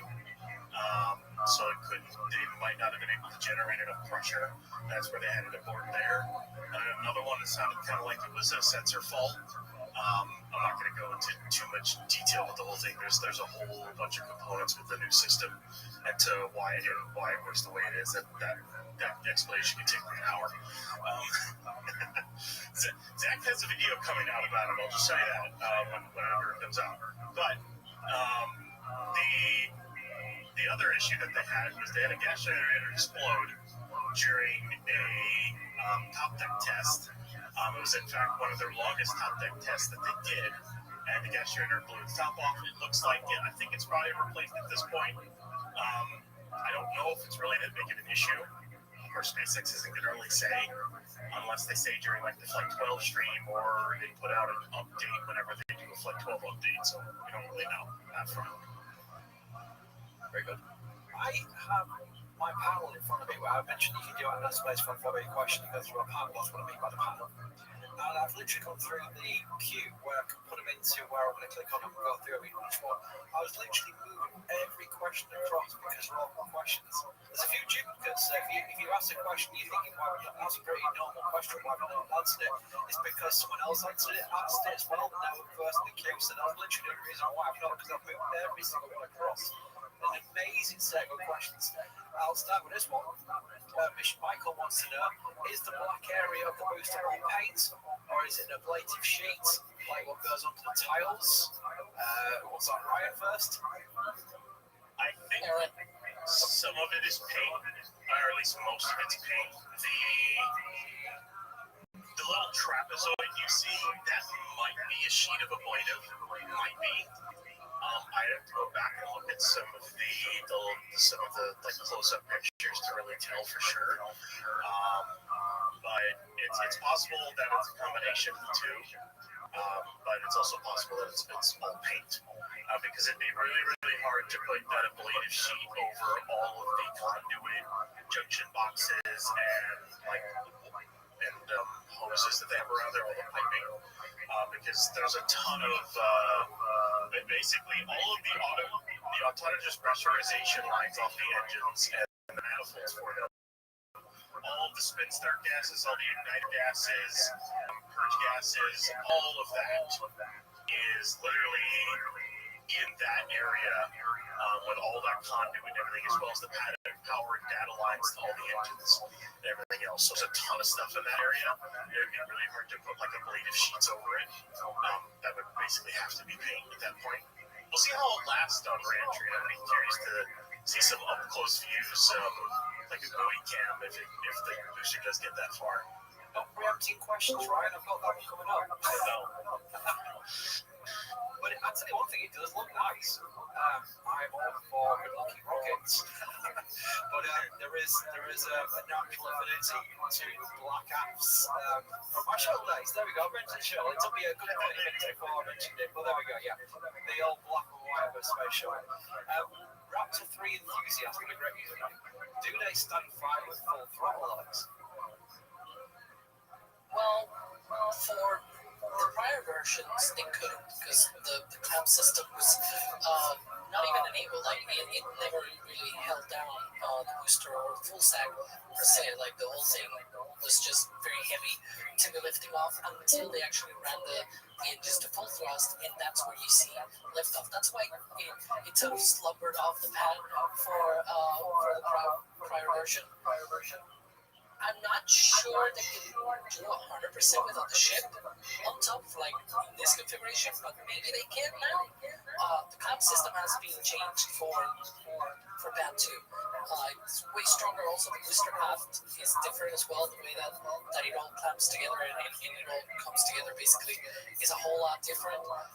In the previous version, there was like a lip at the bottom of the booster that was grabbed by the clamps. Here there are actual like holes, so to speak, right, where you can actually pinch the booster, and there's like 20 of those pinches, so to speak, right? So it's much more different, much more tougher of a system than the previous one. They might be able to do that and still hold down the rocket in full stack configuration. I'm not sure just the booster. They do load the entire liquid oxygen tank, right, for way down reasons, so that basically the booster doesn't fly off if those clamps fail or anything like that.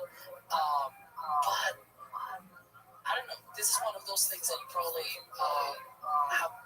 You know, you could need probably SpaceX to come up and say, yeah, we run the engines to full thrust, right? For the previous one, they used to do it like half the thrust. I was gonna say that view is a really cool shot. You can tell the difference between the tape and the.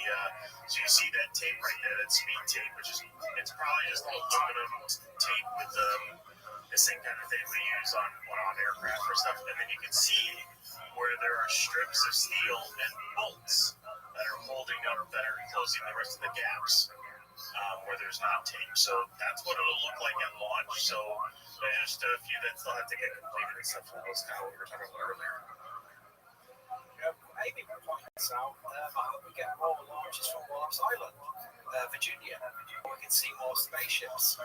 Well, the fun thing is, I'm going to try and pronounce his name correctly because I've always pronounced it the wrong way. Mika. We've got out there at Wallops, taking photographs of Wallops Island and all the was it there enough? Micah, oh my god, I'll never get it right. I'll be doing this in a year's time and I'll still get it right. Either way, he's out there taking photographs and videos of launches. He's getting to see the Electron launches from Wallops Island, which is one thing. But we are expecting Eclipse, which is the Northrop Grumman Firefly collaboration rocket, which is a decent sized rocket in its own right. And I think the most exciting one is Rocket Lab's neutron rocket, which is launched from there. So it's going to get very exciting to watch how you simulate from there, because you want to see more launches from there. So there is an exciting future at that launch site on the East Coast.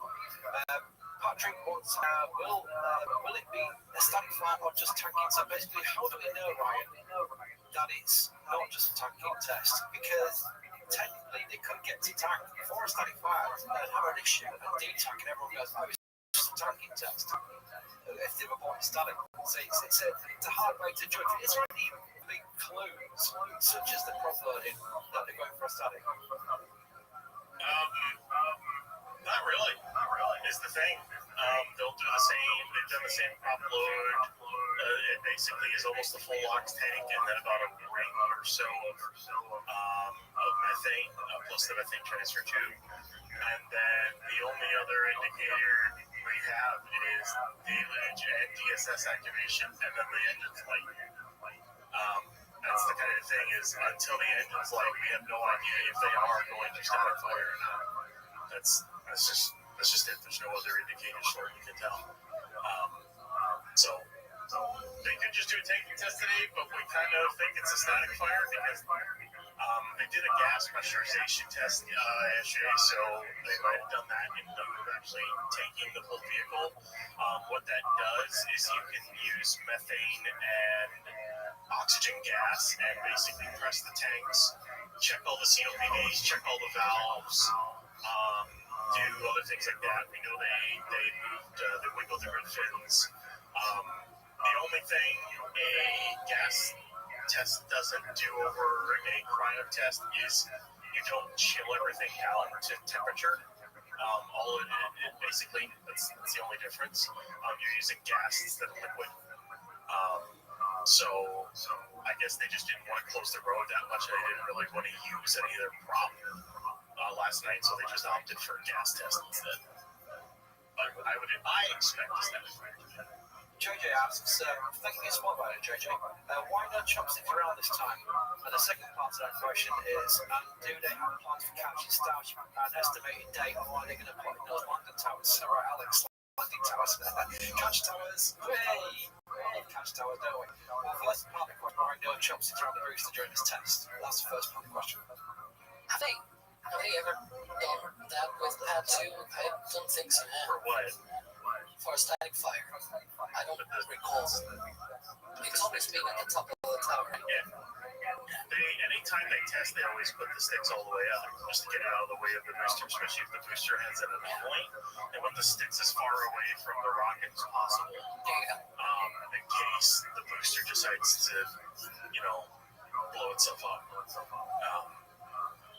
The QD-arm would get kind of roasted, but they might be able to swing the QD-arm out of the way quick enough as possible to avoid some damage, but they want to keep the sticks away from damage as much as possible, so they stick them all the way up there. The second part of the question, Alex, is the future, where we are expecting to, after boost captures return, hopefully on the next one, Flight 13, we're going to start seeing ship captures. Those are currently planned to be on these towers. They're going to be the same kind of captures as the boosters, I assume. That's the plan still. But eventually, we're going to start seeing catch towers, standalone catch towers. Well, there's plans for that. They're definitely not in a rush to make those catch towers just yet. Based on at least on that sort of thing, I think it's most likely sort of like an option, but not a full-on sort of thing that they definitely really need right now, right? Like if in the future they really want a catch tower, they have the plans, they have the paperwork in place, right? But it's one of those things that it's like I'm not sure we're gonna see that anytime soon. It sounds like we really are seeing any kind of work towards that. When we start seeing it, then we'll say, hey, yeah, they're starting work on catch towers. Yeah, fun times. Curtis, thank you for responding as well. I'm going to be in PRs at Puerto Rico next week. Could I see a launch while I am there? Well, the launch date we're not going to commit to. Please don't book launch based on what we're assuming with launch date. But based on viewing, let's take the assumption that it does launch next week. What is the viewing like from Puerto Rico right now? I'm trying to get my bearings on the geography there. Puerto Rico for that. You'd have to be on the south end of Puerto Rico, and you would definitely see the ship above you. If it's unless it's cloudy out or anything along those lines, but you would, if you're on the south end of Puerto Rico, you'd see the ship. It'd be still pretty far away, but it should be high enough in altitude that it wouldn't matter. You'd definitely see the plume. Because they play launching in the afternoon, so nighttime you'd see a massive plume off the ship. Anyone in that general area in the Caribbean Sea is going to see a really cool plume until engine cut off. And then they'll obviously see lots tank venting after that too.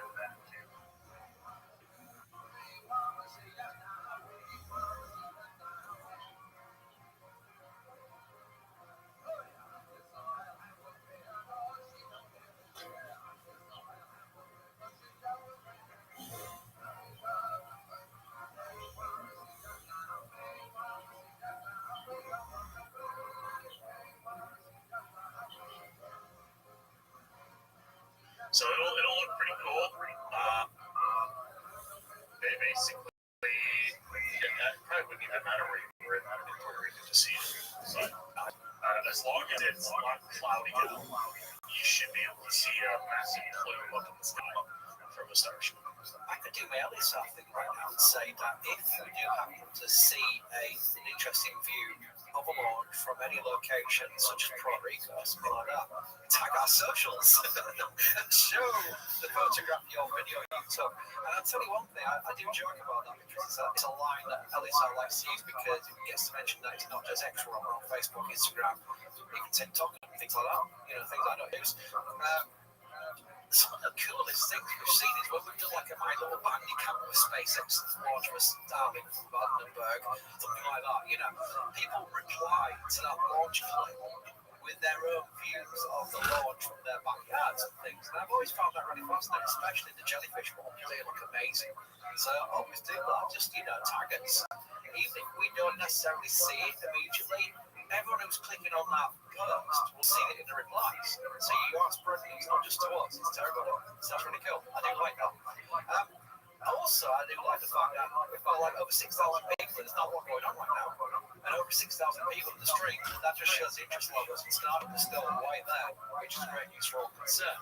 But it also means we'll probably get quite a lot of new people and asking, basic questions. And I think it's very important we don't just answer technical questions because it is a stream for everybody. And if it is your first time here, welcome. And the second part is this is a question for Brian. Why does ice fall off the frosty booster when wondering? Because we've been wondering since it's all seen in the SpaceX video. So ice, the frost, which condenses or basically layers the outer steel hull of this booster, it starts basically almost like pressurizing. It comes loose in the pressurization, doesn't it? Well, it's more of with the really cool booster, the outside air freezes against the booster. The outside moisture, I should say. It'll freeze against the cold booster and ice builds up, and after enough time, the ice builds up to a weight where it can. Its internal friction and stickiness doesn't work as much anymore, and the ice just cracks and falls off. That's about it. Pressure changes, and of course, if it's static fires, the vibrations will knock ice off it. When you're seeing ice fall off, like during detanking or during loading, it could definitely mean the booster is expanding and contracting. But it also means that eventually ice buildup just cracks and falls under its own weight. So, yeah. It's kind of funny that one of the more basic questions is where I turned into a complete idiot trying to give an explanation to it. It's frosty and pressurization, it pops off, doesn't it? It's weird how that works. You're so used to something that you just try and explain it like a line. It doesn't work. It's amazing how that works. A more technical question for you, definitely, Ryan, is cosmic exploration technology is currently great use now. What are those big GSE bunker vents that are not active during the whole process? What's their use? GSE bunker vents. The ones on the side structure. Those are basically just air vents. So when you have a large enclosed structure like that, you need to have some kind of venting for the air. It's for air circulation. Those are connected to large fans and as well as nitrogen. So one, you can just use it for air circulation. The other thing it's used for is those are mainly over the primary propellant valves. So the LOX, primary LOX valve is on the side we're looking at right now. The primary methane valve is on the other side of the surface structure. Those are kind of where, it's basically kind of where some of those vents line up is some of the main prop valves. Now, what they do is during loading, no seal is ever perfect. You're going to have oxygen leakage, you're going to have CH4 leakage, and you'll probably have a buildup of oxygen and methane gas. And what you can do with those vents is you then purge the area. So you don't want like a mixture of oxygen and methane in a tight enclosed space. That's not good. All it takes is the right mixture in a spark and it goes to work. So the whole point of those is to purge the bunker and make it basically a nitrogen-rich atmosphere in there, more nitrogen-rich than outside, I should say, to purge oxygen and methane out so that you don't have to build up of explosive gases and keep it as safe as possible. Now, we have not seen any venting out of some of those during static fires, but there is a possibility that when they go to launch, with the plume going to be interacting with the covers on the hold-down arms and all that other stuff, there's a chance we see those vents actually vent out cold nitrogen gas when a launch happens, but we have not seen it during the static fire, so they're just kind of passively venting it at this time. As a fire engine goes past my window, apologies if you heard the siren, that was from me in Yorkshire. Not long after, I had a bunch of Canada geeks having an argument outside the window. All noises coming through my... Maybe I didn't, my voice didn't show us coming through, so maybe you didn't hear it, my microphone's good enough to filter that out, should we say. So this is great. Davey says Patrick Bob is beyond disguise, like it has ever given SpaceX workers something to watch while they work. Then the second one, straight after it, is from Koda, who says, how do you feel when Star Factory watches a Starbase live stream to inspect in real-time views of the planet? It's something that's been going on for years. We heard about it from SpaceX's back in the early days, back in the windbreak and high bay days, before the mega base and what have you, the base. We knew they had us on screens there, but it was kind of like only until the Jay Leno tour about 4 or 5 years ago, 4 years ago, with Elon, that during those clips, that Jay Leno's documentary saw Starbase on big screens. I was like, hang on a minute, big screens, that's visual proof that we've got big screens. And of course, Tim did a tour, we saw it on one of the screens during his tour, and we saw it again on one of the screens in the SpaceX video as well. We knew that SpaceX was telling us we're on screen on McGregor and on the Space Coast, and it is really cool. I must admit, it is cool. I think Patrick loves Elon now. I think Elon's more focused on X rather than YouTube streams, so I would fully expect Patrick Bob to be Patrick Bob. There we go. We'll let this fly right. As far as we know, they do plan on putting something on Ship 39. As for what it is, we don't know. But there was that FCC filing about comms during a flight or something along those lines. So we'll just have to look and see what gets loaded on the line if we're able to see when that happens. Very good. Alex, question here about SpaceX's future. There is a Louisiana expansion apparently out there. Any ideas what that could be about? Well, there's a lot of speculation, right? And we can know enough information, I guess. We do know that they seem to be about to, or if not already, have acquired quite a lot of area, like a good footprint out there. I personally think it's going to be some kind of, Starbase 2.0 sort of thing, where they can build and launch out of there. The main reason for that is because it's close by, right? It's not a lot of the trip time. You can go through the Gulf and whatnot. And it also allows you to be far enough away from Mexico, for example, that if you try to do a polar launch, you might be able to do that from Louisiana. By the time the ship sort of gets into orbit, it's already quite farther range, but also still not over Mexico. And if it flies over Mexico, it's like some of the least populated areas, right? Which in terms of the, all of the things that they need to do with the FAA of probabilistic chances of injuries or harm to the public or whatever, like those sorts of things play in your favor when you're trying to fly over some other country and things like that. It's like, well, but it's the least populated area in that country, so the chances are very low if something were to happen on the ship or whatever, right? I do think that might be the reason why. And why would you launch to polar? Might be the next question, right? Well, it's because of the AI satellites. We know already this big constellation that they want to launch of a million satellites, and there's an entire shell of these satellites that are going to be in sun-synchronous orbits, this sort of lower/slightly retrograde orbit, where you have constant illumination by the sun, right?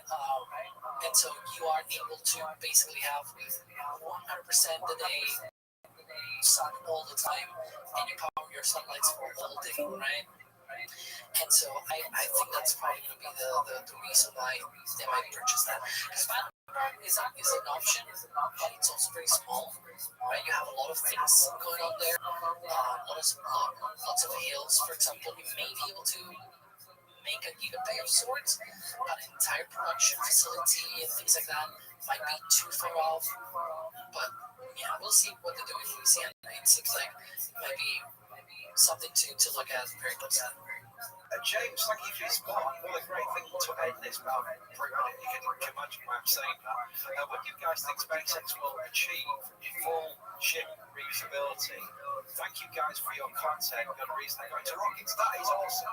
That is super. So that means a lot to me. Someone who started with NSF 21 years ago on the YouTube channel. Now came organically later on. But it does mean a lot to me anyway because of that. So thank you for your support and thank you for the message. But Ryan, when do you think they'll get full ship reusability? Probably early next year. I think they might catch a ship this year. And then on top of that, I would guess actually reusing a caught ship, I don't think it's going to happen until next year at this rate. But, there's a lot that has to go into it because even if they catch the first, even if they say catch 41, they'll have to tear into it and take a look at it and see how the ship went.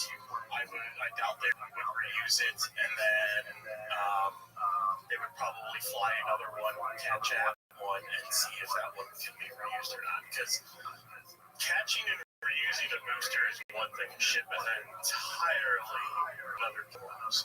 Because of what the re-entry it has to go through. So. Right, Alex, try and get your head around this one. I'm trying to visualize it. I'm failing badly. Kirby wants to know, why does SpaceX just add a second booster to get Starship to low out of orbit without refueling? Go to the next. Why would you? It's a very big rocket if you were to do that. It's already a big rocket. You're sort of thinking of doing an even bigger rocket, right? That's too much complication in terms of ground systems and things like that. And also, how do you recover that second booster, right? Why doesn't SpaceX just add the second booster out of your recovery, right? You want a full reusability system or a fully reusable system that's cheap and launches off and things like that. It's like, how do you recover the second booster? Oh, it turns out the second booster goes into an orbital speed. Oh, then how do I recover something from orbit? Look at the ship, right? That's one of the things that the whole reason why it needs so many refuelings is because the ship it basically uses its own propellant to get into orbit, but that is also why it can then be turn around and come back, turn around and launch again. But you have that advantage of being able to launch quickly.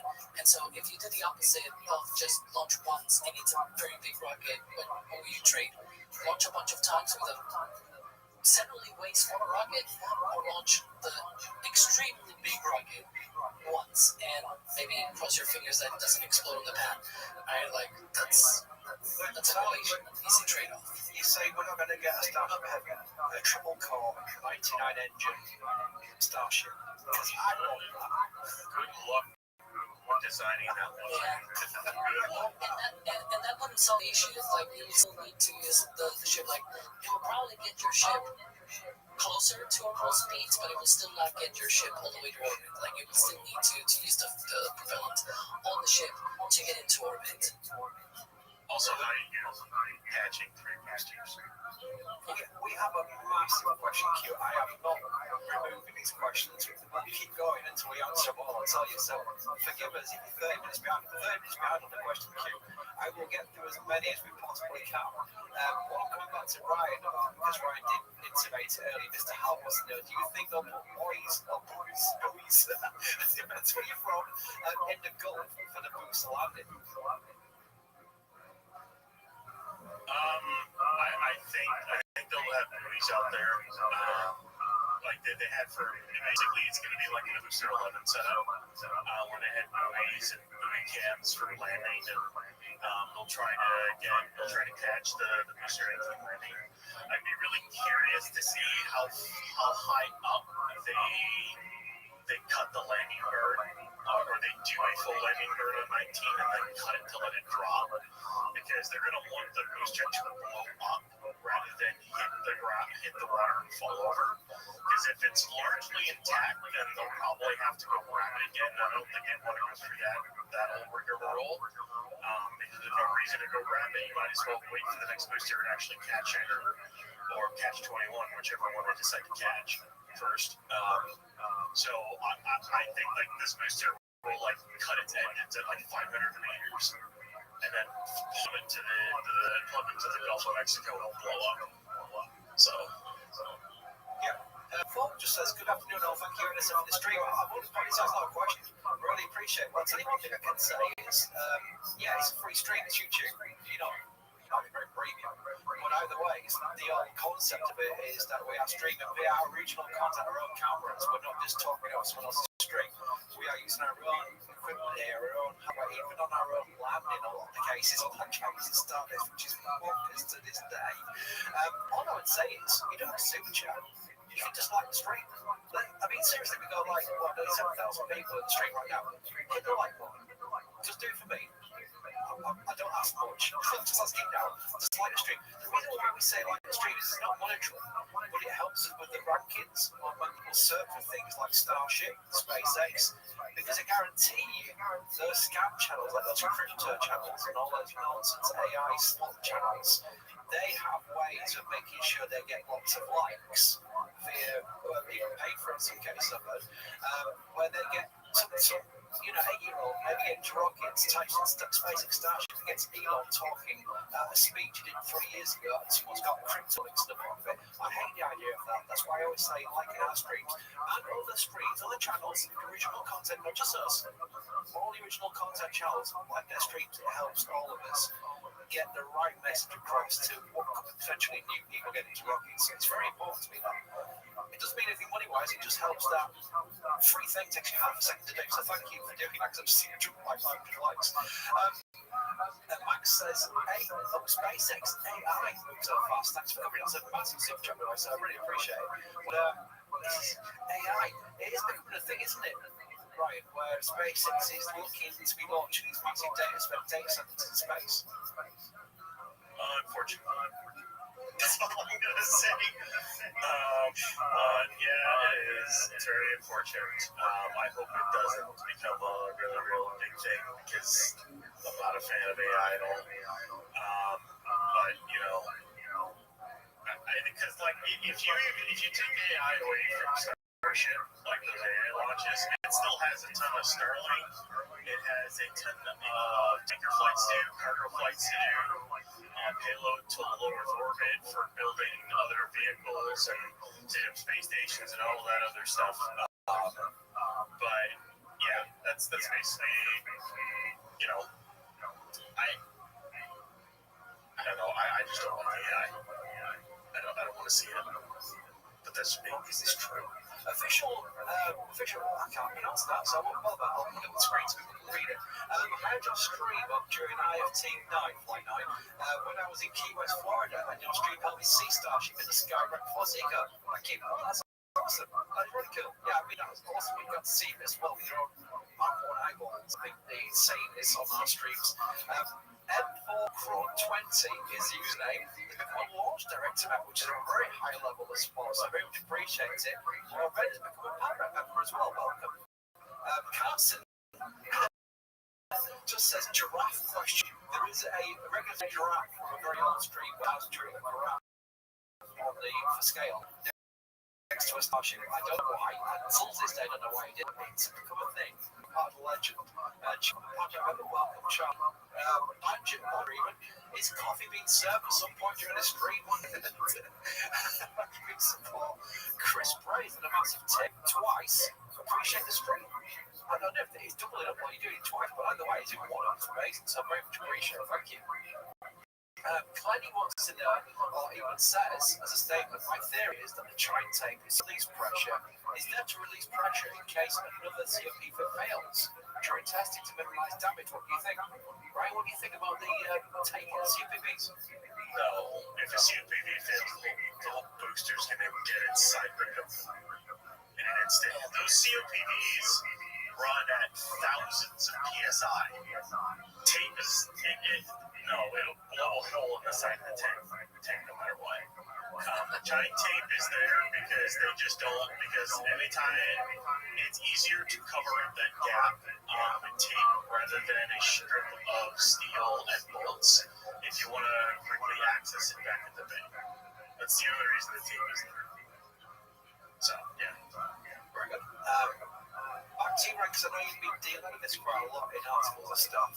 And it is a very good question because once they do get to full stack, we're going to see shipment disconnect testing that way. When do you think, what are your expectations about this, Ryan? Because it's not the first use of the system, because they had it at prices, as you've rightly pointed out, around to say recently. But it is the first time this plate will have touched a ship during a full stack. So, they've been purging the SQD. The biggest system is not really the plate itself. It's running the ship side with a ship connected to it. So testing all the pre-press, all the power, all the data lines, and then actually loading propellant into the ship using the new design, ship UDR, using the tower and using those systems there. That is basically what it's all about. The entire ship side of the tank farm is what we're really looking forward to have tested. Not really the plate, but the entire ship side. Alex, Pioneer wants to know, what are your biggest concerns about Flight 12? My biggest concern is that the whole flight fails very early in the flight, right?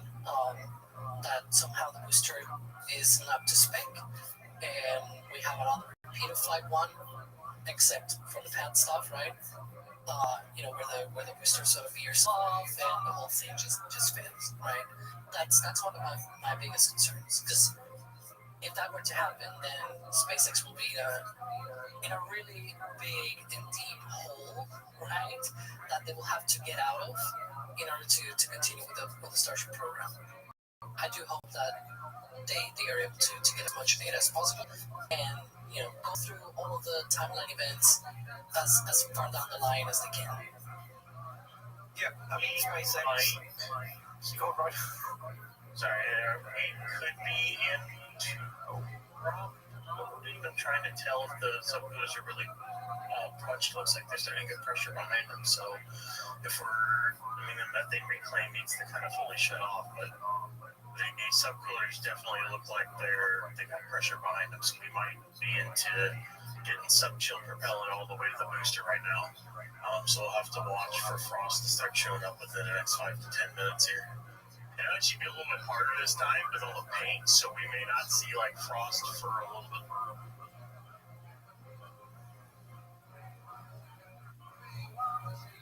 Longer than that. We'll have to wait and see here, but they may be getting it properly here, which should give it.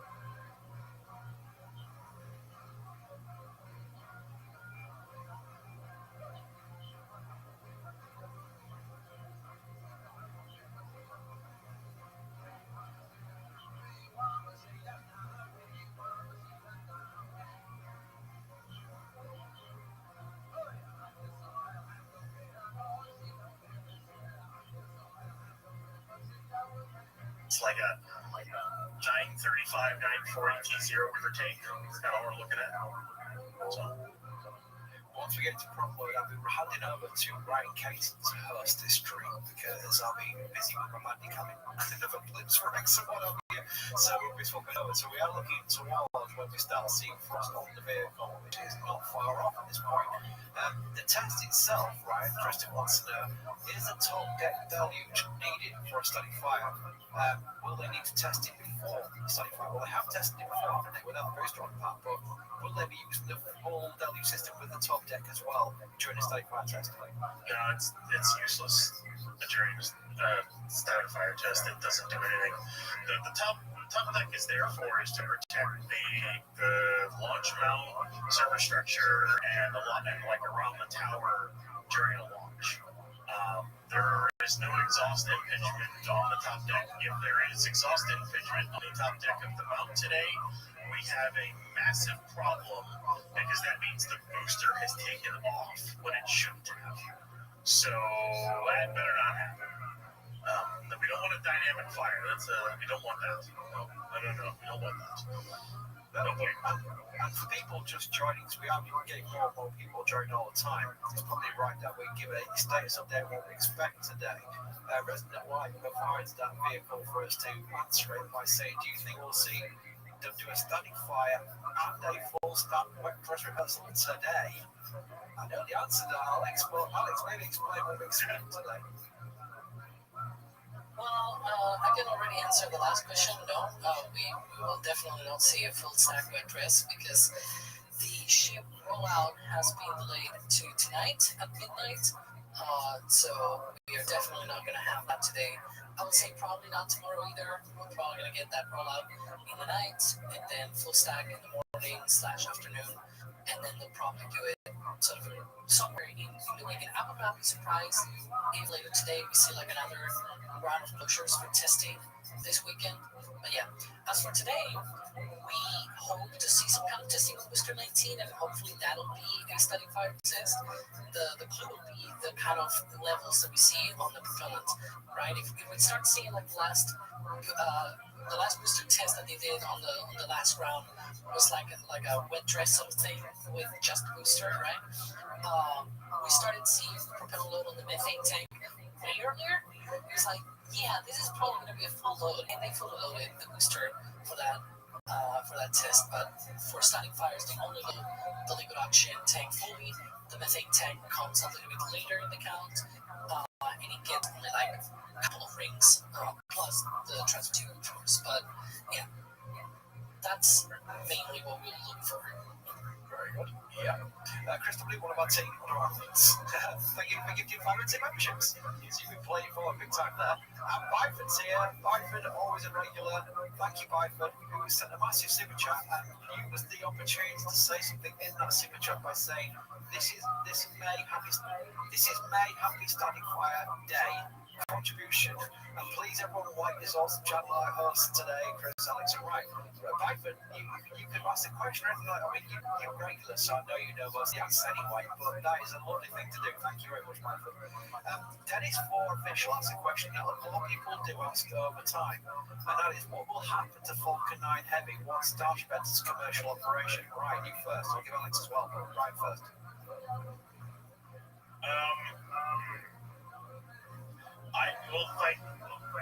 If you were to ask me this a while back, I would say Falcon 9 would stay in operation for a while. I think like True Dragon will stay in operation for a good chunk of time. It's still incredibly useful in Cargo Dragon. It's good for quick, smaller resupplies to space stations and stuff like that.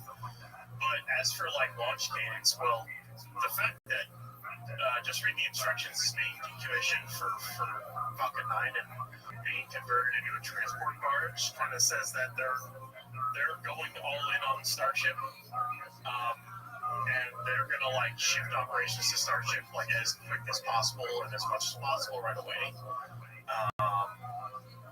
I still think Falcon 9 will be in operation with different,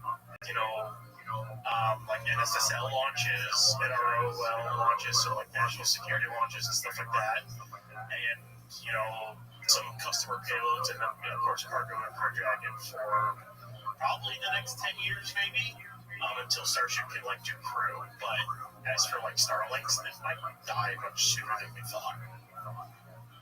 There's also the question of like what sort of means enters commercial operation, because Starship is just a whole different beast, right? Than Falcon 9. Falcon 9 can launch. I find it fascinating because we've seen a long-range projection manifest that you do go for nearly 20 years. They've got contracts. They've always had contract for Falcon 9. It's not been an issue for SpaceX. All praise to Gwen Shotwell, who has done an amazing job in her role at SpaceX. That often gets overlooked, although not too much because she does a lot of interviews. It's front and center as the president of SpaceX. But that is, people say, Elon is like a chief designer and what have you. I always find with someone who's hired a brilliant team, that's the biggest praise I'd give to Elon, is that he has found the right people, which is a big talent in itself, to achieve the goals that he has in his head. Because you need that. You need to be able to say, this is what I would like to happen. People in who can let that happen. So it's a big thing now. When the history of space is written, as Eric Ferguson said already, in the future, in like 50 years' time, they'll look back to the team involved in this, and Bishop will be front and centre of that. I would have no question about it at all. Let's also update the status on what we were hoping would be a Ship 39 joining the party not long after this potential static flight test, and that is the road delays. Right, can you update us on where we are with these road delays now? Because people are joining, probably wondering why the road delays keep moving around. What does this mean for today's testing? We've got a static flight coming up, and then pause, and tonight we'll see Ship 39 roll up. Yeah. As of right now, and I say as of right now because it's SpaceX and who knows what they're going to do. The road delay is set up for midnight to 4 a.m. for a roll from production to pad, and we assume that's going to be Ship 39, and then that would probably mean an early morning stack or something along those lines tomorrow. And then I would guess checkouts all day, and then they probably try to do a wet dress on Saturday to use up. That would make 3 of 5 weekend closures already for the year to be used up under their environmental assessment stuff. But basically, it seems like SpaceX is kind of trying to push real hard to get this stack out, to get a wind dress done. So it wouldn't surprise me if for some reason Ship got ready, because they were ready. It seemed like they were going to roll today, and then they pushed it again. So we've seen them bring it forward before, so who knows, maybe they'll do it. Or maybe maybe it'll roll tomorrow afternoon. Who even knows at this point? It's weird to me because... sorry. I thought you were talking. The point that I was trying to make is that it seems weird to me because originally the road closure was like for the transport of the ship was at 10 a.m. to 2 p.m. I think it was, right? That will be enough today. Like if ship is ready to go, this static fire may happen hopefully in the next hour. Let's cross our fingers. If it is a static fire, of course. But whatever they do with booster. It might happen within the next hour, and then there's like another hour and a half to detank, right? And save the booster. That still will be within that 10 a.m. to 2 p.m. window for them to roll out the ship and tech. So I'm really wondering what prompted them to delay this road delay, no pun intended, to midnight tonight. Like, what are they doing here? Right? Is it because Ship 39 is not fully ready? Is it something else? I have no idea, to be honest. Yeah, Nicky in chat, I just wanted to call me out, Nicky. That's why I think it's good we're talking about this right now, because it can be confusing. But your point here is I'm confused why Ship 39 rolling out on Booster 19 needs to roll back. Obviously, I get where you're going with that question. Booster will stay at the pad. It'll just be the longer wait until Ship 39 joins it, and then they'll full stack. So if they full stack, probably when you turn the channel on tomorrow, it'll be full stack, and we're looking forward to a wet dress rehearsal at some point. So that's where we are with this. There's so many great questions here. I'm hoping that put as many as possible into the queue for Ryan when he takes over hosting. But this one, we might not know the answer to Ryan, but aka Soft Banana, that's the username. How many engines have been replaced since last time fire test? No idea. Entirely, obviously. They could have replaced the old Air 13, and I think that is vapor off the booster. Yeah. Oh, there we go. That's vapor off the booster, so that should going to be start of. Kind of curious to see how the frost works with the paint. It might just freeze the paint and get frost on the paint. We'll have to watch here, because as we know, it doesn't take long for them to load this thing, so we might see it shortly. Very good. The question I've always wanted to know, I assumed is a yes as the answer. Well, the question is, do the chunks into a safety brake like elevators in the case of a cable break? No. Right, that's system. I would assume yes. You're going to say no? No. If that cable breaks, what would most likely happen is if it breaks with a vehicle, the weight of the vehicle would cause the entire carriage to pin itself against the tower. It might fall a little bit, but it would probably cantilever and angle and pin itself against it. At which point then you have sticks, a carriage and a vehicle hanging from the tower. And maybe the vehicle slides off the sticks, and there's a whole bunch of things that can happen with that. But there's no break. If the cable breaks and the entire cable comes undone, it's gonna fall.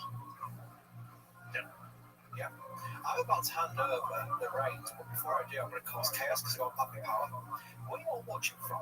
I always find it fascinating. Sorry, what's in advance, but I always find it fascinating when people are watching from, because it's usually all around the world, and it is just fascinating to know that you're talking to people literally around the globe.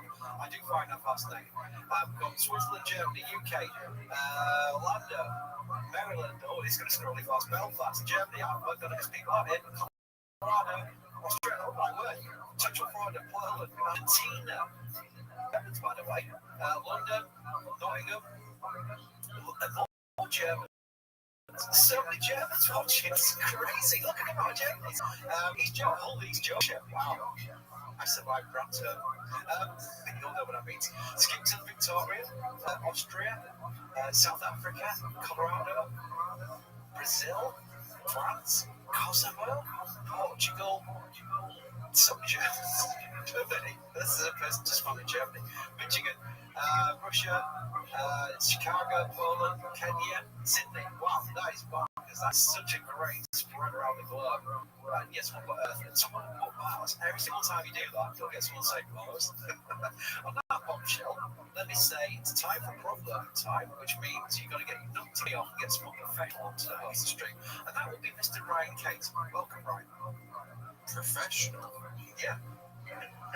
Professional? You're better else than I am. I'll take your word for it. It's true. We still have a British accent, though. We don't lose that. Well, it's not. I wouldn't know. Anyway, take a look. Thank you very much, everybody. Bye-bye. Thank you, Chris. Thank you, everybody. Welcome. I'm here, and I have been definitely paying very close attention to everything that's been going on. So for everyone else who hasn't, Ryan Weber, could you explain what's been happening over the last hour or so? Make the floor as well as SpaceX as we getting ready. Well, have you been paying attention to this? Very much so. I'm actually going to make sure everything you're saying is correct. Okay. But basically, they started the methane reclaim event around 7:45 a.m. or so, and about right on cue, about an hour and 15, or give or take, into chill down, they really started the prop load. That was around 9 is when the subcoolers started going a bunch.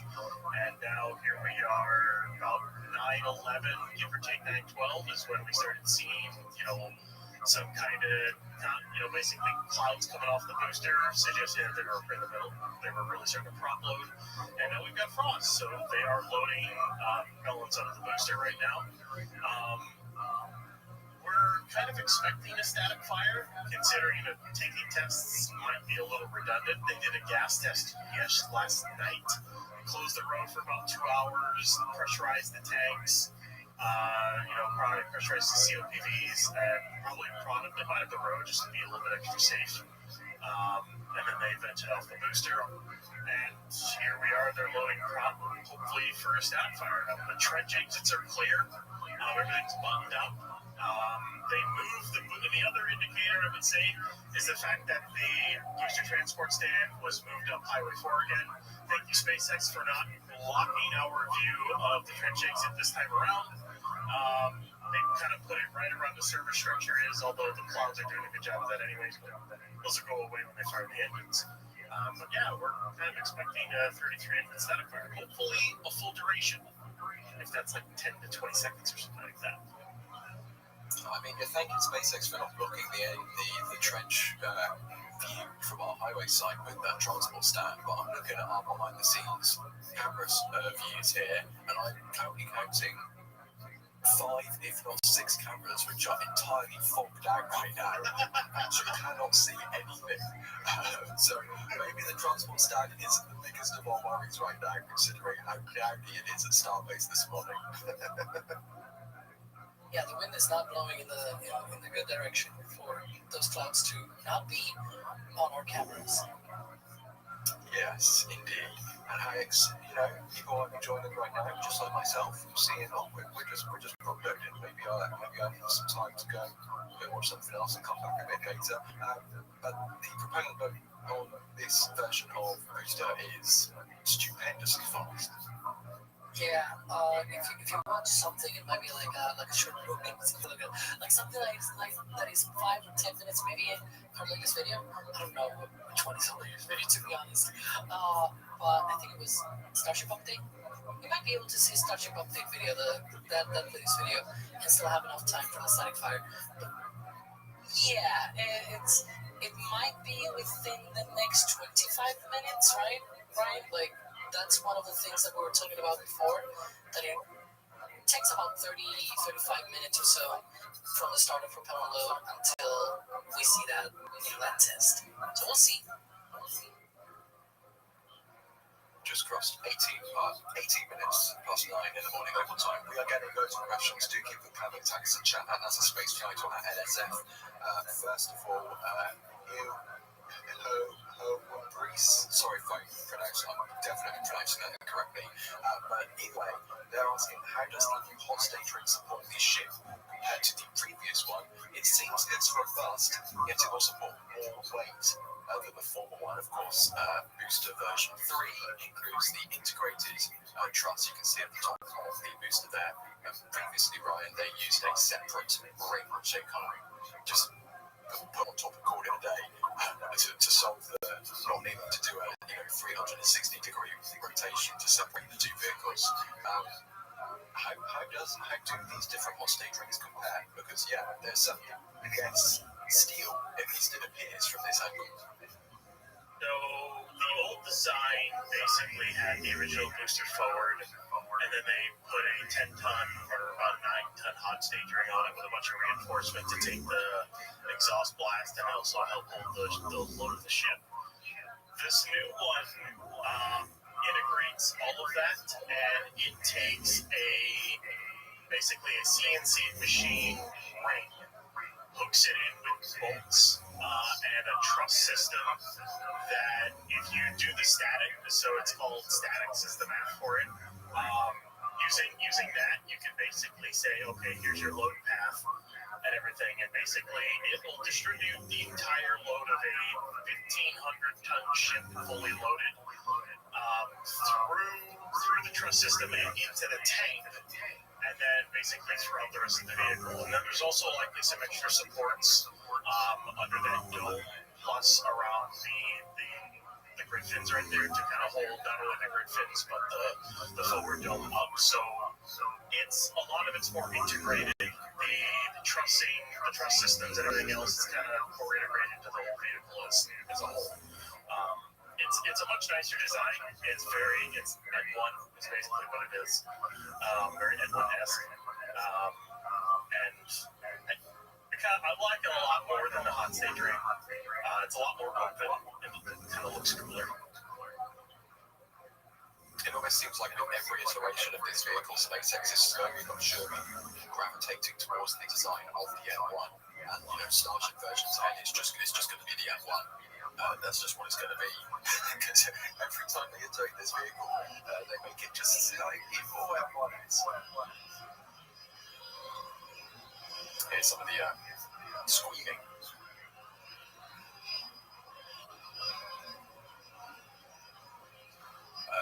We have another question here from Marco.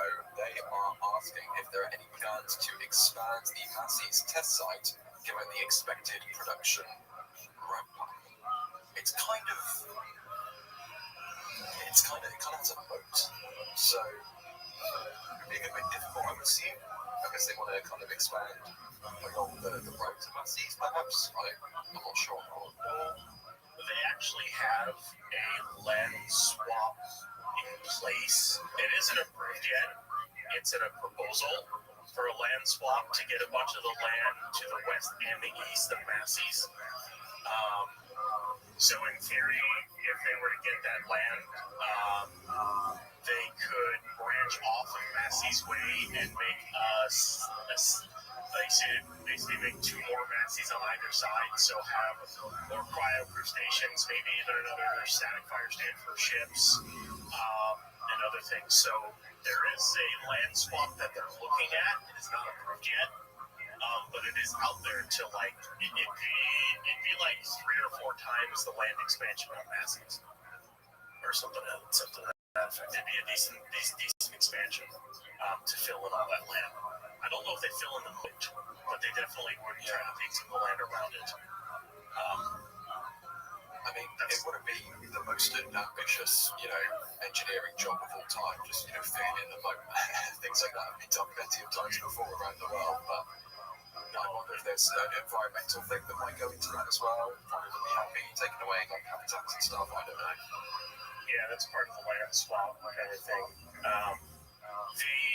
I think the more ridiculous engineering challenge for filling something in, and I know someone brought it up earlier, is the Louisiana thing that people have been talking about.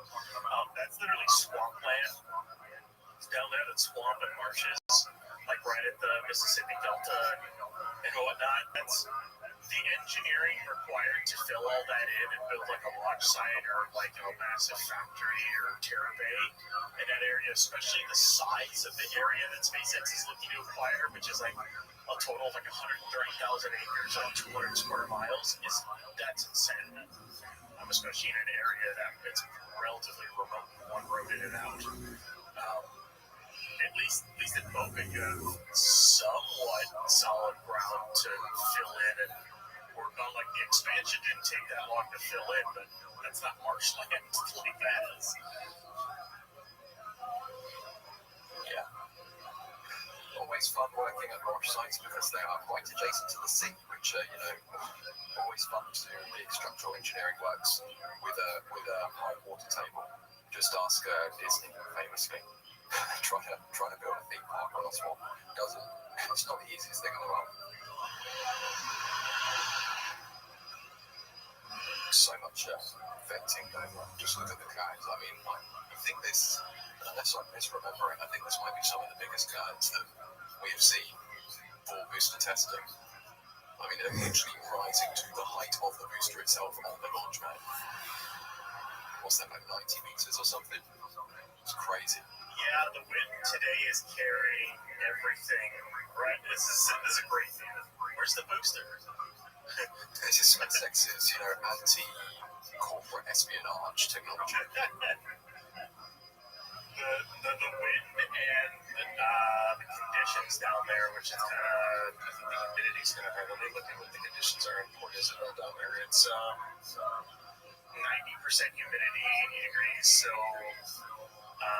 and the wind is east at 8 miles an hour. Well, the wind must be different down in at the long side than it is at Port Isabel, because that's definitely not easterly on that wind. I'll just say that. It's kind of west, almost due west, in fact. But yeah, it's pretty humid down there, so you're not getting a lot of the clouds just kind of stick around. But I'll just say this: when they go to static fire, a lot of it will just vanish. the clouds will just vanish. Let's see. Speaking of corporate espionage, Helios Aerospace is asking, is that Pad 1 gantry structure that we can see through the Pad 2 trench right now? It was probably a previous year from a little while ago, but SpaceX is building up that Pad 1 infrastructure for the new design of Pad 1. Yep, they're building it off to the side because the ground around the trench is not ready yet. So they're basically pre-fabbing it in a staging area, and then the LR 11,000 will just pick it up and put it into place once it's ready, once the ground's ready.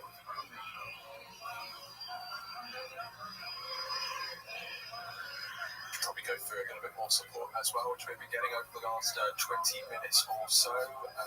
Anti-Zero, thank you for becoming a Capcom member. That means you now get access to the Discord server.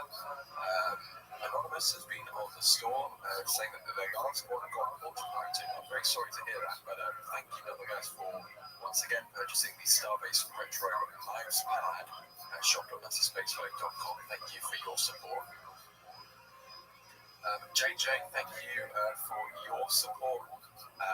They are asking what are the plans for Orion and SAS when SpaceX are going and refueling. What is the SAS and Orion going to be used for in those Gates missions? Will they not be used at all? Well, very briefly, Ryan, the Artemis 3 and 4 architecture, it sees a Orion being launched on SAS and then docking with Uganda. So they're both going to be used for those initial missions. Yeah, basically. Once, I don't know what the SLS and Orion's faking.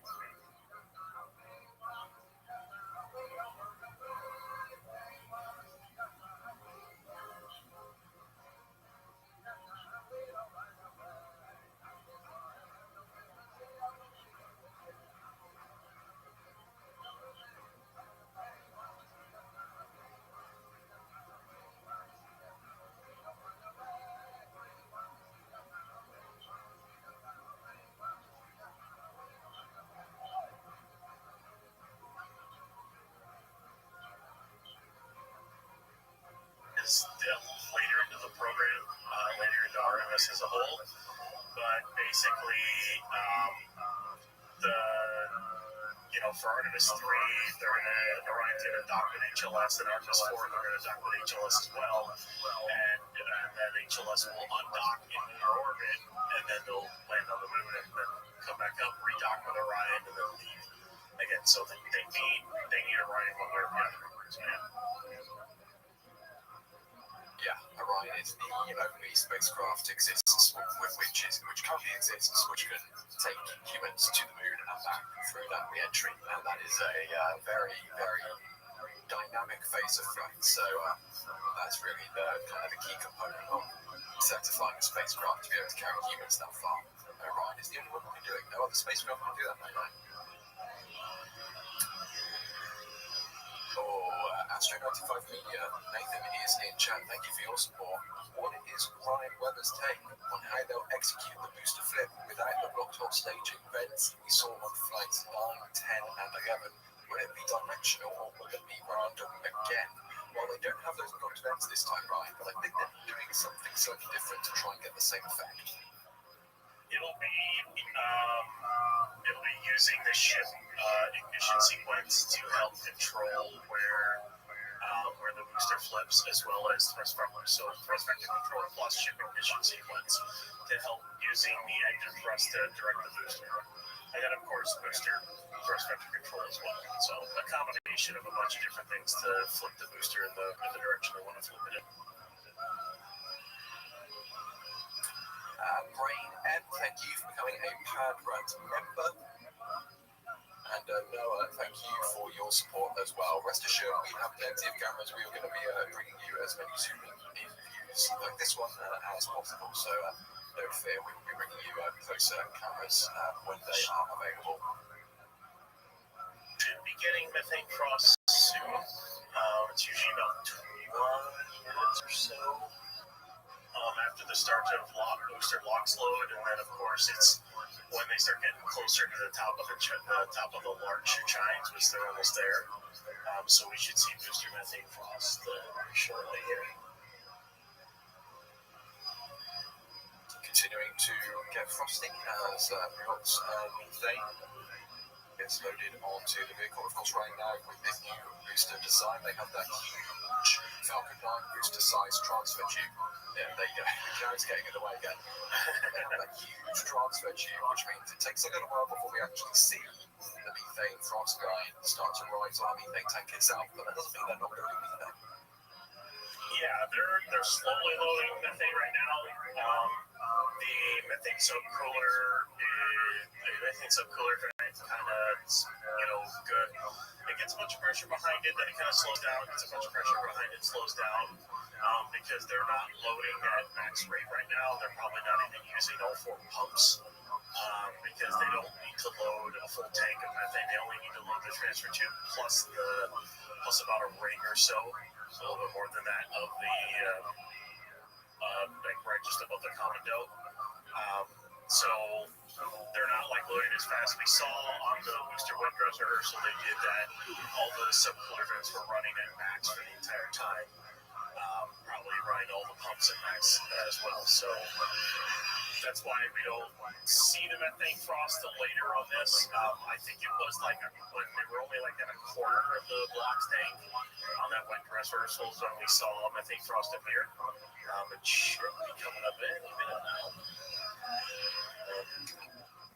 Speaking of that tank, Freeman 777 is asking, what is that black circle on the booster? Is that paint or an open access hatch? I feel like it isn't an open access hatch at this point, right? But that is an access hatch, right? So they can get inside it. Obviously not right now, but inside the maze and stuff. It is an access hatch, so they can get access to the methane tank. There is a ladder on the inside that goes down and onto the common dome, and then that ladder goes down common dome and to the transfer tube, and then there's a ladder on the transfer tube that goes all the way down the transfer tube. So that's like a 50-meter long ladder to get all the way down to the bottom of the booster inside the transfer tube, or almost the bottom of the booster, just going through that hatch. That's maybe just once I want to go down that ladder, but hopefully you don't get stuck at the bottom. Certainly a long way down. I think we're seeing some frost. Condensation, there it is. Yep, there it is. Starting to form on the right-hand side of those stringers.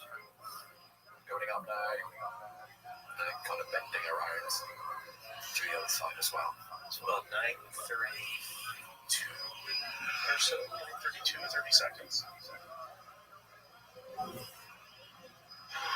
trying to get all my time around so I know exactly what it is going to be on launch day here. So, with that, let's see here. We can have a booster test in about 10 minutes. So maybe 9:42. 9:43, we're going to take.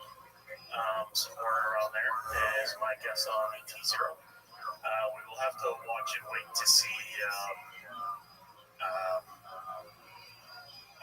We'll have the 2 drains that'll pop up.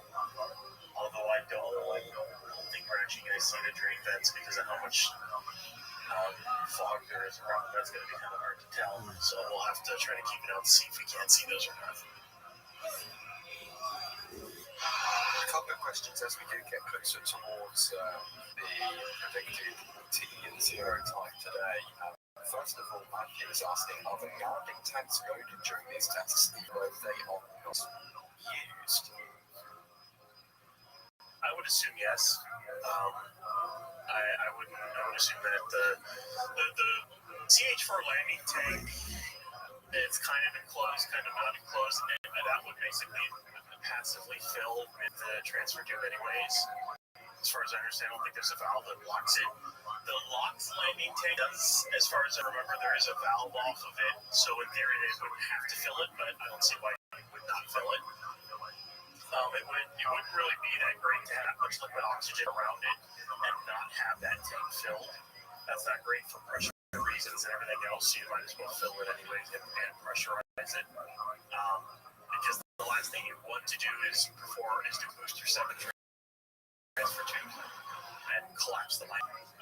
That would not be good. You might as well fill it anyways and equalize the pressures and everything like that. Yeah, Sydney sub up.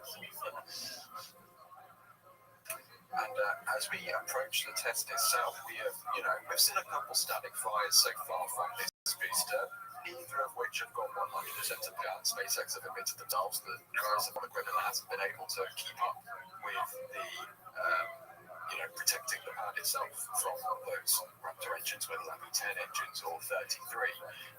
We have a couple of people asking in the chat, what should we expect? Astro Sandy is asking, do we expect a full duration on all of the engines? Jacob is asking 60-second static fire. I'll go around the room. Alex, let's start with you. What do you think? Do you think SpaceX are going to go full on out? Are they going to try whatever idiom you want to use here, like go all the way? I don't think it's going to be a 60-second static fire, to be honest. It doesn't seem to me that Pad 2 is able to do that sort of thing. It might just be 10 seconds like we've seen so far, right? The previous static fires of boosters used to be like 10 seconds, maybe 8. Some of the shortest good static fires, right? Just being, of course, way shorter static fires than 8 seconds, but like static fires that ran for a full planned duration and like we didn't see extra testing or whatever, it used to be anywhere between 8 to 10 seconds, right? So it could be just like that. The whole reason we thought the previous static fires were short were because precisely those two, the first one was like 1 second and the other was like 2 or 3, right? So they were not especially as long as we have been used to, right? So it might just be that 8 to 10 seconds today. There was another question that you mentioned about, are they going to fire all the engines? Yes, like that's probably going to be what we're going to see, right? They're probably going to run all the engines just like they tried the last time around and see what happens. I know some of the chat has also been asking, like, why is it important that they fire the engines? Like, couldn't they test the deluge system on its own? And the answer is that yes, they've done that multiple times.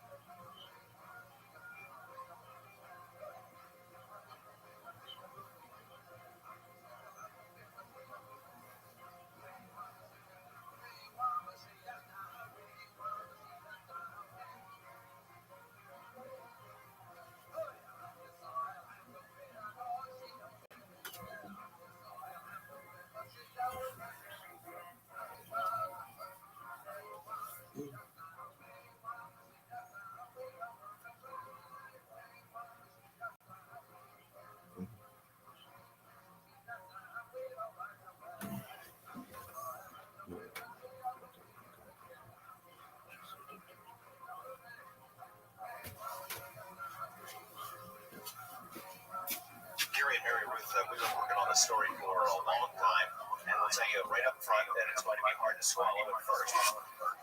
In 1989, a soft-spoken scientist in Nevada went on local television and said something that would baffle the world for the next 3 decades.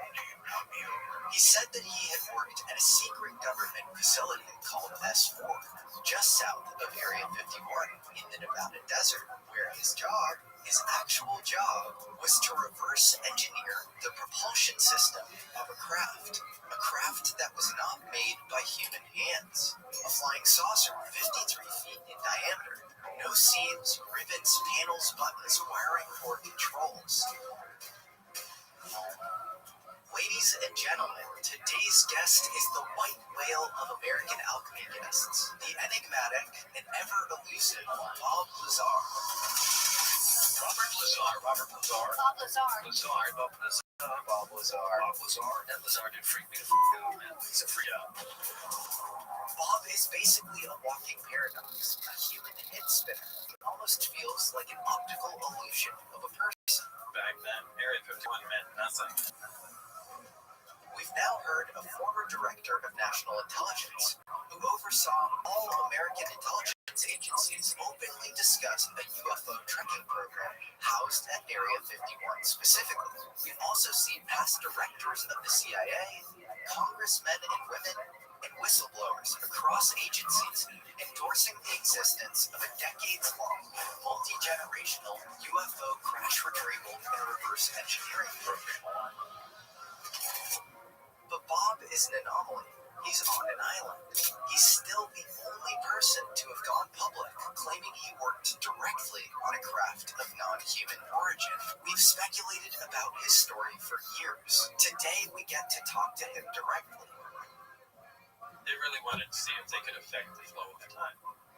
Did they have a stated purpose? Or No. In this interview, we get to ask him our most skeptical questions about his background, his education, his past, how he knows what he knows, and why he hasn't been forced into silence. John Lear was super into UFOs before you got the job. Why do you think it didn't come up in a background check? There are a lot of people out there who say you faked your educational credentials. Did you ever wonder why they didn't view you as a liability? But we also ask our most awe-inspiring questions. We learn new details about where the craft he worked on was actually retrieved. We discuss the beings that may have occupied it, where they come from, and what they want with humanity. We even learn about Bob's current home laboratory experiments. He's still investigating the gravity-altering force he encountered while working on a flying saucer in the 80s. You heard me right. Bob is currently working on exotic UFO science in his personal lab. How did the reactor work? Through X-rays, we were able to determine that there's a hollow tube. But this interview gets even crazier than that. I surprised Bob with a scientist at NASA who's doing his own experiments on gravity. What kind of voltage are you using? Right now, about 4 volts. That's unbelievable. I also had the honor of showing Bob legendary, never-before-seen footage of a UFO at Area 51. People have been trying to get their hands on this specific footage for years. Yeah.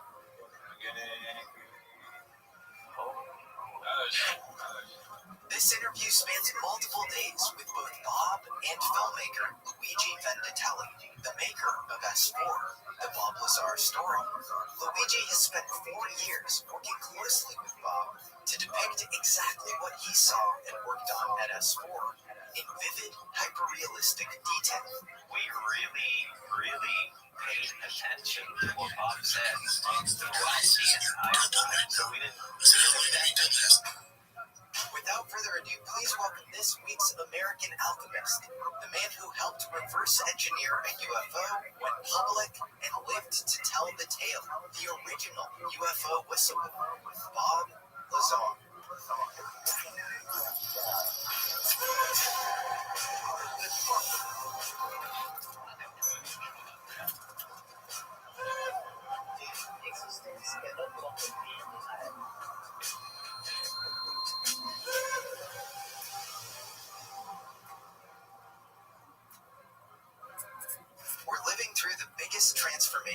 financial system in 100 years, and most people are still using the same platforms their parents used. I started to investigate the financial space in 2012 because I genuinely believed that the fiat dollar system was broken, not slightly broken, structurally, fundamentally broken. It's what you might call a long con, or perhaps a Ponzi scheme. I started to believe that a transparent, decentralized alternative wasn't just possible, it was necessary. I've spent 13 years researching it, living it, talking to the most serious minds building it. Kraken is the platform I kept coming back to with my own money. So when we finally decided to bring on our first ever financial sponsor in 4 years of doing this show, we went to them. Because I've used the product and I already believed in what they're building. Every other investing platform is essentially the old system with a better app on top. Kraken is different at a foundational level. They've been operating since 2011. Through every market crash, shout out Mt. Gox, every industry collapse, every moment other platforms failed their users, and when everything went catastrophically wrong in this industry, the people responsible for making customers whole didn't go to the biggest names in finance. They came to Kraken. On top of that, they publicly prove, not promise, prove that every dollar you deposit is fully accounted for. Anyone in the world can verify it at any time. No fine print, no blind faith, just proof. You can buy stocks and crypto in one place, earn better rewards than any investment account you've ever had, and send money anywhere in the world without those annoying fees your bank charges you for the exact same thing. Again, I've never taken on a financial platform as a sponsor in 4 years of this show. Having full control over your money shouldn't be about belief. It's the whole point. So go to kraken.com/AA to learn more and get $25 in Bitcoin. Again, that's kraken.com/AA. Owning the power of your money isn't just a belief, it's the whole point. One of the main reasons I'm able to go multiple hours on these podcasts while staying mentally sharp is because of this little drink. It's a product I started years ago, and it's called Ketone IQ. I know the founders, Jeff and Michael, personally, and I was thrilled when they agreed to sponsor the show, because it's one of the few products I trust to give me clean, sustainable energy.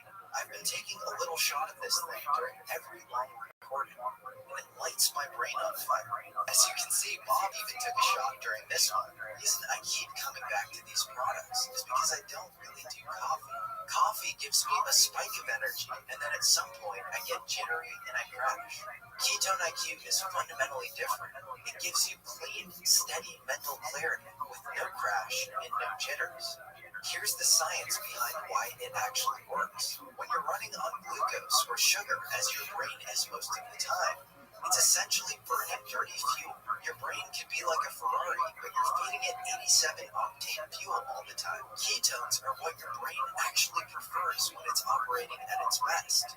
Normally, you'd have to fast for days in order for your body to switch from glucose to ketones. This little shot of Ketone IQ gives you the ketones directly, so your brain runs the way it's supposed to without any spikes or crashes. It was originally developed through a multi-million-dollar Department of Defense contract for elite cognitive performance under stress. Balthazar probably could have used that at S4, so the same technology that's used by soldiers in high-demand environments is now available to anyone in the form of this little drink. So visit ketone.com/alchemy for 30% off your subscription order, plus receive a free gift with your second shipment. That's ketone.com/alchemy for a whole 30% off. Or find Ketone IQ at Target stores nationwide and get your first shot free.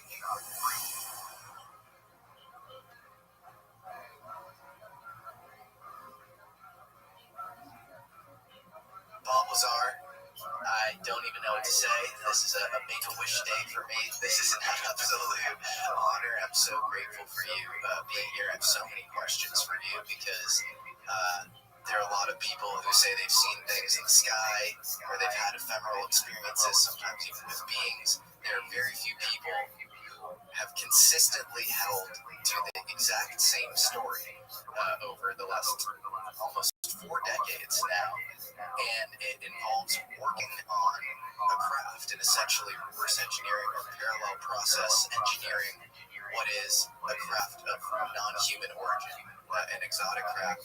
And so you are really one of one, and I can't wait to dive in. And I just want to thank, before we start, Luigi Venditelli, who is the amazing creator of this movie that you are in.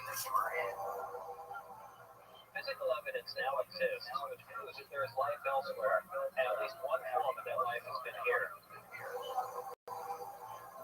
I want to start with your childhood, and what was little Bob Lazar like?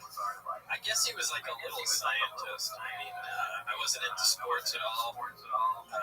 Still aren't. Instead of playing with toys, I'd take apart clocks and things like that my parents had, and, put them back together. I was just very inquisitive. Were you a rule breaker at all? Yeah, for the most part. I really had a problem with authority, so I really didn't matter if it was my parents or teachers, whatever to do. I said, I just don't recognize your authority to tell me that I can't do what I'm doing. And that just seems to be part of my DNA. Yeah, it seems to be a running theme in your life. So authority felt sort of arbitrary to you. It's like, why are you in a position to have any power? Right. Not even. You really don't even understand what I'm up to. And, you're already trying to put the kibosh on it here. So, go away and leave me alone. Yeah. Did you have any interest in UFOs, aliens, anything like that as a kid? No. I thought that was all silly. Yeah. No, I was always into science and science fiction. When I was a little kid, I watched, I think, like 5 and 6. I watched the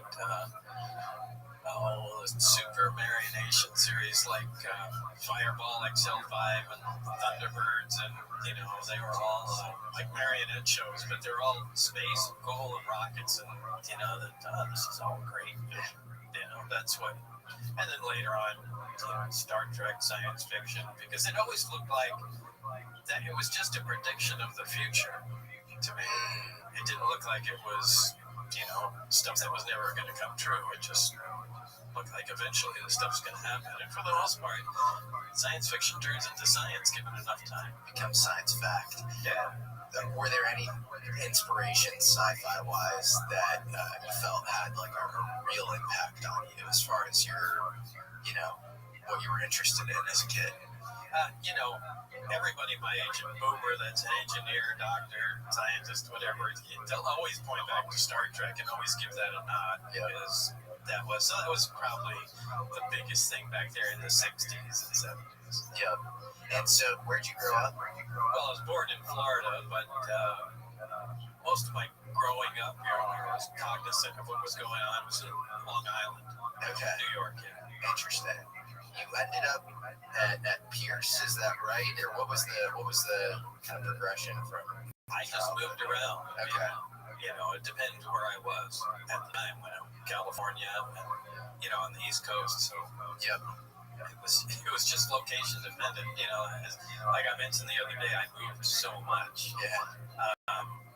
It was almost like a military family. Yeah. Was it because your dad had jobs that he was switching around, or what? I really don't know what it was, but we were just always moving. Yeah, interesting. And always have to make new friends and whatnot. But I don't know. It was just the way it was. My father always did some weird things and strange things up his sleeve, so I don't know what's going on. Yeah, I think there was some potentially shady stuff going on in the background. So interesting. Okay. What did he do professionally, just like surface level? I know he had some connection to the mob at some point. I mean, he had like a food business, wholesale food business, that distributed food to grocery stores, all over the place. But and he had big connection to race horses. I mean, I remember when I was a little kid of the what do they call it? Harness racing, where they sit in the little sulky behind the horse, little two-wheel contraption. I remember those guys. The jockeys, riders, whatever you want to call them. But I remember, playing in the living room and hearing those guys deciding who's going to win the race and things of that sort. So, I mean, I knew that there was some shady things going on. And yeah, whenever you have resources and tracks, there's often some. Yeah, especially back down in the early 70s and stuff. It couldn't be more corrupt. Absolutely. Interesting. Okay. And so he was involved in that, but maybe there was some other stuff kind of going on in the background. Yeah, nothing where people are hurt or anything like that. Not stuff. But yeah, but I mean, just some questionable things. Yeah. We're talking about. Yeah. So I mean, we did move around a lot, but spent most of the time either in. Well, it really depends what year I was. And were you into nuclear science as a kid as well, or just kind of like no, just science? I mean, my friends were. Had a friend whose dad was a chemistry professor. We'd go and hang out with him and bring home chemicals and play with them. But it was from as young as I could possibly be, was always tinkering around with something science.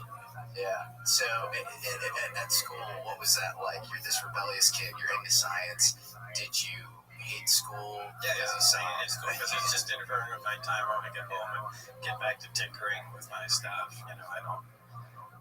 You couldn't bore me any more than I was. I want to go to music class. I don't care what they're doing. Everything is social studies. I don't care who won what war. Just let me go home. I've got other things I'd rather learn. But, the classes that I was in that matched my interest, I did well with. But everything else was a waste of time. What were you tinkering with at home? Probably at that time, electronics and chemistry. Okay. And then how'd you get the job at Los Alamos? At the time, I was working at Fairchild Electronics in Simi Valley, California, and I was just tired and burnt out of that, and just sent a resume to Los Alamos, but really laid heavily on the stuff, not my work history, things that I did aside from work. I took my wife's little Honda, built a jet engine from scratch, and put it in there. Then, in fact, that was one of the things I, sent in a resume to him. Oh, by the way, I love this car. And when I moved there, the local paper put that on the front page because they thought that was really cool. And it's like most people remember me at that time because I drove it to work in Los Alamos. Yeah. In fact, they yelled at me for, you can't run the jet coming into the lab because it scares the shit out of everybody. How fast would the car go? 212. Jesus. Yeah. On that car, it's super dangerous. I would never do that. That's insane. Yeah, but. So you're putting like a Bugatti engine on a Honda Civic, and you're like, in a way, yeah. Unbelievable. Yeah, it's silly, but you're stupider when you're in your 20s. Well, what was your top speed? 212. Yours was 212. Yeah, you went 212. Australia. You're insane. Maybe, but that's how fast the car was. But the Honda Civic is not set up for the jet engine that you put on. It was after I got in there. Oh, so you helped with the suspension and all that stuff. You improved. That's impressive, man. That's cool. Well, while working at Los Alamos National Lab in 1982, the local newspaper did a front-page story on a jet car I had built. Coincidentally, Dr. Edward Teller was giving a speech at Los Alamos that same day. So Edward Teller, for the audience, was the creator of the hydrogen bomb. Coincidentally, that same day on the paper, if you turn over the front sheet, was the advertisement for Ed Teller coming the next day, giving a lecture at the lab. So you go to a talk he gives or something? Yeah, he was about to give a talk. I got there early. He's sitting outside reading the paper because the door was locked. So I wanted to go super early too because I thought maybe it's going to be crowded or whatever. he's reading the front page of the paper or else I really didn't know how to go up and say anything. But I went, oh, that's the perfect segue. He's already reading about me. So I was like, hi, and I'm the guy you're reading about. What was Edward Teller like? He's a grumpy old man. Yeah, that's the only way I can describe him. Did he have any sort of distinct accent? Of course he was. Yeah, eyebrows. And, yeah. I mean, he looked exactly like himself. Yeah. Fascinating. And so, what was the conversation like? Were you like, hey, that's me? And then what did he say? He said, well, that's fascinating, but I can't remember verbatim what he said. But it is grossly impractical. I said, yeah, it's not meant to be a practical, mode of transportation. We only spoke for a short time, and then you can hear the door unclick, swing open, and a guy greeted him, oh, Mr. Teller, and so they brought him in. That was that. But as time went on, I made reference to that meeting when I sent him a resume after I had moved on from Los Alamos, and he remembered me. And that's who directed me to EGG, how this all started. Have you ever seen that? There's a video of Edward Teller being questioned on his relationship with you. Yeah. It's really funny because first of all, he goes into, he's being questioned on nuclear propulsion, and he doesn't want to get into it. It's very clear. And then he's questioned on you, and he has the exact same reaction. I don't intend to answer it. If you ask me that question on camera, I will shut up. I will sit silent. You're not going to get an answer out of me on that. Okay. And if I ask you on camera, do you know Bob Lazar? Can you just say no? I will sit silently. I mean, I spoke to the guy before he went and interviewed Teller. He was one of Teller's students. And he said, I'm going to bring up you to Teller. And I went, that would be awesome. And it would be awesome to see how fast he denies me. And he did immediately. But he denied you in the same way. First he goes, yeah, technically you could get, a real power source from nuclear. And it basically implying he knows a lot about it, but he's not going to talk about it. Yeah, I think he said, is there anything other than fission or fusion? That's right. No, nothing that anyone would be interested about. Yeah, but there's total annihilation, and he just completely discounted that, which is interesting for Teller. Do you think that he's talking about, because you talk about this 115, you had a, I don't know if that's your referring 16, and then you get this matter and antimatter annihilation. I don't know if that's what he was referring to, but he's clearly not addressing the most powerful nuclear reaction there is. And why would he do that? And he's clearly also denying the nuclear knowledge in the same way that he's denying his link to you. Yeah. Which to me is such a tunnel that he obviously meant you.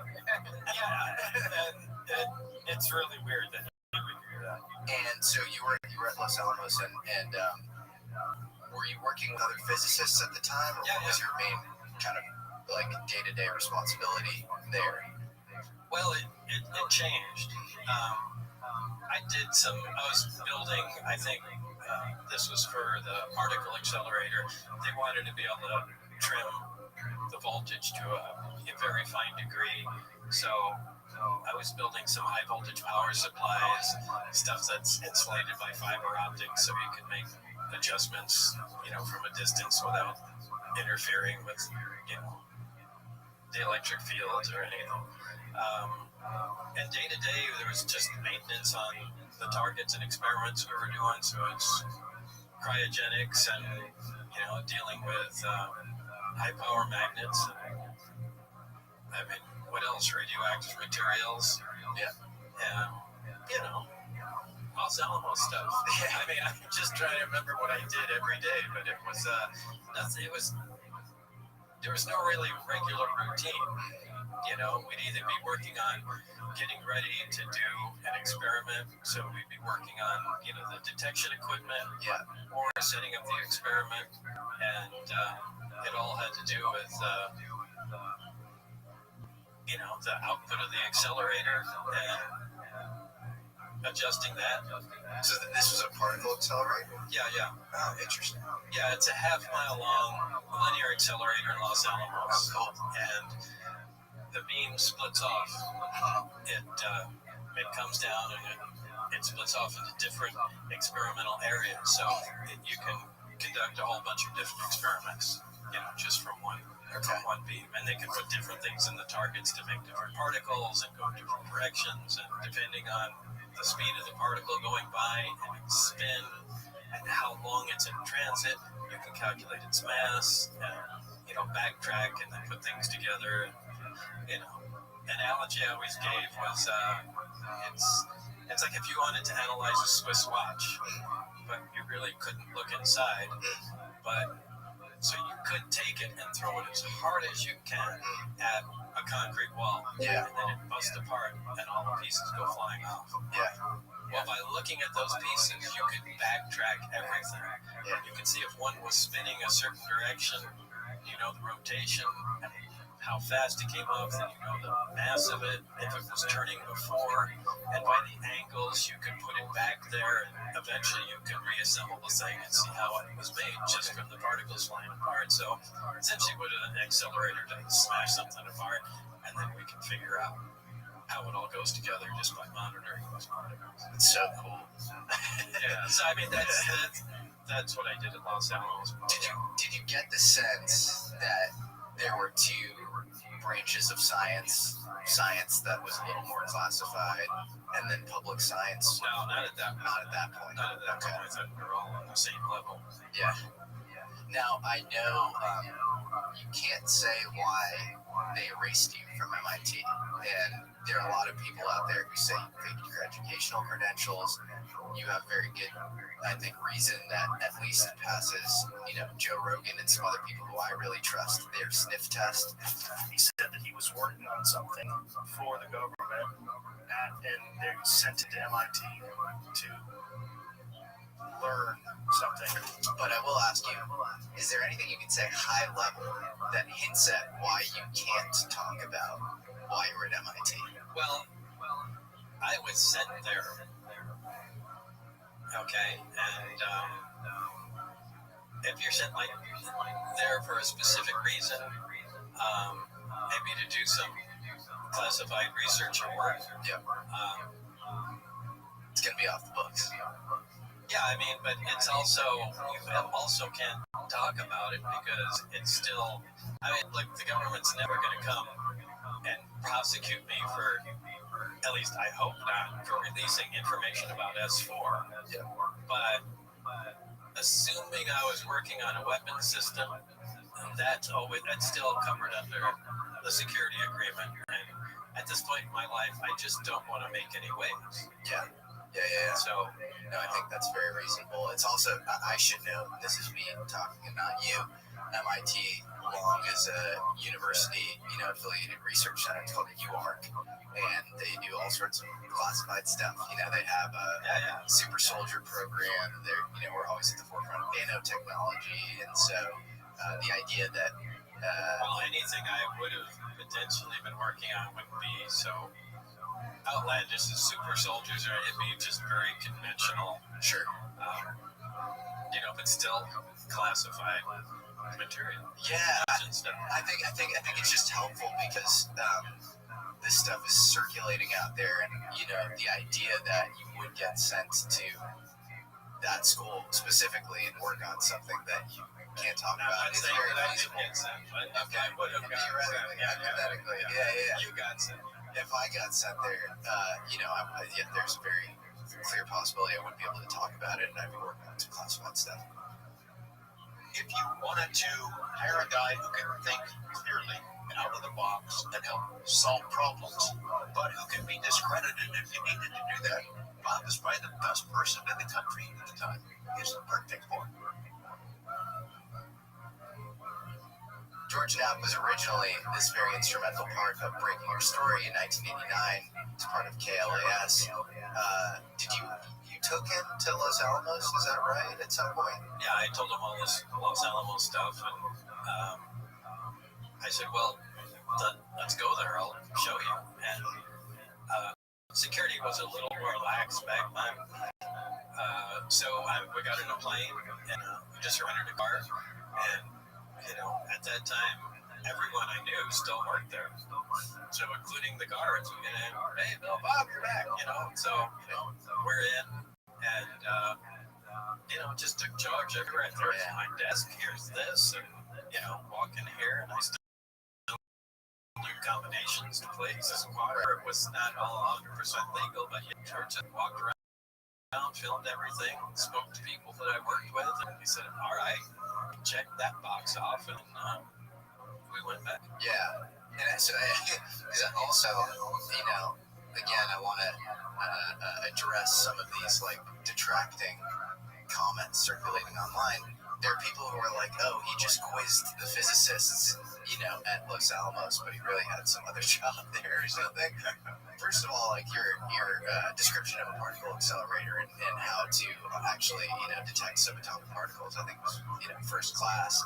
And then second, you have a guy in George Knapp, which you have to either accuse him of some sort of collusion or something in his orientation towards you, or admit that you showed him around.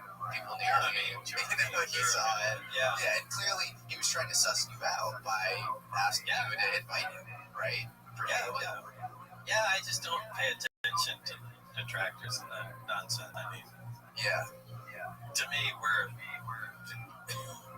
past that. I never met Dr. Teller again, but in 1988, when I decided to re-enter the scientific community, I sent him a resume and inquired about a job. Dr. Teller responded by telephone and told me that he was no longer active, but just functioned in a chief consultant capacity. He gave me the name of a contact at home in Las Vegas. I made that call and things progressed from there until I got to the program at S4. And so you send him the resume and he remembers you somehow, because I made mention of the jet car in Los Alamos. And then he sends your resume to EG&G, and then you get a job there. I don't know if he said it. When he did reply to me, he gave me contact information for EG&G. So I don't know if he said, just have a look at this young man or something like that, or if he did send the resumes. I don't know what happened. Did you know anything about EG&G at the time? I know they did measurements. They did all the. Those are the guys that came out and figured how to, photograph exploding nuclear bomb without it getting overexposed. They did all kinds of things, make giant flash tubes so you could photograph cities with bombers and stuff. So that's about all I knew. I knew they were just, a contractor that did weird stuff for the government, but, leaning heavily in the nuclear testing area. It's a company that is the namesake of Doc Edgerton, who was MIT faculty, actually. And Remember House. There you go.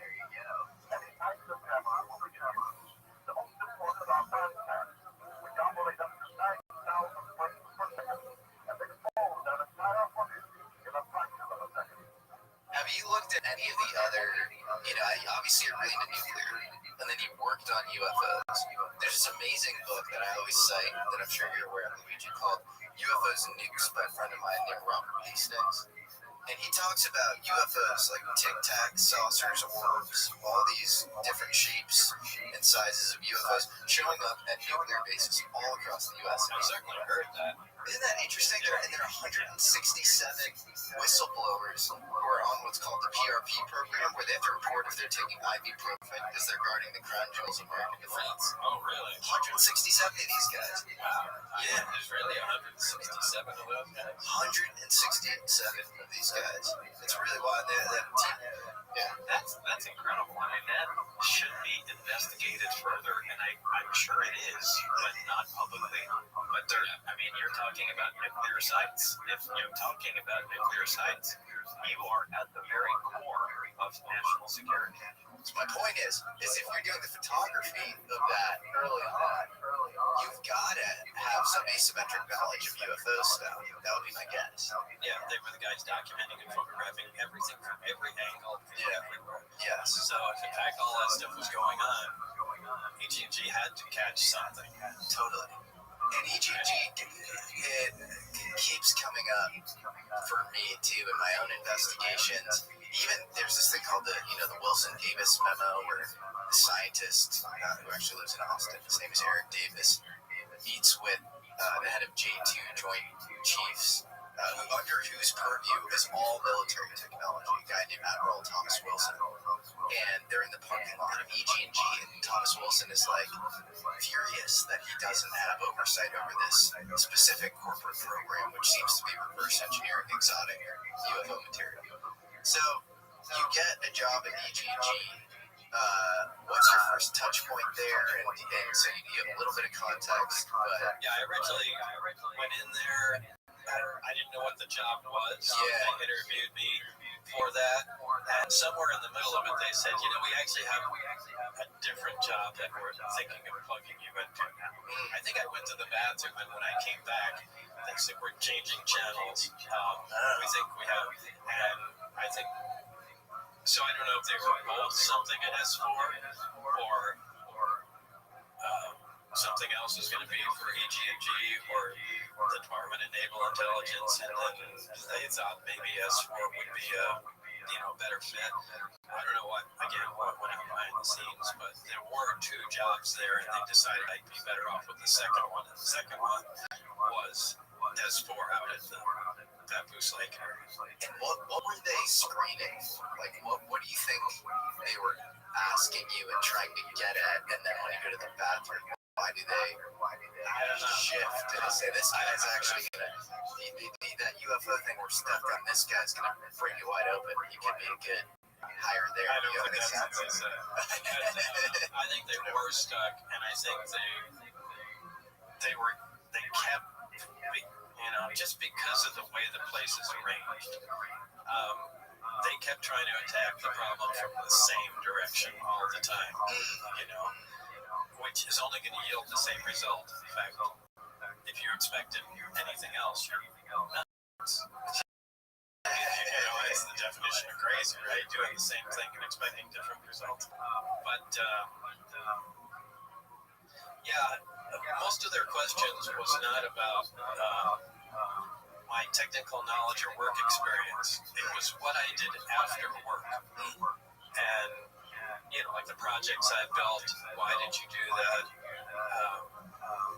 And I think they were just looking at trying to find somebody that was outside of the box. Yeah. And I think that's where I fit, because before that, we had really straight-laced scientists, physicists, technicians, that abided by the rules and all that. And we need a little push from another direction. And I mean, it's my guess. I think that's why they thought. At that point, do you have any idea what you're getting yourself into?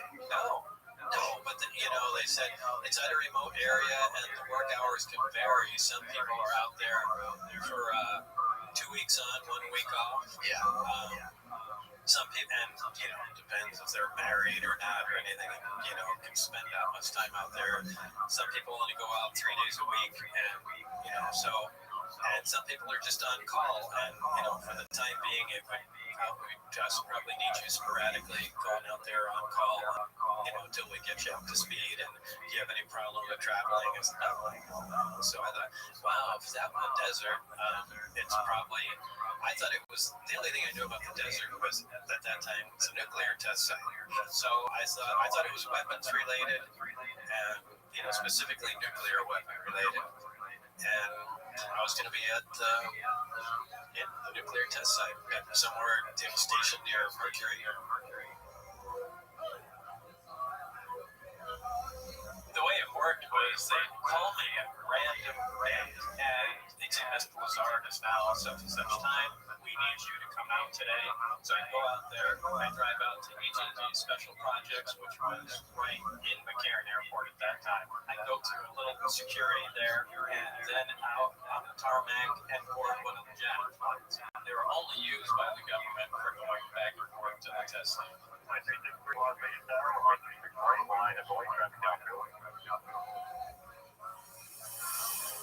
Yeah, we just took off and landed, and I still thought I was at, I didn't know it was at Area 51. Yep. And you land at Area 51. Yeah. And First of all, at that time, Area 51 meant nothing. It's just, this is known as Area 51. Okay. As the test sites split up into areas, it's Area 2, Area 5, so it's 51. Okay. At what point do you go to S4? I've told the story so much and it's been so long. All the days kind of mix it and fuse into one now, so I can't separate what you did on that day. What you do on the third day? No. Of course. But I don't think we drove down on the first day. I think it was just a paperwork and stuff day. But the second day for sure, we drove down, got in the bus. It was a long, bumpy ride. And the windows were blacked out on the bus. And it was just a navy blue painted bus. And it seemed like we went south. By the time we got there, got off the bus, I mean, the sun was setting to my right. And then what happens next? Well, I mean, you mean when I got there? Yeah. I mean, that's where Dennis led me in. And he's Dennis for the audience. I guess you could call him my supervisor, but he was kind of my shadow. Everything. He was just attached to me. This is Dennis Marriott. Dennis Marriott. Yeah. And so he leads you in. Yeah, he leads me in. There's a guard there. We get past him, and then they had to train the hand reader to give me a card to open the doors. So that's the first time I saw that hand scan. I get the card, he shows me this, you swipe on the door and it records every time you come in and out and do everything. Is there a bodyguard or like a... No, once you're under the scanner, there's nothing. Or you open up, but it's just a really long corridor. And just kind of, it's not modern, looks old, it's just painted cinder block with light green and dark green. Kind of looked like my old kindergarten or something. It's this vast expanse, and is all of it underground or in a mountain? It's kind of on the side of a mountain. Okay. So the hangars are right on the side, or it's on the hill, I guess, however you want to describe it. Sure. So the hangars are there, and then the corridor is in back of the hangars, so that gives you hangar access. And there were 9 hangars, so, and they're fairly big, so that explains why the corridors are so long. And so you're in there, you see this vast expanse, then what happens? We went to review the briefings first, so that was off to the right. We came in, there was a desk there, somebody had already laid out all the briefings, which were summaries of the projects going on. So they didn't go in depth, but in case your project connected to some of these in some way, you had to have a brief overview of what else was going on. Project Galileo was the first briefing on there. And that was your project. Yeah. And then, but you had other briefings as well. Yeah. And that was Project Looking Glass. Looking Glass and what else? Sidekick. And Sidekick. Okay. And so I imagine you take most interest in Galileo, but you also look through Looking Glass and Sidekick. Yeah. Is that right? But Galileo dealt with the propulsion system of the craft, and the directives that are given. There were 2 primary directives. Is one to duplicate the propulsion system or components thereof with available materials, available Earth materials. And directive 2 was to be able to remotely disable the operation of the system. And I don't know how it was worded, somewhere the word at all costs was in there. So that was really a high priority, but they certainly wanted to duplicate it, but they really wanted to disable it. I do think that's an important distinction in the mandate of the program. It's to not necessarily reverse engineer, but to parallel engineer, find ways to, with terrestrial, normal prosaic engineering, build. Or come up with a hybrid system, something. The bottom line is we want to produce the effects this machine is having. So just do it. However you can. Just do it. Which makes sense given the skill set they seem to take interest in with you because you are this outside of the box thinker. You're not this prim and proper traditional academic or something who does not want to break rules, who might be extremely high IQ, but isn't necessarily rebellious in the way they think within these sort of narrow confines they're given. Yeah, they were just looking to come at another angle, and maybe we can, uncover something. And just for the audience, what is Sidekick and what is Project Looking Glass? Sidekick was the weapon potential of the craft. The craft, if you're familiar with it, has three of the emitters on the bottom, like large trash cans. And they send out the gravity waves, or whatever form of energy is, but, excuse me, Sidekick dealt with using those to focus a particle beam to stop it from diverging. So it appeared to be that there was some sort of weapon potential doing it. Like a directed energy.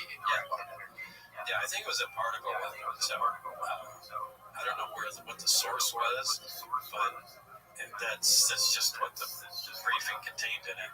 And are you given any other context before reading these documents? No. And when you're reading these documents, what's going through your... No, some of the stuff in there was just nonsense.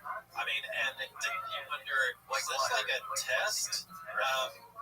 There is stuff like, the aliens had made 65 corrections to, in the evolution of humans and things. And as Barry explained to me, he said, look, they keep everything classified here, but if somebody says something, and hear it on the grapevine, it's, they've got a disc, an alien craft, down at the test site. They don't know where it comes from. But everybody that they give briefings or information to, they put unique nonsense information there. So, like if I had said anything, flying saucers down there, and aliens made 65 corrections ago. Lazarus. Yep. That. So that's, I think they put it in there to attach to a person. We got this, and they make it something enticing to say. So you go through these briefings. What happens next? At some point, I went to the nurse who was the only female that was there. She said, we have to do an allergen test. And I guess they had a bunch of samples from different materials. They drew a little grid on my arm and then just pricked them and, waited for a reaction. They gave me something to drink, which is supposedly supposed to boost my immune system. It was a deep orange-yellow color, and I think that was because the vitamin B was in there, and I can taste that because it's really a nasty taste. What did it taste like? Like a vitamin B solution. Okay. But it also had a pine taste to it. But anyway, that was that. I wasn't allergic to anything, as it turned out. And eventually was introduced to Barry, who's going to be my lab partner. And, from what I understand, I was replacing somebody that he worked with. What was Barry like? Barry, how would you describe Barry? Barry was very enthusiastic. He was really happy I was there, and really excited to show me stuff. But clearly a lot had been done before I got there. Yeah. And this was new. Everything would be white, right? Everybody would be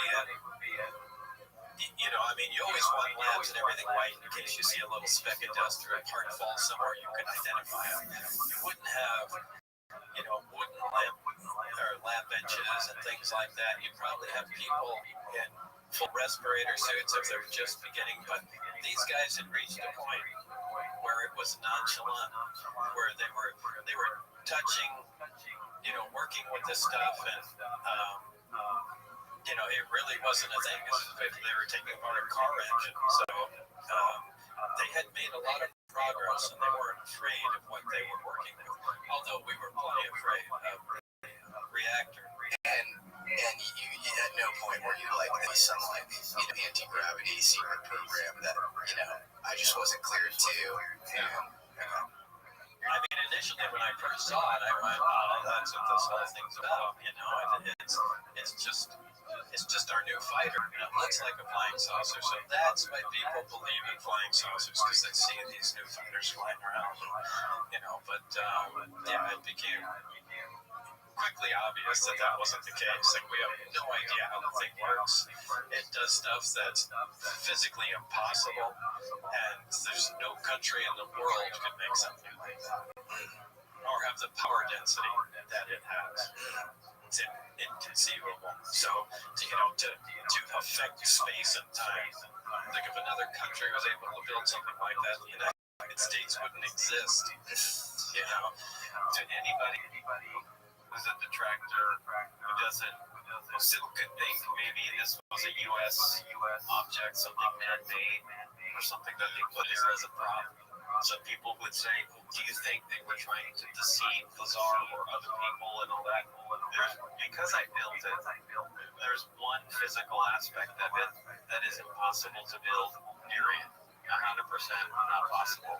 Is it's, as far as if we have to consider it being a 52, almost 53-foot diameter craft, the main level, which is the level that Bob was able to access and at one point stand up in the middle of, that main level is in the center of the disc, and there is nothing that was visually witnessed on the bottom level when he peaked that is a supporting column holding that 53-foot diameter floor. We have nothing on Earth. There is no material. You know, that's the first I've ever heard of that angle. That's really interesting. Well, because I built it. Yeah, I think you know more about the craft. Because of the thickness of the floor that we could see, because of the lip of the access way, we could see the thickness of the floor. Also, where the honeycomb hatchway is, you can see the thickness of the floor. That 52 feet diameter. There is nothing on the central support that would not be doing more like this and make it potentially collapse. There's nothing. We have nothing. That's a completely unique structural phenomenon. Good job, Luigi. No, I never even entertained that. That's fascinating. Yeah, that's right, but that's 100% true. There's nothing that can do that. It's so interesting. What is the color of the craft itself? It's kind of a pure stainless looking, but it's Luigi and I were talking about this the other day.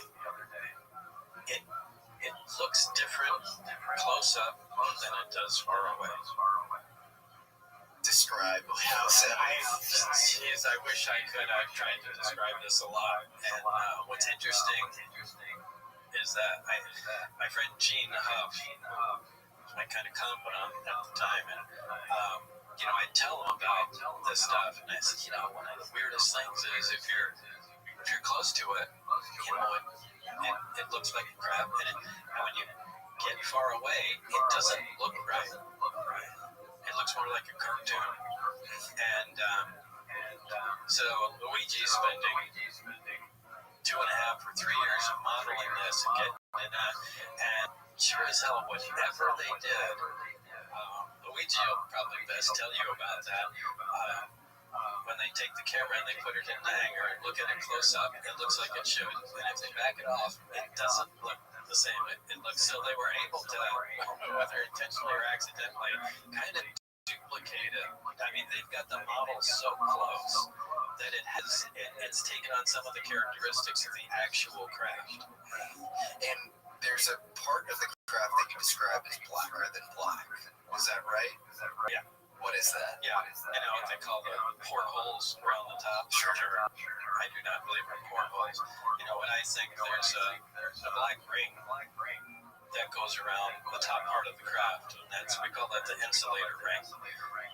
Above that, I have no idea what's in that top section, but that's where these small square/rectangular holes are around. They are are assumed to be like some sort of planar array, where there is something similar to a computer in the top section, and those arrays determine whether it's looking at starlight or whatever. It determines its place in space. But they don't look black. They look so black. And it's not just Vanda black, they almost look like bottomless pits in there. But I know they're solid. I mean, Barry told me they're solid. I guess I don't know. Barry claimed they're solid, so to be technical, I don't know for a fact. But I still think there's some kind of sensors, but that is some unusual material. And when you go in there and look at the craft, it's a real ominous, creepy feeling. And a lot of it is because of the black. Just it doesn't look right. Did anybody else say that going into the craft gave them an ominous feeling? Yeah, he did say that it was definitely unnerving, I think was his word, looking at those. And just being in the craft generally, was that like a kind of ubiquitously known thing at S4? Like you walked by that thing? Didn't hear that from anybody, but it certainly was for me. Interesting. Yeah, because the first thing you think, boy, that must have been so exciting. And yeah, from an outsider, it might be, but no, when you're really there, it wasn't exciting. It was really frightening. And you walked around what looked like the cockpit of this thing? First of all, you can't just walk in. It's much smaller and narrower than you think. You have to crawl in, and you really can't stand up until you're almost right in the center. So it doesn't have it's really all unusable space. Even if you're a small creature, there's a lot of unusable space in there. And, because everything seemed to have a critical function to it. I'm sure there was nothing for decoration. There's a reason to have all that space, and there was a reason the craft is shaped like that. But there were three things that looked like seats. We called them seats, other hops, large rectangular smooth objects in there. There were three of those. We know those to be the amplifiers. They work with the reactor. It amplifies the gravity wave and channeled to the emitter, which is right under the amplifiers. Again, we just called the seats because they look like seats. I think it would be funny if it turned out that they were not seats at all. Yet another component we just knew nothing about. Bob always found it to be really weird that when the waveguide is applied right on top of the reactor, these two guys, they're looking out. There's one of the archways that become transparent, so he believes that maybe that is where they're looking. But this guy here is staring at a pipe. The archway become transparent so they can see. Yeah. Oh, it's so interesting. I never made that connection. Yeah, they're looking at it. Oh. And there's a screen, the blue screen with the symbol. With the Korean language, yeah. And then I've always thought maybe they all become transparent. Maybe the whole arch, all the archways can become transparent. Why would it only be one? It's so dark and fascinating. And you saw translucent, almost Korean-looking symbols. Is that right? Yeah, I saw the wall become translucent, and at some point saw some kind of symbol, what I would call symbols, but not on in a three-dimensional frame, not on a flat screen or anything like that. Yeah, explain how you saw it, because you were explaining it to me. Yeah, it wasn't like it was a screen. It was just like it was a three-dimensional character sitting from a projection, you said. Yeah, he was explaining it to me yesterday because he explained it actually better yesterday than before he produced it. And you were saying it looked almost like a projection. Yeah, it wasn't a projection or it was on something. It was just a three-dimensional thing in the air. Describe the day that you saw this thing fly. It was already out. Barry and I were in the lab, and then Dennis came in and he said, "Hey, why don't you guys come we're doing a test flight. So, this is great. So we go out through the lab door right into the hangar. It was already outside, sitting on the ground. And shortly after we got out there, I did notice there was a radio, and I mentioned this in Luigi's movie, a VHF radio, and they're in communication. So it made me almost positive that there was somebody in the crowd. Yep. I don't know where they'd be sitting or why they're even in the craft, because like I said, it's so uncomfortable and usable space, it'd have to be hunched up or trying to sit on the edge of one of those seats. So that put aside. So you think they would put a person in there? I think so, because they were communicating back and forth. Did you hear a voice? Yeah. Wow. Yeah. So you heard a voice coming from the craft? No, from the radio. From the radio, from the VHF radio? Yeah. But presumably coming from the craft? Yeah. Wow. Yeah. So he was monitoring, I mean, they must have had some other instrumentation set up in the crafts, because he was monitoring something. Do you remember what the voice? Was it just... But it was something. Because I was more stuck on the fact that how is a radio wave getting into the crafts? This doesn't even make any sense. VHF being very high frequency. Yeah, I mean, it should be distorted by the gravity wave going around it. Anyway, shortly after the craft began to lift off the ground silently, had a little corona discharge blow on the bottom, and lifted off and drifted up into the sky and kind of moved around. During that test flight, Dennis motioned for me to come out and, look up at it. And then he told me to walk forward, and the craft was just sitting there stationary. And I walked out underneath it, and he motioned for me to look up. I looked up, and I couldn't see the craft. So I thought it flew away. And then he said, come back. And I walked back, and as I walked back, it caught my attention. I see the edge of the craft. So if you move, you can see it. And if you walk underneath it, you can't. So you can clearly see it's bending the light. You can see the sky above the craft. So you can see that it's in its little envelope. Then it kind of slid over to the left and right, and then sat back down. Is what you saw, did it look like what we talk about when we talk about UFO videos? And when we, it's like, look at the, Nimitz, 2004 FLIR video, or even some of the, maybe a better example, some of the optical videos, which are often grainy and fuzzy, and maybe that's due to gravitational lensing or some sort of space-time perturbation due to these effects that you're talking about. But when you're seeing this craft fly, are you thinking, this is the UFO stuff that's like in the lore? Yeah. You are? Wow. Yeah, for sure. Just because of the way that it can move, it can just negate. I mean, it's. I really don't know how to describe it. I mean, things like inertia really don't matter to it.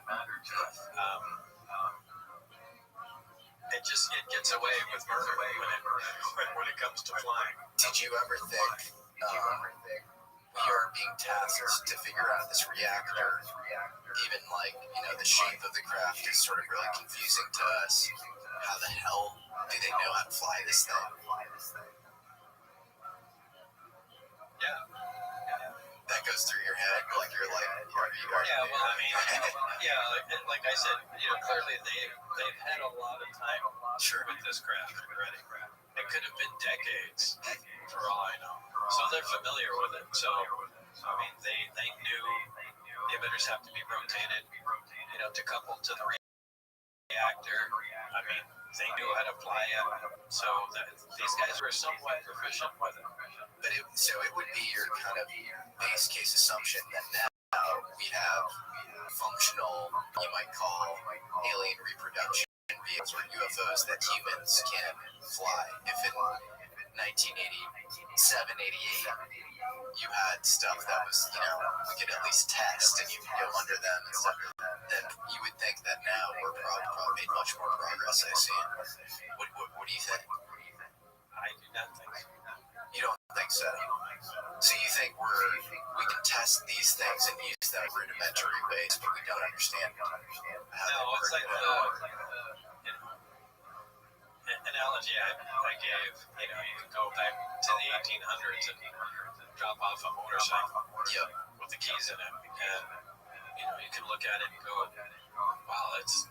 seen anything like that before. And look at the plastic fenders on it, and wow, that's unusual material. And there's the key, and eventually, if you tinker with it long enough, someone's going to turn the key, and it's going to start. Yep, and they're going to go, okay, we turn it off, we wind it, it's on and off. And, eventually, just given time and human ingenuity, they're going to get it. The throttle's here, and they'll become proficient at driving it. Yep. But when it runs out of fuel, we're done. And when it comes right down to it, they can't even make that plastic fender. Right. So you can become proficient at using it. And I think that's where we are. We had some knowledge of that, but I think if we had developed that technology, we would have absolutely already seen it. We wouldn't be wasting 1 minute building a conventional fighter or other. Why? Why would you?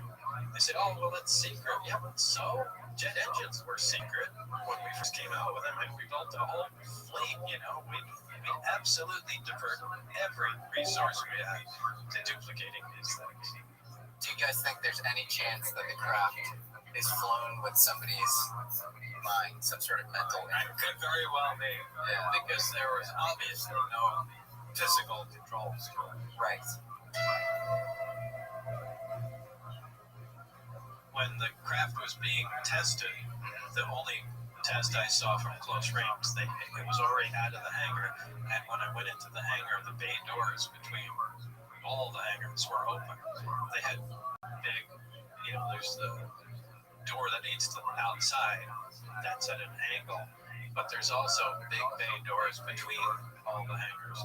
Those were open for some reason, and when I came in to go witness that, I was able to look down and see that, boy, there's 9 of them all the way down there. What's going through your head and emotionally, how are you dealing? So where did they all come from? How could you, I could see you found one somewhere. There's a crash or whatever, you found one. You don't find 9. Where did they come from? None of them are damaged to any degree, although what I call the top hat had holes in it, but it looks like it was shot, projectile. But it wasn't, damage from, crash or attempted landing. So where did all this stuff come from? There's so much missing to the story. Did they all look like the exact same sort of replica? No, each one was different. Okay. But the material all looked exactly the same. Color, the sheen. So it looked like they were all made of the same material. So the reactors and the propulsion were all the same, the material was all the same, but the shapes were somehow different. Do you remember? Maybe there was specialized craft. You could take a step back from humanity and you go look at all the cars driving around. You got a truck that's a real long thing. You look at a Volkswagen, it's like, you see a motorcycle. They all have the same, somewhat, type of engine, internal combustion engine is powering them all, so they must have all different functions, and maybe that's just what we're looking at. It's just, and who says they're all men? Maybe some of those things are drones and stuff. People associate you with the kind of Billy Meyer sports model, like the craft that looks like that. It looks exactly like that. Like, I thought Billy Meyer was absolutely ridiculous, because I've seen some of the pictures, and this is what I had mentioned to you the other day, UFO researcher syndrome. I think the initial pictures Billy Meyer took of the sport model looking craft are 100% genuine. There's no way that there could be another one of those that just coincidentally looks exactly like what I call the sport model. So I think he absolutely photographed that, and it was real. And I think at the time he got a lot of attention, and printed books and everything. And I think as time went on, he kind of missed that, and then he started making some models and taking some new pictures, and the other pictures look ridiculous. They do. It looks like there's something about like dinosaurs in his book, and I know. It looks like there's styrofoam balls all doing it. I found some more pictures. Come back, and so I think that's that's just a personal belief. There's no way you can tell me that those original pictures aren't genuine. And so that's the craft you worked on. The 8 other crafts, what did those look like? I could only see 2 clearly because from the angle, all you can see is just a little piece, and then all you can just see is the hanger out there. But one looked like what I call the Jello mold, which is more like a bun cake without the hole in the middle. And then the other one, as I previously mentioned, a top hat, like a carnival top straw hat, and the brim had a hole in it. So, is your immediate instinct humans didn't make these? Yeah. At what point do you not see like an American flag on one of them? Yeah, on the sport model, I saw that the first day that I went in. Okay. Was there any talk of how these crafts were retrieved? I know the Navy got the sport model, and I think that was, from what Barry said, that was an archaeological dig, which, by the way, isn't in the desert, it's in the water. And if there's another term for an archaeological dig that's in the water, I don't know what it is. I know it's still a dig. But, I don't know what body of water, if it was the ocean or a lake or what, but yeah, that came from the water. Again, according to Barry, I didn't see this in documentation, but that was happened upon by the Navy, and that's all I know. And I just theorize that's how the Navy got in control of everything. So what you constantly hear is, you have things like, Hughes Aircraft building the Glomar Explorer, which, subsea, Discovery, and you have some actually more recent Lockheed subsea, super subsea submarines and drone sort of things that seem to be able to, scan the seafloor. And there's a great book called The Silent War by John Pena Craven, and he was high up in the Navy, and he talks about retrieval of exotic technology on the seafloor. And I wonder, you have Tim Burchett as a congressman from Tennessee who says there are 5 hotspots in oceans all around the world. We think they're coming in from way out. Maybe they did millennia ago, but they're here, and they're in these deep water areas. And that's why, like we say, we know more about the face of the moon than we do what's going on there. Now, we have a higher propensity of sightings around these 5 or 6, I believe, deep water areas. And I don't know, there's I have one friend in the Navy who's, anonymous source. Maybe one day we'll do an interview, but he talks about the movie The Abyss by James Cameron. Yeah.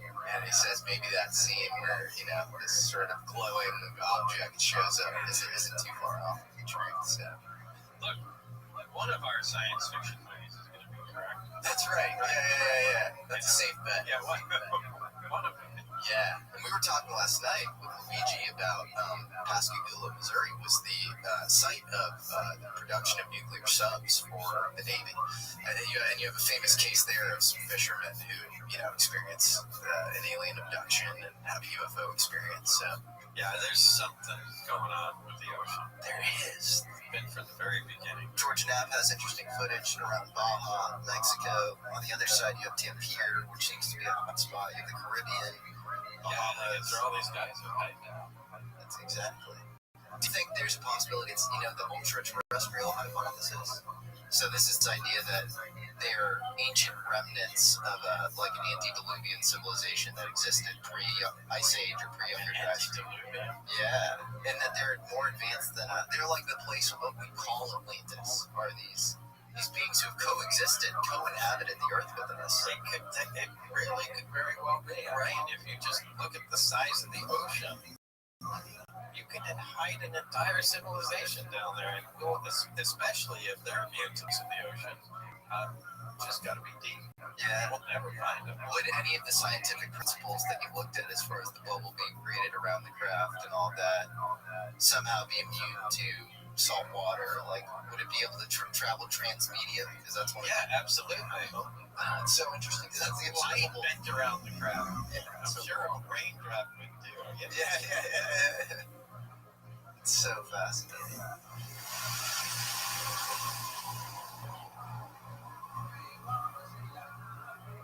I've been involved in this whole thing since 1987. And since the 80s, or even before, let's go even all the way down to the 60s, everybody always talked about the U.S. Air Force. And Project Blue Book. And Project Blue Book. I mean, Bob Lazar comes out in 1989 and says they weren't crash saucers, they were intact craft. Yeah. And it's the Navy that's in charge. And funny enough, 40 years later, that's what people are talking about.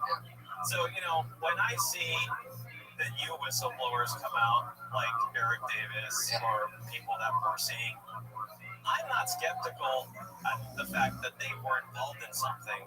What I find very, basically very interesting is that they're all saying exactly what Bob said in 1989, but they never say Bob Lazar is possibly factual. Yeah, right. Yeah. Well, there's some has something to do with that. But everything you said is right. If they're like high level, there's definitely a decades-long multi-generational crash retrieval operation. One guy who says he's worked on it. Not bullshit. No. Yeah, that makes sense. Everything is right. I believe there aren't that many crashes. There just aren't that many. If you had to guess, how many crafts are in U.S. possession now in hangars? Now? I don't know. I mean, 9. 9 for sure. Yeah. That's it. I mean, I can only talk about what I've seen.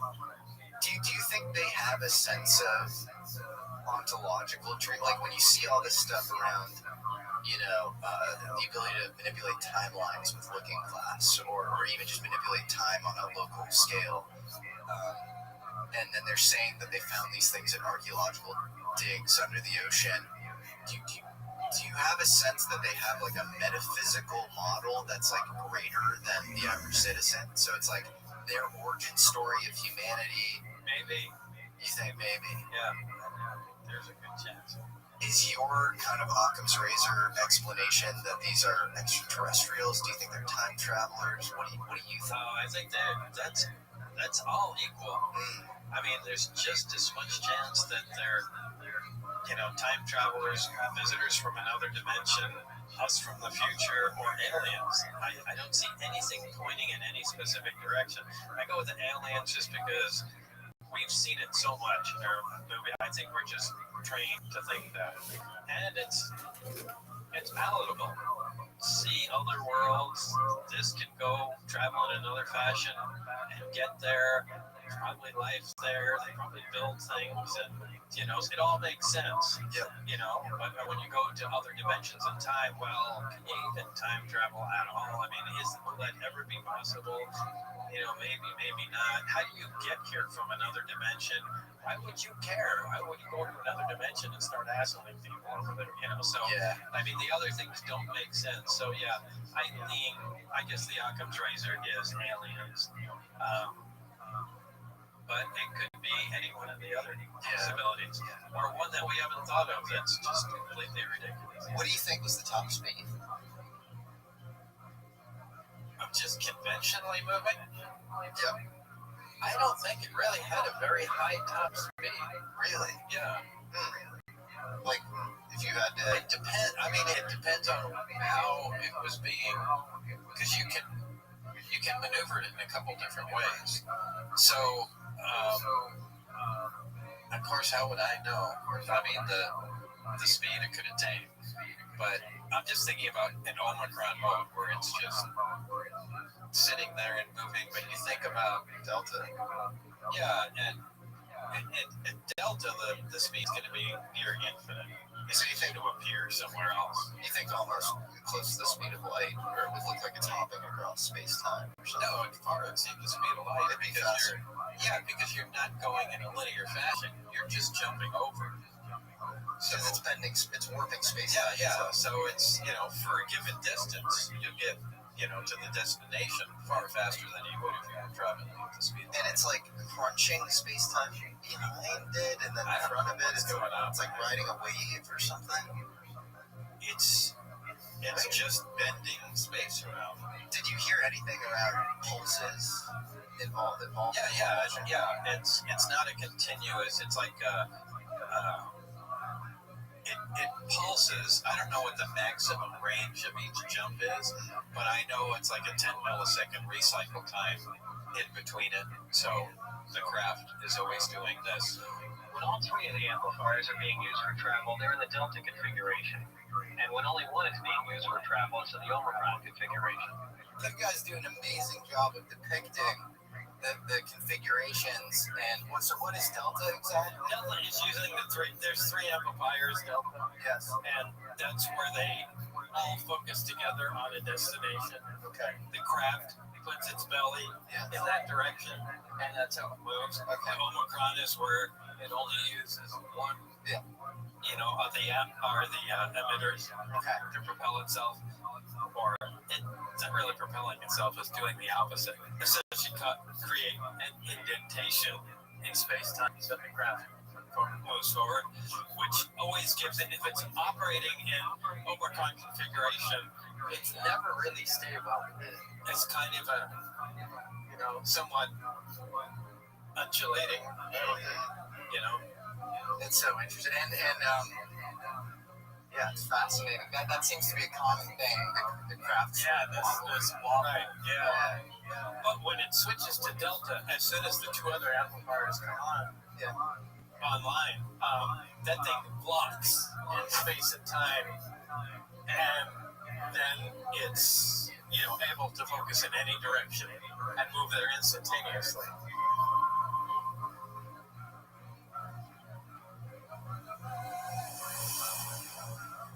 Logan. All right. What's up? You're in our mid-century living room set. You have Luigi Venditelli, Bob Lazar, and Logan is a long-time UFO nut. Okay. And you've watched WWE at all? No.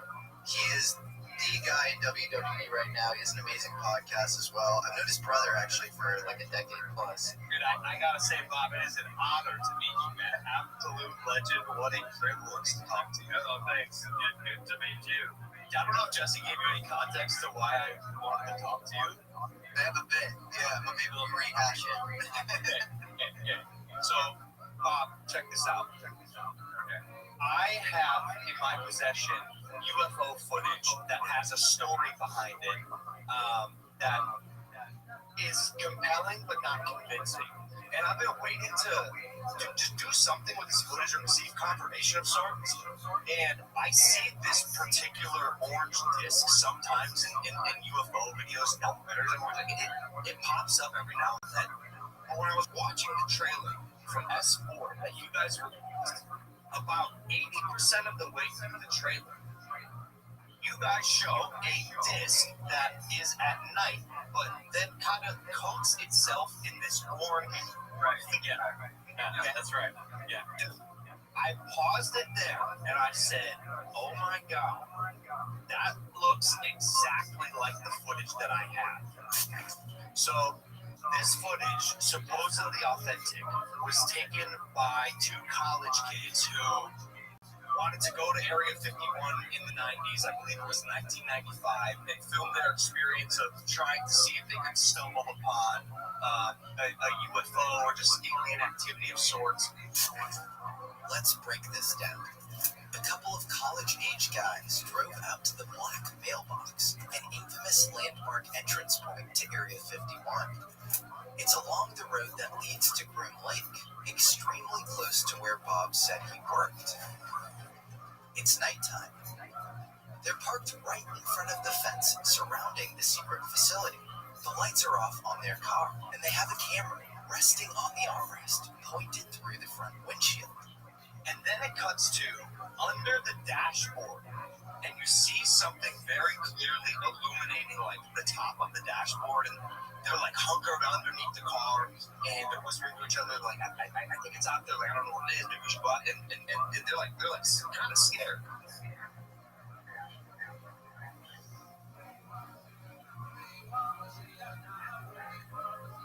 Then something appears just beyond the glass.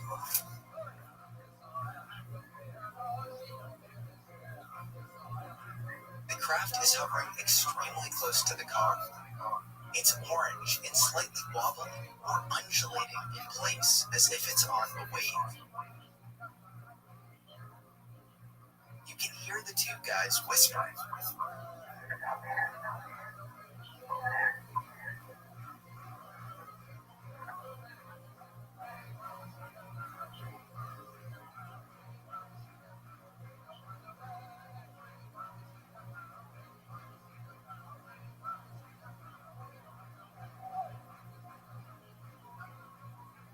Yeah, that to me is exactly how it was described by Bob. It's exactly like your hand.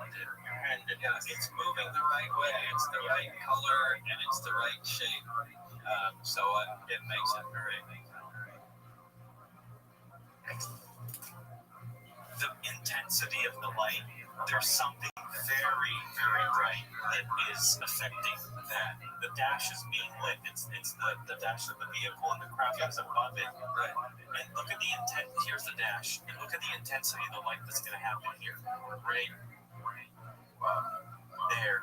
Those are really. Yeah, you can, and it's fading. You can fade that. You can see that it wobbles. But it wobbles. It wobbles. That's the important thing. Yeah, so it does comport with your video. It wobbles, it glows like that, in that color, in that shape. That's wild, dude. Yeah, I mean, that's wild. It's impressive. It is.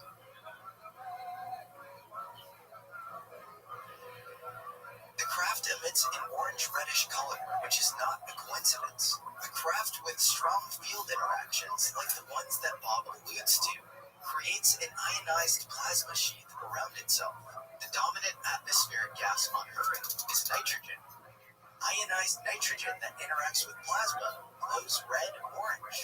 This classic observation of a glowing reddish or orange ball of light, moving silently and erratically, is one of the most commonly reported UFO descriptions across decades of sightings worldwide.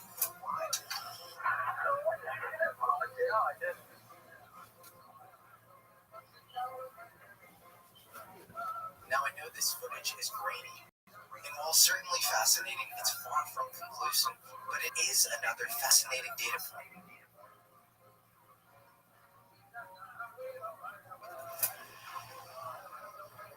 What Luigi's movie almost definitively vindicates is the existence of S4.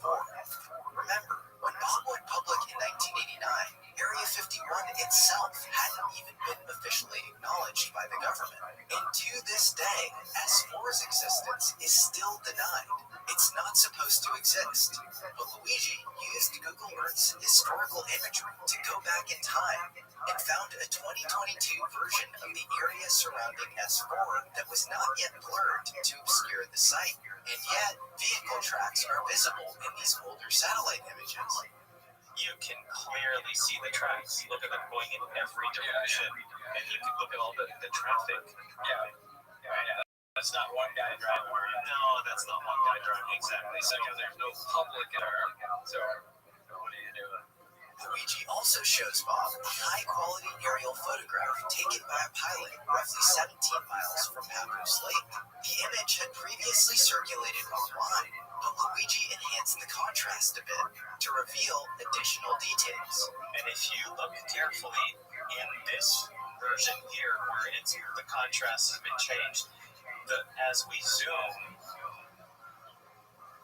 look what you see. Yeah, you can start seeing you see them clearly right there. Yeah, the slanted rectangular doors, yeah. Finally, and perhaps most damningly, the map of Papoose Lake was literally altered 8 days after Bob Lazar went public in his first anonymous video. You heard me right. They changed the map 8 days after Bob started to speak out. And the map was clearly modified in a way that would specifically hide the existence of S4. Bob went public on May 15th, 1989. And he didn't come public. His name wasn't public. It was him as Dennis, as in silhouette. And 8 days after that, the United States Department of the Interior, who works on the geological maps of the land landscape at the test site where it's Groom Lake, Papoose Lake, and the whole Nevada test site actually modified all the maps there, specifically Groom Lake and Papoose Lake and Papoose Mountain Range there. And there's a stamp on all the modifications because the modification was dated 1989. So on the actual small print, it says maps modified 1989, but the stamp of the exact day is May 23rd, 1989, exactly 8 days after Bob went public. And specifically, they're getting just Papoose Lake, so they're removing S4. No, what they remove, the specificity there is the specific thing they remove is there's a road that leads from Groom Lake down to Papoose Lake. And as it leads down to Papoose Lake, the north end of the lake, the road forks off, it splits off in two areas, to the west of Papoose Lake and to the right of Papoose Lake, where S4 is. They specifically removed the road to the east of Papoose Lake, and they kept the same one to the west, which, why would they do that? Why would you suddenly remove the road that goes to S4 and leave everything else there? I mean, it's amazing discovery. Yeah, and it's there. I mean, it's not like we're not making anything up here. I was very specific. I'm like, I don't want to put anything that makes us look like we're inventing stuff. This is verifiable. You can order these maps. The other thing I think that's interesting is for people doubting the story, Jeremy Corbell and Ross Coulthard found a bunch of people who verified Bob's presence at S4, right? I don't know if I think arriving at 51 or getting on the bus or something. That's right. Yeah. They found George Knapp also had some people, and they got threatened back then, and they were told 6 people that were threatened, and basically they never made it forward. George talks about it in the interviews we did with him, and he's talked about it in the past, and he says they all received a phone call, they were all threatened, and they never went public. And you know, for anybody who's a Bob Lazar detractor or doesn't believe the story, you then have to not believe George Knapp, because why would George lie about that? Well, what's the benefit here? You know, and somebody's going to say, well, it's because he put his name attached to the Bob story. No, not when that was happening. He was still investigating the Bob story. So he said that back then. It's not like it's new. Well, he was getting a lot of shit. Yeah, he was getting a lot of shit. Certainly not a feather to stick in his cap. You know, it's something I really want to put a lot of emphasis on because of all the haters out there. This happened when he came out. It was in 1989. It was a different era. It was a different time in the world. So, you know, the people now that think that Bob Lazar is a grifter, or I'm a grifter because I'm making a movie about this and whatever. You know, this happened 40 years ago. I was interested in UFOs 40 years ago, and believe me, I was not popular. This was the most unpopular topic when it came out. It was considered to be so, don't touch that because it's going to ruin your life. So first of all, why would Bob Lazar do that? And then why would George Knapp, a respected investigative journalist in Las Vegas who already was well known and had a good job, why would he hang his reputation and ruin his entire career just to support another liar? Like, it doesn't make any sense to me. So, you know, let's not forget those. Yeah, he has multiple Peabodys. He's more respected, exactly as you said, outside of UFOs. Yeah. Did you learn any other details about the guy that had died that you were replacing? Yeah, they had an operating reactor. So apparently, which is also brings up all kinds of other questions to me. Apparently, the reactors in all the craft are exactly the same. So that makes me think of a manufacturing facility. Yeah. That's like a Ford making an engine and it goes in a bunch of different models. How can all these crabs have the same, the same power system or propulsion system in it? Anyway, I don't want to go off on a tangent, but he had a reactor, so it was probably from one of the other crabs. And why they did this is beyond me. They took it out to the nuclear test site, and they physically cut into it while it was running under load, and it exploded. And I think there were 3 guys there, maybe more. They were all killed. So, number one, why would you do that? Number two, it makes me think either they were extremely desperate and want to just find out what's in there, and why would you even do it while it was operating? Or extremely confident that they knew what was going on in the reactor, where they could safely cut it, and they had a reason to get in there. But apparently that information never made it back, whatever they gleaned from it, or even their suspicions at the beginning, because Mary and I were kind of starting from the beginning on the reactor.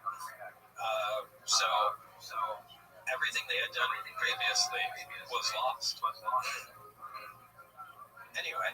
You ever learn the guy's name or any details about it? Does Barry have a last name? Yeah, Barry Castillo. It's spelled Castillo, but Castile, I don't know how it's pronounced. Yeah. Have you ever tracked him down after? I think briefly, decades ago, made it real, because there was another guy that would come in and out once in a while named Rene. Don't remember his last name, but I mean, at some point, I really put a lot of effort into trying to find Dennis Mariani and Barry, and I think some people did track down Dennis. I think he died not too long ago. I don't know about Barry, but I never was never able to find him. I mean, back in the time I was looking for him, there was no internet, so you had to go through public records and stuff. And it was much more difficult than it is now. Yeah.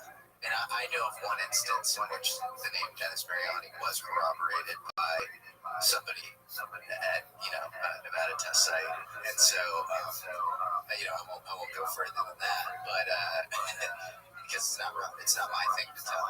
But you're giving names, and I think some of these people could still be alive, which is pretty remarkable too. Maybe we could track some of them down. They can back you up. I wonder. I mean, they have to know. I'm kind of wondering why nobody else came out. Yeah.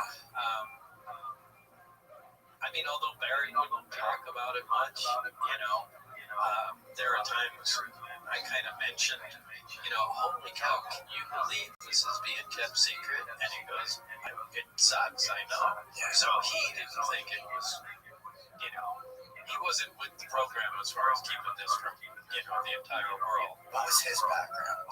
No idea. Okay. But there was kind of a collegial goodwill between you and Bill. Yeah. And he'd goof around sometimes, which was nice because everything else was just so rigid and military. So, she heard the story where he threw the golf ball at the reactor, and sometimes we just start talking about stupid stuff. So it's good to see a normal person, that just acted like, a human instead of a robot. What happened when he threw the golf ball at the reactor? He was showing me the field, and he said, check this out, and took a golf ball, and, intending to hit the reactor, and instead it bounced off the field, and then hit a ceiling tile, which dislodged it, and made all the little particles, come down, and we knew Dennis was going to come back in 2 minutes, so it was, red alert. We had to, grab those stools and go and reascend and clean it up and everything. And, shortly after that, Dennis walks in and says, what's going on? Nothing. We're working like we should. This is a remarkable detail. Around the reactor, you have this sort of force field-like thing, this repelling force. Yeah. Once the hemisphere on top of a plate, about the size of a basketball, maybe a little bigger, on top of a 15-inch square plate. The hemisphere is removable. Once the hemisphere is put back on. If the emitter is in the right position, the reactor will turn on immediately, and it'll produce a gravitational field around it, and you can push on it. You can't touch the reactor from that point. I mean, it's somewhat elastic. You know, like if you have two light poles of a magnet pushing them together, you get that. It's the exact same feel, but without metal, just your hands.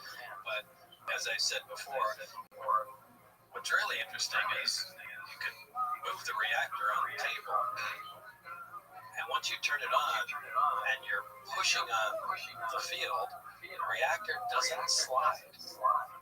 So it's not transferring the force to the reactor. It's pushing your hand away.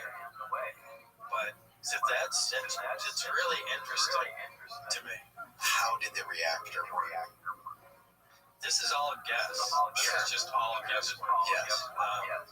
It has a super heavy element in it, which appeared to be 115 on the periodic chart. There's a little tower in it, and from X-rays, we can see that there's a loop around the base plate. So it was theorized, apparently, Barry with his other lab partner, they thought that was a cyclotron, an accelerator, and that the tube that came up the side was an off-ramp, essentially. And that particle, whatever was being accelerated, interacts with the 115, and somehow that produces the gravitational field. How did it feel on your hand? It felt exactly like pushing magnets together. Okay. It was just elastic. I mean, it was compressible to some degree, and then when it got close to it, nothing is getting past that. With magnets, you have to have like poles for them to repel. Yeah. And in this case, you're not. It's just matter repelling matter. Yeah, it's so weird. Does it feel like a? What does it feel like? Is there a texture to it? Or? No, it's just elastic, but it becomes. It's not linear. But does it feel like it's logarithmic? You know, it's easy to push, and then it becomes impossible. There's no way you're getting past the next 3 inches. You could probably sit a car on top of it, and nothing would change. Does it feel like saran wrap, or does it feel like what does it feel like when you're in it? Does it feel like? No, it just feels. It's literally like air, like yeah. I see what you're saying. You know what I mean? Describe that. Yeah. Like, is there a? No, it just coolness, a heat. It's just like space time itself. Yeah, it's just. I don't know how to describe it. Sure. Yeah, but it's just there.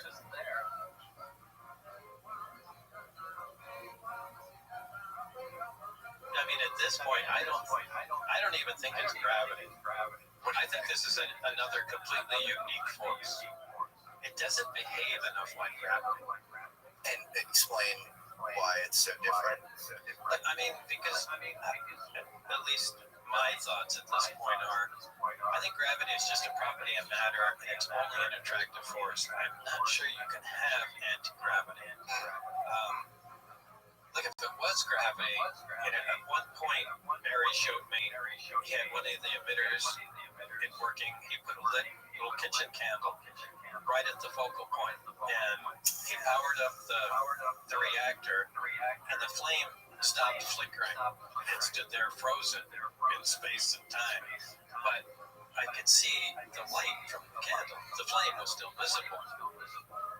Also, he removed the candle and then rotated the emitter either towards another direction or the same way, but it made a little black ball in the air. No light was escaping, looking like a little black hole. But no, you could just tell there was no light at the focal point right in the air. It was just a dark area. So there it's affecting light, but it wasn't in the candle test before that. So it's a really unusual thing. When Bob mentioned this anomalous force coming from the craft's emitter, I immediately racked my brain for anyone in conventional aerospace circles who talks about something similar. And then I realized I just interviewed the lead electrostatic scientist at NASA, Dr. Charles Bueller, who talks about something very similar. Where in the heck is this energy coming from? Because if I was a boss, take this in space, it would accelerate. Put the power off. That's a problem.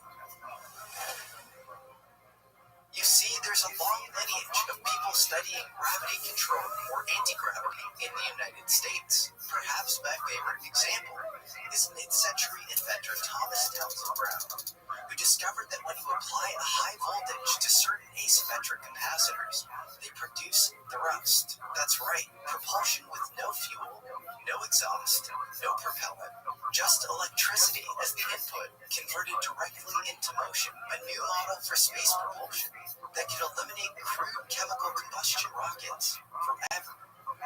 Now you might think that's insane and defies Newton's laws, and I'll spare you all of the corroborating research that I've dug up showing that Brown made real breakthroughs in the world of anti-gravity. Dr. Charles Bueller at NASA has taken Brown's experiments to the next level.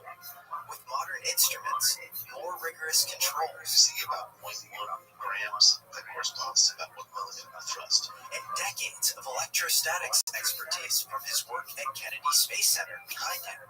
He's done over 2,000 of these experiments and controlled for just about every variable you can think of. And he's also getting millinewtons of thrust, basically real propulsion with electricity as the sole input. And you can't really argue with his authority to make these claims. The man literally runs electrostatics at NASA. He's the incoming president of the American Electrostatic Society, and he's contributed 2 fundamental principles to the field of electrostatics that are now widely accepted. So this is kind of an interesting moment in history because we have a man who first engineered UFOs, and then we have a NASA lead electrostatic scientist. So I thought I'd just leave it to you guys to kind of nerd out. Yeah, well, first of all, hi, Charles.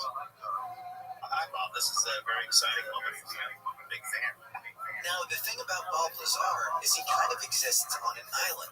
We've never seen him interact with other highly credentialed engineers in aerospace. And what I've learned after spending time with him is he's actually pretty skeptical when it comes to other scientific anomalies. Man, I'm real interested to hear, your physical experiment setup. Is it a hybrid of your idea and T.T. Brown's, or are you just duplicating one of his experiments? I mean, can you explain to me what it looks like? What's your test setup look like? Gosh, 2,000 variations. I'll try to do my best. I mean, how is this? I'm sure you've seen the lifter ion motors and stuff along those lines. How is it different from those? A few ways. The ion thrusters, they use ions in air to create the momentum observation. What's interesting about this one is, even though it's sort of the same geometry can be used, but at high vacuum, you'll get the thrust. But it's always in the opposite direction of the ion thrust, which is really cool. Because what happens is you have a sharp electron ground plane. However you do that, in air, when you do that, you break down the gases. You're all nervous from that. In vacuum, we can actually see these forces arise, but they're always in the opposite direction of the ion, which is really interesting.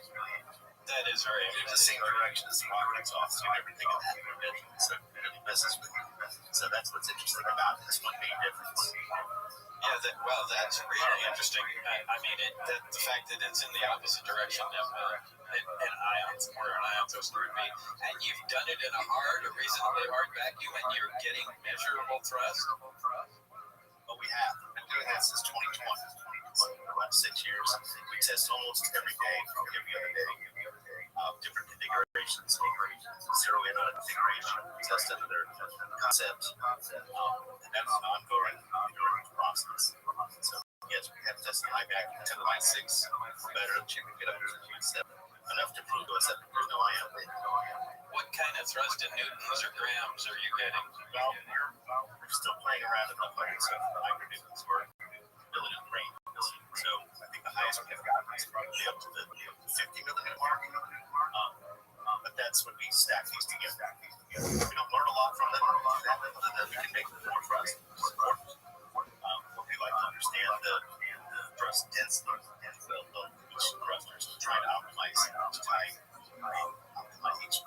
outer space we have access to before we can get to larger chambers or outer space and test the big structures. Physically, how big are these thrusters? But they're not very big. They're about 6 inches, 6 by 6. Okay. It's a nice size. We can make it bigger, but we don't need it. We just try to keep them manageable so that we can do different things with them. We can stack them. Try different voltages, and then we try to measure the currents. Make sure that in many cases there is no current, which is very odd. Yeah, I would say. Isn't that interesting? Yeah, I'd say. Turn the power source off and it keeps going. Wait, what? Yeah, and it's very annoying. In some cases, you trap the charge in there. That's all that's required. So that really limits a lot of things.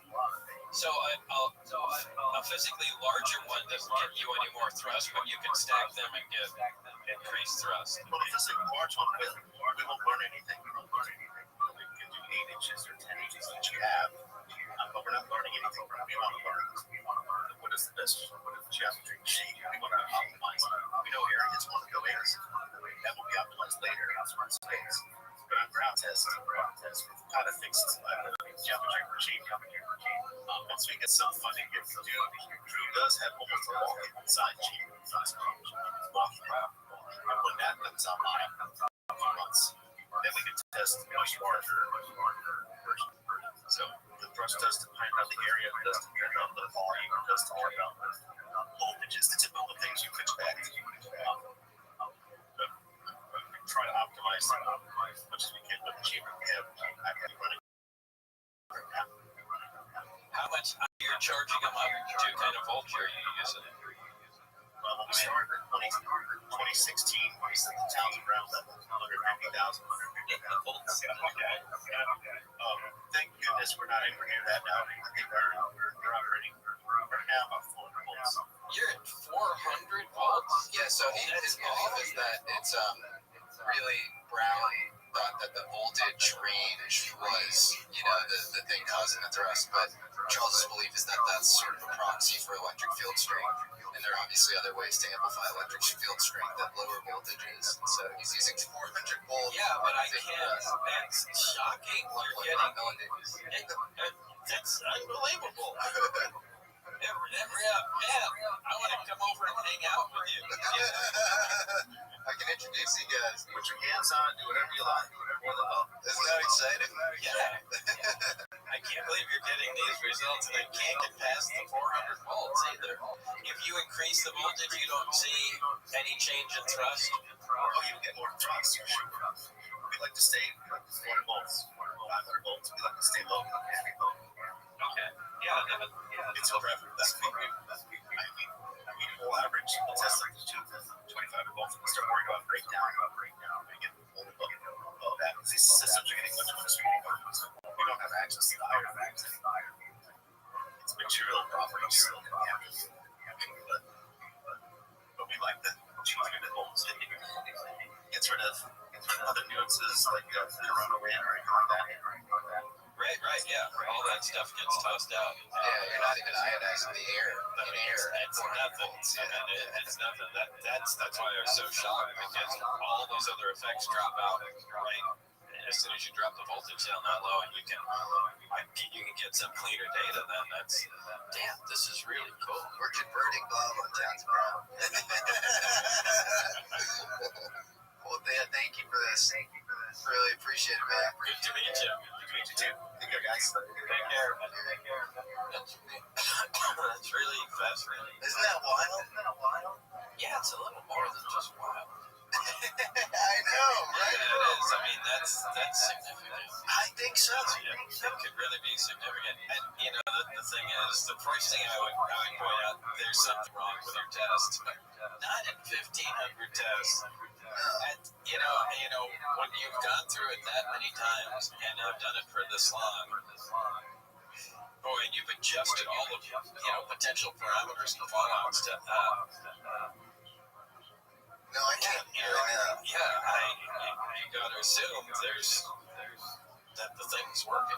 But you mentioned DC voltage in the craft, and that's also a times around that it's high DC. Yeah, it's not just high DC voltage. I even mentioned it on Joe Rogan that I think the material the craft is made from is an electric, and so it always, just like a magnet always has a magnetic field to it, an electric always has an electrostatic field to it. Interesting. And I think that's certainly something important.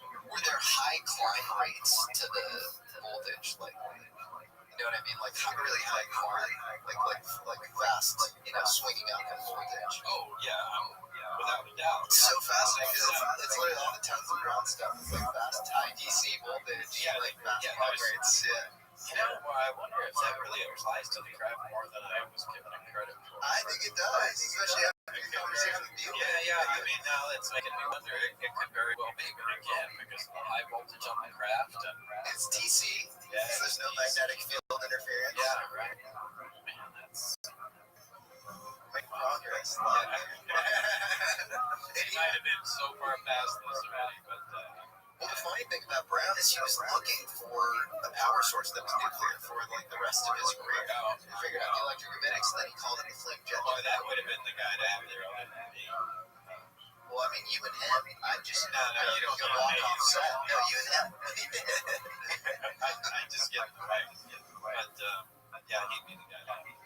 And you were given some theories, like there being two gravities, gravity A, gravity B. Was that in the briefing documents, or was this told to you? Actually, I think that was part of what Barry had other lab notes, and I don't know if those were previous documents that he had, but there were lab notes, and this was the direction they were going in at one time.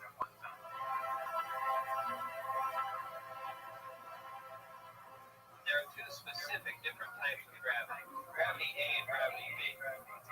Gravity A works on a smaller micro scale, while gravity B works on a larger macro scale.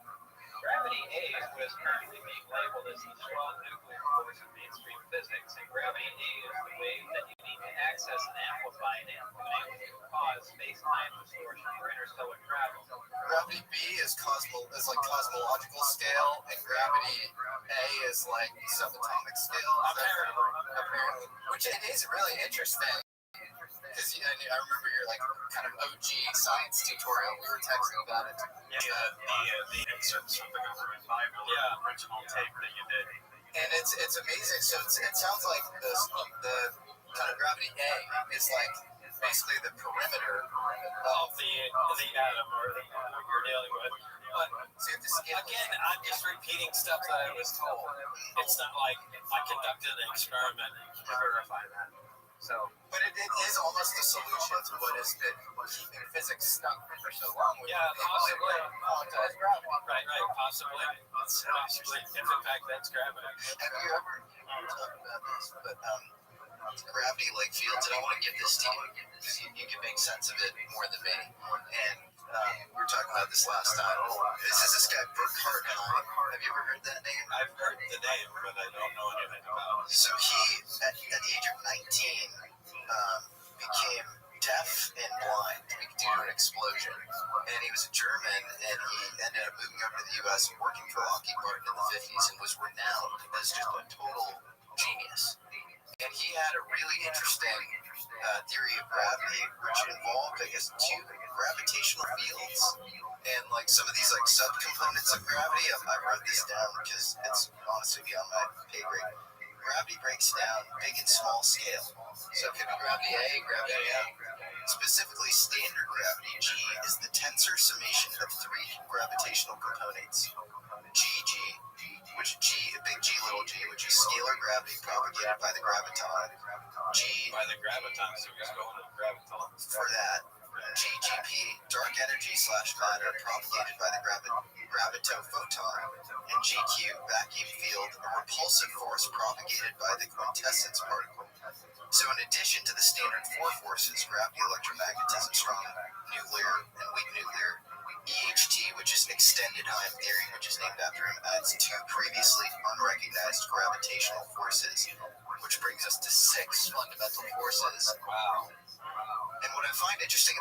is there's Amy Eskridge is this anti-gravity researcher who actually died under very mysterious circumstances, and she apparently was, at the end of her life, kept talking about a sixth force. That was like a sixth force. Sixth force, yeah. Sixth force is ancient. That's what my group has a mathematical equation to physically describe. We have sixth force on the wall. And so I wonder about this book, and there's these two guys in Germany who are very high conviction in this extended high. I'd like to read them. What's yours? Oh, that's really interesting. Isn't it interesting? I'm also on that. I think it was not gravity. I don't think it's gravity. Yeah, It's something else. Something else. Yeah. Because if it were gravity, well, then you'd normally see it's a little black hole, a little gravitational source. You just see everything getting sucked into it, no matter what. Other things have acted differently too. Yeah, light lensing and So it almost feels like it almost has to be. It's almost like it had root access to reality itself, like it froze time. Yeah, but if it froze time, how come the photons were still coming out of it? You see a glowing candle, it should be dark. Can it freeze time in some local space? But still, find it. Still, the photons will find it. Or maybe, and if you say, well, it doesn't affect photons, how come it made the black hole? So, where do you think? Would you have a best candidate for what it is? No. There is. No, that's why I think, I lean towards this is another force, and just stop calling it gravity. But do you think it's as Barry said, the only thing we know that does this is gravity, so we're calling it a gravity generator. Okay. And then it's being created ostensibly due to this proton bombardment of element 115, and then you get 116, and then you get a decay, and then if in fact all that's correct. Yes. It's so interesting. Don't forget that in the film we did not include the mechanical watch experiment that was also conducted in the lab. So it was the candle, the black ball, and the mechanical watch. We didn't put it in there just because we wanted to shorten the film. But there was another experiment. Remember, there was like a mechanical watch that just stopped. Yeah.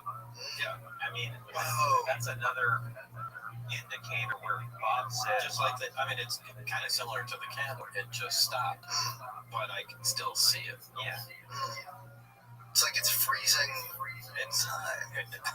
It's freezing movement, but not affecting anything else. There's nothing that just freezes and moves. No, it doesn't.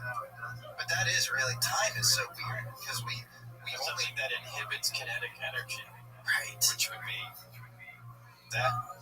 really weird. Well, it's so weird, especially given all the forms of possible kinetic energy. You're talking about a watch, a mechanical watch, and a flame are very different things. Yeah. So it's so strange. While you were there, did you tell anybody what you were working on? Your wife at the time. No, anybody? You told Gene Huff. Yeah. Okay. I told John Laird. And you even brought them to to see the test. Yeah, because I have the test flight scheduled. Yeah. So, it's on Wednesday night. Yeah, we're going out there. You guys are going to see it. This is John Laird, and today is March 22nd, 1989. We're standing just about 8 miles due east of Red Lake, Nevada, the super government secret test site. And just a few minutes ago, we saw one of the government extraterrestrial UFOs fly over there. We all watched it for about 7 or 8 minutes.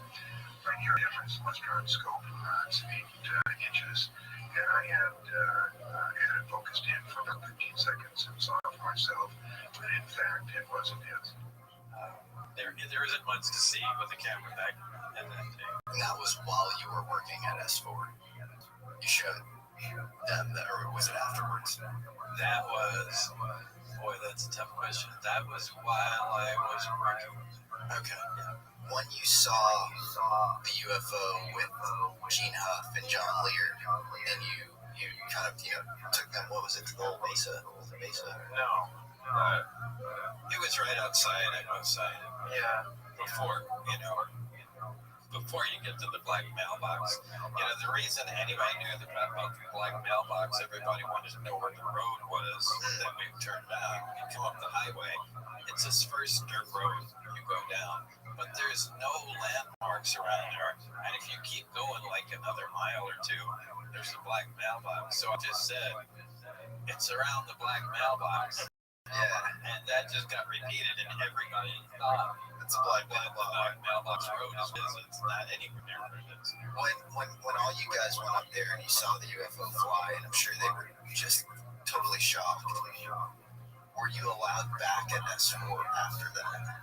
Yeah, the first time they didn't know we were out there. Oh, they didn't know. Yeah. We only got caught the last time. Okay. So they get, and then I would never have let me back. So after the last time, you weren't let back up there, right? That was it. That was absolutely it. You were finished. No, they're backing out. They're not back.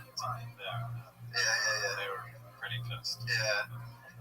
Why did you decide to come out and approach? I don't know, because I was still getting followed. There was always somebody parked outside my house, and I was starting to get scared.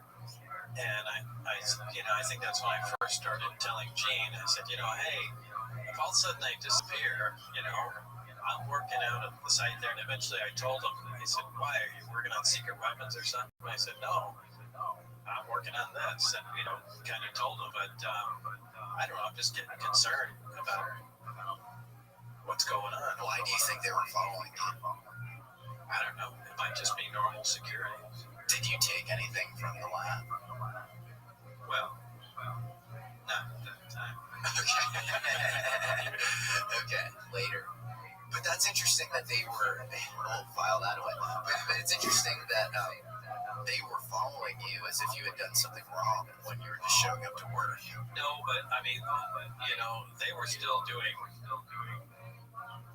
They allowed me in there, and they were still progressing on my clearance. They were still going through background checks, but they really wanted me on site, operating quickly. And they kind of let that slide because I've had clearance before, so, But I think, they were looking at some other things too. Got it.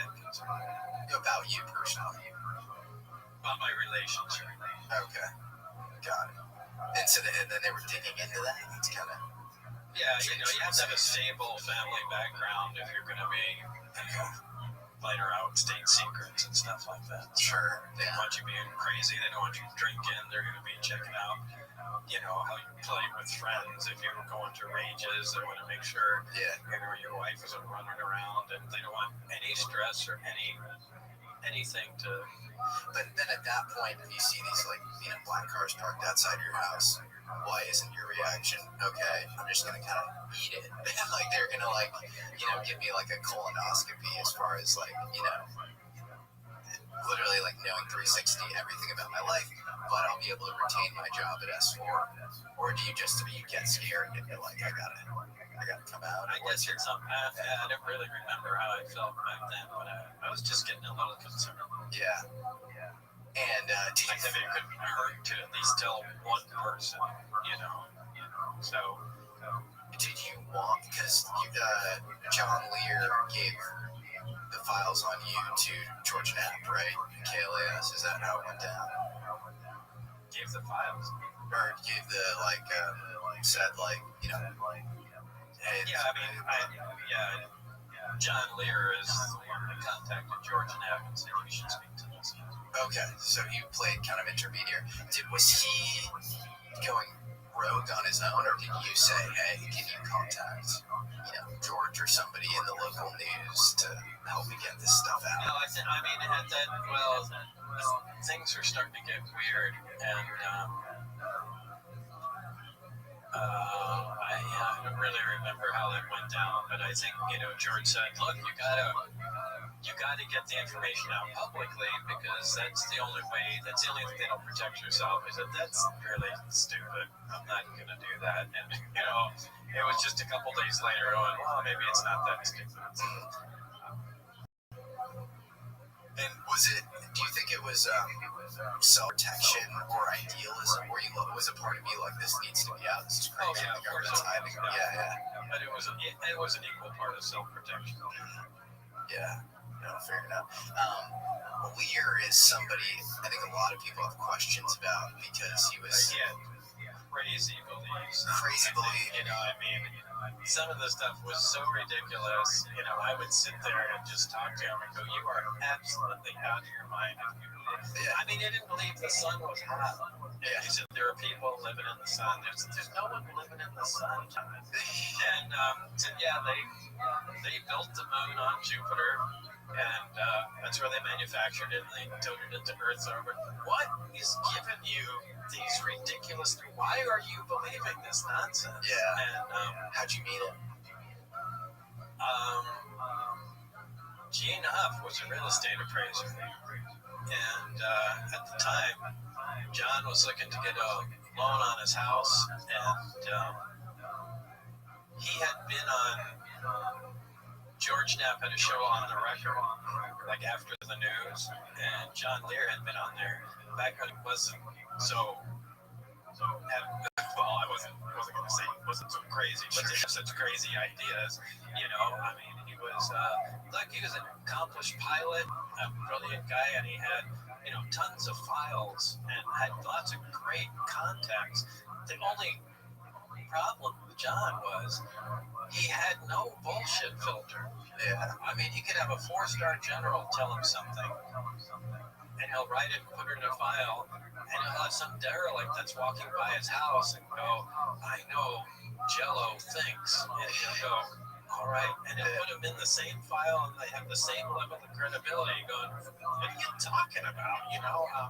So he drove me crazy because of that. But he did, you know, earlier on, he was, you know, less exotic with his theories, and, you know, spoken to George Knapp. I had seen it on TV, so had Gene Huff. And,